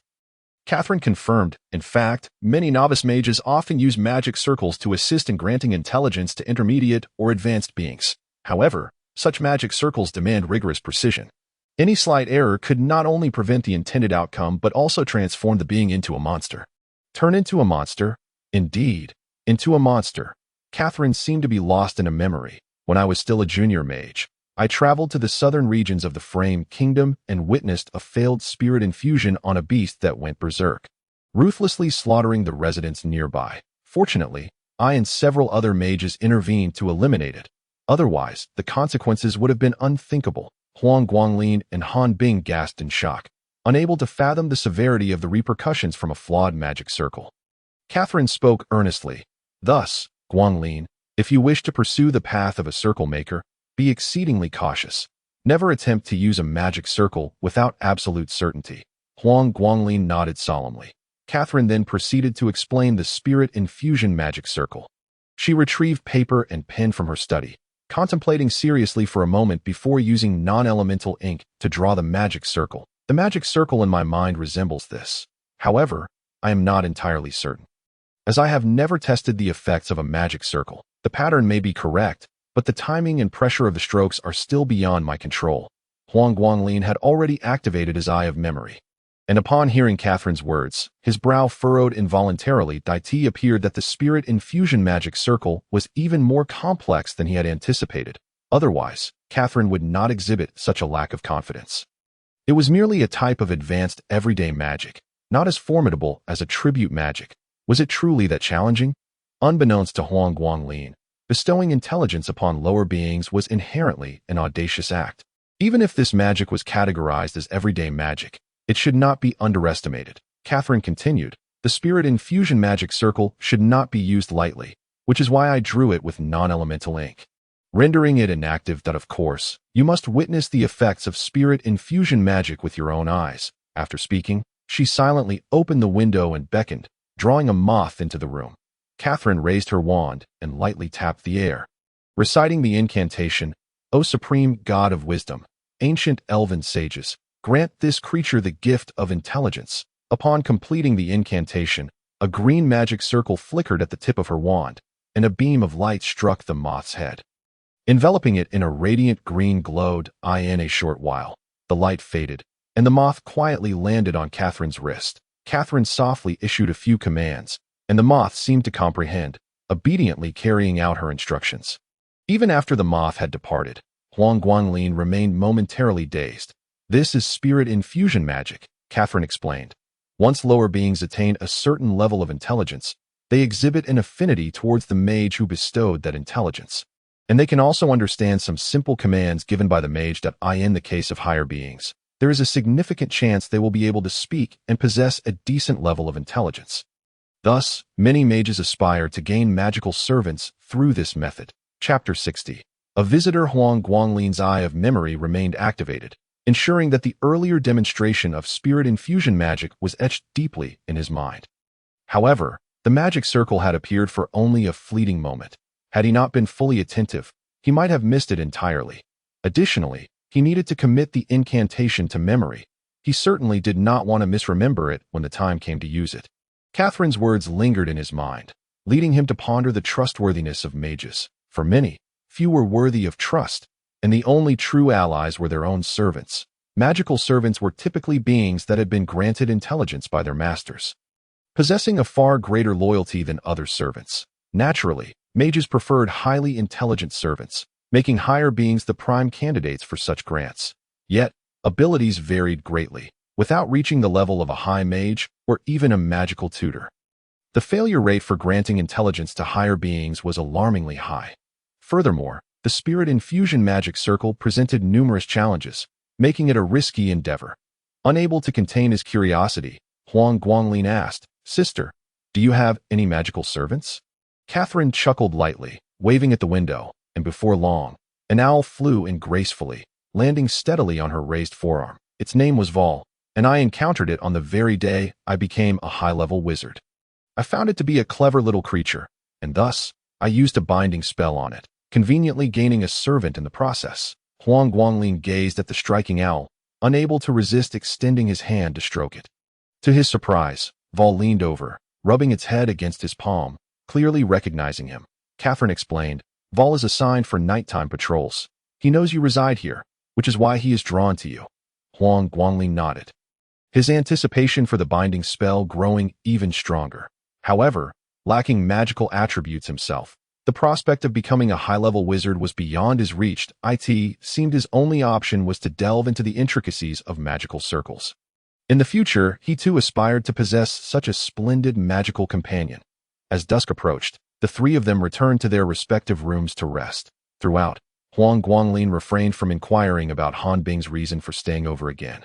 and neither Han Bing nor Catherine offered any explanations. Time was precious, and Huang Guanglin settled into a meditative posture, resuming his training. Although the water elements were not as abundant as by the river, Catherine's dormitory appeared to occupy a rather unique position, rich in various magical elements, allowing for commendable training progress. However, a tranquil existence rarely lasts long. On the evening of Huang Guanglin's third day residing in Catherine's dormitory, a red-haired, brutish middle-aged man stormed in, shattering the door with a single punch. "Catherine, I heard you took in that little boy to stay in your dormitory. Is it true? I never imagined you to be such a wanton woman." Belle's Francie Frame was truly infuriated. He had initially thought this frail little ant would learn to be more compliant after nearly being killed by him and forced into a life of wandering. Yet here he was, residing in Catherine's home. He should have just killed him outright. Without hesitation, Catherine raised her staff and unleashed a gust of wind. The sound of the wind was sharp, as if it intended to tear everything apart. Belle's was no pushover. He muttered an incantation under his breath, enveloping his hand in flames, which he used to shatter the wind blade effortlessly. "What is this? Are you flustered? It seems I hit the nail on the head. You, a wanton woman, pretend to be a chaste widow after your husband's death, yet you seek out your student as a man. How disgraceful!" Upon hearing this, Catherine's expression darkened completely. She shouted, "Belle's Francie Frame, I implore you to show some respect. This is my private dormitory, a space granted to me by the Salaman Academy. You have no right to wreak havoc here, and if I do, are you afraid of what others might say? If you are so desperate, why not seek me out? I could satisfy all your needs. One of you or 10, it matters not." "You."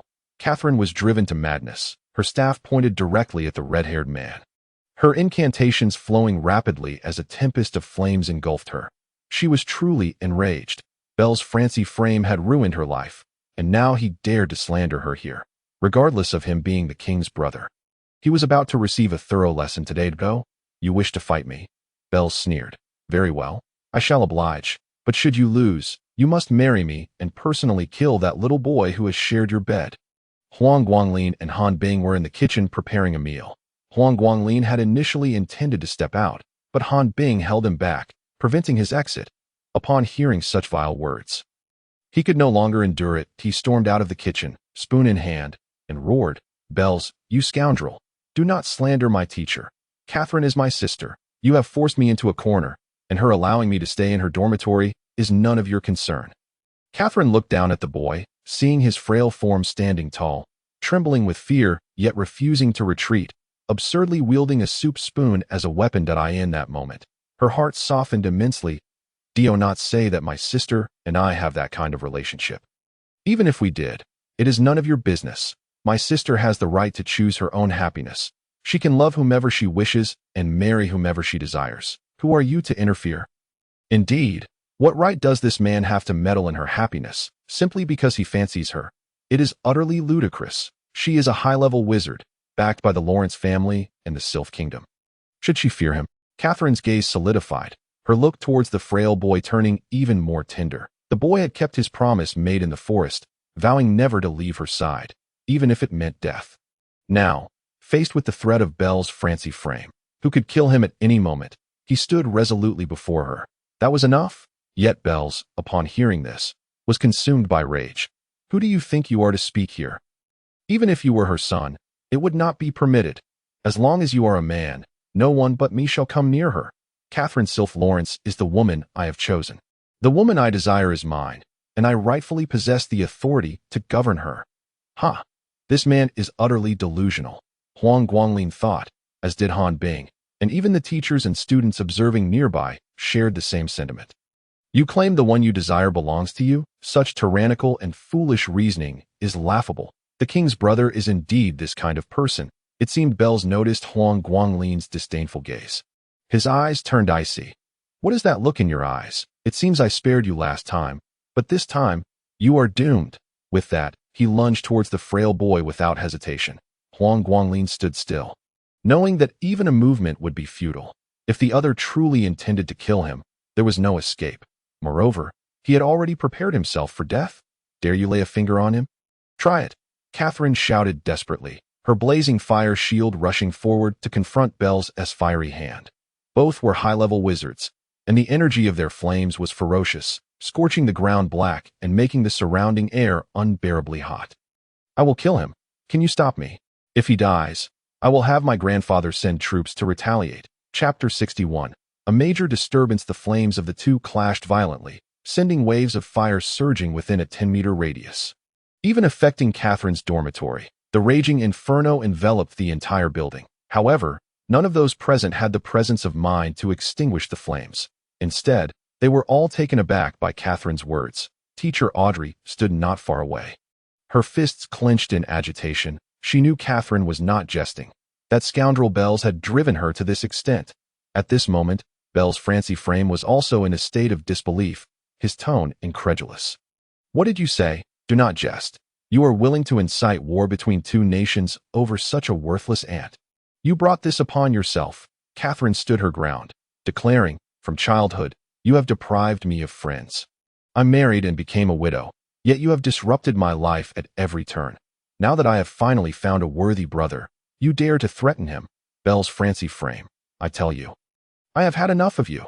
Do not force me to kill you, nor to instigate a war between our nations. You. Bells felt a twinge of panic. It was the first time he had seen such a hysterical Catherine. Her eyes filled with reckless resolve, as if she were ready to kill him. But what of it? He had chosen her. What was wrong with wanting to possess her? You are insane, Catherine Sylph Lawrence. You have truly lost your mind. Insanity is your doing.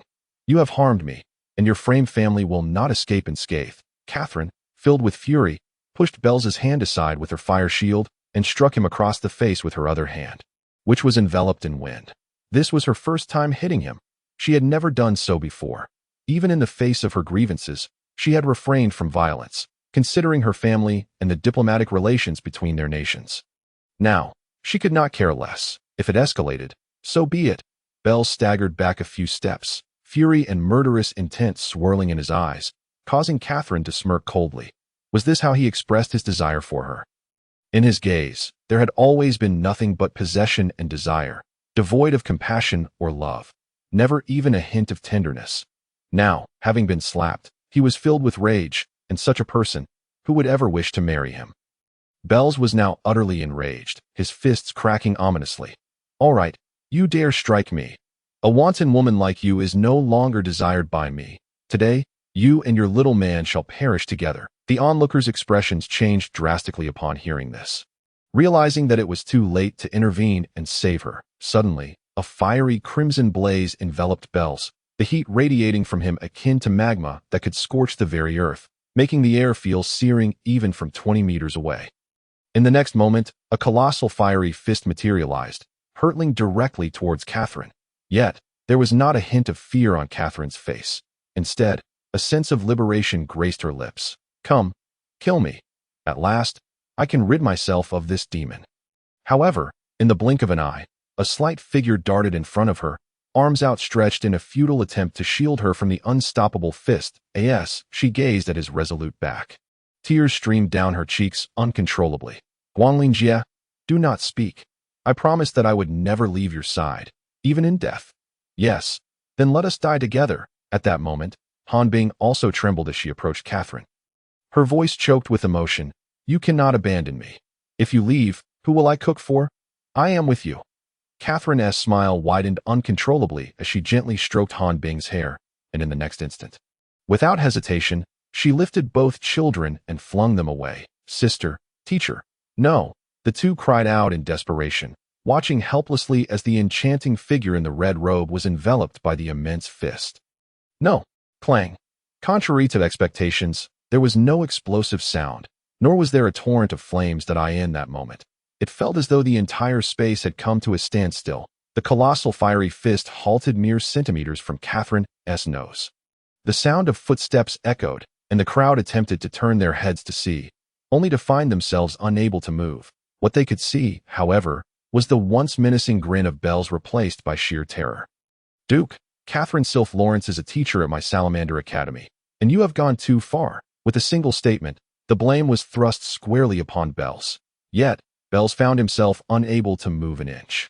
His lips quivered, seemingly capable of speech, yet they remained tightly sealed. Soon, the silver-robed vice principal entered the crowd's view, his weathered face still adorned with a benevolent smile, though his eyes gleamed with coldness, with a swift motion of his silver sleeves. The frozen fiery fist dissipated into nothingness, causing Bells to stagger back several steps, ultimately collapsing onto the ground. His chest heaved violently, beads of cold sweat covering his body, and his wide, terrified eyes reflected his despair. As a high-ranking sorcerer, on the brink of becoming a mage, he had never encountered such hopelessness. Catherine, meanwhile, had her hair and clothes singed, her skin bearing the marks of varying degrees of burns, rendering her a pitiful sight. When the vice principal placed his frail hand upon her head, a flood of grievances poured forth from her heart. The vice principal sighed deeply, lamenting, "It is the Academy's fault. You are our esteemed high-ranking magic teacher. Yet the institution failed to provide you with support in a timely manner. But fear not. From this day forth, I shall be your shield.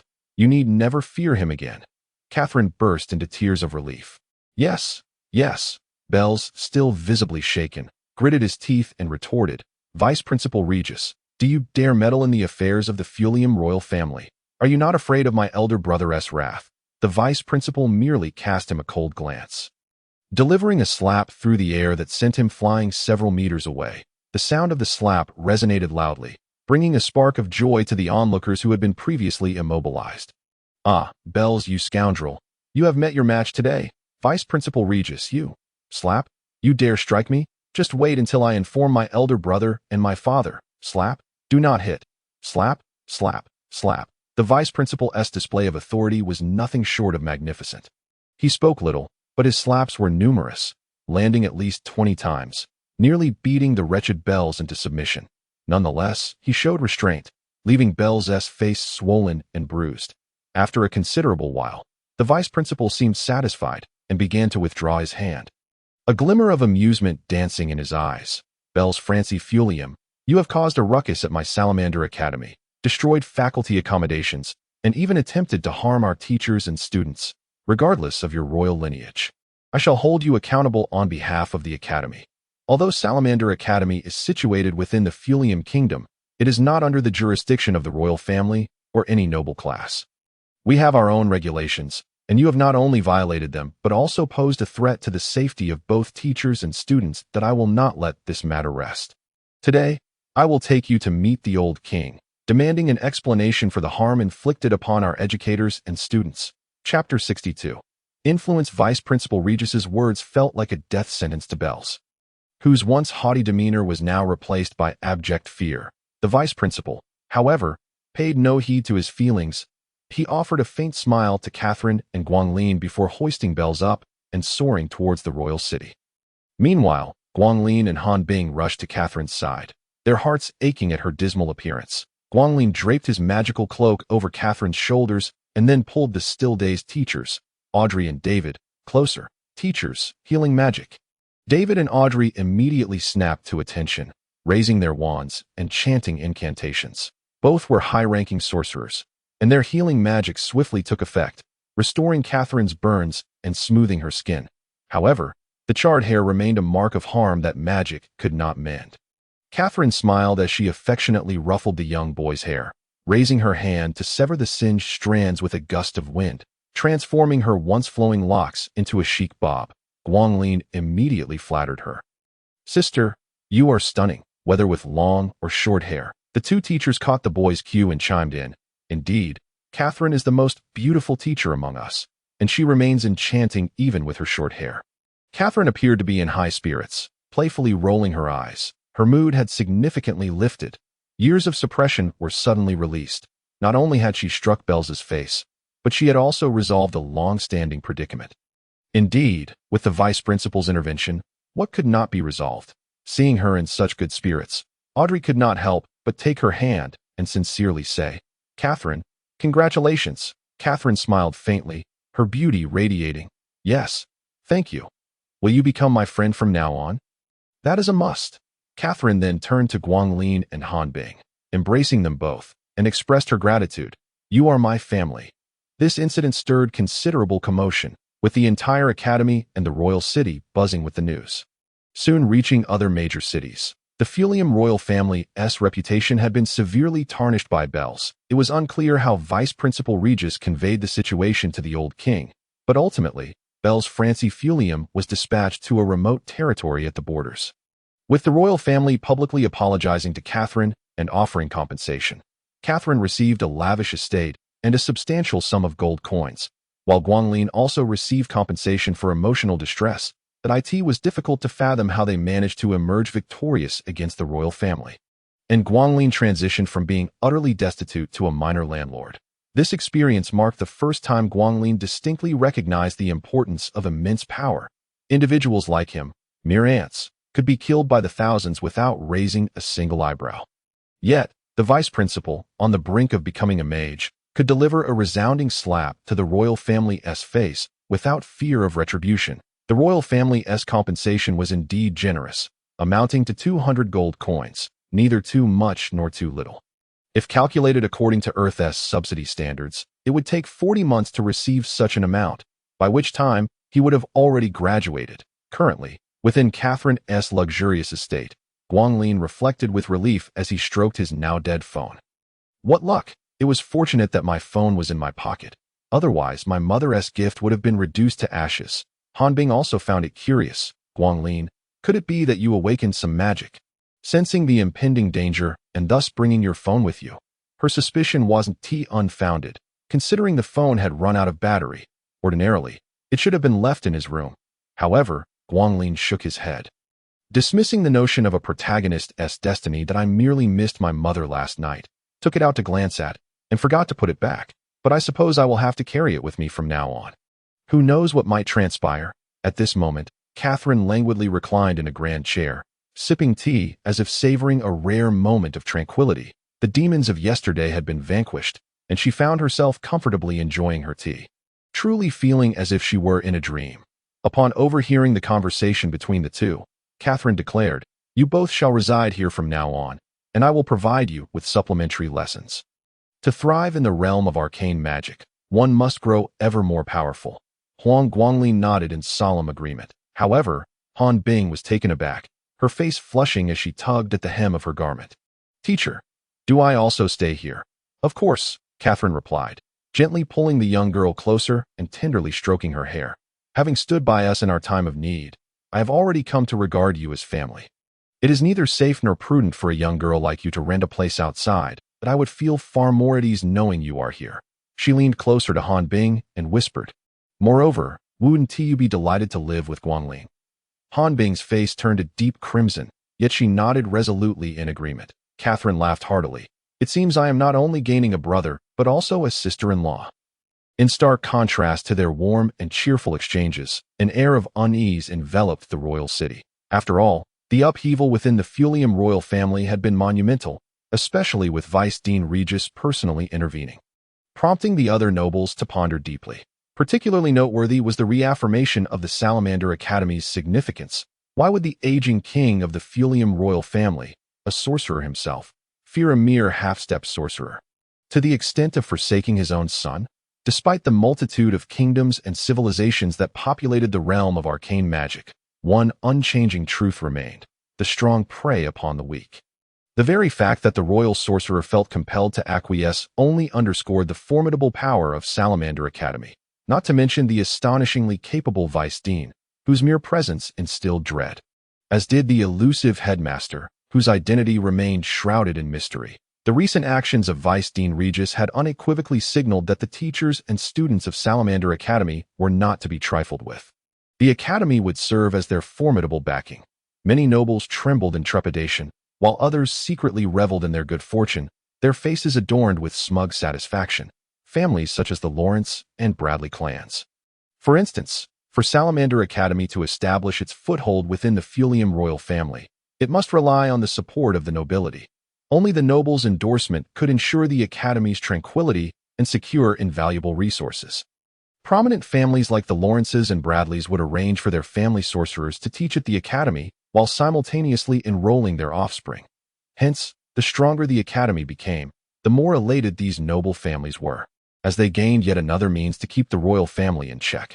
Meanwhile, the common folk of the Fulium kingdom yearned to send their children to Salamander Academy, should a child gain admission. The ordinary citizens would sing in triumph, basking in the Academy's protection. However, the number of children with magical aptitude was exceedingly scarce, and those eligible to attend Salamander Academy were rarer still. Furthermore, exchange students from Earth and various officials regarded the Academy with newfound respect. After all, it was unprecedented for a vice-dean of an academy to compel a royal family to yield. Chapter 63. Fireworks, Part 1.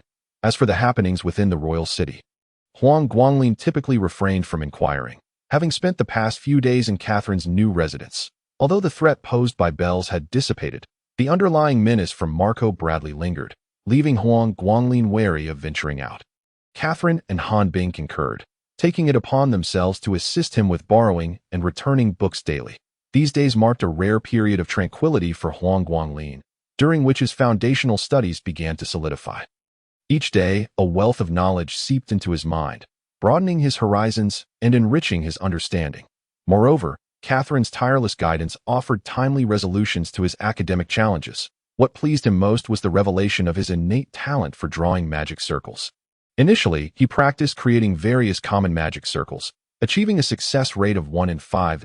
As his skills improved, he could reliably succeed with simpler magic circles, while more complex ones still yielded a fair share of failures. Those successes were not uncommon. After 2 weeks, he had mastered the mid to high-level magic circles of the elemental attributes, fire, water, wind, and earth. Of course, the cost of materials had plummeted from 200 gold coins to a mere 10. While he understood that the profession of a circle artist was costly at the outset, the sheer rate of expenditure left the slender youth astounded. In truth, he could have utilized Catherine's materials directly, but his humble masculine pride compelled him to meticulously account for every expense, handing over all his coins to Catherine. Catherine seemed to perceive his thoughts, smiling as she accepted the gold coins, yet discreetly setting them aside for him. One day, as Huang Guanglin diligently sketched magic circles in his room, the door was suddenly pushed open, and a small girl burst in. "Huang Guanglin, I've come to see you." Upon lifting his gaze, Huang Guanglin's face broke into a smile. "Brittany, my dear friend, I cannot express how delighted I am that you have taken the time to visit." Brittany leaped onto the slender youth's back, her tone tinged with annoyance. "Why didn't you tell me when someone bullied you?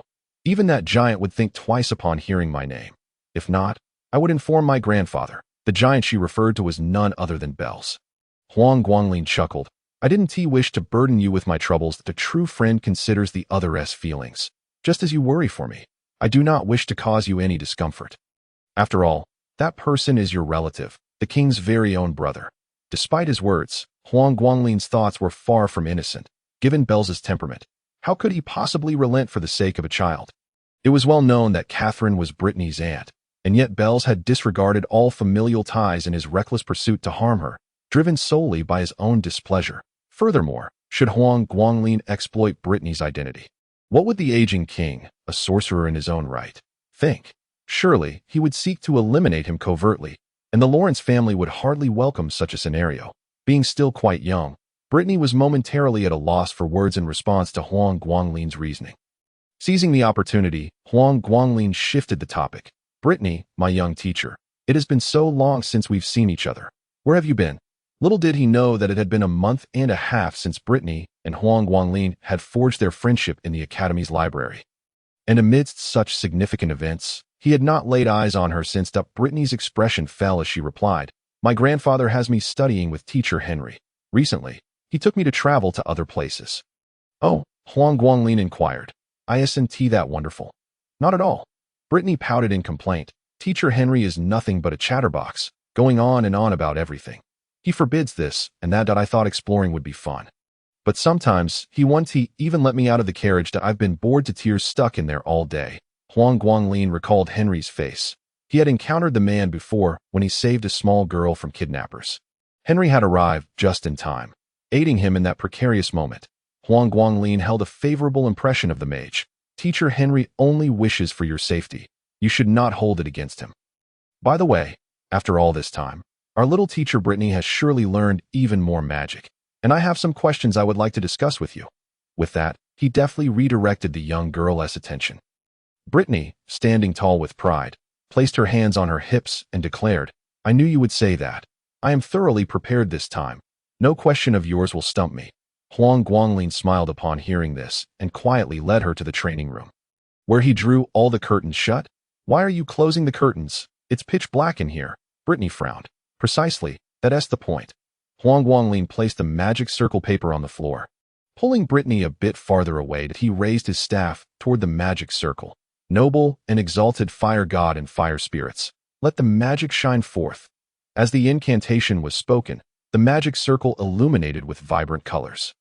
Huang Guanglin clearly saw the prayers and runes within the circle flicker to life, instantly igniting the starry lights and magical rings. The next moment, beautiful fireworks burst forth, resembling a flower of sparks blooming from the ground. Wow, how beautiful! Brittany exclaimed in excitement, reaching out to touch them, only to be gently restrained by Huang Guanglin. However, the young girl continued to skip around the fireworks, her laughter ringing out joyously. How beautiful! A stranger's voice from behind startled the frail boy. He turned to see a delicate visage illuminated by the dazzling pyrotechnics. The girl in a white robe, seemingly around 15 or 16, gazed at the fireworks with a look of wonder and enchantment on her face. Unbeknownst to her, a similar awe flickered in the eyes of the slender boy. Aside from Lu Qian and Elixia, Huang Guanglin had encountered another girl of breathtaking beauty. Moreover, though she appeared youthful, her figure was more developed than that of Lu Qian and Elixia. With such a physique, she was poised to rival Catherine, and it was likely that in a few years she would surpass her. Ah, I wonder who this is. The girl, upon hearing his thoughts, narrowed her eyes. You are Huang Guanglin. How did you come by these flowers? It seemed she recognized him. Yet, having intruded upon his space and refusing to answer his inquiries while displaying a rather rude demeanor, Huang Guanglin's initial admiration swiftly morphed into discontent. Indeed, no matter how stunning you may be, it is of no consequence if you lack even the most basic sense of decorum. I can hardly be bothered with you. Ignored by the boy, the girl's face flushed crimson as her tone grew indignant. Hey, I'm asking you a question. Huang Guanglin retorted coolly. This is my sister's house. You not only entered uninvited but also maintained this attitude. I choose not to respond to your inquiries. That if he had the strength, Huang Guanglin would have considered expelling her. Chapter 64. Fireworks. Part 2. The girl had always been the object of admiration, frequently surrounded by admirers, especially males. Thus, being treated in such a manner by a frail boy sparked her eye. It seems some people think far too highly of themselves. Catherine has taken such a brother. It is truly astonishing. The audacity to look down upon Sister Catherine ignited Huang Guanglin's anger. That I must ask, why the arrogance in someone else's home? It appears you are the one with an inflated sense of self-importance. If you are so impressive, do not inquire of me. Ponder it yourself. Furthermore, you are unwelcome here. I kindly ask you to leave. You. The girl's temper flared even more. Just then, the fireworks came to an end, and Brittany, reluctantly returning to reality, noticed the standoff between the two. She tugged at Huang Guanglin's sleeve and inquired, Huang Guanglin, why are you at odds with this old hag? Old hag? Brittany replied matter-of-factly. Yes, she is the direct disciple of Master Henry, named Basha Cynthia Terry, sent by Master Henry to keep an eye on me. Don't be fooled by her youthful appearance. She is actually 26 or 27. An old maid. The girl. No, the old hag, Basha Cynthia Terry, glared at the little girl in annoyance. Miss Brittany, please refrain from speaking so recklessly. How do I resemble an old hag? Brittany stuck out her tongue. Well, if you're not an old hag, then what do you call someone of your age still unmarried? Clearly, you are just an old spinster. You. Basha was beside herself with fury but found herself powerless against Brittany. She turned her ire back toward the frail boy. Before she could speak, Huang Guanglin, with a serious demeanor, addressed Brittany. Brittany, you should not speak in such a manner. It is quite impolite. Moreover, a girl's age should not be a subject of jest. Such behavior is very inappropriate and may lead others to dislike you. Brittany complied. All right, I will heed your words. But you must teach me the magic behind those flowers. Basha shot the slender boy a surprised glance, not expecting him to defend her. Moreover, Brittany's unruly nature was something even Catherine struggled to manage, yet here she was, listening to Huang Guanglin. Her opinion of the boy improved considerably. Huang Guanglin continued, Very well. I shall teach you this firework magic. However, do not utter such words again, even if they are true. Brittany nodded. Okay. Although what I said was the truth, I want to mention it again. Basha's face darkened entirely. The two dared to speak so freely in front of her, clearly testing her patience. Huang Guanglin and Brittany, unbothered by her presence, proceeded to discuss the firework magic. In our world, fireworks are quite commonplace. A staple during celebrations. Ground fireworks are lovely, but those that shoot into the sky and bloom are the true nocturnal wonders. However, I currently can only create ground fireworks, and since I lack magical attributes, I can only utilize magic circles. Thus, Huang Guanglin explained the principles of fireworks and the magical incantations to Brittany. This incantation was the most effective he had discovered through experimentation, a notable innovation. Brittany pondered for a moment before raising her wand, using the same incantation as before, but this time the magic circle gleamed even brighter, and instead of 1, 6 were arranged in a row.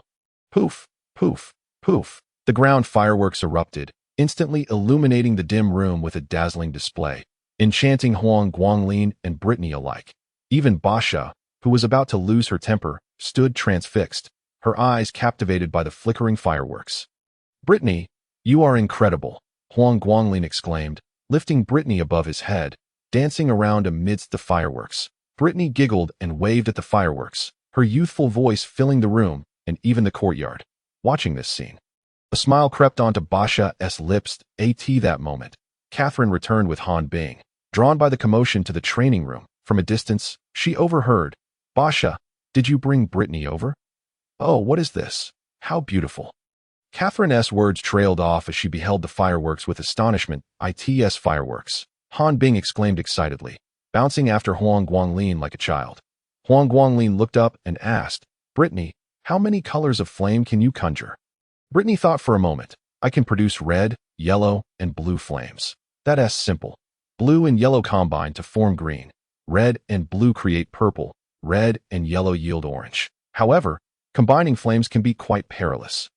"Can you manage that?" Huang Guanglin posed the challenge, eager to test his theories with Catherine present, while also seeking to challenge Brittany to encourage her studies. However, he underestimated the little girl. "That I can give it a try." Her confidence astounded Huang Guanglin, while Catherine and Basha exchanged astonished glances. This query, even for an average intermediate magician, could prove challenging, yet Brittany exhibited such assurance. With a flourish of her wand, the previous fireworks vanished, and a complex incantation echoed from Brittany's lips. "Great fire god, noble fire spirit, grant your disciple the power to command the fire elements, and bring color to this mundane world." Poof, poof, poof. In the next moment, a vast magic circle covered the ground, and multicolored fireworks erupted from its center. Not stopping there, with a wave of her wand, Brittany released a cascade of fireworks that burst in the low sky. The radiant colors illuminated the entire room, leaving not just Brittany, but even Catherine and Basha utterly spellbound. "This is breathtaking. It's simply like a fairy," to the inhabitants of the Magic Law continent. Fairies were regarded as the most beautiful beings in the world, and these fireworks were as enchanting as they. Huang Guanglin quickly regained his composure, spinning Brittany around in delight, exclaiming, "Brittany, you are truly a genius. Do you know that? Absolutely amazing." Finally, when it was time to prepare dinner, the group reluctantly exited the training room. Huang Guanglin and Han Bing entered the kitchen to cook, while Catherine welcomed the guests in the living room. Introducing them from across the kitchen door, "Guanglin, this is Basha Cynthia Terry, who used to be in the same class as my sister. She is now a disciple of the esteemed court magician, Master Henry, and is on the verge of breaking through to become a high-level magician." Huang Guanglin paused in surprise. He hadn't realized that Master Henry was indeed a high-level magician. Had he truly encountered such an impressive figure? As for Basha, he held little interest. Though she was a stunning beauty, she was no longer young. In terms of looks, she paled in comparison to Alexia, and in physique, she could not compete with his sister. Her magical prowess also fell short, rendering her unworthy of his attention. Little did he know, advancing as a magician was not as simple as he imagined. It was commonplace for many prodigies to remain as intermediate magicians for their entire lives. Catherine's words were clear. Basha was on the cusp of becoming a high-level magician and was indeed a prodigy of exceptional caliber. Chapter 65. Overnight stay. Catherine briefly introduced Huang Guanglin and Han Bing, while Basha simply listened, not probing into Catherine's decision to take in 2 individuals from Earth. Brittany, however, had sneaked into the kitchen to watch Huang Guanglin and the others cook, seeing the worry fade from Catherine's expression. Basha couldn't help but feel happy for her as a classmate. You have finally freed yourself from that person. Congratulations. Thank you. However, I find it difficult to understand your acceptance of Huang Guanglin as your brother. He does not merely possess mediocre qualifications. To put it bluntly, he can be described as a magical waste. His appearance is also unremarkable, and as for his family background, it is said that he hails from a humble and impoverished upbringing, lacking any notable attributes. Catherine, do share a secret with me.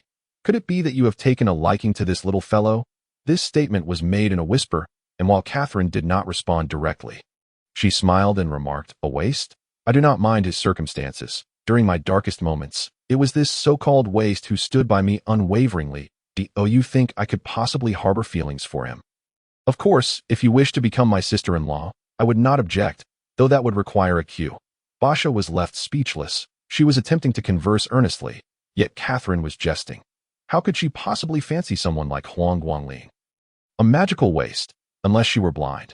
Are you still in the mood for jokes? Have you not considered how to introduce him to the Lawrence family, not to mention your in-laws? Failing to address Huang Guanglin's identity will only lead your brother into an endless quagmire of embarrassment. Catherine, I speak sincerely. If you truly have feelings for him, allowing him to marry into the family would be acceptable. I believe your family and in-laws would not oppose it, especially since they have been pressing you to remarry.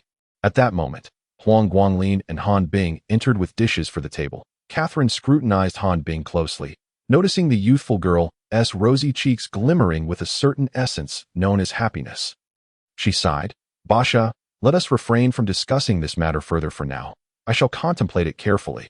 Upon hearing this, Basha chose to remain silent, her attention drawn to the delightful dishes before them. More precisely, she was enchanted by the aroma, swallowing her saliva involuntarily. This earth's cuisine. It does seem quite appetizing, yet not exceptional. Huang Guanglin chuckled. You are quite right. I coincidentally did not prepare your portion. Since you find it unappealing, there is no need for you to eat. You? Basha exclaimed in exasperation, truly unable to find any affection for this fellow.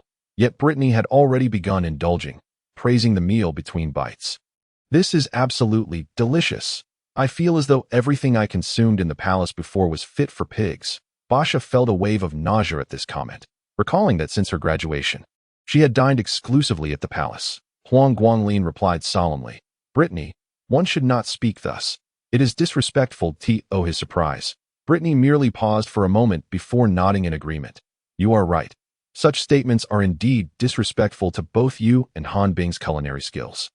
Perhaps I should say that the palace's food is even rejected by pigs. Huang Guanglin, Han Bing, and Catherine were left in a state of amusement and bewilderment. This girl dares to speak her mind. Does she not realize that her grandfather and uncle reside in the palace, dining on the same food? Basha decided to ignore the exchange entirely, quietly taking a forkful of meat and finding herself unable to stop. She felt that if Brittany were to repeat her earlier comment, she would no longer oppose it. The meal was lively and boisterous, with only Huang Guanglin and Han Bing remaining composed, for this was the flavor of earth with which they were familiar. Once they finished, night had fully descended. Basha suggested taking their leave, but Brittany was adamant about staying. I want to stay here. I want to enjoy the delicious food and set off fireworks, Basha weakly counseled. Miss Brittany, we can return tomorrow, but we must go home tonight. We have Professor Henry's class in the morning. I won't go. I refuse. Brittany pouted, then promptly snuggled into Catherine's embrace. I haven't seen my aunt in ages. I want to sleep with her tonight. Basha found herself utterly powerless against this little girl at that moment. Catherine, holding the obedient Brittany, felt her heart melting. Though she had been married before, she had no children. And now, as her maternal instincts surged forth, she found herself unable to resist. Basha, let Brittany stay just one night. I shall take her to your place tomorrow. Or you could stay over as well. Guanglin and Han Bing's breakfast is truly exceptional. And you would do well to taste this. Basha found herself lacking any grounds for refusal. After arranging 2 rooms, Catherine continued to tutor Huang Guanglin and Han Bing. Huang Guanglin reported on his recent studies to Catherine, stating, I have become proficient in the basic magic arrays for daily magic and the 4 elemental magics. However, I feel that I am not yet ready to pursue more complex arrays. Recently, I have discovered that different runes, prayers, lunar and solar patterns, as well as the varying names of deities within the magic arrays can lead to diverse outcomes. For instance, in the fire magic array, removing certain runes does not result in failure. Rather, it transforms into an entirely different magic. Much like the fireworks of today, that I aspire to summarize these various transformations, endeavoring to analyze the practical roles of runes, prayers, and stellar elements within magic arrays. Once I grasp this, perhaps I can create new magic arrays through combinations. As Catherine listened to the frail boy speak with fervor, the humility and timidity that once characterized him had vanished, replaced by brilliance and confidence, as if he were enveloped in light. She could not help but exclaim, "Guanglin, perhaps you truly possess an exceptional talent for crafting arrays. Your growth has exceeded all my expectations. From this moment forth, you must engage in self-study. You may ask me questions, but I will not provide you with direct answers. You must seek them out yourself. Furthermore, do not hesitate to pursue your ideas. But always remain rational. The spirit-binding magic array should not be employed lightly. Lastly, prioritize your safety." Her instructions were limited, lacking the usual corrections or praises. For a moment, Huang Guanglin felt perplexed, yet he understood that Catherine would not lead him astray. This was likely a form of guidance, encouraging him to think independently and fearlessly explore. In the living room, Basha, who had been watching Brittany sleep while sipping tea, was astonished. She was surprised by Huang Guanglin's progress, and even more so by Catherine's regard for him. Catherine, does she truly consider Huang Guanglin as a brother in her nurturing? Meanwhile, in a residence within the royal city, the white-robed mage Henry received a glowing moth, and a smile graced his face. Though he was a high-ranking mage, he had no inclination to wear silver robes, instead opting for his timeless attire, which might appear similar in color, yet the distinction in status between the two types of robes was substantial. Mage Henry turned to the composed Vice-Chancellor Regis, saying with a hint of schadenfreude, "Regis, Brittany is spending the night at Teacher Catherine's place. If you wish to see her, it seems unlikely go." Vice-Chancellor Regis responded. Astonished, when did this little girl become so close to Catherine? Mage Henry shrugged. How would I know? However, my apprentice mentioned that Huang Guanglin possesses admirable culinary skills. The Vice-Chancellor's face lit up with a grin. Is that so? It seems I shall have to mooch a meal. Chapter 66. The 5 individuals, enjoying their fragrant breakfast, were momentarily taken aback by the sudden appearance of Vice-Chancellor Regis and Mage Henry. Han Bing instinctively inquired, would you two mages like to join us for a meal? To their surprise, Vice-Chancellor Regis nodded decisively. That would be wonderful. Breakfast consisted of fried dough sticks, soy milk, meat-filled buns, and pancakes. Seemingly more lavish than the meals served at the palace, Brittany was already devouring her food with glee. After sampling the offerings, both mages could not help but marvel at the cuisine. The culinary culture of Earth is indeed unparalleled in the realm of magic. Merely this breakfast leaves one yearning for more. Having enjoyed this meal, I fear I may find it difficult to eat anything else. Mage Henry concurred. Regis, you are absolutely right, though I wonder if we shall ever have the fortune to partake in such delights again. Upon finishing their remarks, they glanced at Huang Guanglin and Han Bing, who were focused on their meals, seemingly oblivious to the conversation, leaving the two older gentlemen exasperated. Surely not. We have been so explicit. Are these two children truly that oblivious? Catherine chuckled softly. Two old men, one a high-ranking palace mage, and the other the vice-chancellor of Salamander Academy, both on the verge of becoming magic masters, are attempting to pull off a scheme without any resources? What a fanciful thought. Vice-Chancellor Regis immediately turned to Catherine, who pondered before speaking. Vice-Chancellor, these two possess rather poor qualifications. They dedicate all their time to studying and training, and even their cooking time is squeezed in. If you wish to eat, they simply do not have the spare time to prepare for you. Huang Guanglin and Han Bing caught the implication in Catherine's words, lifting their heads to gaze at the two mages with wide, pleading eyes, causing the older men to twitch at the corners of their mouths. Surely not. We have made our intentions clear, yet these two children are so dense. Mage Henry suggested, if you could write down the recipes. Oh dear, Catherine exclaimed, slapping her thigh. These two little ones do not yet know how to write. Guanglin, Han Bing, stop dawdling and finish your meal quickly. Then get back to your studies. Yes, teacher, Vice-Chancellor Regis and Mage Henry were left speechless. Observing Catherine in this manner, the two older gentlemen understood perfectly. She was advocating for the two children. Truly, she is a considerate teacher. Vice-Chancellor Regis resignedly produced a porcelain bottle and a book from within his silver robes, stating, "This is a remedy to improve one's physique. Consuming it will significantly enhance your daily training efficiency. Additionally, here is a book on magic arrays, purportedly authored by a half-step magic master." Huang Guanglin took it without reservation, expressing gratitude to the Vice Dean, while also acknowledging the Vice Dean's prior guidance. Vice Dean Regis playfully scolded, "You foolish lads still remember, yet you conspired with your sister against me. Such audacity deserves a beating." Observing Regis's demeanor, Master Henry scoffed and produced a porcelain vial along with a tome. "This potion is distilled from deep-sea herbs and, once consumed, will enhance one's water affinity. Furthermore, this book is the most comprehensive collection of water magic from the Kingdom of Fulium. Perfectly suited for you, young lady." Han Bing, taken aback by the unexpected favor, found herself at a loss for words, even contemplating a return. Catherine immediately interjected, "Han Bing, hold on to it. Later, add a couple of dishes to Master Henry's recipe." What does that mean? So we present fine gifts, and you still expect to retain your recipes? Catherine, with a gleeful smile, explained, "Oh, you may not be aware, but Earth's culinary culture has reached remarkable heights. If you were to hire an Earth chef, you could dine differently at each meal for years without repetition." Both Guanglin and Han Bing had their fair share of recipes in mind, and suddenly recalling so many was quite the challenge. Next time, I shall prepare another, and there shall be a next time. You greedy little wretch." However, apart from Brittany, who wore a look of astonishment, the other three regarded Catherine's words with skepticism. Yet, seeing the calm expressions of Huang Guanglin and Han Bing, it seemed unlikely they were feigning. The culinary delights of Earth likely surpassed their wildest imaginings. After breakfast, Brittany was whisked away, while Vice Dean Regis and Master Henry earnestly instructed Huang Guanglin to finalize the recipe before dinner, promising they would send someone to collect it. Catherine and Han Bing then attended their classes, leaving Huang Guanglin alone at home. He meticulously crafted a recipe that included breakfast, lunch, and dinner, then made 2 copies.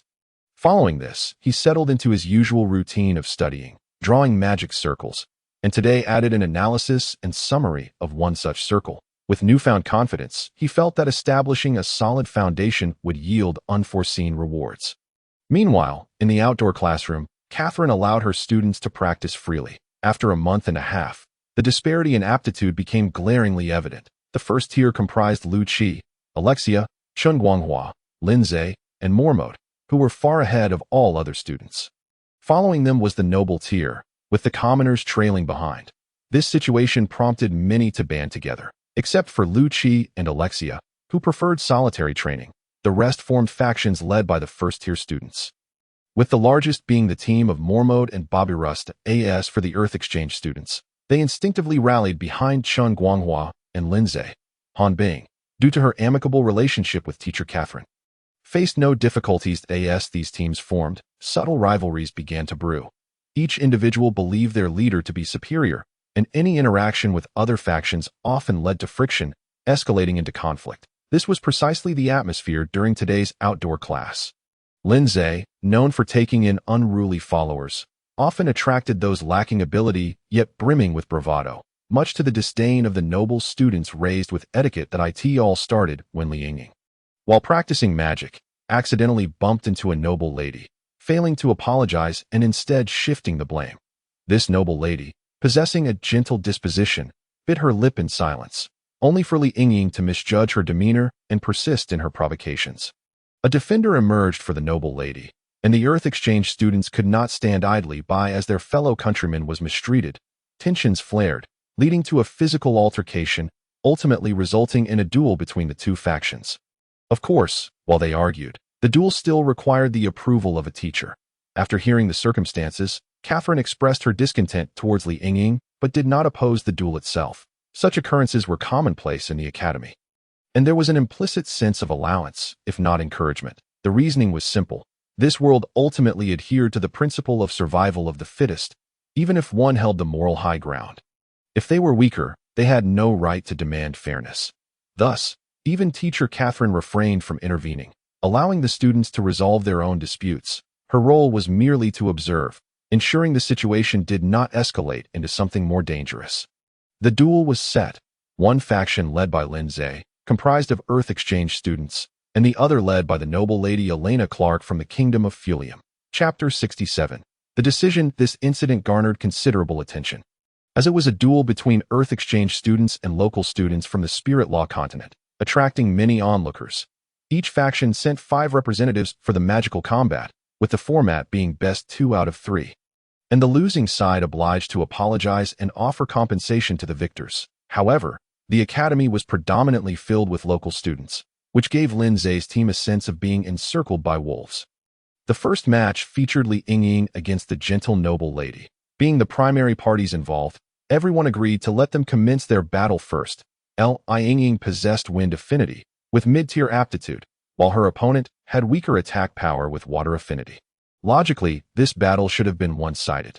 Yet, it turned out to be quite the opposite. The noble lady, seemingly mild-mannered, transformed into a formidable opponent as soon as the fight began, wielding water magic with ease.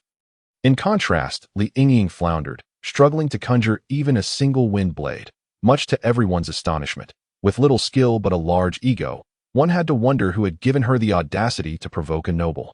Observant onlookers noted that Li Yingying's incantations were faltering, a stark contrast to the noble lady, who had received formal magical education from a young age. The first match was naturally won by Elena Clark's team. But the subsequent battles took an unexpected turn. The Earth Exchange students showcased their resilience, leveling the score to 2-2. The final round would see the leaders of both factions take to the battlefield. Huang Guanglin learned of the matter that evening and scoffed at Lindsay's actions. Ultimately, Lindsay chose not to fight, but instead suggested that Li Yingying apologize to the noble lady. To his surprise, Elena Clark did not persist in her grievances and agreed to Lindsay's proposal. That it was evident to anyone not lacking in discernment that Lindsay was playing his own game. By not intervening in the duel, he aimed to demonstrate his team's strength, and a 2-2 tie was within his acceptable range. However, he had no intention of clashing with Elena Clark. The Clark family was a prominent noble lineage, and should Lindsay emerge victorious, it would be akin to slapping a great noble in the face. Conversely, if he lost, it would be a disgrace. He was not foolish. Despite his potential, he had yet to mature. And now was not the time to offend the nobility. Thus, he concluded that reconciliation was the wisest course of action. As for Li Yingying, she was in dire need of a lesson, which Lindsay intended to impart later in private. Huang Guanglin knew Lindsay all too well. Though he appeared arrogant, he was far from foolish and possessed more cunning than most. Therefore, this outcome did not come as a surprise to him. In contrast, Han Bing felt a rush of excitement. Guanglin, you have no idea. That noble lady's water magic was remarkable. This morning, Master Henry provided that collection of water magic, and she seemed to know quite a bit from it. Huang Guanglin replied, you will become formidable in your own right. After saying this, he presented the recipe he had written that day for Han Bing to review. He had created 3 copies, 2 for the Vice Dean and Master Henry, and the last for Han Bing to deliver to Alexia the following day. Although their communication had temporarily ceased, the golden-haired girl was ultimately his savior, and he would not forget her. Moreover, it was merely a recipe he was entrusting Han Bing with. There should be no significant issue. Han Bing felt a fleeting sense of melancholy but quickly regained her spirits. Meanwhile, Catherine seemed to have gone to a meeting. Upon her return, she brought news. In half a month, the freshmen would embark on their second forest expedition. This time, there would be no teachers or upperclassmen accompanying them. The students would be entirely on their own. According to Teacher David, the freshmen had already undergone one forest exploration and had been studying magic for 2 months. It was time to test their mettle. 500 students would be divided into 25 teams, each consisting of around 20 individuals, assigned to various forest regions. This time, without the protection of formal magicians and devoid of a protective formation, they would venture into the forest as a mere group of 20, a considerable challenge. Huang Guanglin fell silent upon hearing this. Strictly speaking, he was a liability among all the first-year students in the academy. He alone lacked any magical affinity. The admission criteria for local students were exceedingly stringent. Even nobles were not accepted unless their aptitude reached a minimum standard. Regarding the exchange students on Earth, Their uniqueness is exemplified by the existence of a peculiar student like Huang Guanglin at Salaman Academy. From the onset of this expedition, it was anticipated that he would be met with disdain regardless of the team to which he was assigned. While acting alone posed significant dangers, prompting Huang Guanglin to ponder deeply. Han Bing suggested, "Guanglin, why don't I team up with you?" Huang Guanglin couldn't help but tap her on the head, responding, "What are you saying? The team assignments are random. We can't disrupt the rules." Catherine expressed her concerns, saying, "Guanglin, perhaps you should refrain from going. After all, your situation is unique, and I doubt anyone would protest. Given your current abilities, venturing into the forest is perilous." Huang Guanglin did not allow himself to be overconfident. Instead, he contemplated seriously before resolutely stating, "Sister, I wish to go. Please allow me to explain.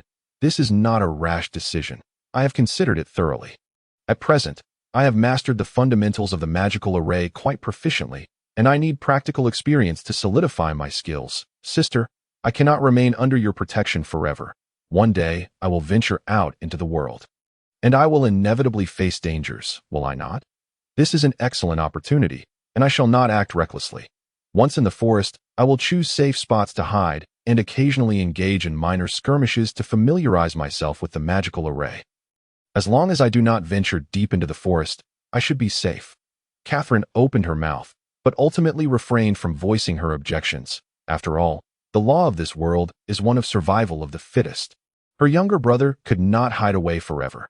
Although this forest exploration appeared daunting, the major threats had already been cleared by the teachers, rendering it dangerous but not fatal, presenting a valuable training opportunity for Huang Guanglin.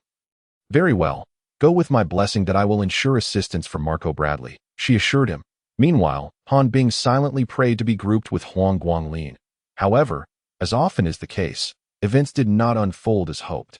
Han Bing was not placed in Huang Guanglin's team, and among the members he recognized only two, Lin Zhe and Elena Clark. In contrast to Han Bing and Catherine's worries, Huang Guanglin remained remarkably composed, quietly preparing the necessary items. However, he found himself short of funds and had to temporarily borrow from Catherine. She was eager to provide him with everything, yet uncharacteristically irritated by his borrowing, and it took Huang Guanglin quite some time to appease her. Time flew by rapidly, and soon half a month had passed. On that morning, 500 students once again gathered on the vast lawn, actively seeking their respective teams. Huang Guanglin had little trouble locating his team, as he immediately set his sights on his longtime rival, Lin Zhe. Lin Zhe, noticing him, wore a cold smile and even gestured across his throat. "Huang Guanglin, you are as good as dead this time." Huang Guanglin chuckled, unperturbed by Lin Zhe's threats. Chapter 68. Solo Journey. Before long, the teachers from each class descended upon the platform, led once more by Teacher David. "Students, without further ado," Teacher David declared bluntly, "find your teams, and we shall depart immediately."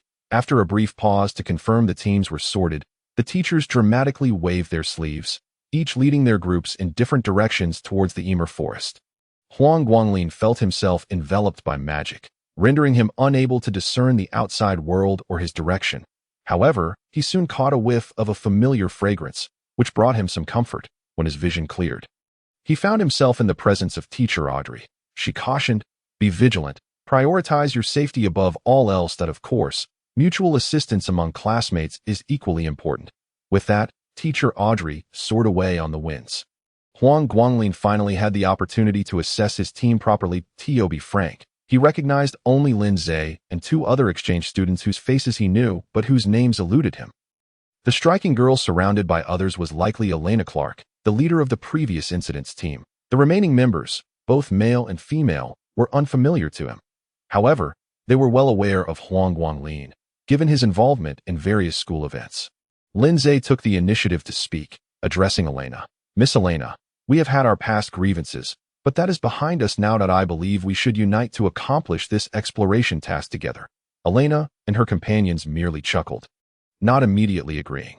Huang Guanglin had made his own decision and chose not to engage in their discussions, opting instead to survey the surrounding environment. Their initial position was by a large lake, and having read extensively, Huang Guanglin knew well that various monsters frequented this water source, making it unsuitable for prolonged stays. However, since their expedition spanned a month, They could not stray too far from the water unless they found a river.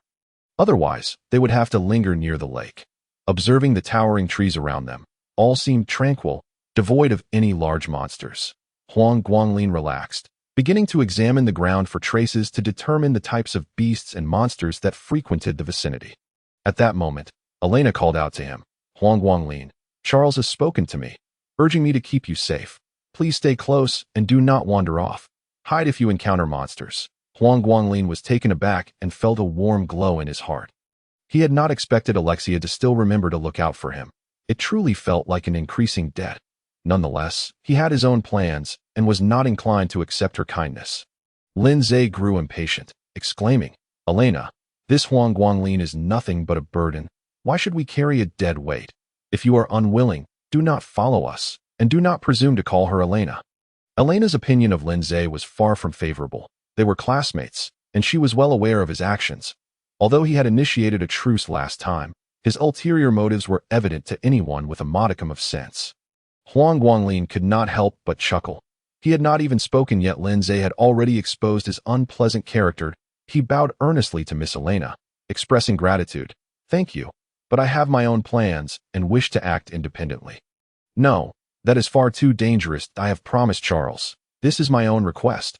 I believe Miss Alexia will not hold it against you, and others can attest to this. Miss Elena Clark, I truly appreciate your goodwill. But I have my own intentions this time. Besides, my presence would only hinder your progress, which would not benefit your performance. Indeed, this was not merely a simple forest exploration. It was a graded task. Students were required to map the forest's routes, collect various plant leaves, roots, or fruits along the way, and gather materials from defeated monsters as part of their evaluation criteria. Given Huang Guanglin's abilities, he would undoubtedly be a hindrance.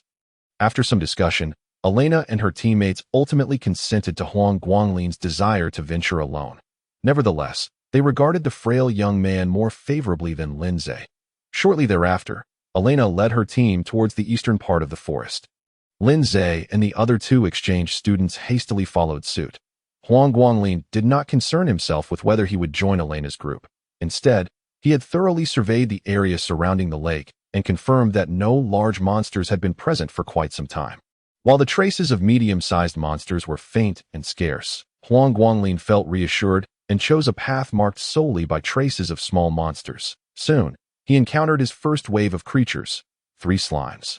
Appearing to be juvenile but nearly mature, their slime possessed a degree of corrosiveness, yet Huang Guanglin felt no fear. Quietly, he retrieved a palm-sized piece of paper, the bright red magical array clearly visible. He flung the paper forth while simultaneously raising his wand and began chanting an incantation, causing the magical array on the paper to illuminate instantaneously. In the next moment, a fireball the size of an egg struck one of the slimes, incinerating it to ashes. How does one account for this ingrading? Huang Guanglin pondered, momentarily bewildered. The slime had been reduced to nothing, leaving no materials behind for collection, thus rendering any grading impossible. However, he quickly came to terms with it, surmising that the Academy likely did not regard slimes as legitimate monsters. After all, they were the most basic of creatures. Anyone could defeat them without magic if someone were truly killed by a slime. Such a failure would hardly warrant existence. Huang Guanglin ultimately expended 4 sheets of magical array paper, one of which was wasted due to a misfire. This indicated that his combat skills still required improvement. Fortunately, his opponents were slimes. Had he faced more potent adversaries, he likely would have sustained injuries. Continuing onward, he marked his path in the trees while collecting various plant leaves and roots, managing to maintain a steady course. During this time, he encountered 2 more waves of monsters, all of small herbivorous varieties. Huang Guanglin employed the binding magic array to easily capture them, using their pelts as materials for evaluation while reserving the meat for sustenance. For the duration of the month, aside from the water source, food was of utmost importance. If someone truly starves to death, they would be unable to lift their head even on the road to the underworld. Huang Guanglin, being alone, finds hunting quite challenging. However, there are advantages to solitude. His modest consumption means that a single rabbit suffices for 2 meals. Moreover, his culinary skills enable him to preserve meat, alleviating any concerns.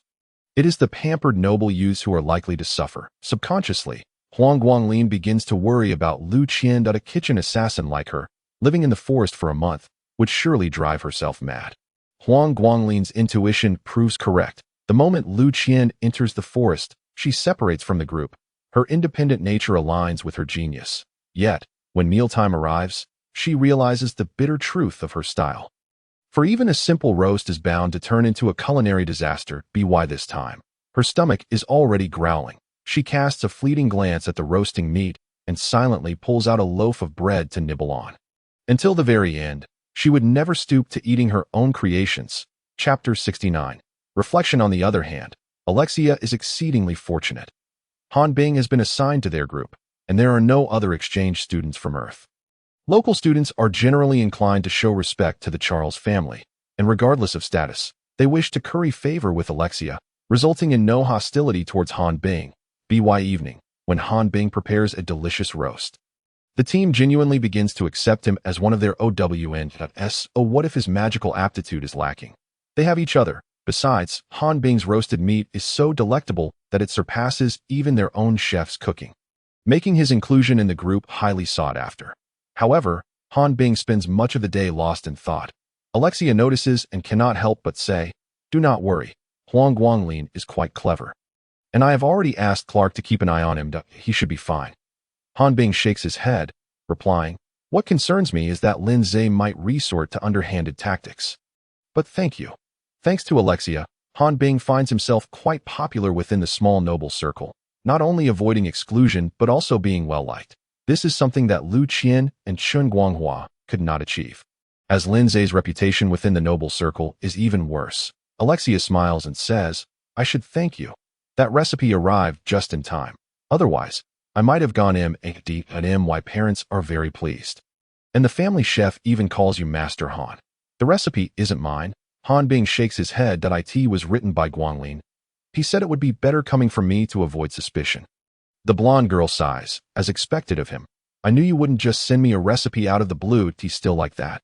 I clearly don't mind, and it could silence those gossips." Yet he remains so cautious. Han Bing, however, adopts a serious demeanor. Guanglin doesn't think that way. He isn't afraid of anything, but he worries about causing you trouble. You saved his life and have helped him several times. He always remembers that point. One day, he will repay you in his own way. As night falls, some toss and turn in restless slumber, while others enjoy peaceful sleep. Huang Guanglin belongs to the latter category. He has chosen a direction devoid of large monster tracks and has settled atop a tree that typical monsters cannot reach. Furthermore, based on what he has read, he possesses a fair understanding of the night in the Emer forest. Once night descends, it is best for humans to remain silent and avoid practicing magic, as this would only attract monsters. Previously, with a teacher leading the way, he felt secure. Now, lacking strength, he resolves to sleep soundly. Of course, the deeper parts of the forest are damp, and failing to find a good spot could lead to a cold. Additionally, nighttime is when insects are most active, so he must find ways to protect himself. After all, one can never know which insect may carry venom. To this end, Huang Guanglin has learned two magical arrays, the insect repellent array and the drying array. The drying magic is a high-end daily magic, though not highly regarded, as fire magic is simpler and more practical than as for the insect repellent magic. Most mages carry insect repellent, rendering the spell less effective. Lacking magical attributes and funds, Huang Guanglin finds these two spells particularly convenient. He draws the magical arrays on the tree where he rests and activates them without further concern. He has prepared ample materials for drawing the magical arrays, comprising various attributes, all borrowed from Catherine. The branches of the large tree provide ample space, allowing Huang Guanglin to lie comfortably throughout the night, remaining entirely dry and free from insect bites, a stark contrast to the suffering endured by other students. However, as the saying goes, joy often precedes sorrow, and this holds true for Huang Guanglin. After finishing breakfast, he continues onward, but after a short while, he hears a whoosh behind him, followed by a sharp pain in his neck. A powerful sensation of suffocation engulfs him, nearly causing him to lose consciousness. Glancing back, he sees a massive chameleon, nearly the color of tree bark, extending its long tongue around his neck. Fortunately, the grip is not strong. Otherwise, Huang Guanglin might have had his neck snapped on the spot. Nonetheless, the situation remains perilous. The intense suffocation is exacerbated by the sharp pain at his neck, preventing him from losing consciousness just yet. He recognizes this chameleon, known for its tendency to hide in trees and play vanishing games, and it is a medium-sized monster, measuring as long as a human arm and as thick as a head. Additionally, its tongue's mucus possesses corrosive properties. Huang Guanglin dares not delay. He fumbles in his pocket for a fireball magical array paper, intending to throw it, but discovers he cannot chant the incantation. Damn it. This is the end. Ultimately, he realizes he has been somewhat reckless. Initially, the lack of magical attributes had struck him hard, but upon discovering his remarkable talent for drawing magical arrays, he had felt a sense of pride. Even if only internally, participating in this exploration was not merely about familiarizing himself with magical arrays. He sought to achieve results to humiliate Lin Zhe. Moreover, he foolishly chose to act alone, a clear invitation to disaster. In an instant, he reflects on many things, unable to resist giving himself a couple of slaps. Oh, what if you can draw a magical array? What right do you have to be proud or arrogant? You were never like this before. You are truly disappointing your sister and the blonde girl. No, this time, I must survive. Huang Guanglin forces himself to calm down and reaches for a dagger from his pocket. However, due to the prolonged suffocation, his hands lack the strength to cut through the chameleon's tongue. There truly no other way. Magic cannot be chanted, but must incantations always be vocalized? Perhaps in his confusion, Huang Guanglin entertains such thoughts. He desperately retrieves a piece of magical array paper, throwing it while fervently reciting the incantation in his mind. Great wind god, esteemed sylph lord, please save my life. With a hum, Huang Guanglin witnesses the glowing magical array, a smile of relief gracing his lips that a gust of wind slices the chameleon in two, prompting Huang Guanglin to swiftly free himself from the tongue and take deep breaths of fresh air. Overwhelmed with gratitude for surviving. Ha ha ha, I'm alive. From now on, I must learn to be humble. Life is the most important thing. Everything else is trivial. As if having grasped the truth of existence, Huang Guanglin reassesses his mindset. Using healing magic to treat his neck before beginning to process the chameleon's corpse, he collects its blood and tongue mucus, also sealing its organs in a bottle, and cuts a segment of the tongue for assessment. Not daring to venture further, he returns to the large tree where he slept the previous night to rest. The exploration of the forest can wait until tomorrow. He must quickly process the chameleon's organs, or they will spoil and lose their utility. Thanks to the extensive reading he has done, he knows that the chameleon's innards, when dried and ground into powder, can serve as materials for drawing arrays.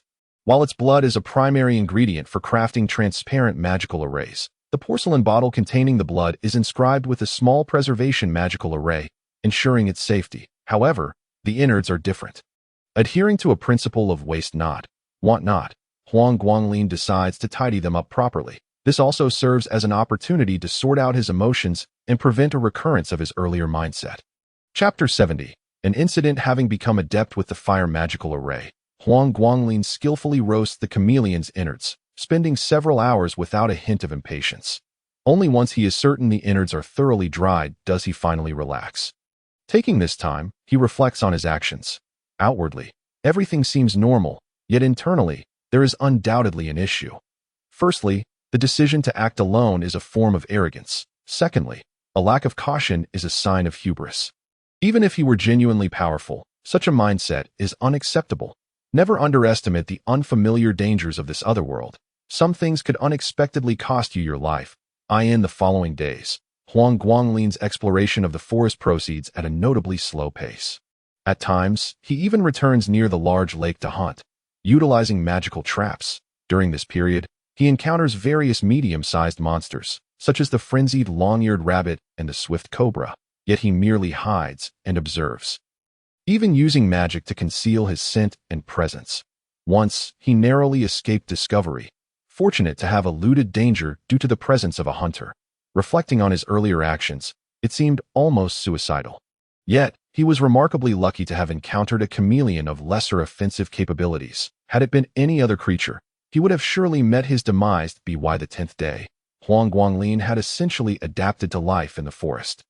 Becoming increasingly cautious, with each encounter with lesser monsters, he grew more adept at utilizing magic circles in combat. On one occasion, he found himself face-to-face with a frenzied long-eared rabbit. managing to hold his ground with several magic circles for quite some time before successfully making his escape. A commendable achievement indeed.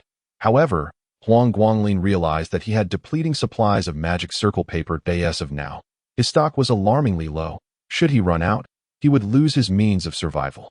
He had recognized this issue on the 7th day, but quickly devised a solution. The blood and fur of monsters contain magical elements, particularly the liquids like blood and slime, which could be directly used as raw materials. Although their efficacy was not on par with specially concocted ones, they were serviceable enough. Huang Guanglin had begun contemplating learning the methods of potion brewing upon his return. Yet, his life in the forest was soon to take a turn. On the 11th day, while exploring near a stream, he stumbled upon Elena Clark lying by its edge. Her appearance was disheveled, and her swollen ankle indicated she had fallen victim to a monster's attack. Cautiously surveying the surroundings, he detected no immediate danger and hurried over. "Miss Clark? Wake up! Miss Clark!" His calls went unanswered, and noting her dry lips, Huang Guanglin swiftly offered her water. Remarkably, she instinctively clutched the water pouch and drank voraciously, yet remained unconscious. Realizing the urgency of the situation, Huang Guanglin did not dare linger and swiftly hoisted her onto his back, fleeing the scene. Unbeknownst to him, Elena had opened her eyes behind him. Scrutinizing the back of his head for a considerable time, that it was not until Huang Guanglin had finished roasting some meat that she finally awoke. She had no choice but to rouse herself, for the aroma of the meat was irresistible, and her empty stomach protested loudly. Fortunately, Huang Guanglin was engrossed in his cooking and did not hear the unusual sounds. "Classmate Clark, you're awake. Just a moment. The meat will be ready shortly." After confirming the meat was cooked, he cut a piece for Elena. Starving, she devoured it hungrily. Huang Guanglin refrained from asking questions at that moment, instead offering her water and meat until she had regained her strength. Tentatively, he ventured, Miss Clark, just call me Elena," she replied, taking the initiative. Our team was doing quite well initially, almost steamrolling through the lesser monsters. Lin Zhe and the others followed along, occasionally lending a hand, so I said nothing. That was until the 9th day when we encountered a raging bear. This bear seemed to have just completed its evolution, reaching the level of a large monster, and was capable of using magic. We happened upon it unexpectedly. One person was instantly disarmed, his arm severed by the bear's paw, while another was swatted away, his fate uncertain that I wanted to help. But Lin Zhe suddenly pushed me forward. What a despicable scoundrel. Huang Guanglin was taken aback. The forest had indeed been cleared by the instructors, leaving only a handful of medium-sized monsters, with no large ones in sight. Yet who could have anticipated this bear's sudden evolution? Leading Elena and her companions into a boss's territory, with lives lost, the gravity of the situation was dire. How would the Academy address it? Moreover, Lin Zhe's actions were utterly disgraceful. Did anyone else witness him push you? Huang Guanglin worried. Lin Zhe was notoriously cunning. He would never allow himself to be caught in wrongdoing. As for Elena, being a young noblewoman, he would never risk severing ties without absolute certainty. Indeed, Elena seethed. Everyone else was in front, and he lingered at the back. Had I not heard his voice, I wouldn't have recognized him. After he pushed me, he shouted, "Miss Elena, you mustn't sacrifice yourself for us." I couldn't catch the rest of his words, too busy dealing with the bear. Later, using a magical artifact from my family, I managed to injure the bear and fled with all my might. However, it seemed to bear a grudge, pursuing me relentlessly for over a day. Huang Guanglin could easily surmise the ensuing events that a girl pursued by a formidable creature, already lacking stamina, with no time to eat or drink, and having twisted her ankle. Had he not intervened, she would surely have perished. It was indeed fortunate that she had managed to escape in that direction. Huang Guanglin murmured to himself as he examined Elena's ankle. The delicate feet of a noblewoman were as fair and smooth as jade. Even with an injury, they would provoke envy. Though feeling somewhat awkward touching a girl's ankle, he managed to maintain a facade of composure. It took 3 applications of healing magic to mend her ankle, leaving Elena blushing and unable to meet the gaze of the frail boy. Had she not known of his poor aptitude, she might have suspected him of taking advantage of the situation. By the way, she realized, what is tofu? Ahem, classmate Clark, Huang Guanglin interjected. I've mentioned you can call me Elena. Her instinctive response left her feeling slightly flushed. It was customary to use first names among those close. which was why she had previously disallowed Lin Zhe from calling her by hers. She felt a certain distance from Elixia, hence addressing her as Charles, but allowing Huang Guanglin to call her by her first name. Was that appropriate? Then she rationalized, you called Charles by his name, so why not mine? Moreover, you saved me, so we are somewhat closer. The frail boy found himself at a loss. This explanation only deepened the awkwardness. Ahem, so, Elena, Huang Guanglin said, avoiding her flushed face. Now that the danger has passed, you should rest and regain your strength. With that, he made a hasty retreat. Elena, her cheeks still burning, felt less embarrassed than before. Chapter 71. The substitute gazing at the frail boy's departing figure. Elena pondered, despite his lack of aptitude, he was quite a decent fellow, with remarkable culinary skills. Furthermore, his ability to survive alone in the forest for such an extended period without incident demonstrated considerable prowess. Perhaps he could serve as a substitute. As for the nature of this substitute, that remained known only to her. Huang Guanglin began to focus on processing the materials for the day, striving to waste nothing and utilize resources as efficiently as possible. Naturally, some materials were unfamiliar to him. He sketched various symbols based on his temporary analyses of magic circle runes and prayer text characteristics, aligning them with the attributes of these materials. What unique properties did individual runes possess? What changes occurred when they were combined? If prayer texts or star symbols were incorporated, how would that alter the outcomes? These questions surfaced one after another, igniting a spark of excitement within Huang Guanglin. He felt like a mathematician, engrossed in the intricacies of numerical combinations, yet he also resembled a chemist conducting experiments with symbols. Gradually, he discovered a newfound ability to immerse himself in research, becoming somewhat addicted to the process. Elena observed the earnest concentration of the frail boy, momentarily lost in thought. She realized that a focused young man could possess a certain charm. The thought made her cheeks flush, yet she found it difficult to tear her gaze away. As night fell, Huang Guanglin finally lifted his head from his studies. Elena, he began, the night can be quite perilous. We need to climb the tree to spend the night. You go ahead. I'll tidy up. Oh. Huh? Elena looked up at the towering tree, feeling somewhat troubled. Huang Guanglin, I lack the strength to climb. Perhaps I could stay beneath the tree for the night. Huang Guanglin immediately objected. That won't do. You lack stamina. And my magic is too weak. What if danger arises? Then, how about you carry me up? As soon as she spoke, her face turned a shade of red. Huang Guanglin felt a twinge of embarrassment, but seriously contemplated the proposal. Ultimately, he did indeed secure Elena to his back. Laboriously ascending to the tree. It was a matter of necessity. His wind magic was tricky to control, and he feared inadvertently sending her plummeting to the ground. Additionally, the nearby vines were rather fragile, and he worried they might snap mid-ascent. Thus, the most arduous yet secure method was employed. The girl's body was lithe and soft, and Elena's well-proportioned form pressed against his back, evoking unwelcome thoughts. This is not all. The girl, Elena, often inadvertently blows into his ear, sending waves of fragrant breeze that leave him feeling utterly enraptured. Fortunately, he finally managed to get her to the tree. Whereupon he activated the drying magic circle and the pest-repelling spell inscribed upon the trunk. It was Elena's first time being so close to a member of the opposite sex, not counting her previous state of unconsciousness. And her cheeks burned crimson, stirring feelings of infatuation within the young man. However, with a stunning beauty like Catherine as his older sister, Huang Guanglin possessed a commendable resistance to the allure of the opposite sex. Maintaining an appearance of calm as he descended the tree to gather their belongings, by the time he finished tidying up, the sky had turned completely dark. Although the moonlight was obscured in the forest, the stars could still be glimpsed through the gaps in the leaves. The night was pitch black and eerily silent, yet Elena seemed too exhausted to care, quickly drifting into a deep slumber. Huang Guanglin dared not sleep. He clutched the delicate hand of the girl, fearful that this restless sleeper might tumble down. Elena, indeed, was not merely restless. As Huang Guanglin held onto her, she entwined herself around him like an octopus.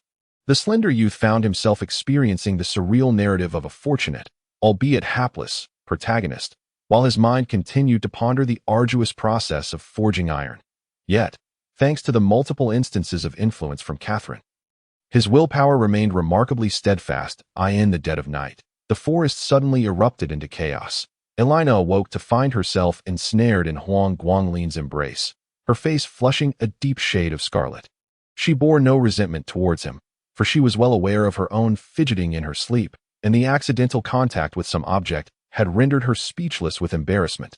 Huang Guanglin extracted a dagger from within his clothing, his gaze shifting warily towards the source of the commotion. Elina, it seems to be coming from the direction of the stream where you were previously unconscious. Realizing the gravity of the situation, Elina strained her ears to discern the uproar, finally exclaiming, "It's that ferocious bear. It's on our trail." Huang Guanglin's pupils constricted at her words. Oh dear, what enmity could possibly provoke such relentless pursuit? Or perhaps it seeks to enact a tale reminiscent of Beauty and the Beast? Elina continued to listen intently, and it appeared the bear was engaged in a scuffle with something that was not human. This revelation drained the color from Huang Guanglin's face. If the monstrous bear was embroiled in combat with another creature of equal stature, it could only mean another formidable beast was present. How could the teachers be so negligent in their patrols, claiming there were no great monsters? Was there not now evidence of two? He felt compelled to lodge a complaint. Remaining here was perilous. Elina, we must leave at once. Yet Huang Guanglin countered, "No, it is still dark. Running through the forest would be tantamount to suicide. Elina, please remain calm and think rationally." Elina's eyes glistened with tears. "But why? I merely injured it slightly. Why does it pursue us with such ferocity?" Huang Guanglin found himself at a loss for words, and in the next moment, Elina clung to his arm, sobbing uncontrollably, leaving the slender boy feeling acutely awkward, for he had no idea how to console a girl. Having lived this long, he had never encountered such a situation and was utterly at a loss. Fortunately, Elina soon regained her composure. Despite the enveloping darkness, she seemed capable of imagining the boy's expression. She rarely cried in front of a boy and was dismayed to find that this boy was rather dull-witted. Failing to seize such a splendid opportunity, realizing that she was somewhat perturbed, Elina quickly collected herself, her noble upbringing as a young aristocrat trained in magic affording her considerable self-control. "You are correct. It would indeed be reckless to venture out before dawn. However, if we wait until morning, it will surely have tracked us here. The bear follows its prey by scent. We must find a way to conceal ourselves." Huang Guanglin pondered for a moment before suggesting, "Elina, can you mask your scent?" "Mask my scent? I could, but if my odor suddenly vanishes, the bear will likely linger nearby. Moreover, it is neither blind nor deaf. Unless we can render ourselves invisible." Elina's voice trailed off as she caught sight of the knowing smile on Huang Guanglin's face. "Well, as fate would have it, I recently eliminated a chameleon, and its blood can be used to create a transparent magic circle, which should allow us to become invisible for a time." "How fortunate!" Elina exclaimed, clapping her hands. "After I mask my scent, I can use my belongings to lure it away, and we can remain hidden." As dawn approached, a strong, metallic scent of blood wafted through the air. A 3-meter-tall black-furred bear, drenched in blood, charged forth, its furious growls sending the recently awakened small creatures fleeing in terror. The bear sniffed the air, circled a large tree, and then began to lumber in a specific direction. Perched upon the tree, the two figures blended seamlessly into the bark, devoid of any human scent, holding their breath in anticipation. Watching the bear follow the scent, they felt a growing sense of urgency, eager to urge one another but too frightened to make a sound. Following this path, the bear would soon discover Elina's shoes, which she had magically transported under the cover of night. At that moment, beneath them, a magic circle emitted a faint glow from a tree branch, granting them an invisibility akin to transparency, deceiving the bear's keen eyes. However, the narrowness of the branch and the limited quantity of chameleon blood meant that the magic circle was small, forcing them to huddle closely together. The youthful pair, nearly pressed against one another, could hear each other's heartbeats, yet they were unable to breathe freely, their faces flushed with discomfort. Elina shot a glare at the slender youth, causing him to tremble at her piercing gaze, prompting Huang Guanglin to protest again. Ironically positioned right beside the girl. The bear, puzzled, turned its head, hesitated for a moment, then continued on its way. Huang Guanglin let out a breath of relief. Thankfully, his quick reflexes had prevented disaster by covering the girl's mouth. However, he was now feeling quite uncomfortable. Elina's face was flushed with embarrassment, clearly mortified. Fortunately, the bear moved away, soon distancing itself over 100 meters, allowing them to breathe a sigh of relief. Yet, Misfortune often strikes without warning. Just then, a blood-soaked feline-like creature came barreling through, possibly seeking trouble with the bear, yet it was evidently gravely injured, staggering as it ran. Its speed was astonishing, and its head seemed exceptionally hard, having already smashed through 2 trees. The third tree, however, was the very one where Huang Guanglin and Elena had sought refuge. With a resounding crash, the great tree splintered and fell, sending the 2 hidden figures tumbling to the ground. Their concealment shattered, and their presence revealed. How can one be so unfortunate? Huang Guanglin lamented, on the verge of tears. Logically, their plan had been progressing smoothly. The bear was nearly gone, yet who could have predicted that an unexpected complication would arise? Why must this creature crash into their tree of all places? Elena, nearly in tears, exclaimed, "How can this be? We were hiding so well, and here I am, a pure young lady, and I ended up in such a situation with Huang Guanglin. What will you do about it?" "What can I do? This is a normal reaction. For goodness sake, I'm not a eunuch. Besides, I'm the one who stands to lose," he thought. But instead, he said, "We can discuss this later. We must flee." The bear, having heard the noise, turned back, and Huang Guanglin quickly shouldered his pack, pulling Elena along as they sought to escape. Ouch! What happened? Huang Guanglin turned back, unable to suppress a facepalm. The girl's shoes had been sacrificed as bait, and running barefoot in the forest would surely be painful. With no other choice, he scooped her up and sprinted in another direction. What are you doing? What on earth? Elena was shocked. Her first experience of being princess carried had been so abruptly interrupted. Huang Guanglin had no time to consider her feelings. Their survival was paramount. At that moment, the bear caught sight of Elena and the bloodied feline creature. Erupting into a furious charge, the feline creature bore the brunt of the bear's wrath. Being flung aside, crashing through 4 trees before collapsing to the ground, lifeless, the unfortunate feline creature, likely seeking revenge for a previous encounter, met its end in mere moments against the ferocious bear. The 2 humans, now exposed, had no place to hide or weep as they watched the bear charge towards them. Elena closed her eyes in despair. "Huang Guanglin, I am so sorry. I have brought this upon you.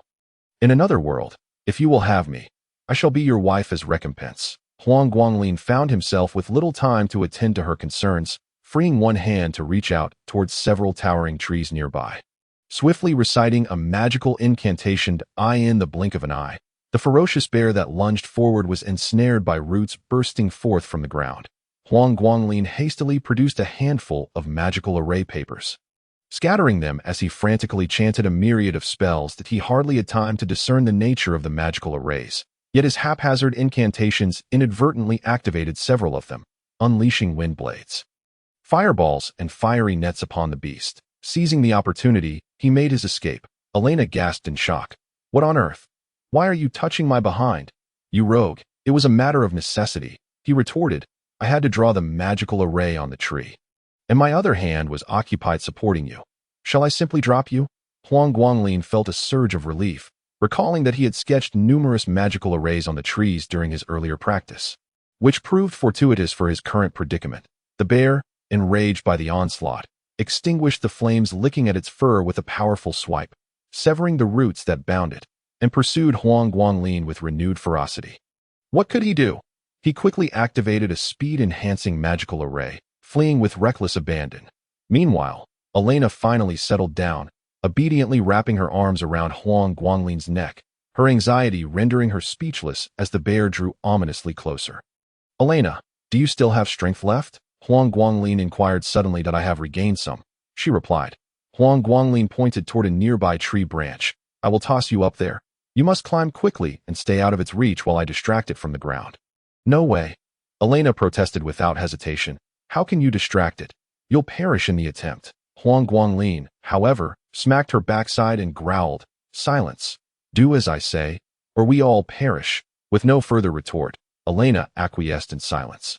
Upon reaching the branch, he summoned every ounce of strength to launch her upward. Luckily, Elena did not resist but clung tightly to the branch, even managing to climb a bit higher. Huang Guanglin sighed with relief and hastily affixed 2 magical arrays to the towering trees. Hearing the ominous rush of air behind him, he dove to the ground and activated the arrays, causing the roots to ensnare the bear once more. To glance behind nearly sent him into panic. The bear's paw was mere centimeters from his head. The danger was palpable. Yet, he dared not linger, darting away into the distance. Huang Guanglin, are you all right? Elena cried from her perch in the tree, tears brimming in her eyes.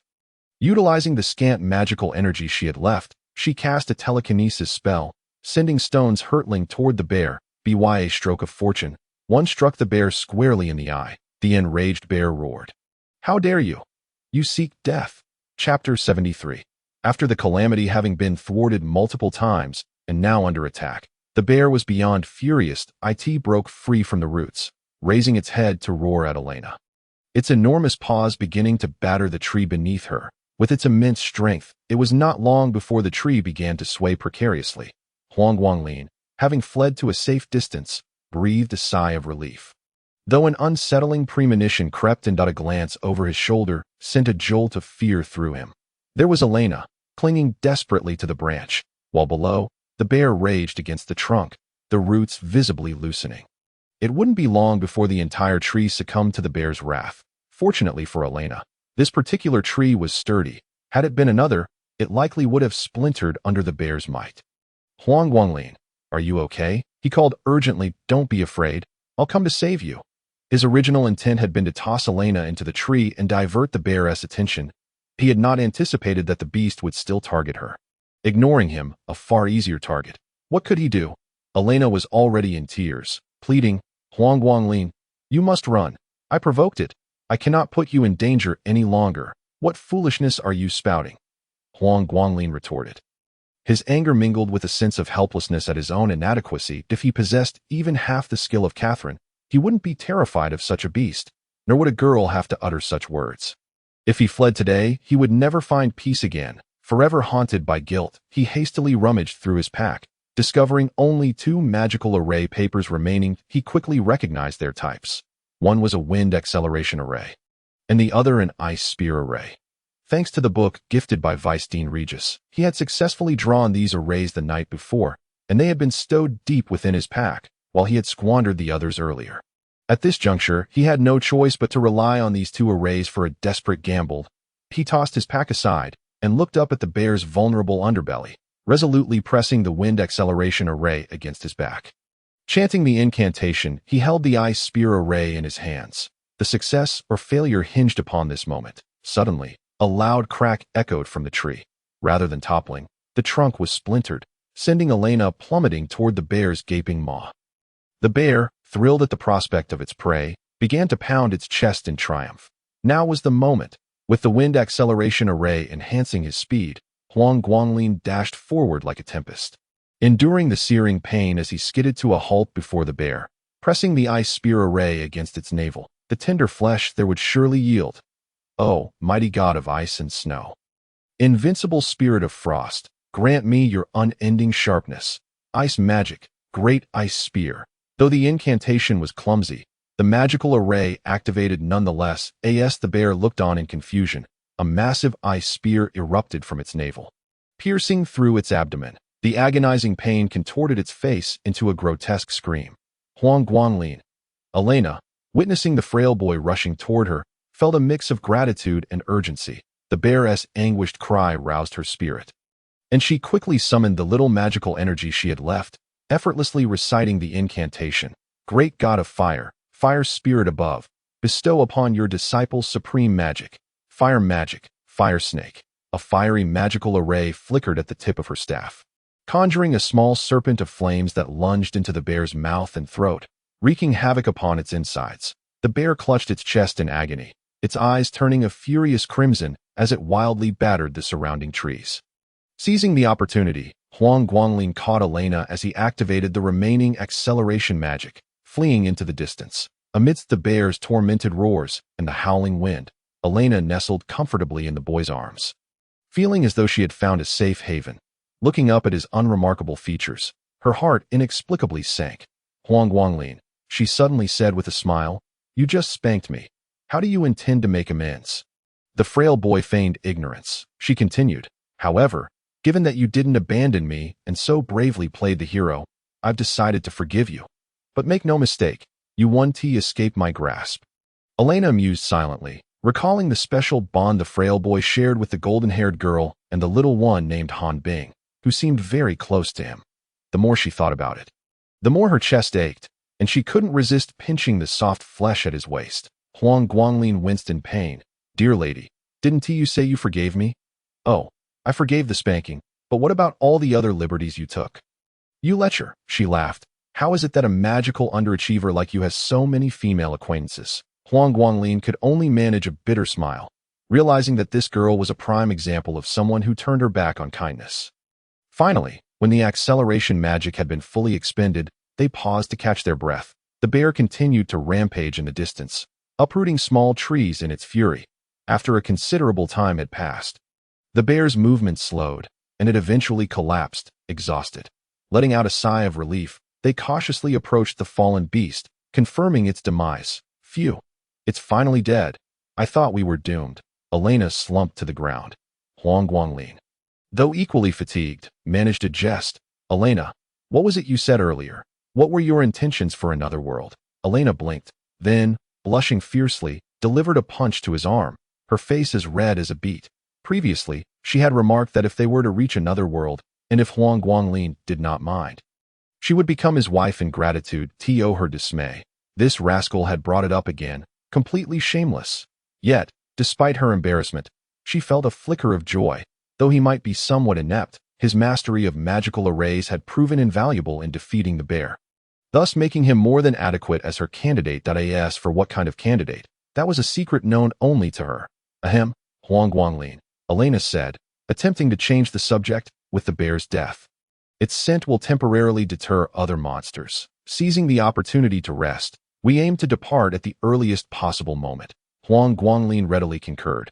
The flesh of the colossal beast was imbued with a plethora of magical elements, making it greatly beneficial for our swift recovery. As he spoke, he began to prepare the bear meat, while Elena hastily commenced her training in a bid to recuperate her strength as quickly as possible.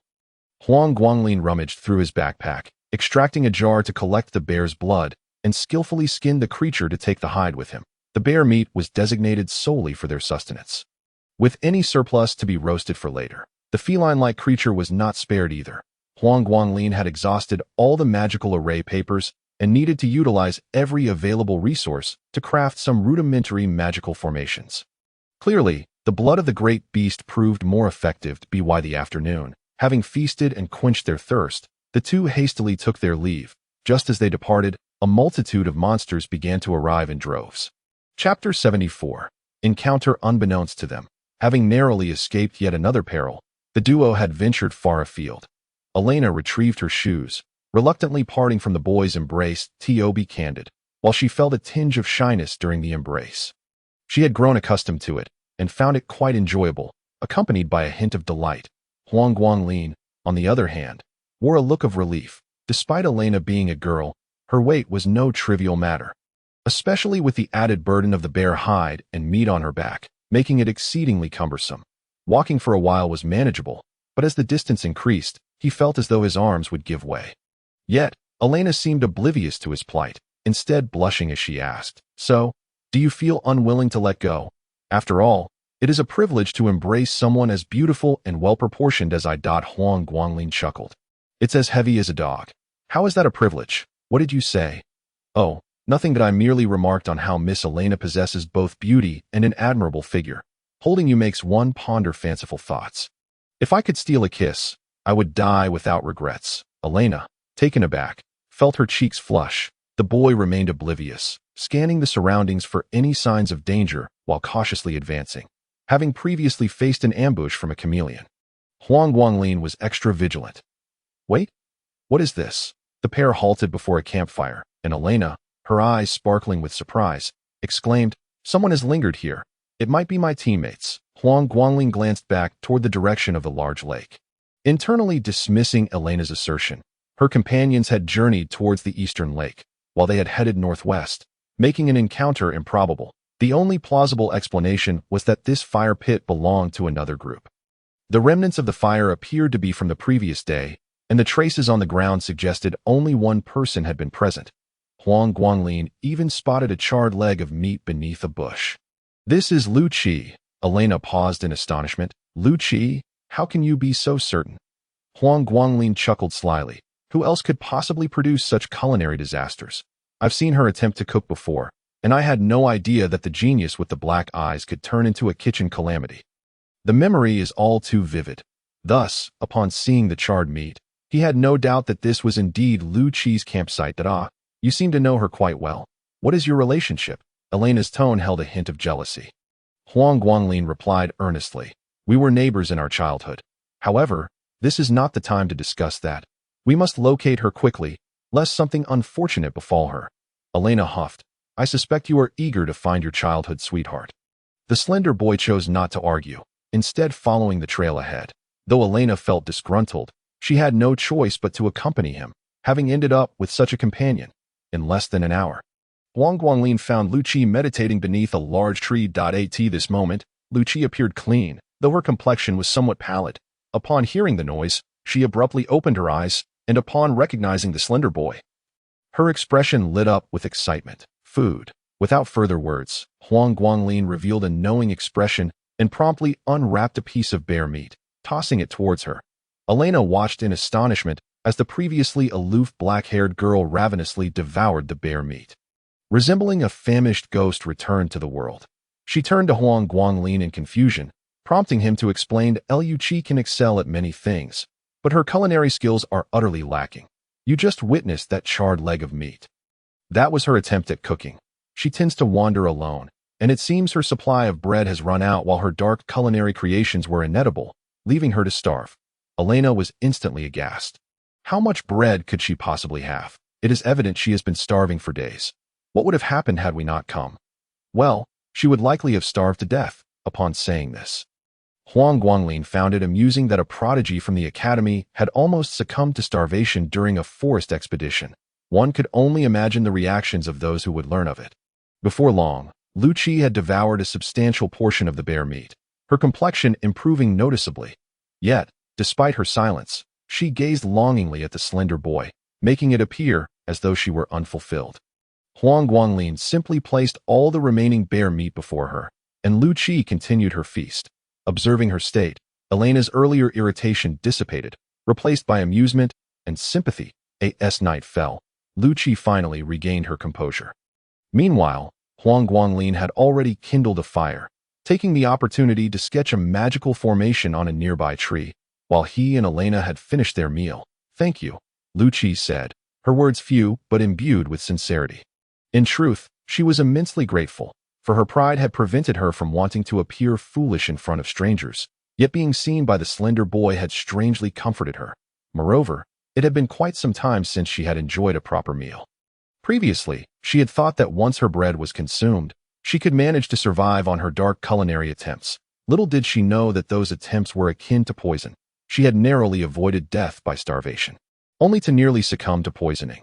Huang Guanglin's arrival had been most fortuitous. You're welcome, Huang Guanglin replied, his tone somewhat cold, as he remained polite out of necessity. Still, thank you, Lu Qi reiterated. Please, no need for thanks. Huang Guanglin insisted. Elena observed the exchange between the black-haired girl and the slender boy, sensing an underlying story between them. However, she refrained from prying. Noticing Huang Guanglin preparing to climb the tree, she instinctively clambered onto his back. Huang Guanglin, what are you doing? Elena grinned. Aren't you going up the tree? Carry me up. Huang Guanglin was at a loss for words that I must say. Yesterday was a necessity. Today you should have the strength to climb yourself. If not, you can use magic to assist you. To his surprise, Elena stubbornly insisted. No, I want you to carry me. Please, Huang Guanglin. Huang Guanglin could hardly believe that the esteemed daughter of a noble family was playfully coaxing him. Especially in front of Lu Qi, Huang Guanglin was both amused and exasperated. Elena, you have truly changed my perception of you. Lu Qi regarded the scene with confusion, casting a puzzled glance at Elena, who was perched on Huang Guanglin's back, receiving a challenging look in return. Though she was bewildered, an uncomfortable sensation stirred within her, likely exacerbated by her prolonged fasting followed by a sudden feast. Ultimately, Huang Guanglin resigned himself to the situation and hoisted Elena up the tree. However, it appeared that the girl had taken leave of her senses today, seeking refuge in his embrace instead of resting. Suppressing his own agitation, Huang Guanglin earnestly inquired, Elena, what exactly are you trying to convey? Are you attempting to cozy up to me? Surely not, as I am but a mere failure in magic, so please. What is your intention? Elena glared defiantly. I am indeed cozying up to you. What of it? Do you not want that? Huang Guanglin swallowed hard. While he might desire such a thing, he knew that once they left the forest, he would face inexplicable dangers. Chapter 75. A nightly conversation. As a daughter of high nobility with exceptional talents, Elena was undoubtedly a cherished member of her family. It was inconceivable that she would lower herself to the level of a magical failure. Huang Guanglin had no doubt that even harboring the slightest feelings for Elena could lead to catastrophic consequences. The previous events were all too fresh in his mind. He had been willing to risk everything for Catherine. But the same could not be said for Elena. Ultimately, they had known each other for less than 3 days. Elena's feelings might merely stem from gratitude for saving her life, a misinterpretation of affection. Thus, Huang Guanglin chose to firmly reject any such notions. With a serious expression, he stated, Miss Elena, I believe you are confusing your feelings. Your affection stems from gratitude for being saved, creating an illusion of fondness. You must awaken to the reality of my status as a magical failure. Elena nodded in acknowledgement. Indeed, you are quite the magical failure, yet I find you pleasing to the eye. Thus, out of my boundless compassion, I have embraced you. How does that make you feel? Is it not touching? Not only pleasing to the eye, but you are also a reserve, she added with a playful smirk. Huang Guanglin met her gaze with an unwavering seriousness. He neither laughed nor indulged in Elena's jesting remarks. Miss Elena Clark, you may perceive this as a jest, but should others discover it, my life would be at stake. Therefore, I kindly ask you to keep your magnanimity at a distance. Elena finally retracted her smile, sensing that the young man was not jesting. So, you take advantage and then deny it. Huang Guanglin, am I, a noble, not worthy of your attention? No, the frail youth shook his head. It is you who are beyond my reach. To entertain any imprudent notions would be perilous for me. Thus, I must apologize, but I must maintain my distance from you. He had expressed similar sentiments to Catherine, Lu Qian, and Elixia before, and now he found himself uttering them again. He never believed that Elena would harbor feelings for him. He had approached her previously only to save a life, and now her proximity felt inappropriate. Huang Guanglin was not endowed with the typical harem protagonist bravado. He was merely an insignificant figure, and even mastering the art of drawing magic circles could not alter the fact that he was a magical failure. At present, he had to tread carefully and humbly navigate his existence. What of the ants? Who among them does not strive to survive? Elena, upon hearing this, fell into a daze, her eyes glistening with unshed tears. She believed that despite their brief acquaintance, they had endured life and death experiences together. There had been intimate encounters. He had not abandoned her in the face of the ferocious bear, stirring deep emotions within her. When he had playfully swatted her backside, she felt embarrassed but not repulsed, his bold words nearly causing her heart to falter. Yet now, he wished to distance himself for trivial reasons. Was this truly the Huang Guanglin she knew? Compared to the heroism he displayed against the bear, the current frail youth appeared a coward, a mere ant bowing before authority. Tears streamed down Elena's cheeks as she declared, I will not allow you to be in danger. The boy shook his head resolutely. No, you cannot. Only when you behold my lifeless body will you comprehend the futility of your words today. So, I must apologize. I choose my own path. Without waiting for Elena's reaction, Huang Guanglin leaped from the tree and swiftly ascended another. Elena was left in tears, her heart heavy with an unfamiliar sorrow. Unable to contain herself, she shouted, Huang Guanglin, you big fool. Who do you think you are? I grant you my attention, and you think you are deserving? You are nothing but a waste. Do you think I like you just because I glance your way? Stop joking. How could I possibly? Woo. You big fool. Big pervert. Huang Guanglin remained silent in the shadows, while Elena wept for a while longer, eventually letting out a hiccup. Big fool. Big pervert. Taking advantage and then denying it. Big scoundrel, she continued to mutter, her voice diminishing with each insult. She was not foolish. Even if her feelings were genuine, how could her family possibly approve? In the end, the one to suffer would be Huang Guanglin, but I can protect him. She murmured, as if reassuring herself. That moment, a cold female voice interjected. No, he is right. You cannot. Elena abruptly lifted her gaze to find Lu Qian seated on a nearby branch, her dark eyes glimmering in the night. Elena felt a surge of annoyance. On what grounds do you say that? Lu Qian smiled. Simply because he has spoken similar words to me.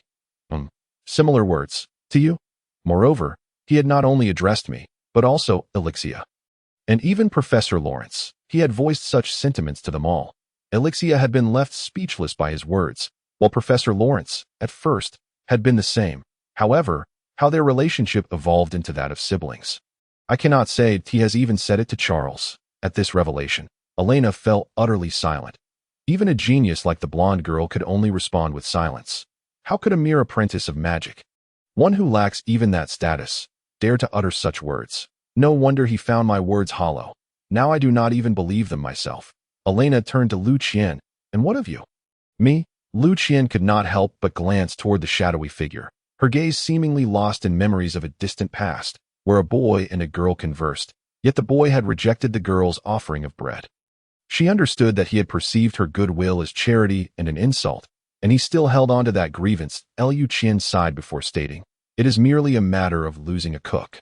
Indeed, his absence meant merely the loss of a culinary companion for her, yet it was a painful loss all the same.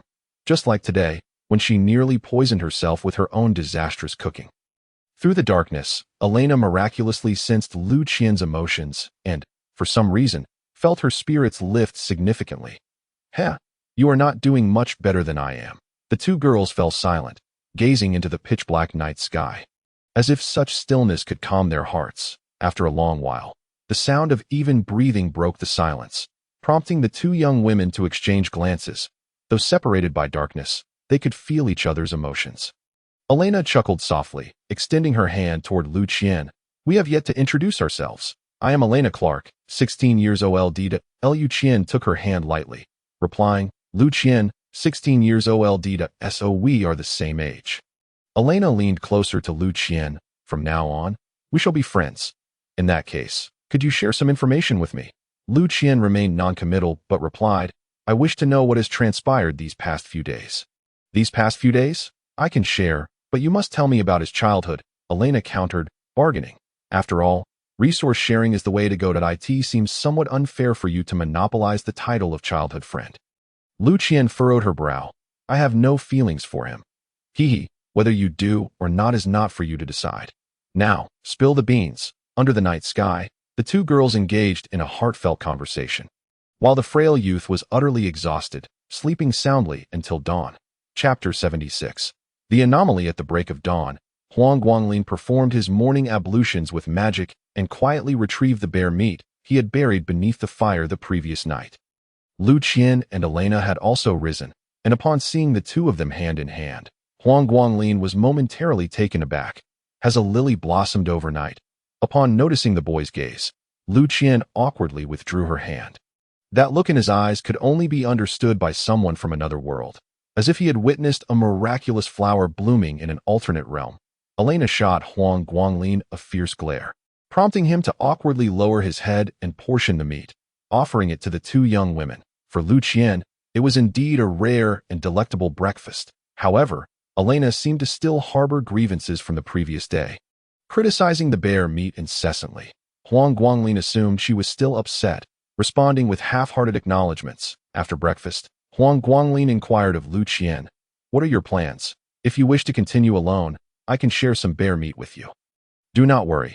All you need to do is warm it by the fire, or you can even eat it cold if you preferred." Lu Qian shook her head. "I will stay with you." Together? I fear I may starve." Lu Qian's nonchalant admission elicited laughter from the others, yet she seemed unfazed, as if saying it before the boy and Elena was not embarrassing at all. Elena clung to Lu Qian's arm, declaring, "Lu Qian and I have become good sisters, so of course we will stick together. It would be rather inconvenient for a boy like you to join us." Huang Guanglin nodded. "You are right. In that case, I shall take only a small portion of bear meat. Today, we shall part ways. What?" Elena's eyes widened in disbelief. "What kind of person are you to joke like that? If you leave, are you expecting us to cook for ourselves? I, a noble lady, and Lu Qian, with her lack of culinary skills, you must stay and cook for us." Lu Qian, unusually vocal, added, "Let us stay together. I want to eat something delicious." Huang Guanglin's plans to venture out alone quickly fell apart. His desire for solitude was not born of arrogance, but rather a recognition that it was no longer suitable to remain clustered with the two girls. However, Elena's point was valid. If he were to leave, the two young women would likely not perish at the hands of monsters, but they might very well starve. Moreover, they could potentially be poisoned by their own culinary disasters. With this thought, he ceased his objections.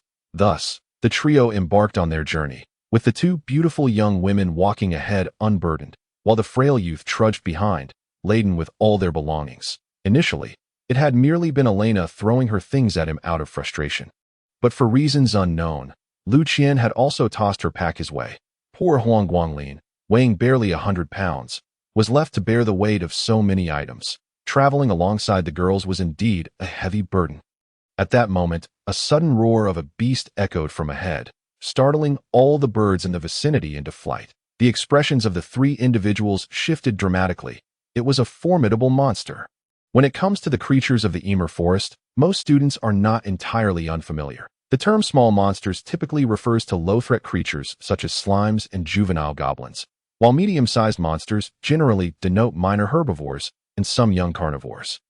The large monsters, however, are the adult carnivores that inhabit the forest. Students primarily explore the forest's outskirts, and prior to their departure, the teacher had assured them that the area had been cleared of any significant threats, allowing students to explore with peace of mind.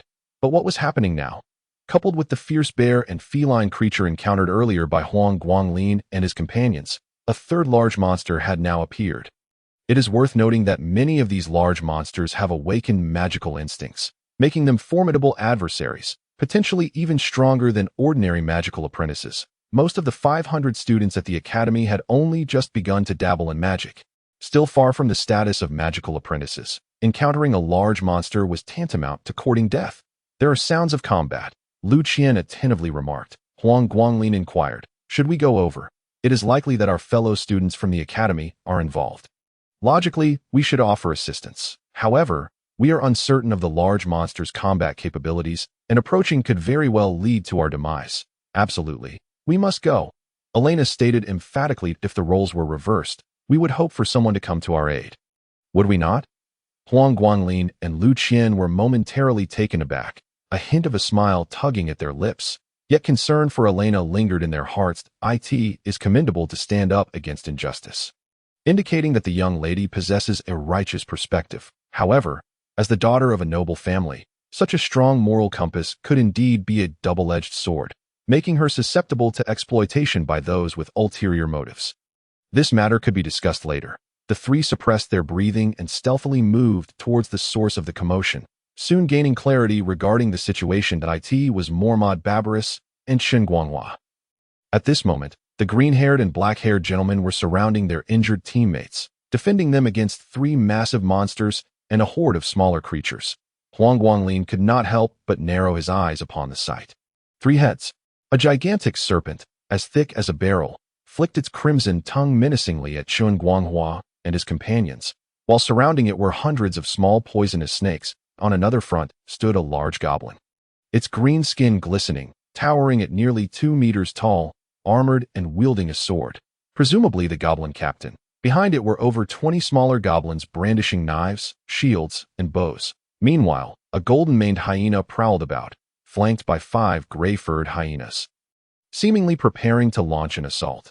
Chen Guanghua and Mormod's teams, consisting of 20 individuals, found themselves in a dire predicament with 5 already injured. Chen Guanghua raised his staff, summoning a line of earthen spikes that dispatched or repelled the encroaching small snakes.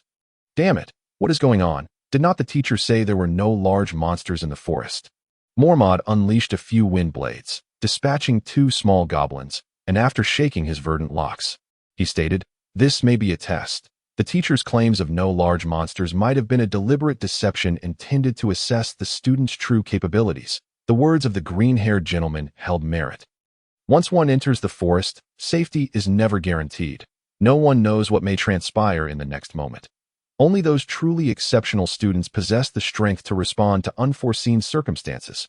Yet, this was absurd. Facing off against 3 large monsters felt like a gamble with their lives. Chen Guanghua resonated with Mormod's sentiments. If this truly was a test, the stakes were alarmingly high. Most of the Academy's students were scions of nobility, and the death of even one would be difficult to justify, let alone the potential loss of many. Something is amiss in the forest. An anomaly may have occurred. Mormont silently mused, before shouting, "Everyone, hold on. Only by persevering can we hope to survive. Surrendering means certain death." His teammates murmured in agreement, their spirits evidently low. Persevere, a phrase easily spoken, but how long must one endure before hope arises? They might struggle for an eternity, only to be met with death in the end. Some had even begun to weep, proclaiming, "I want to go home. I cannot continue at this academy. As a noble, I should enjoy life at home. Not come to this place to meet my demise. I want to go home." Chen Guanghua and Mormont could only feel anxious at the sight. Their team was on the brink of collapse, while the three large monsters were poised to strike, signaling an impending annihilation. Chapter 77. Rescue. At that moment, the golden-maned hyena let out a low growl, initiating the assault. The serpent and goblin captains swiftly commanded their minions to charge forward. The two handsome gentlemen sighed deeply. Our fate is sealed. Suddenly, a powerful surge of magical energy emanated from behind them. In quick succession, a volley of enormous, searing fireballs and a vast net of flames surged forth.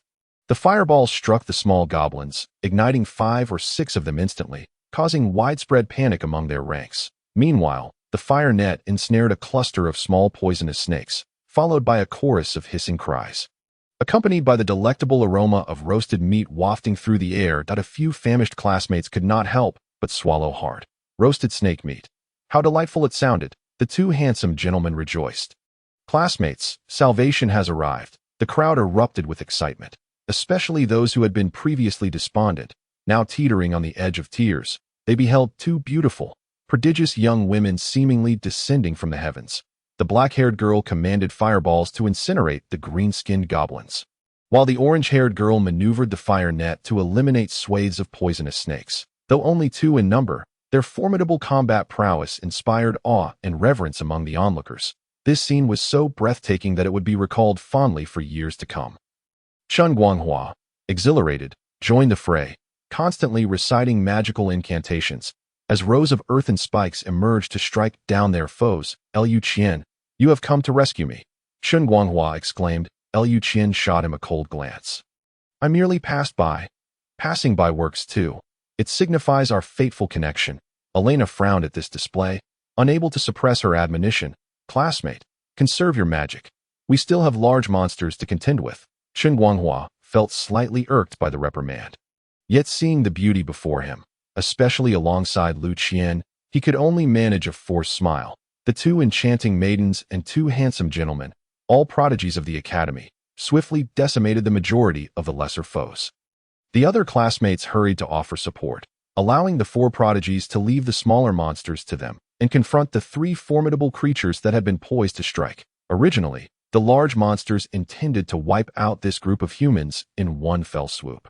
But the sudden arrival of reinforcements bewildered them, causing them to instinctively halt. By the time they regained their senses, the lesser monsters had been nearly eradicated. Though labeled as large monsters, their intellect was not particularly high, and they instinctively feared formidable human adversaries. Upon realizing that their reinforcements consisted of only 2 individuals, they became enraged. The golden-maned hyena let out a roar, and a shimmering light flickered beneath its paws before it lunged forward like a tempest. Fortunately, Liu Qian reacted swiftly, wielding her staff to command the roots underground to ensnare the beast. However, the hyena's speed was astonishing, and its razor-sharp teeth swiftly severed the attacking roots before Liu Qian could evade. Chen Guanghua, while obstructing the serpent's advance, shouted back, "Be cautious. That creature has awakened an acceleration spell. It will be troublesome." Liu Qian remained silent, raising her hand to unleash fireballs in support, engaging the golden-maned hyena in a fierce standoff. The serpent proved no easy adversary either, having awakened an ice spike spell, continuously launching ice spikes as projectiles. Were it not for Chen Guanghua's persistent use of earth shields for defense, they would have been in dire straits. The goblin captain, while lacking awakened magic, wielded a massive sword and shield, making it a formidable opponent nonetheless. Huang Guanglin peered out from behind a large tree. He witnessed the 4 prodigies locked in a fierce battle with the 3 large monsters. a scene both dazzling and perilous, far beyond the capabilities of ordinary individuals. Meanwhile, in another circle of combat, the invigorated classmates, no longer threatened by the large monsters, formed 3 lines to bombard the smaller creatures with magic in rotation. It did not take long for the number of small monsters to dwindle significantly. However, the small goblins were surprisingly nimble, often evading attacks or utilizing their shields to defend themselves, suffering minimal casualties. Moreover, they were gradually closing in on the students. Huang Guanglin observed the exhaustion on his classmates' faces, suspecting that their magical reserves were dwindling and that the goblins might soon breach their defenses. Gazing down at an iron sword that had fallen at his feet, he decided to set his heavy pack aside, picking up the sword to weigh it in his hands. Quite light, albeit rather rusty. Huang Guanglin muttered, then rummaged through his pack for a brush and some monster blood, beginning to draw in silence. Sharpness, sturdiness. For good measure, I should add a fire spell. This should suffice against the small monsters. Having completed his preparations, he placed the pack under the tree and strode confidently into the fray, picking up a shield along the way. Great Gaia, Mother Goddess, and ubiquitous Earth Spirit, grant this iron sword endless sharpness and strength. Huang Guanglin softly chanted incantations. The iron sword, belonging to the element of metal, was imbued with the essence of gold buried within the earth. He fervently prayed to the deities and spirits of the land, instantaneously activating the magical array inscribed upon the iron sword. In the blink of an eye, the sword radiated a ghostly luminescence. Approaching a goblin from behind, Huang Guanglin struck with his sword, effortlessly severing the creature's head. Green blood splattering in the process. Goodness, how sharp, how revolting, he exclaimed, before lunging forward once more, dispatching 3 goblins in quick succession. The classmates, engaged in their own magical assaults and defenses, were momentarily taken aback as they observed the slender youth brazenly appearing behind the goblins. Wielding a rusted sword, slaying them with remarkable ease. It's that Huang Guanglin, they murmured in disbelief. Indeed, it was he, rumored to be a magical failure, yet now appearing more suited to the role of a swordsman. Wait, that sword seems to possess magical enhancement. Right, the sword is inscribed with a magical array, they speculated, while casting spells to assist him. As Huang Guanglin felled the 6th goblin, the remaining goblins finally reacted, turning to confront him. However, they were met with a barrage of magical attacks from further ahead, leaving them utterly disoriented. Elena, engaged in combat with a formidable beast, sensed the commotion and shouted, "What are you doing out here? You fool, go hide." Huang Guanglin waved dismissively, focusing on the monstrous foe. "I'm perfectly fine," he called back. "You." Elena gritted her teeth, already plotting how to settle the score with him after the battle. At that moment, Huang Guanglin faced the last 2 hyenas. Unlike goblins, hyenas were born hunters and scavengers, possessing not only remarkable speed and sharp claws, but also a plethora of bacteria in their mouths, making any bite a potential source of infection. In the realm of Lingfa, no remedies existed for such infections, and even healing magic would require utmost caution. Thus, he recited another incantation, invoking the great fire god and the supreme salamander spirit, commanding the flames to reduce his enemies to ashes. With a resounding poof, the crimson magical array on the iron sword glowed vibrantly, enveloping the blade in searing flames that, while intensely hot, posed no harm to Huang Guanglin or the sword itself. Seeing the hyenas seize the opportunity to pounce, he swiftly swung the flaming sword, igniting their fur in an instant. The hyenas, panicked, rolled on the ground in a futile attempt to extinguish the flames, but met with relentless slaughter instead. The onlookers displayed expressions of incredulity. "Isn't this fellow supposed to be a magical failure? What's with the flames?" One student murmured, unable to contain his astonishment. "This guy is quite clever, utilizing a magical array to enhance his sword." Yet, the crafting of such an array was far more challenging than merely wielding magic. Could it be that he had reached such a level in just 2 months since the school year began? No one knew, and now was not the time for such musings. The group soon unified their efforts to eliminate the remaining lesser monsters. Chapter 78. Intelligence. Meanwhile, the 4 prodigies were locked in a fierce struggle against 3 formidable beasts. They were indeed talented, yet their exposure to magic had been brief. For instance, Lu Qian and Chun Guanghua had only been acquainted with magic for 2 months, equivalent to that of a mere apprentice.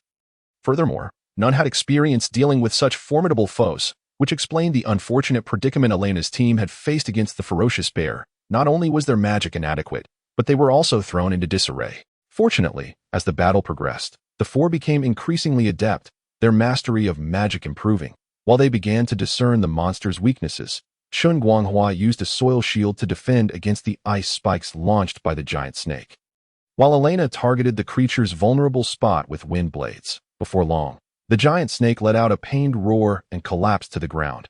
Upon witnessing this, the hyena turned to flee, but Lu Qian swiftly cast an acceleration spell, positioning herself directly in its path, igniting its fur with fire magic. In less than 2 minutes, the golden-haired hyena was consumed by flames. As for the goblin captain, he found himself ensnared by Mormode's binding spell, rendering him unable to escape. The green-haired youth, seemingly unsatisfied, wielded his staff to levitate a stone the size of 2 millstones, pressing it down upon the goblin captain. He then pointed his staff menacingly at the goblin's head. "Your life hangs by a thread." At that moment, the goblin captain began to babble incoherently, as if wishing to convey something. Mormode sneered. "Are you begging for mercy? Rest assured, I shall ensure your demise is complete." The captain's frantic sounds grew louder, vexing the onlookers. What was it trying to express? A hand timidly rose among the students. Mormode. It says it has a secret to share." The group turned their attention to the boy who had spoken. And upon hearing this, the goblin nodded vigorously. "You can communicate with goblins?" "No. It must be the telepathy ring." The realization dawned upon them. Many recognized this boy as an exchange student from Earth, still wearing the ring, indicating he had yet to achieve a level 4 in the language. However, this meant he was perfectly capable of understanding the goblin's words. The telepathy ring was nothing short of a translation artifact. Its origins were unknown, but its function was clear. Once worn, it allowed for normal communication with speakers of different languages. However, it was limited to intelligent beings. Conversing with creatures like ants or rabbits would likely prove impossible. Many began to produce silver rings to wear, while those without sought to borrow from their classmates. The excitement of communicating with a goblin for the first time was palpable. Elena approached Huang Guanglin, offering him a ring. "Here, put this on." Huang Guanglin coughed. Rings shouldn't be given to just anyone. You seem to have said something similar to Charles. Why not? In their culture, a ring represented a vow, typically exchanged during proposals. Huang Guanglin awkwardly scratched his head. "So, you should just take it back." Elena froze, her face turning crimson as she turned to Lu Qian, who nodded in affirmation. In that instant, she felt as if she could sink into the ground. The other students felt the awkwardness of the moment, especially those who had just borrowed rings. Although it was merely a loan, Huang Guanglin's words left an uncomfortable impression. Lending to a female was one thing, but when a male lent to another male, it felt somewhat awkward. That ring is quite lovely. Where did you purchase it?" One boy cleverly suggested, passing the ring back. "I think it looks great. I might want to buy one myself." Another boy hastily reclaimed the ring. "I got it from North Street. It's quite good. I recommend you get one like this." The others, snapping back to reality, quickly followed suit in returning the rings, their clumsy actions eliciting both laughter and exasperation. Mormode cleared his throat. Goblin, what exactly do you wish to convey?" The goblin captain replied hastily. "We recently received orders from our king to expel all humans from the forest. It is said that a treasure has emerged deep within the woods." "The king? The goblin king?" The crowd's expression shifted dramatically. It was clear that the goblin king himself had issued this command, likely to prevent humans from seizing the treasure. Observing the actions of other monsters, it was evident that, besides the Goblin King, other monster leaders were also involved in this endeavor. This treasure was undoubtedly significant. Elena inquired, "Have many medium-sized monsters recently advanced to become large monsters?" The goblin captain nodded. "Yes, only large monsters are qualified to venture into the depths of the forest to participate in the treasure hunt. Many medium-sized monsters have taken the opportunity to forcibly advance, likely for this very purpose." Everyone's faces darkened at this revelation. The teachers had believed they had cleared the outer forest, yet little did they know that the monster kings had dispatched large monsters to eradicate and expel humans. With many monsters advancing to larger forms during this time, it was evident that the students currently exploring the forest were at risk of being killed at any moment. This matter must be reported to the teachers and other students immediately. Otherwise, the consequences could be dire. Mormode felt as though his head would burst. What misfortune it was to encounter such a situation during a simple forest expedition at that moment, the goblin captain pleaded. I know the location of the treasure's emergence. I will tell you if you spare my life. Mormode and the others exchanged glances, each nodding in agreement that I promise not to kill you. Now, tell us. Where is the treasure, and when will it emerge? The goblin captain, overjoyed, quickly replied. It is located at the ruins of the Emer giant city, and it will emerge on the night of the new moon. The new moon, occurring at the beginning of each month when the moon first appears as a crescent, would render the night almost entirely dark. The ruins of the Emer giant city were well known.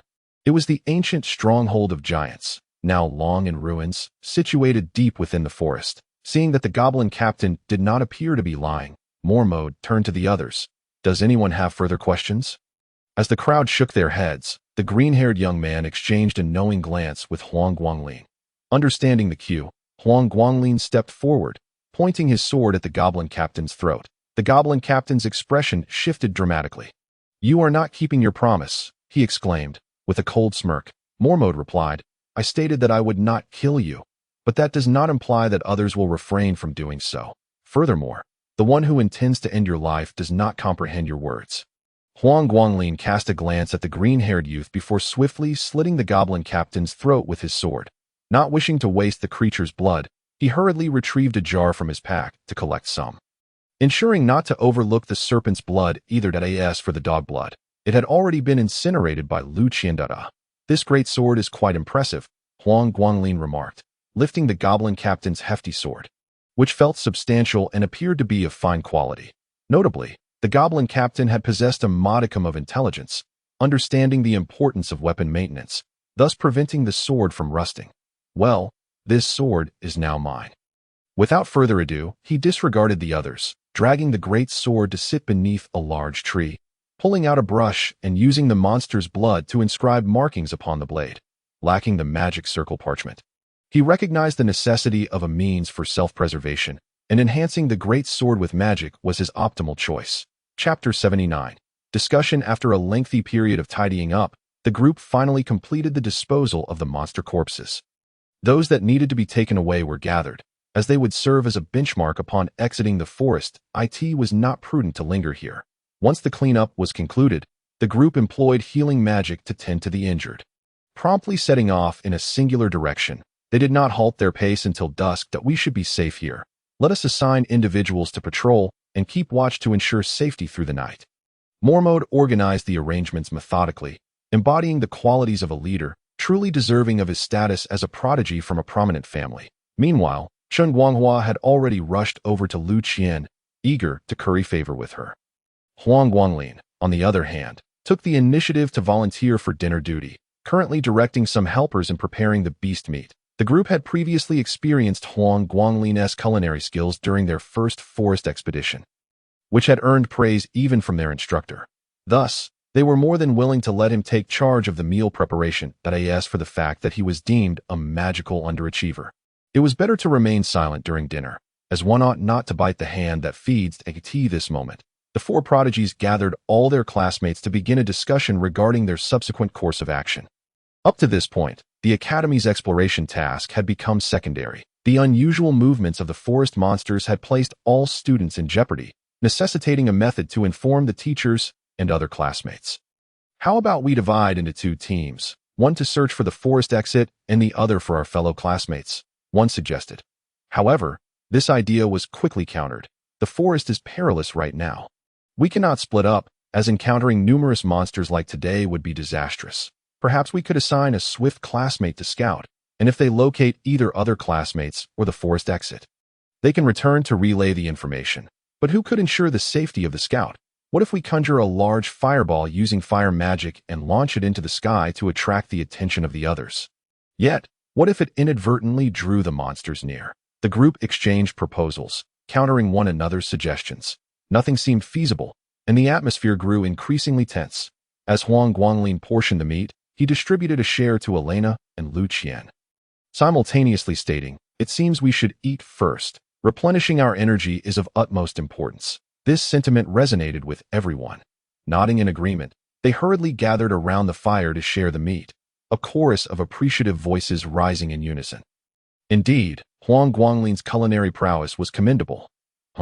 Quite good, though perhaps not as refined as Han Bing's skills, someone commented. With food this good, who could complain? Another chuckled. Meanwhile, Mormode and Chen Guanghua gazed at Huang Guangling with eager anticipation, leaving him perplexed. Hey, buddy, what about my portion? The green-haired youth inquired. Huang Guangling pointed toward the fire. Help yourselves. Mormode could not restrain himself, exclaiming, Come on, man, you're being completely inconsiderate. Just preparing a portion for them and handing it to me would be a simple gesture. That's different, Huang Guangling retorted with conviction. They are ladies, and serving them is my honor. Besides, we have developed a tacit understanding. They handle the monsters while I handle the cooking. Fine, I won't argue against your seemingly impeccable reasoning. Mormode conceded, and he along with Chen Guanghua resignedly approached the fire to cut the meat, quickly abandoning their grievances, particularly for Chen Guanghua. The long-lost flavors of Earth nearly brought him to tears. Indeed, Earth cuisine was delightful. After 2 months of peculiar fare, he found himself reminiscing that moment. He realized he understood Lu Qian's initial attraction to Huang Guangling for the chance to enjoy such meals daily. Huang Guangling was worth cultivating a relationship with. Thus, he approached the slender youth and proposed, Huang Guangling, why not team up to cook once we return? You see, you have no monthly stipend, and life must be difficult. How about I cover the expenses while you handle the cooking? Huang Guangling firmly declined. No, I'm currently partnered with teacher Catherine. She is well off, and my meals are quite satisfactory. Chen Guanghua could only wince in frustration. Huang Guangling was indeed fortunate, having the likes of the wealthy and beautiful teacher Lawrence as a sister. Little did he know that Huang Guangling had risked everything to earn that sisterly bond. It was far from mere good fortune. After a satisfying dinner, the group continued their discussions for a while before fatigue set in, prompting them to finally retire for the night. That was his custom.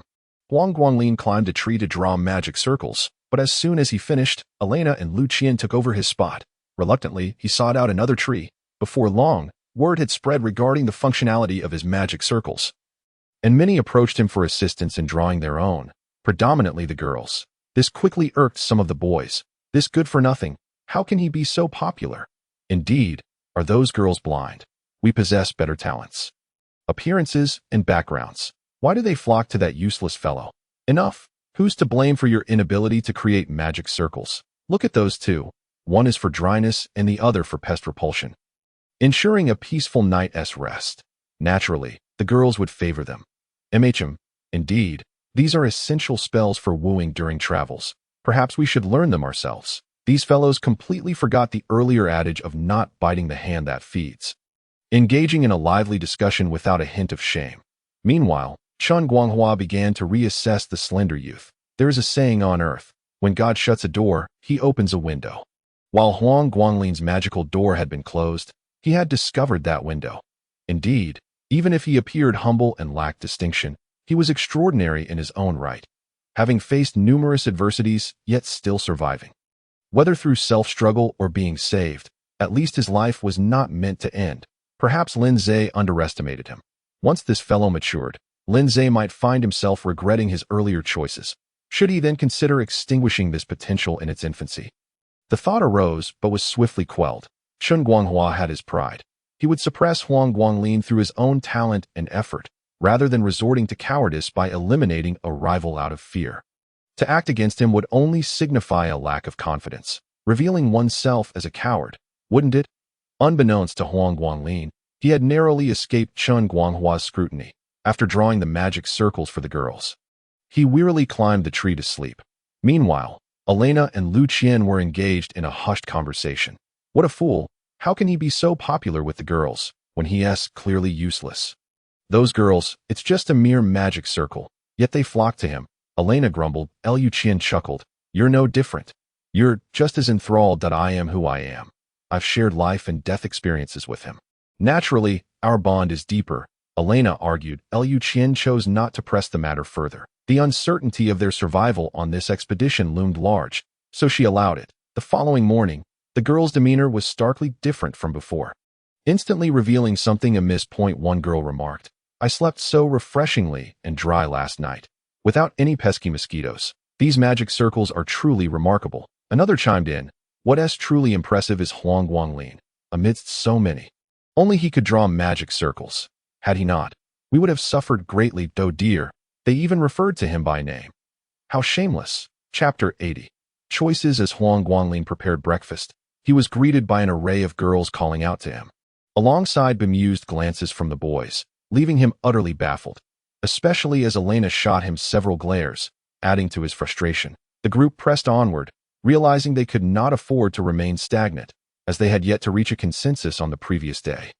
Once a monster approaches, their predicament becomes increasingly perilous. However, their advancement is not necessarily a positive development. As the morning passed, they encountered two groups of monsters, each led by formidable beasts, with a considerable number of medium-sized creatures and an unfathomable multitude of smaller ones. Fortunately, their vigilant classmates, adept in exploratory magic, promptly chose to evade upon sensing the distant presence of the monsters. The scale of such creatures promised nothing good. Unbeknownst to them, their chosen path deviated, leading them not towards the forest's edge but deeper into its heart. By the time they realized their misdirection, it was already too late. That day, everyone took refuge atop a sprawling tree. This tree was quite remarkable. Although not particularly tall, its branches extended widely, and its dense foliage provided an ideal hiding place. The group first used magic to inspect and eliminate the lurking monsters and insects among the leaves, then hurriedly concealed themselves, taking care to mask their scent and presence. They had no choice but to hide. For several classmates had discerned through exploratory magic that no fewer than 10 large monsters were making their way toward them at that moment. Everyone realized they had unwittingly lost their way and had recklessly ventured deeper into the forest. This was akin to courting death. Just as they settled into their hiding spots, the large monsters began to gather nearby. Huang Guanglin found himself squeezed between Elena and Lu Qian, caught between speechlessness and astonishment. He could tolerate Elena, but why was Lu Qian joining the fray? Did she not realize the handsome fellows over there had their opinions? Yet, the sweet fragrance emanating from the young girl momentarily clouded his thoughts. It was not until he caught a glimpse of the monsters through the gaps in the leaves that he finally regained his senses. There were over a dozen large monsters, and Huang Guanglin couldn't discern the appearances of the others. But beneath the tree where he concealed himself stood a wild chicken the size of a calf, its comb less than half a meter from him. Although referred to as a wild chicken, it stood proudly, its demeanor anthropomorphized, with an air of arrogance and sharp teeth protruding from its beak. This was no ordinary wild chicken. It was unmistakably a pheasant monster. As chronicled in books, the monsters lingered here instead of advancing, which only heightened the anxiety of the students. Hearing the monsters seemingly conversing piqued Huang Guanglin's curiosity, but lacking a telepathic ring, he was unable to comprehend their words at that moment. A cool, soft hand suddenly grasped his left hand, slipping a ring onto his finger. Startled, he looked up to meet Lu Qian's inscrutable gaze. Lu Qian was placing a ring on him, and on his ring finger, no less. Did she not understand the implications? Could it be that she harbored feelings for him? Yet, how could that be? Nevertheless, the conversation among the monsters quickly drew his attention away, and he failed to notice Lu Qian's subtly forlorn expression. The king truly has a timid heart. He insists we eradicate humans. If it weren't for that, we would have reached the Emer ruins long ago. Indeed, the Emer forest is a place where humans dare only to tread the outskirts. Venturing into the depths is tantamount to suicide. But I must say, humans are quite delectable. Huh? Pighead monster, you've had your fill, haven't you? Of course, those little brats seem to be from some academy, tender and delicious. Especially the human females. The harrowing implications of their words nearly overwhelmed the group with fury and dread, leaving them wanting to lash out, but paralyzed by fear. They longed to annihilate these beasts, but knew they could not afford to reveal themselves. If they did, they would surely become the monster's next meal. Why do I feel like someone is watching us? Is it just my imagination? Heh, spider monster, don't be so jumpy. There's no one here. I think we should hasten our journey. Otherwise, the king might not wait for us. That we wouldn't want to miss the chance to seize the treasure and then have nowhere to lament.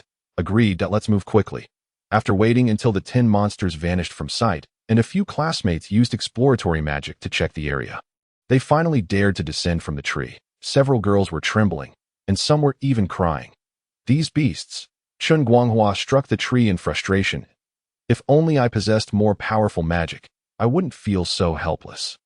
The others echoed his sentiments, feeling a profound sense of powerlessness. However, Mo Mode remained relatively calm and spoke softly. Everyone, please, do not act impulsively, nor should you despair that we may have strayed from our path, but we are still alive. Our task is to survive, grow stronger, and return to eradicate them. Elena added, Barbarous is right. We must survive and return. Otherwise, all our words are in vain. While that was all well and good, how could they return? They were lost in the forest, and now large monsters were congregating deeper within. If they rashly attempted to retrace their steps, they could easily encounter danger, which would only complicate matters further. At that moment, Huang Guanglin suddenly spoke up. Perhaps we should venture deeper. What? Have you lost your mind? Shen Guanghua exclaimed. Huang Guanglin, this is not the time for jokes. I am not joking. You. Yet, Lu Qian chimed in. We should go deeper. The group was utterly bewildered. What was wrong with Lu Qian? Was she also jesting? Mo Mode exchanged a glance with Lu Qian, unable to suppress his contemplation, and then his eyes lit up. Indeed, we should go deeper. Great. Madness is contagious. That's the second one. Everyone, keep your distance from Huang Guanglin. Let me explain, the green-haired handsome boy interjected. Going back is certainly not an option, nor is heading in any other direction. Staying here is even less feasible, as a horde of large monsters is gathering. Therefore, we have only one choice, to follow the monsters. What did you say?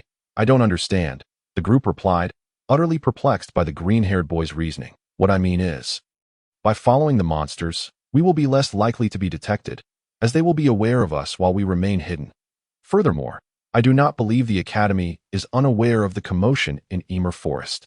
So by heading deeper, we may encounter the Academy's instructors. That seems quite reasonable, Huang Guanglin added. In fact, no matter which way we turn, we may not escape the fate of being discovered. It might be better to take a gamble and follow them to the Emer giant ruins. If we encounter our instructors, that's ideal. If not, we might just stumble upon some treasured. In any case, the situation cannot be worse than it is now, with the new moon approaching. The new moon, a time when treasures are said to emerge. At this moment, they found themselves at the epicenter of the monsters' gathering, with no retreat in sight. Chapter 81. Captives. As night drew near, the 20 or so individuals continued to navigate the forest. Everyone, take heed.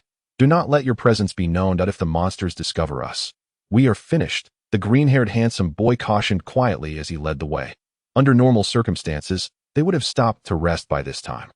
But alas, the exploratory magic had detected the monsters' nearby activities, leaving them no choice but to keep moving. Moreover, everyone was employing magic to obscure their presence and eliminate any trace of their scent. Maintaining this state was exhausting, and many began to appreciate the significance of such seemingly inconspicuous magic. Monsters possess keen olfactory senses, and even a hint of human scent could incite their excitement, especially during such a critical moment.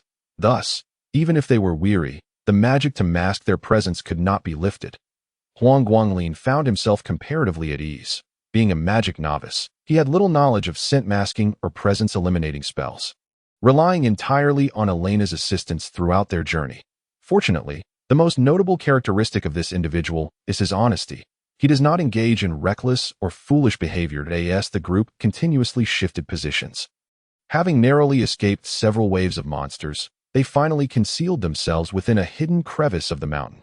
Huang Guanglin took charge of inscribing a magical array at the mouth of the crevice, ensuring that the scent and presence within would remain undetected before nodding to Mormode and the others. In an instant, everyone collapsed onto the ground, exhausted, from the onset of their journey until the present night. Each person had been tense, fearful that even the slightest mistake might endanger not only themselves but also their companions. Fortunately, they had faced danger without peril. Perhaps they were indeed fortunate. Huang Guanglin hastily prepared food for everyone. After the dispelling of the magic, nearly everyone was too fatigued to move, leaving only him with a modicum of energy. The food was cold, so Huang Guanglin found a clean spot, drew a magical array, and placed the now-chilled roasted meat upon it. With a flick of his staff, he activated the array, and in under 5 minutes, the meat was steaming hot. The aroma wafted through the air, causing their stomachs to rumble uncontrollably. Their eyes greedily fixed upon the roast. Each individual thought to themselves. Although Huang Guanglin may be considered a magical novice, he certainly did not hinder the group, and his magical array proved to be immensely helpful. Most importantly, he was the one who ensured they had a meal. Elena leaned in, exclaiming, it smells wonderful. What kind of magical array is this? Huang Guanglin replied with a slight smile. This is a temperature control magical array. Once activated, it can regulate temperature changes, allowing heat to quickly permeate the meat, thus warming it rapidly. I see. The others nodded in understanding. It was their first encounter with a heating method beyond the traditional flames. As for Chun Guanghua and the other exchange students, their initial thought was of a microwave, but upon closer inspection, they realized it was something entirely different, leaving them puzzled. Indeed, the world of magic held many mysteries. Huang Guanglin's extensive knowledge of magical arrays could be attributed to the Eye of Memory. He had memorized the book given to him by Vice Dean Regis, and after more than half a month of exploration in the forest, he had gained insights into the art of array drawing. Currently, he could effortlessly conjure relatively simple magical arrays. This temperature control magic was one such example. Enjoying the steaming roasted meat and sipping on freshly heated water, the group felt rejuvenated. Mormode, without concern for appearances, picked his teeth and remarked, "Alas, I wonder if I'll be able to eat again once we return home, after a few meals of earth cuisine. I fear all other food will seem tasteless." Many nodded in agreement.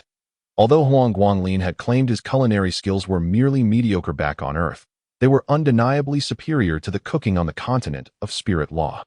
Even if they were reluctant to admit it, they could not deny the truth. Some began to entertain ulterior motives, but upon recalling that Huang Guanglin and Han Bing were dining together with Professor Lawrence, they could not help but feel deflated. Hearing this, Huang Guanglin chuckled but chose to remain silent. After everyone had eaten their fill, they began to meditate, striving to regain their strength. Huang Guanglin stood vigil at the crevice's entrance, wielding his great sword, fully aware of his duty to remain alert. As a result, the group's admiration for him grew significantly. In the dead of night, the sounds from outside the crevice awakened all. Fortunately, having endured so much, both the boys and girls had developed considerable composure, and none displayed signs of panic.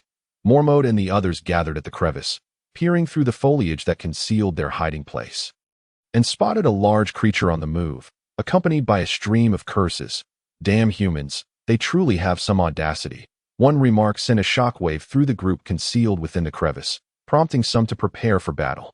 But soon, the voices of other monsters echoed. "No more chatter. Let us hurry over. These humans dare to appear now.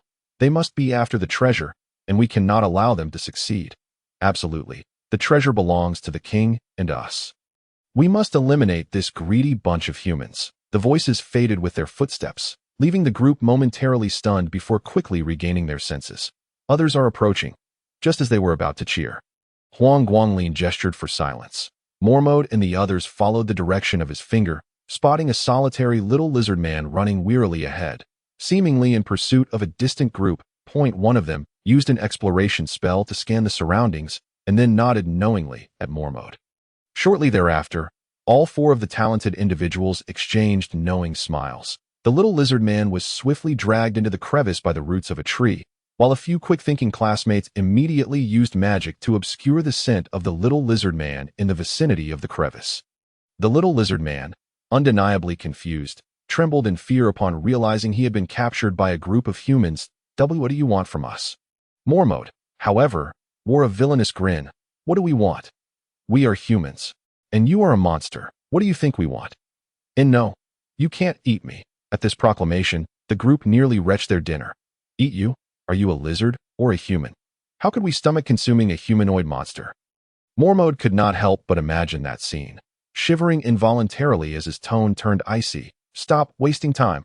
Quickly confess how many humans you have encountered, where they are, and how old they are." The little lizard man seemed oblivious to the need for secrecy, and upon being frightened, immediately divulged all the information he possessed. According to the captain, 6 humans were discovered near the ruins, seemingly mercenaries or adventurers from the human kingdom. As for their ages, I do not know. Mercenaries? Adventurers? Neither teachers from the academy nor classmates. This left the group feeling somewhat disheartened. Mormode's eyes, however, lit up. "Oh, Are you saying that the ruins of the Emer giants are not far from here? Indeed, it's not far at all. It's less than 3 meals away. Please don't eat me. I've told you everything. Monsters lack a sense of time, and when measuring distance in terms of meal durations at the lizardman's pace, it was at least 3 kilometers. That's truly not far. Chapter 82. The arrival. At this moment, Huang Guanglin confirmed the integrity of the soundproof magical array before turning to scrutinize the little lizard man. Growing increasingly suspicious, Mormode, do you think this little fellow could be a minor monster? How could he end up here? Isn't this treasure hunt supposed to involve only major monsters? The group fell silent at his words, beginning to examine the little lizard man closely. Utilizing magical potions to enhance their vision, they could indeed see that this was a juvenile lizard man. Just as Huang Guanglin had stated, only large monsters should appear near the ruins at this time. So what was this little lizard man doing here? Mormode flashed a bright smile, revealing his pearly whites, a grin that made the others instinctively step back, perfectly embodying the image of a villain, while the little lizard man trembled, leaving one unsure of who was truly the monster. Speak, little one. What is your status in your tribe? Huang Guanglin could not help but give a thumbs up to the green-haired young man. His villainous acting was undoubtedly worthy of an Oscar. The little lizard man immediately shook his head. No, I cannot say. Cannot say? Then I shall roast you. After saying this, he exchanged glances with Huang Guanglin, who immediately grinned and pressed the little lizard man's claw onto the temperature control magical array. As the array activated, the little lizard man let out a piercing scream. Hiss, hiss, it's so hot. I'm going to be cooked. Wah, please don't roast me. I'll tell you everything. Huang Guanglin hastily released his grip, feeling as though he had transformed into a villainous jailer subjecting the poor creature to torture. Mormode, however, was deeply engrossed in his role and bellowed, Speak quickly. If you dare to lie, I will roast you and eat you with salt. I'll tell you. I'm the only son of the chief of the lizard man tribe. I came here with my father to the vicinity of the ruins. My father instructed me not to wander off. But tonight, hearing that humans had appeared, I curiously followed them. Then, I was captured by you all. Please don't eat me. I've told you everything. The group exchanged glances, some blinking in disbelief, still processing the revelation. The son of the chief of the lizard man tribe had fallen into their hands. Lu Qian suddenly inquired, How many of you came? Who else is with you? The little lizard man promptly responded, Besides my father. The shaman is here too, along with 8 elders from the tribe and 3 captains, 12 squad leaders. This time, we didn't bring any other soldiers. The answers that come too easily often elicit a sense of disbelief. However, if what this little creature asserts is indeed true, then we are in grave trouble. The lizard men belong to a mid-tier tribe of monsters, evolving at a pace far superior to that of lesser creatures like goblins, and possess greater strength. The squad leader's combat prowess is roughly equivalent to that of a human magic apprentice, while the captain is on par with a junior mage, and the lizard man elder's combat ability is no less than that of a mid-level mage. As for the lizard man chief and the priest, their power rivals that of high-level human mages. After Huang Guanglin removed his ring, he remarked that the situation had escalated significantly. It was likely that not only the lizard man chief and the goblin king would be present, but also the monster kings from other tribes. Moreover, Lu Qian's expression turned serious as she stated, I suspect there exists an entity above these chiefs and kings, perhaps even an emperor. An emperor? Everyone gasped in horror at this chilling hypothesis.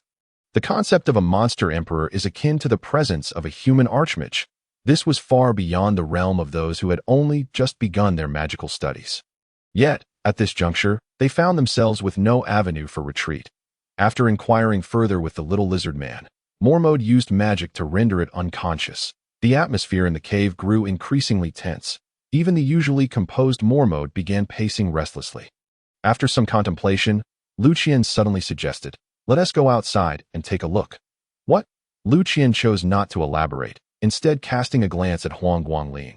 Huang Guanglin, aware of her reticence, was puzzled as to why she believed he could decipher her intentions. What Lu Qian meant was to investigate the suddenly appeared humans, as they might provide some valuable intelligence.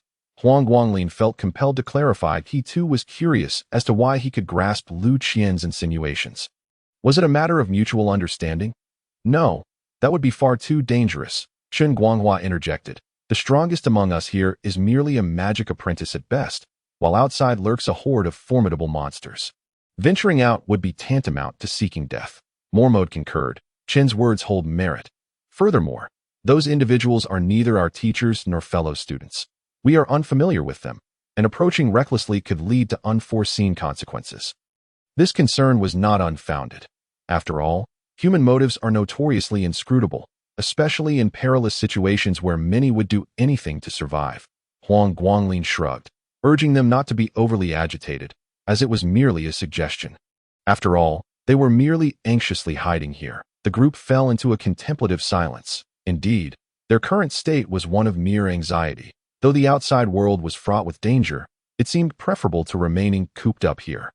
Transforming their passivity into proactivity, silence enveloped the group once more, yet Lu Qian appeared particularly resolute.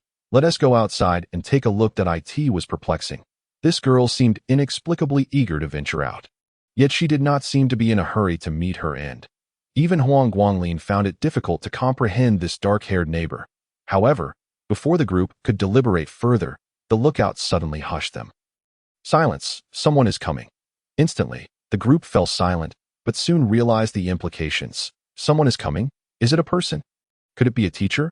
Or perhaps fellow students? Their hearts raced with anticipation, hoping the newcomers would align with their expectations.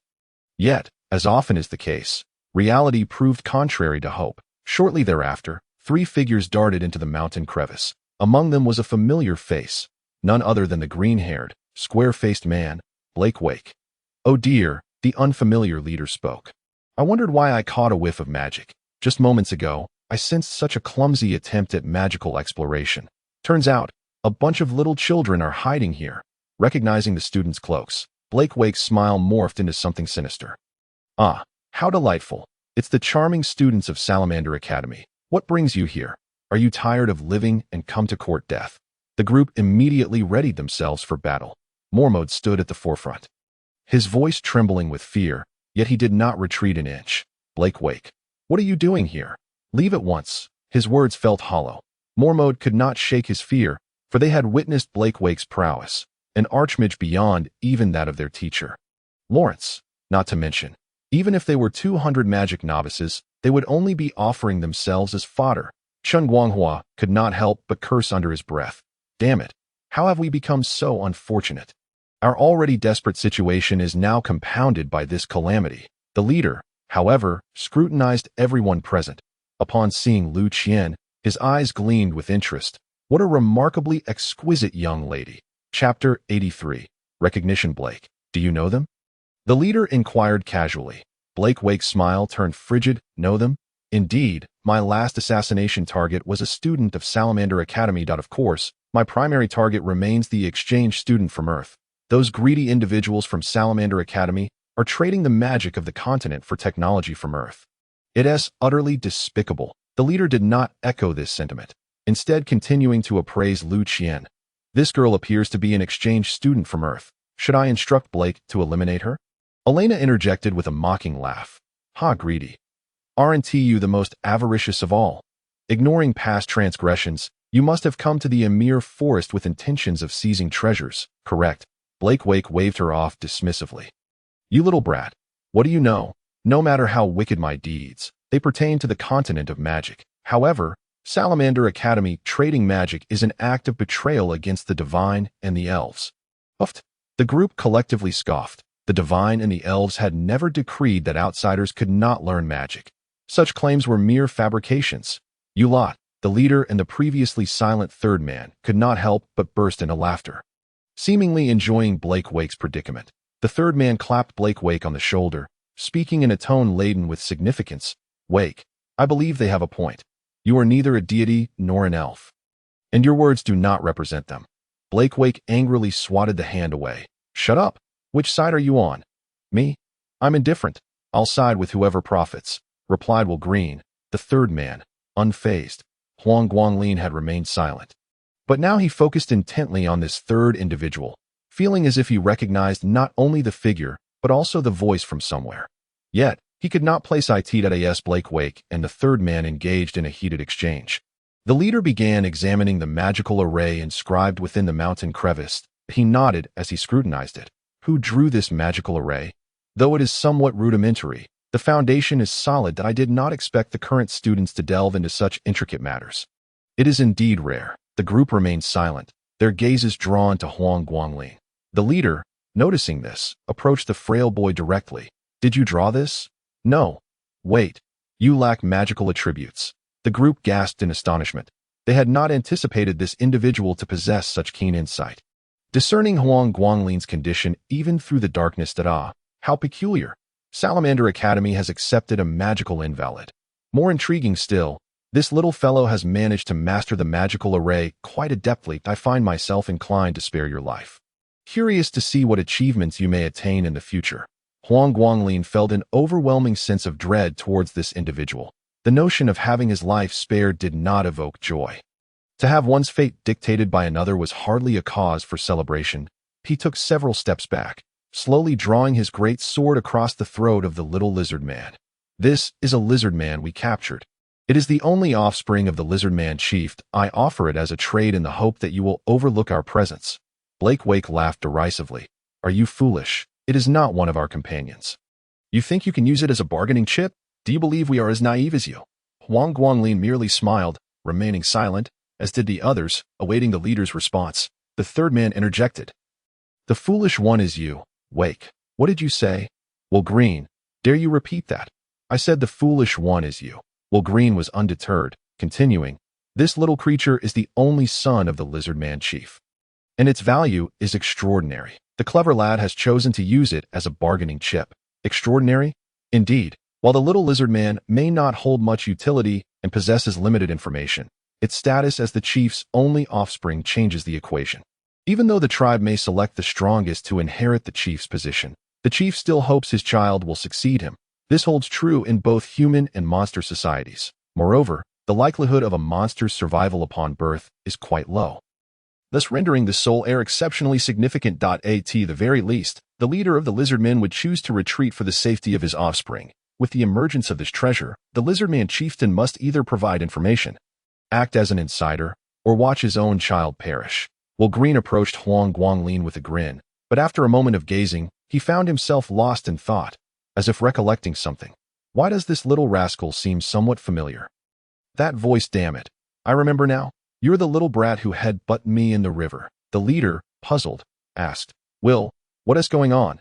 Do you know him? Well, Green became flustered. Brother, it's this little rascal.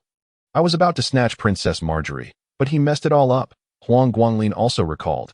So it's you, the child trafficking criminal. The leader couldn't help but scrutinize Huang Guanglin again, his eyes filled with curiosity. He then spoke nonchalantly. To think a magical incompetent could ruin a good plan. Will, you're really regressing. Well, Green felt wronged. Who could have anticipated that someone would be lurking in the river at such an hour? And without a trace of presence? This little rascal is quite audacious. Despite his magical incompetence, he dared to act against me. Remembering that night, he felt a dull pain in his forehead where he had been struck. You truly met your misfortune today, running into me. You'll either be gravely injured or worse. The others listened in astonishment, never expecting Huang Guanglin to have such an achievement. No wonder he had received the king's commendation. Yet, that commendation only intimidated ordinary nobles. He had almost been slain by Bales before. Huang Guanglin felt unfortunate himself, having wondered who it was, only to find it was this fellow. Nevertheless, he could only feign calmness now. He looked at the leader. So the one who ambushed Mage Henry must have been you to have made Mage Henry suffer. You must be a renowned high mage. Dying at your hands would not be unjust. Upon hearing this, everyone's expression changed dramatically. They all understood what it meant to make Mage Henry suffer. Mage Henry was the king's directly appointed high mage, his combat prowess rivaling that of Vice Dean Regis. This person must be extraordinarily formidable. Well, it seems we won't be leaving here alive today. The leader laughed heartily. Ha, this little guy is quite clever. Allow me to introduce myself. I am Jack Green. Well, Green's brother, my brother and I are rather obscure, so you probably haven't heard of us. Huang Guanglin replied with a chuckle. Not having heard of you is of no concern. Soon, the names of the three of you will spread throughout the entire Spirit Law continent that a grand mage killing a student who has just begun to learn magic will surely be a topic of great interest. Jack Green's expression suddenly turned cold. Are you threatening me? Hee hee, I suppose so. Chapter 84. The deal. Huang Guanglin suddenly confronted Jack Green, causing the onlookers to swallow hard. Elena and Lu Qian exchanged glances, silently positioning themselves behind Huang Guanglin. Jack Green coldly scrutinized the frail boy for a long moment before suddenly bursting into laughter. "You're quite amusing. Little one, that you're clearly terrified, but are putting on a brave front. It's truly laughable." Huang Guanglin did not respond, instead pressing the great sword closer to the little lizard man's neck. "As I said before, we exchanged the lizard man chieftain's only son for our lives. Oh, aren't you afraid I might change my mind?" "Not at all, the Asa High Mage. One's promises are not easily broken, or one would be forsaken by the elves and be unable to advance for life. If you believe changing your mind is worth it, then we shall accept our fate." At this moment, Mormode and the others also gathered around, rallying behind the frail boy. Chen Guanghua gazed at the frail boy's back, a flicker of jealousy surfacing in his eyes, but more than that, he loathed his own timidity and sluggishness. At this moment of heroism, he was not the protagonist. Jack Green blocked the ready-to-erupt Blake Vitch and Will Green, officially sizing up the frail boy for the first time. It could be said that he was quite unremarkable as a magical incompetent, and his wisdom and courage in confrontation were lacking. Yet he somehow managed to keep his trembling legs planted firmly and his hand holding the great sword miraculously steady.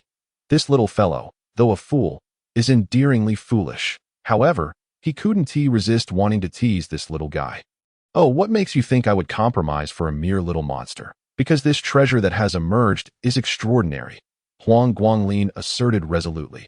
"With such a commotion in the Amir Forest, it's likely even the Emperor of Monsters is involved.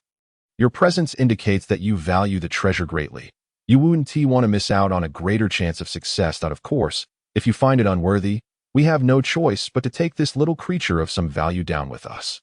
"This little fellow has quite a keen nose," Jack Green chuckled, finally ceasing his teasing. "Fine, I will let you off this time. However, I have one condition. You and her," he pointed at Lu Qian, "must accompany us." "No."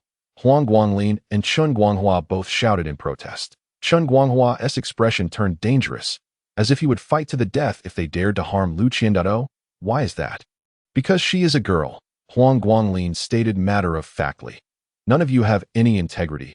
Any of the boys here could be taken, but you dare not lay a finger on the girls." The boys immediately shielded the girls behind them, while the girls looked at the frail boy with deepening admiration. "This guy, though a waste, is actually quite decent." Lu Qian's dark eyes remained fixed upon the boy, her emotions stirring. He stood before her for the first time. "To protect her," Jack Green shook his head. "I won't harm her. I merely wish to keep an eye on her and have her by my side." "Absolutely not." Huang Guanglin was unwavering on this point. Even Jack Green was somewhat irritated now. At this moment, Lu Qian stepped beside the boy, her tone unexpectedly softening. "I'll go." "What the hell?" Huang Guanglin exclaimed in the Eastern tongue, realizing that he had somehow removed his ring. "Dear lady, could you please refrain from causing trouble? These fellows are villains. They even traffic children. You, a delicate beauty, wandering into a den of wolves, would surely be devoured alive." Upon hearing this, Lu Qian seemed rather pleased, her eyes narrowing in the night, unnoticed by anyone. "A beautiful lady. He called me a beautiful lady. He cares for her." She removed her ring and likewise spoke in the Eastern tongue. "What the hell?" Chen Guanghua quickly stopped her. "What the hell?" "Lu Qian, Huang Guanglin is right. They are wolves, and it's too dangerous for you, a girl." Lu Qian's voice suddenly turned cold. "It's none of your business." "Fine." Chen Guanghua felt his efforts were thankless, his jealousy towards Huang Guanglin deepening. Jack Green shouted impatiently, "Stop babbling in a language I don't understand. Have you reached an agreement or not, little brat? Don't blame me for not warning you. Your lives are entirely in our hands. You have no right to bargain." Lu Qian nodded at the frail boy. What could Huang Guanglin do? Jack Green was indeed correct. Agreeing to the deal was already a great mercy. If they angered the other party, the consequences would likely lead to the boy's annihilation and the girl's compromise, but not easily. "Then I need you to promise the elves that once the deal is struck, you won't harm any of us." Such a hassle. Jack Green was not angered by this, raising his hand casually. "I, Jack Green, promise to the elves that once the deal is struck, we will not harm the students. And bringing Lu Qian along will not involve any ill intentions. Will that suffice?" Huang Guanglin then looked to the other two, who chuckled. having not expected Jack to give them a push, and they quickly followed suit with their own promises. All right, Jack Green seized the little lizard man. Let us not delay. We shall go find the lizard man chieftain. Little ones, you are quite fortunate. However, whether you can leave the Amir forest alive remains uncertain. With that, he stepped ahead through the mountain crevice. Followed by Blake Vitch and Will Green, Huang Guanglin sighed in relief, turning to Mormode and Chun Guanghua. This time we've struck luck. Gentlemen, whether our classmates can survive depends on you. Mormode nodded seriously. Chun Guanghua, however, grabbed the frail boy's collar and growled. Huang Guanglin, you must risk your life to protect her, understand? I understand. Huang Guanglin replied, pushing Chun Guanghua away. Deep down, he longed to be the one accompanying Lu Qian. But Jack Green had not chosen him. He dared not volunteer himself, for the opposing party was evidently unreasonable, and he feared that the transaction might falter. Once again, his yearning for strength intensified. However, Lu Qian merely cast a deep glance at him. Remaining silent, Huang Guanglin turned to leave, but Elena suddenly embraced his waist, her tears instantly soaking his back. He had made the girl cry. He offered no words of comfort, merely ruffled her hair before forcibly extricating himself from her embrace. Behind him, he could hear Elena's sobs, accompanied by the silent yet complex gazes of the onlookers. Without uttering a word, Huang Guanglin and Lu Qian exited the mountain crevice, falling in step with the trio of Jack Green. In an unprecedented display of humanity, Jack Green remarked, "What's this? A girl is reluctant to part with you." Huang Guanglin chuckled. "What's the matter? Are you envious? Unfortunately, despite being a waste, I am inexplicably favored by girls. This peculiar trait truly vexes me, yet your envy and jealousy are of no consequence." Will Green could no longer contain his frustration, exclaiming, "Bro, can I take down this little brat?" Huang Guanglin replied with a click of his tongue. "You could certainly try. Just disregard the promises made to the elves, and I'm sure they will extend their care towards you. You're simply courting death." Chapter 85. Fear on the other side. The team led by Alexia was also encountering significant troubles. The unusual activity of the forest monsters was swiftly detected, as the 10-member squad of the golden-haired maiden faced an average of 5 waves of monsters each day, predominantly of the large monster variety. Fortunately, although they were few in number, they were primarily composed of noble elites. Aside from the chef Han Bing, who could conjure some culinary magic, the remaining 9 members had been studying magic since childhood. With the least skilled among them being magical apprentices. As for a genius like Alexia, her true level remained unknown to all. Thus, they managed to eliminate the monsters they encountered. However, as the monster activity grew increasingly rampant, they too were compelled to venture deeper into the forest. It was only at this point that they realized that the surroundings seemed to be teeming with large monsters. "Captain Alexia, what should we do now?" inquired the vice captain, Lisa. Alexia's expression turned grave, as it appeared that the forest's anomalies